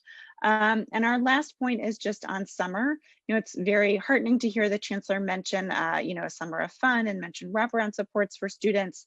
However, community-based organizations need to know the plan now.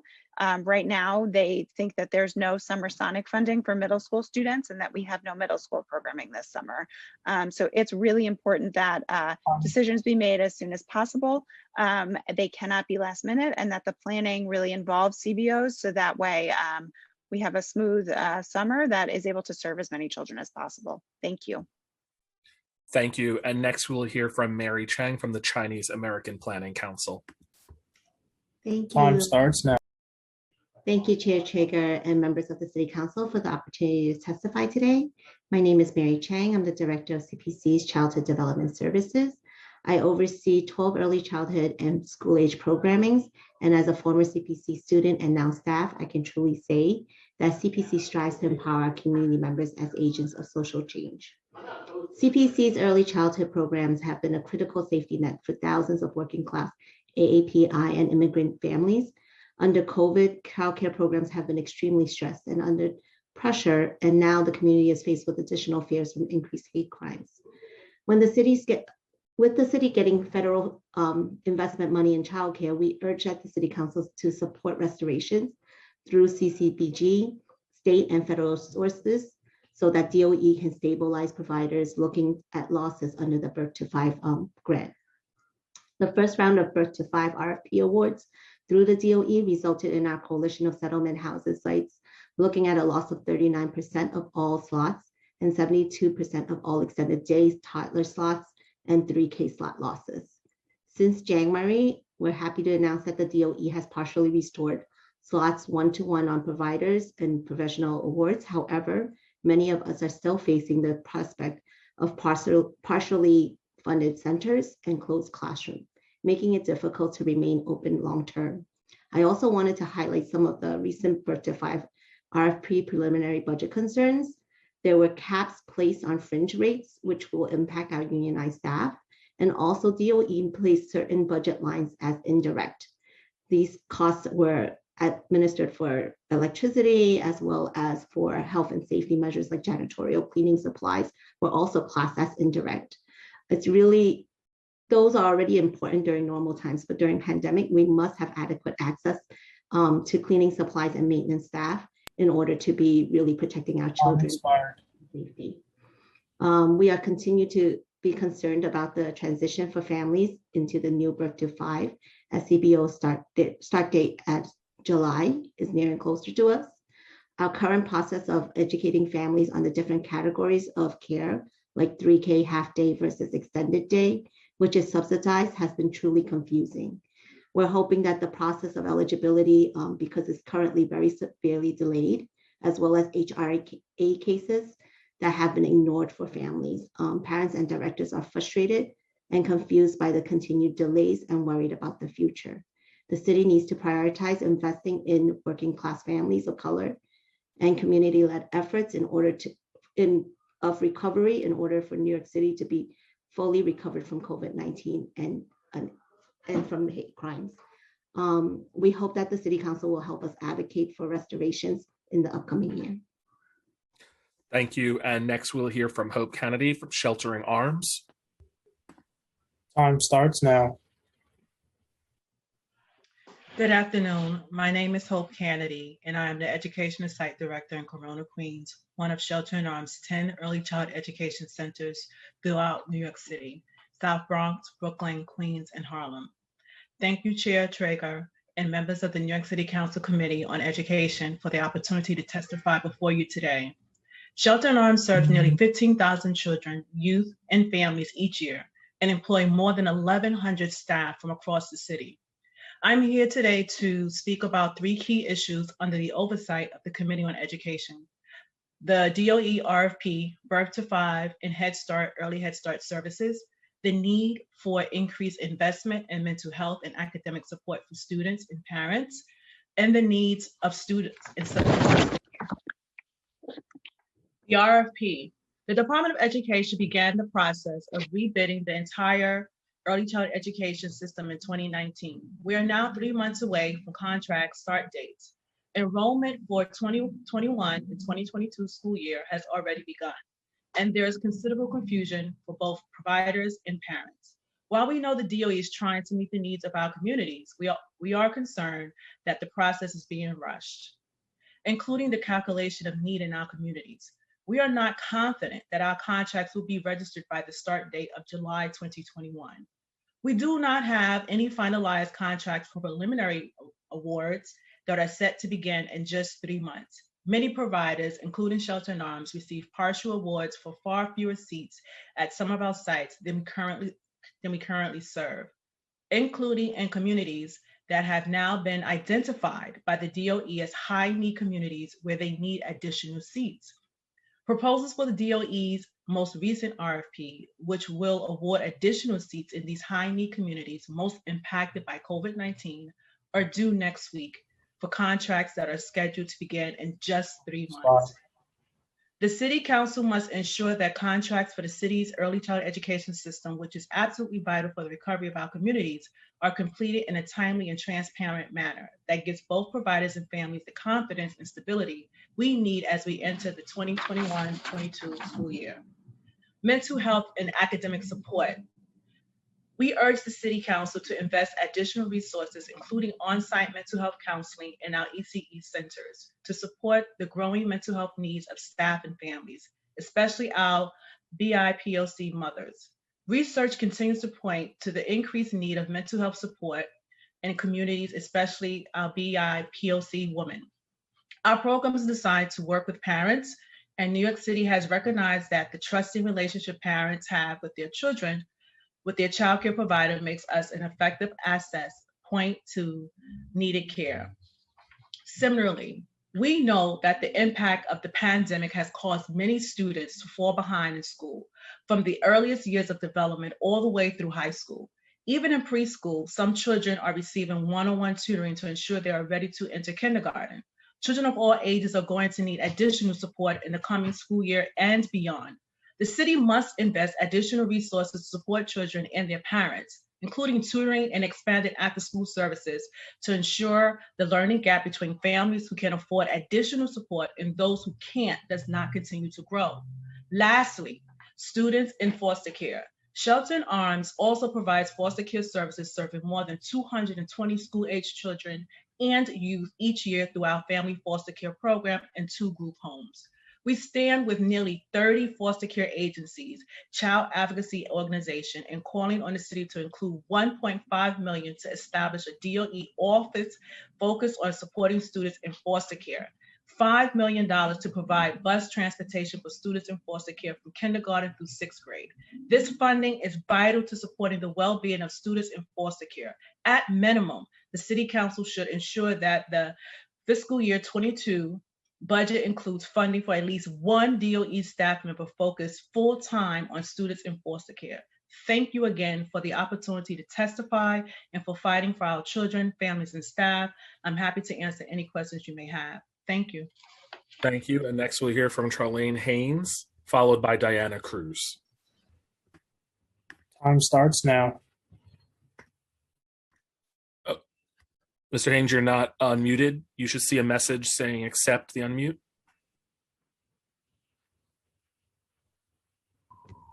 Okay, now you go ahead. Good evening. My name is Trelane Haynes. I'm a staff attorney at Legal Services NYC in our Brooklyn office. Thank you, Chairman Traeger and members of this committee for the opportunity to testify before you today and for supporting our efforts to ensure equal access to justice for all New Yorkers. To that end, Legal Services Education Advocacy Project is requesting an allocation of $500,000 for fiscal year 2022 in support of expanding assistance to students with disabilities to receive compensatory educational services.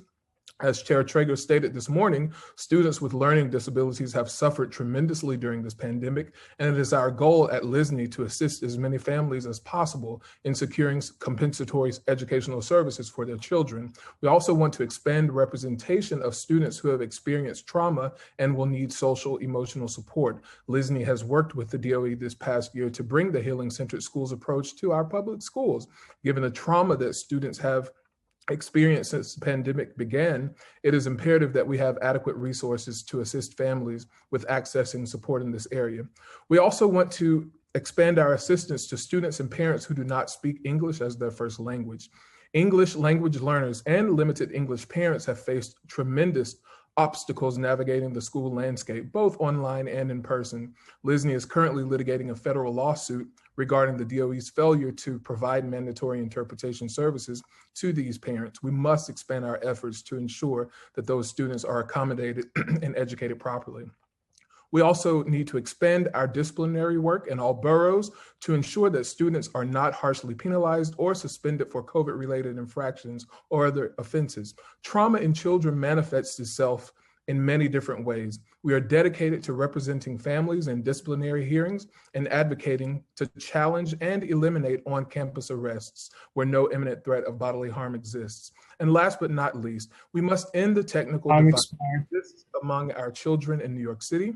Statistics have shown that a lack of technological devices and Wi-Fi has led to unequal academic achievement for low-income students. So therefore, we must make sure that we advocate for children in low-income communities, children in homeless shelters, and children living in foster homes to ensure that they have access to high-quality Wi-Fi and technological devices. Again, Legal Services Education Advocacy Project is requesting an allocation of $500,000 for fiscal year 2022. Thank you again for the opportunity to testify today.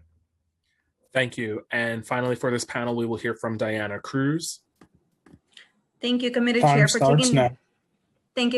for taking the time to listen to our testimony. My name is Diana Cruz, and I am here representing Hispanic Federation and the Latino Education Advocacy Directors Lead Coalition.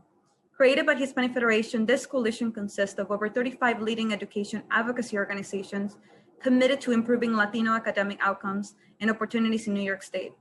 We cannot echo enough the immediate need for our families and students presented from our advocate partners here today. During the past year, educators, students, and parents navigated a set of exceptional challenges, and we commend the city for allocating resources to support the digital divide, food relief across New York City, socio-emotional supports, and summer youth employment.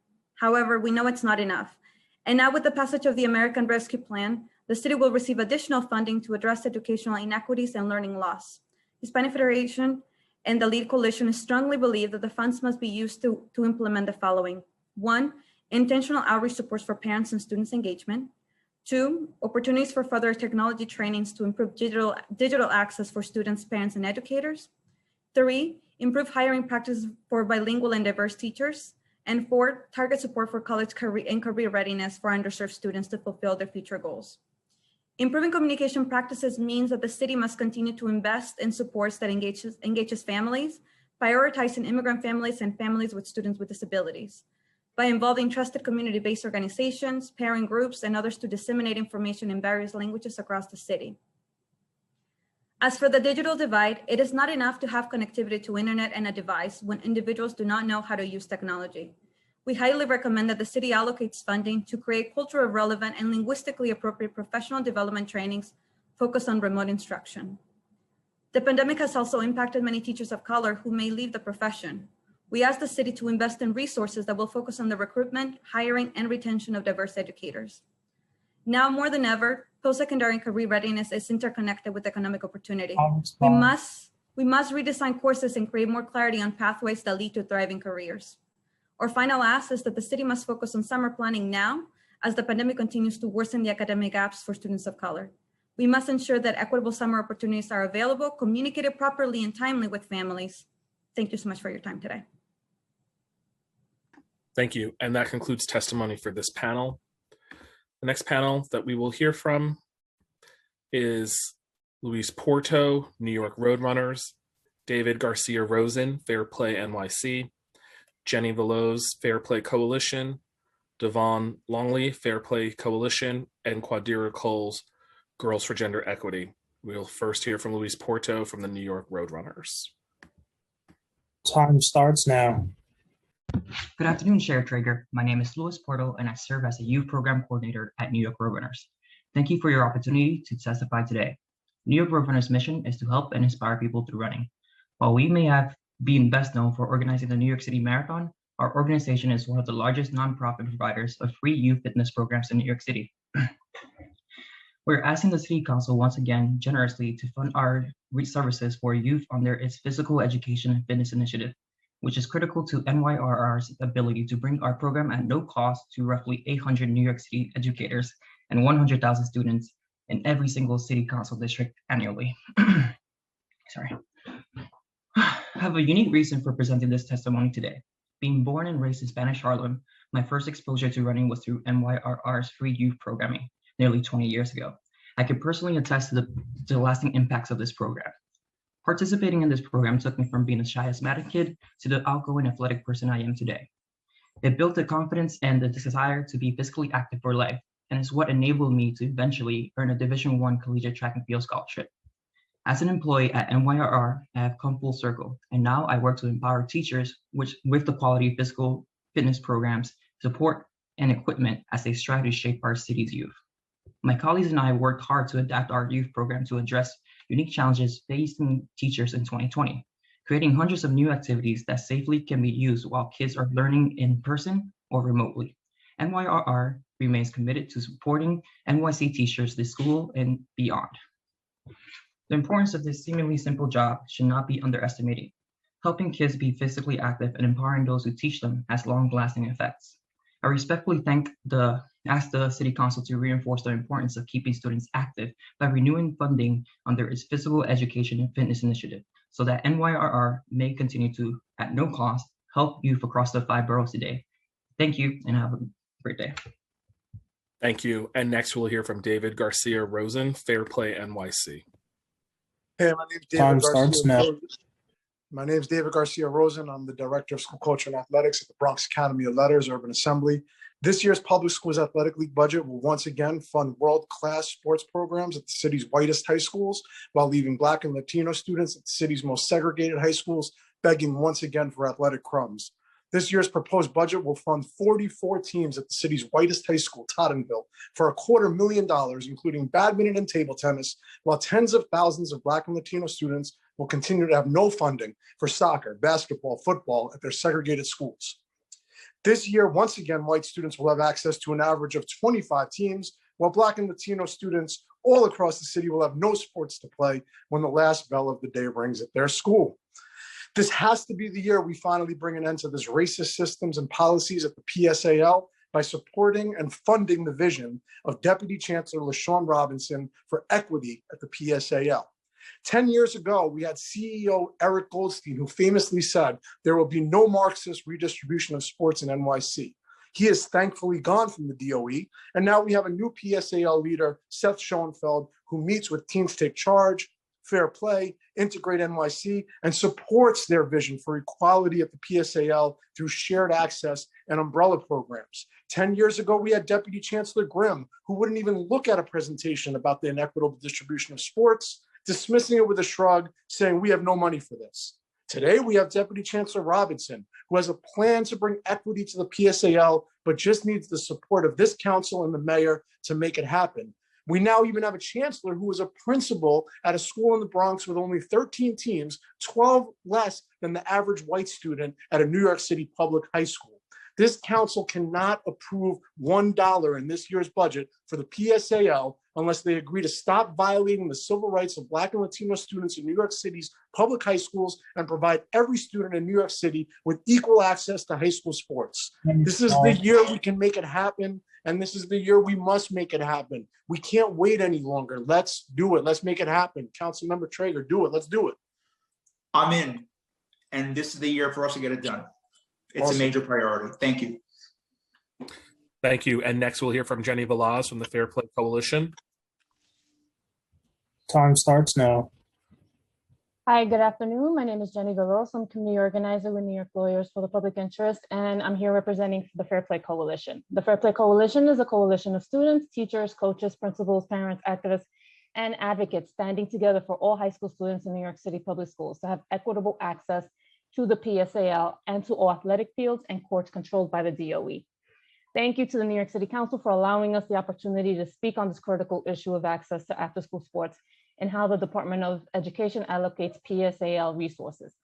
Due to the COVID pandemic, students have been without after-school sports for a full year. With the return to sports on the horizon, we want to emphasize that a return to the status quo is not acceptable. A return to sports must take health, safety, and equity into consideration. We are here to ask that the council ensure that when the DOE budget is finalized, any and all money allocated for restoring PSAL sports, when it is safe to do so, only be given to the DOE under the condition that it be distributed in an equitable manner citywide. We should look at the current suspension of in-person school and PSAL sports as an opportunity to fix what we all know has been broken. This is not our first time addressing this issue. We have also provided similar testimony over the last few years. Unfortunately, these same inequities still remain. The PSAL continues to treat public high schools unequally, providing more resources to larger, more integrated schools, while smaller schools that are predominantly Black and Latinx are left with scraps. So today, we humbly ask the council to ensure that the PSAL doesn't simply do the easy thing of bringing back bad habits, but that it takes advantage of the pause on all sports to reinvent the system to ensure that equity is at the core of the PSAL as it comes back as much as health and safety are. And I want to echo my Fair Play Coalition partner, David Garcia Rosen, in saying that the time to do it is now. We have the opportunity, let's get it done. Thank you. And next we'll hear from Devon Longley from the Fair Play Coalition. Time starts now. Hello, my name is Devon Longley. I'm a senior at Bronx Academy of Letters. I am an artist and a class representative for the Fair Play Coalition. In my time advocating for Fair Play Coalition, I learned more about society and what it means to fight for sports we love.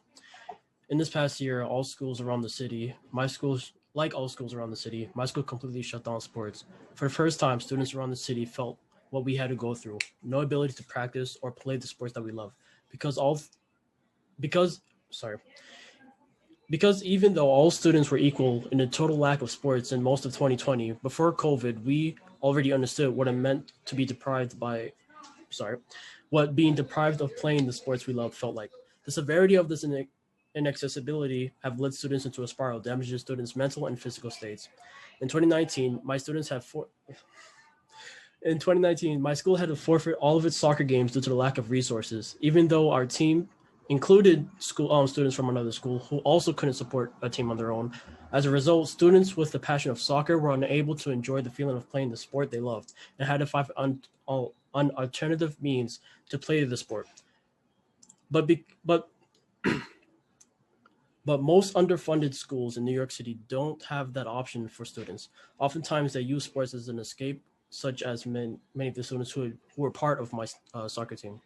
This is meaningful to me because I want to enable the future for generations to have access to sports, because you cannot replicate the feeling of playing competitively alongside teammates and having that experience. I personally have always wanted to play volleyball, but my school applied for a boys volleyball team even before I was a freshman and was denied a team. This is why we have to discuss what policies and changes we need to make so that we can have a trusted, equitable system going forward. School is reemerging along with sports, and we should take this opportunity to make our voices heard and educate those who are unaware of this. I grew up not knowing of the lack of opportunity we had.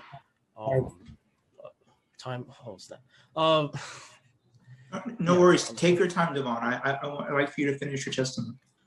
Okay. Now that students and athletes all around New York City understand what it means to not have the experience and accessibility of playing their favorite sports, everyone knows what this inaccessibility means. We should return back to normality with the access and equity of sports, no matter the disparity of the school or the student. When I became a class representative for the tours that represent this issue, it became my mission to ensure that my voice is heard by those in our community and by the PSAL. We will ensure to have equitable opportunity for Black and Brown students even after my role is over. Devon, that was excellent. I'm very proud of you. I was a former high school teacher. I taught seniors. It is not easy to come out at even virtual city hall government, and you did a phenomenal job. And you spoke a lot of truth to power just now. And Devon, did I hear correctly that you attend Bronx Academy of Letters? Is that right? That's yes. Where that was Principal Erin Gary's school. Is that right? Yes. my condolences to your entire school community. I had the honor of speaking with her at the height of the pandemic, and she was fighting so hard for her students, and I'll never forget that. And actually, her story and the story of other schools is what led us to prioritize the Single Shepherd program to save those vital Single Shepherd counselors and social workers. And we're gonna fight for them again this year. But this is the year, once and for all, to make that much of an impact on PSAL equity. Because when the mayor talks about reopening the programs, it's not reopening the programs for all kids, it's just some kids. This is the year that we provide opportunities to all the zip codes across the city of New York for all of our children. This is a top priority for me and for this council, and we're going to get something very big done this year. Thank you, Devon, for your great work. Very proud of you. Thank you. And next we'll hear from Quadira Coles from the Girls for Gender Equity. Time starts now. Good evening, Chair Traeger and members of the committee. My name is Quadira Coles and I am the Policy Manager at Girls for Gender Equity. We are here again to demand that the council prioritize police-free schools and invest in students' education with services, programs, and support that addresses the inequities that were laid bare by the pandemic and transition to remote learning. There is a citywide consensus that the emotional and mental well-being of students, as well as support and preparedness of school staff, should be atop of the city's education priorities. Neither school communities nor students were prepared for the major changes brought on by the pandemic, and these experiences will continue to shape how students show up in their new educational settings now and in the future. The mayor has misled the public into believing that he defunded the NYPD by $1 billion when in fact he did not. And now with the fiscal year 2020 budget, we are reminded that the reductions were not only modest, but non-reoccurring. In addition, despite the mayor's math, including the transfer of School Safety Division to the DOE, the division is still operating under the NYPD's budget. The fiscal year 2020 budget plan has the NYPD's school budget larger than ever. These are just a few instances where city government has promised one thing to the public in the name of police reform and done the complete opposite in practice and implementation. As plans come to light and decision-making remains non-transparent to the public, aside from comments captured during oversight hearings, we call on the council to reject any potential new hiring of school cops in the fiscal year and in the years to come. We want to use this education budget oversight opportunity to raise components of the mayor and council's police reform reinvention proposals that will require newer or additional expenses. To start, the proposal reforms by city council and mayor further entrenches policing in schools instead of meeting the needs of school communities. This culture of surveillance and criminalization pushes students out of schools and forces them into the carceral system. You all have the opportunity through budget negotiation process to eradicate violence at the hands of law enforcement in schools and redirect the money once spent to transform our schools in a direction of healing support rather than expediting misguided reforms through compliance with Executive Order 203. We strongly encourage, again, the City Council to reject the mayor's attempt to codify school safety transfer through Executive 203 as described in his draft. This transition will require an opaque and potentially boundless financial commitment that could otherwise go to building something that more closely mirrors what we need rather than what is convenient or the lowest possible lift. These proposals are skewed towards priorities of the NYPD instead of new, big, sustained investments in the whole school community. We are grappling with a long legacy of police violence. Refusing to dismantle the division means that police complicity and policing culture will continue to be an interruption of young people's education. If the mayor and city council close the COVID achievement gap and make sure that students and staff are supported next year, the focus should be on supporting pathways to young people's leadership, employment, and resources in their school and communities, not policing. Finally, I want to reiterate that the public deserves an honest and quick response regarding the 475 new hires to the School Safety Division. Thank you for the opportunity to testify. Thank you. And that concludes the testimony for this panel. The next panel that we are going to call is Rachel Gazik from the New York Edge After School Programming, Carly McCallow from Ramapo for Children, Solange Amonte Go, the Brotherhood Sister Soul, and Na Shorm Adu. And we will start with Rachel from the New York Edge After School Programming. Time starts now.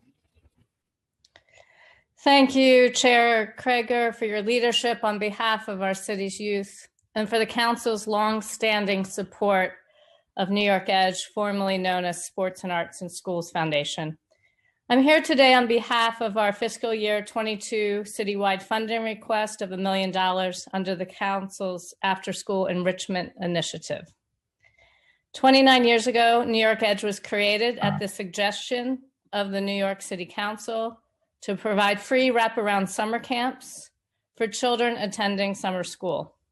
From these beginnings, we have grown into the largest provider of after-school and summer programming in New York City, traditionally serving over 40,000 students a year at 134 locations throughout the 5 boroughs. Our mission is to help bridge the opportunity gap among students in underinvested communities by providing programs designed to improve academic performance, health and wellness, self-confidence, and leadership skills for success in life.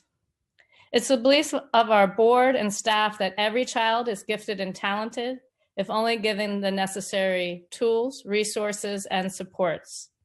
And our name implies we strive to provide every student in our program with the edge that they need to succeed in the classroom and in life.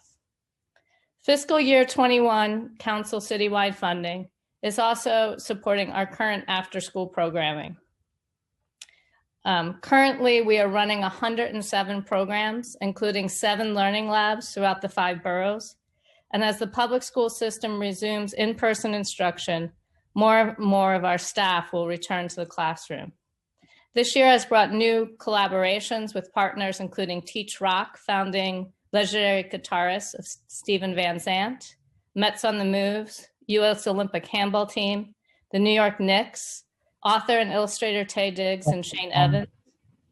New York, its students and families are extraordinarily grateful for the support provided by the New York City Council these past 29 years. We're now looking for you to meet the needs of the next generation of young people by supporting fiscal year 22 citywide funding request of $1 million, which will bring us back to our fiscal year level of funding. Thank you. Thank you. And the next panelist we will hear from is Carly Nicolo from Ramapo for Children.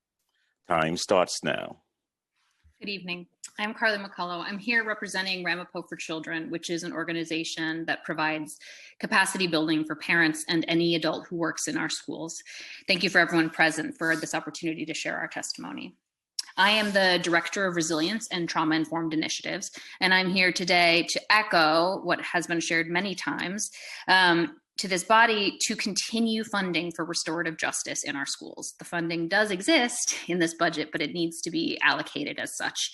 And we have heard countless times on this panel that school safety and officers are an easy way to find this funding that actually supports our schools.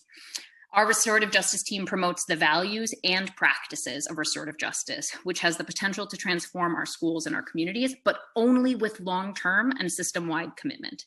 When restorative justice, that usually looks like a 5-year commitment per school. Restorative justice provides a foundation for strong relationships and strong supportive learning environments. Much of that support and strong relationships was severed over the last year. But trauma-informed restorative schools are designed to get everyone, teachers, staff, students, admin, food people, facilities, and families through these trying times. People are not well across all levels of education. Without support for intentionally building and sustaining community resilience, we could easily see an increase in unaddressed secondary trauma for young people and their families that could last generations. At Ramapo for Children, we've had the honor to see firsthand how restorative justice initiatives that are currently taking place, funded by OCID, in the middle schools in all 5 boroughs have already helped those school communities reintegrate into hybrid learning as they reenter schools. Continued funding demonstrates a commitment to the well-being of our communities, the future of our city, and an opportunity to heal from the systemic racial and social inequities that are plaguing our schools. Time expired. We ask the City Council, DOE, and all stakeholders to prioritize a commitment to the continued funds for restorative initiatives. If we don't find or reallocate the money now, it has the potential to have vast and long-term consequences for this school-going generation. Thank you. Thank you. And next we'll hear from Solangel Amonte Go, followed by Nashorme Aidu. Hi, my name is Solangel Almonte, and I'm a youth organizer of the Brotherhood Sister Cell. I'm a high school student at Community Health Academy of the Heights. A proper education begins outside the school. In one of the world's richest cities, providing housing and food to low-income public high school students should not be looked as a choice but mandatory. Many NYC public school students are homeless and barely surviving. These students and their families struggle financially while being criminalized for being low income, Black, and Latinx. NYC must provide students with technology, food, physical, and mental health care, whether we're in a pandemic or not. The people who are always left behind have not been considered during this pandemic. What is being done for homeless students? What is being done for students who live in financially unstable homes without food, heat, or Wi-Fi? What is being done for students who live in abusive homes? The same thing that was being done for them before the pandemic, nothing. There is a lot New York City must do for its public school. There's a lot New York City must do for its public school students inside the school building. And the need for trustworthy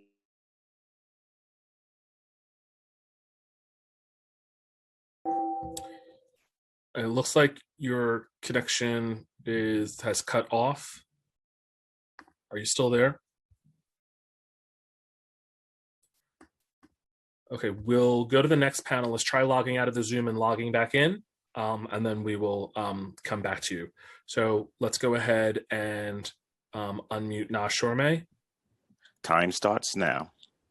Good evening. My name is Nashome Aidu. I'm the Policy Director for Expanded Schools. We're a local intermediary that supports local nonprofit organizations for after-school programs via funding and coaching and TA support. I'm here today to specifically speak with you about our program called the Middle School Expanded Learning Program, also and well known as MS Extra. This work is coordinated by the New York City's Middle School Quality Initiative, which is an invaluable investment in supporting students in schools as they work towards equity in education and amelioration of literacy in middle schools, particularly as students have experienced COVID learning loss as they continue to adjust to remote and socially distant learning. We know that proficient literacy skills in middle school are essential towards building out the lives that we all want for our young people, and that 66% of New York City's children from low-income communities do not receive the support needed to achieve proficient literacy skills, which then has a positive correlation with high school dropout rates and has detrimental effects on their post-secondary and career endeavors. And so we're here today to ask that funding for the Middle School Expanded Learning Program, also known as MS Extra, is fully restored at $1.5 million, along with other programs associated with the Middle School Quality Initiative. What makes MS Extra different from other programs is that it focuses on the lack of comprehension for students who do know how to read fluently throughout their middle school years. Students who struggle with reading comprehension spend an hour per day engaging in small group tutoring led by trained professionals in which they analyze various culturally relevant texts. Throughout the implementation, they are able to see themselves mirrored in literature as a way that they can eventually find windows for discovery of other cultures and experiences. Participating schools also extend the learning day by 2.5 hours so that young people can engage in arts, sports, academics, and social emotional learning. Time expired. To build their skills. Again, this is a resource that was completely critical prior to COVID and just continues to prove its relevance and importance as a really critical tool towards COVID recovery. So we ask that you do support this in the upcoming budget, along with the many other needs that we see for young people in our most vulnerable communities. Thank you for your time. Thank you. And it looks like we got back Solange, so we'll go ahead and unmute and we will try one more time to get the testimony. Time starts now.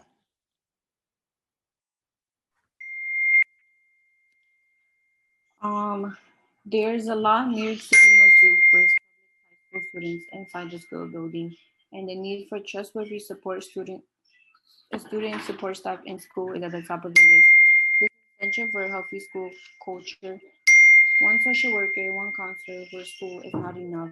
Being a teenager is hard enough. Living in New York City is hard enough. Being a teenager in New York City is not is not easy, especially when you have no one to talk to. Each student is going through their own personal and family issues.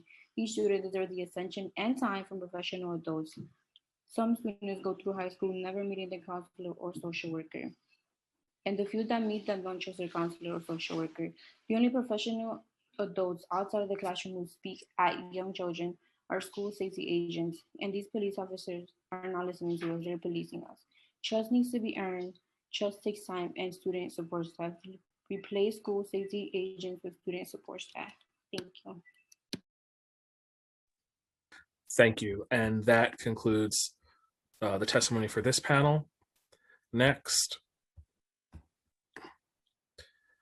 I will be calling on Tamara Gayer, Kamala Carmen from New York City Opt-Out, Iman Hamby from Sisters and Brothers United, and Jennifer Finn, Teachers Unite. The panel after that will be Travis Mariani, Sisters and Brothers United, Wesley Guzman, Sisters and Brothers United, Leopold Spohn-Gellert, OFENY, and Nia Morgan, Urban Youth Collaborative. We will first start with Tamara Gayer. Time starts now. Hello, can you hear me? Yes, you're unmuted. Go ahead. Amazing. So first of all, thank you, Chair Traeger, and thank you for the committee in general for the opportunity to testify. My name is Tamara Gayer. I am a parent and a parent association president from South Williamsburg. And I'm really happy to see you here so long on this call and so involved, although I do look forward to the day when our civil servants who are supposed to listen to us from the DOE actually go after the public and hear all of these comments first. Anyway, I'm here to talk about, as many have before, the budget as a moral document, right? We all know that. This committee knows it more than anyone else. You guys have acted on that very often, even in the recent past. But what these dual pandemics have illuminated is that there are certain items which can't be half-stepped, can't be reevaluated, can't be put off for later, and we have a very limited amount of money to work with. So, starting on the recent history, started by the PEP that did not extend the Pearson contract for G&T, we need to examine all high stakes testing. We cannot use the language we hear coming out recently of learning loss to institute more high stakes testing to investigate this. We know what student needs. They need small class sizes. They need counselors. They need schools where there are no cops in them, right? These are all places where we can save money and return our schools to a much more human, one-on-one, culturally responsive atmosphere that will craft a generation that will grow up not only to do us proud, but to really sort of save us from all the mistakes that we have made. So I'm not here to tell you today what to spend money on, because I think that's very clear. I'm telling you that there are some things. Time expired. That we should not spend money on. Previous speaker said not $1 to testing, not $1 to policing. We have an opportunity here to do so much better for all of us, and thank you for your time. Thank you. And next we'll hear from Kamala Carmen from New York City Opt-Out. Hi, my name is Kamala Carmen, and I am a public school parent. I'm also a co-founder of the grassroots organization NYC Opt-Out. I testified before this committee about 2 years ago. It was a memorable occasion because Anthony Ramos and his former high school teacher, Sarah Steinweiss, also testified at that meeting. And the point of their testimony was that had Steinweiss not been able to look past Anthony Ramos's pretty poor standardized test scores to see him holistically, he may never have gone on to acting conservatory and then on to being in the original Broadway cast of Hamlet. Steinweiss's story didn't have such a fairy tale ending. She felt so hamstrung by the strictures of teaching in a test-based environment that this talented teacher left the system, which is a loss for our city's school children, including any future Anthony Ramoses. So it was ironic and deeply disappointing when at that same hearing shortly afterwards, Linda Chen, who is the NYC DOE Chief Academic Officer, confirmed that the city would be imposing further testing, standardized testing on our children, in this case, the MAP tests. Then as now, we are told that we need these tests to know how our schools are doing, how our children are doing. And Councilmember Traeger, I specifically recall that you said, if you really want to know what they're doing, this is what you said to her, you can pick up the phone and call them. You can speak to the schools, you can speak to the principals, you can speak to the teachers. And you were exactly right, because our teachers, like Steinweiss,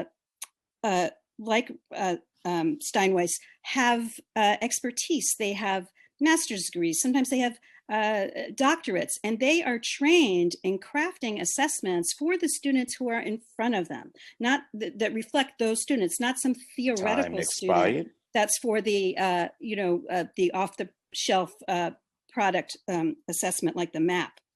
So at this budget hearing, I asked that not one penny be spent on the MAP or similar testing instruments. You have heard all the good ways we could be spending that money. Don't use it for something as inessential as the MAP. This coming year will be more crucial than ever that we see our children as more than data points, not to mention that the US Department of Education in a study found that the MAP has no statistically relevant impact on student achievement. Finally, on the subject of another set of tests, the federally mandated state test, I bring your attention to former Chancellor Carranza's outgoing promise that all parents be given information about opt-out in multiple languages. I want everyone on this call to be aware that they have the right to opt their children out of these tests, and for the DOE to honor this promise in a timely manner. And this year that extends to the Regents exams as well as the 3rd through 8th grade tests, because the Regents exams are not graduation requirements this year. Thank you. And I want to thank you publicly for re-upping Anthony Ramos' story, which I'm going to continue to also amplify during my career, because a child that our system labeled as underperforming is now one of the top performers globally. He just came back from Budapest recently. This summer, we're going to finally see In the Heights, which I cannot wait to see. And I am so proud of him. And he inspired me and challenged me to invest more in the arts and theater in my district and across the city. And we recently announced that we made a significant $7.5 million investment in John Dewey High School to build a beautiful Broadway theater auditorium. But the bigger story here, to your point, is that the system failed him. The system tried to label him as underperforming through the use of standardized exams and inadequate supports, when in reality, this kid's a shining star, and we should have brought that out of him much sooner and earlier. I also want to say, for the record, that because New York State is still, or the federal government and the state requiring the administration of state exams next year, that is contributing to significant staffing demands of our schools. Because when the mayor announced about the opt-in period, again, being reopened, one of the initial things I heard from principals, again, principals want schools to safely reopen. They want to help their children. But one of the demands is to administer the exams. And they don't know how to make this work with inadequate staff and support. So just imagine, we're prioritizing exams over services for children. It is outrageous. It's outrageous, and other districts are letting their parents know that they can opt out. And our district, we're the biggest one in the state. We need to do it. And quite frankly, it would allow, if they could just get rid of these tests, it would allow actual services for children, rather than people scrambling on how to administer this test that, quite frankly, the results are meaningless, quite frankly. And so I applaud you for amplifying this even before the pandemic. And I also am on the record saying that as far as the high school Regents, again, never really measured student performance and work. And there are proven models, project-based learning, which I've always been supportive of. So thank you for always amplifying that. Thanks for your testimony today. Thank you. Thank you. And next we'll hear from Iman Hamdi. Time starts now.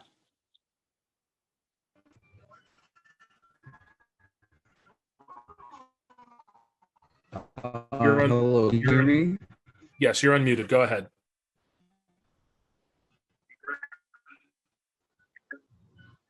At the Point CDC, and I attend Bronx Earthwest High School. I live in the Hunts Point area of the Bronx, and I'm here in support of police-free schools. The council needs to focus on increasing money for support systems that help young people in different circumstances. A mental health professional should support youth when dealing with a mental health crisis. Social workers or counselors can help lower tensions when a fight happens. The police are an armed force and should not be who schools rely on for safety because students are scholars, not criminals. For me and my other classmates, it would reduce a lot of stress and we would feel a lot safer at school. I know a lot of you think that putting police in schools is the most secure method to keep them safe. It's not. And in fact, puts them at more risk. I assure you that even minor offenses like late attendance have led to countless arrests of Black and brown youth. This needs to end. Black and Latinx students in New York City have consistently been targeted for harsher punishments than their white peers and arrested at a higher rate. As a result, Black and Latinx students make up 90% of all youth arrests, court summons, and juvenile reports issued by school police. The representatives here today have an opportunity to end decades of abuse first set into motion by former mayor and current seditionist Rudy Giuliani. Today, I call upon the council to stop funding the school and to prison pipeline and make our schools free from police. Invest in us and invest in all the New York City students. Thank you. Thank you. And next, we will hear from Jennifer Finn, Teachers Unite. Time starts now.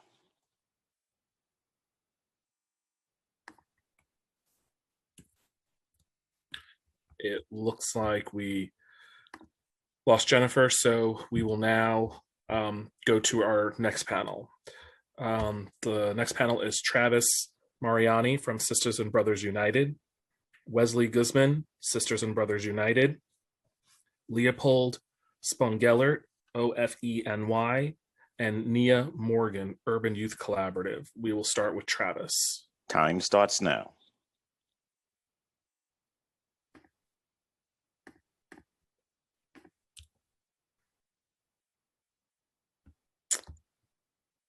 Okay, we will come back to Travis. We will go to Wesley Guzman from Sisters and Brothers United. If we can go ahead and unmute Wesley. Time starts now.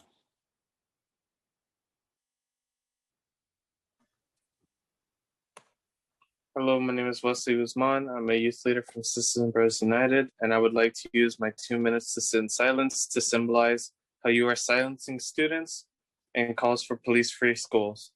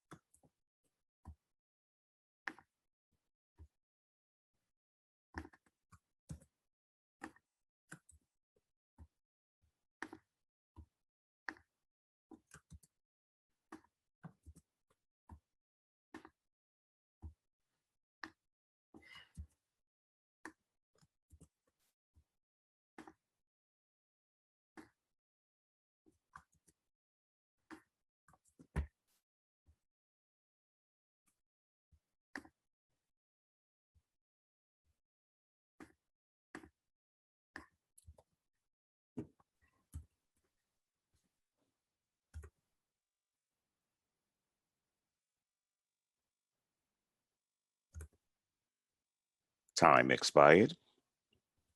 Thank you. And next we will call on Nia Morgan before we go back to Travis. Nia Morgan. Time starts now. Thank you, Chair Traeger and City Council. I will be brief and just echo a lot of what youth and advocates have said today, opposing police in schools, as well as the inequities that exist throughout our New York City public education system.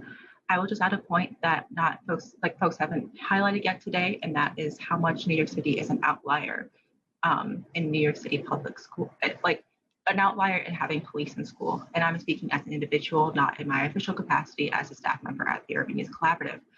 The fact that our city spends $450 million on police in schools just through the executive budget, not even through all the money that goes towards metal detectors and surveillance equipment, is an outlier.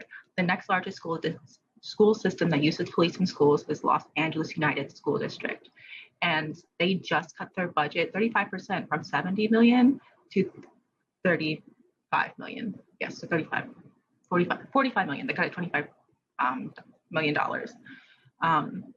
And that means that the next largest school district not only cut it, but is so much smaller than our policing budget that it's almost unconscionable. In fact, it is unconscionable, the fact that we spend so much money on this. This system did not appear out of nowhere. It was designed to act this way and to actively police Black and Brown youth in particular. It also was a way to funnel resources away from the students who needed the most. It was a way to control students and not to actually educate and support them.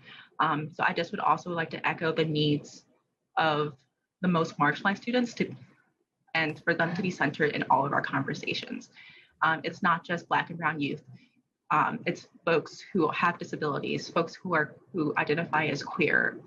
It's folks who need language access. They deserve more than equity. They deserve justice, and it's far past time for that. Thank you. Time expired. Thank you. And now we will go back to Travis Mariani. Time starts now.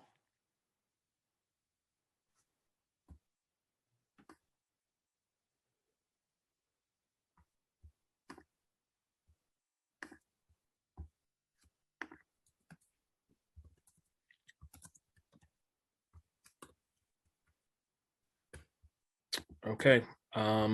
He's not accepting the unmute. So there have been a lot of people that have been coming on and dropping off throughout today's hearing, some people who I had seen on our registration list. So if anyone has dropped off and is now back on the Zoom and has not testified, please use the raise hand function now, and I will call on you in the order that you raised it. Seeing no hands, that concludes the public testimony for this executive budget hearing, Chair Traeger, and I turn it back to you.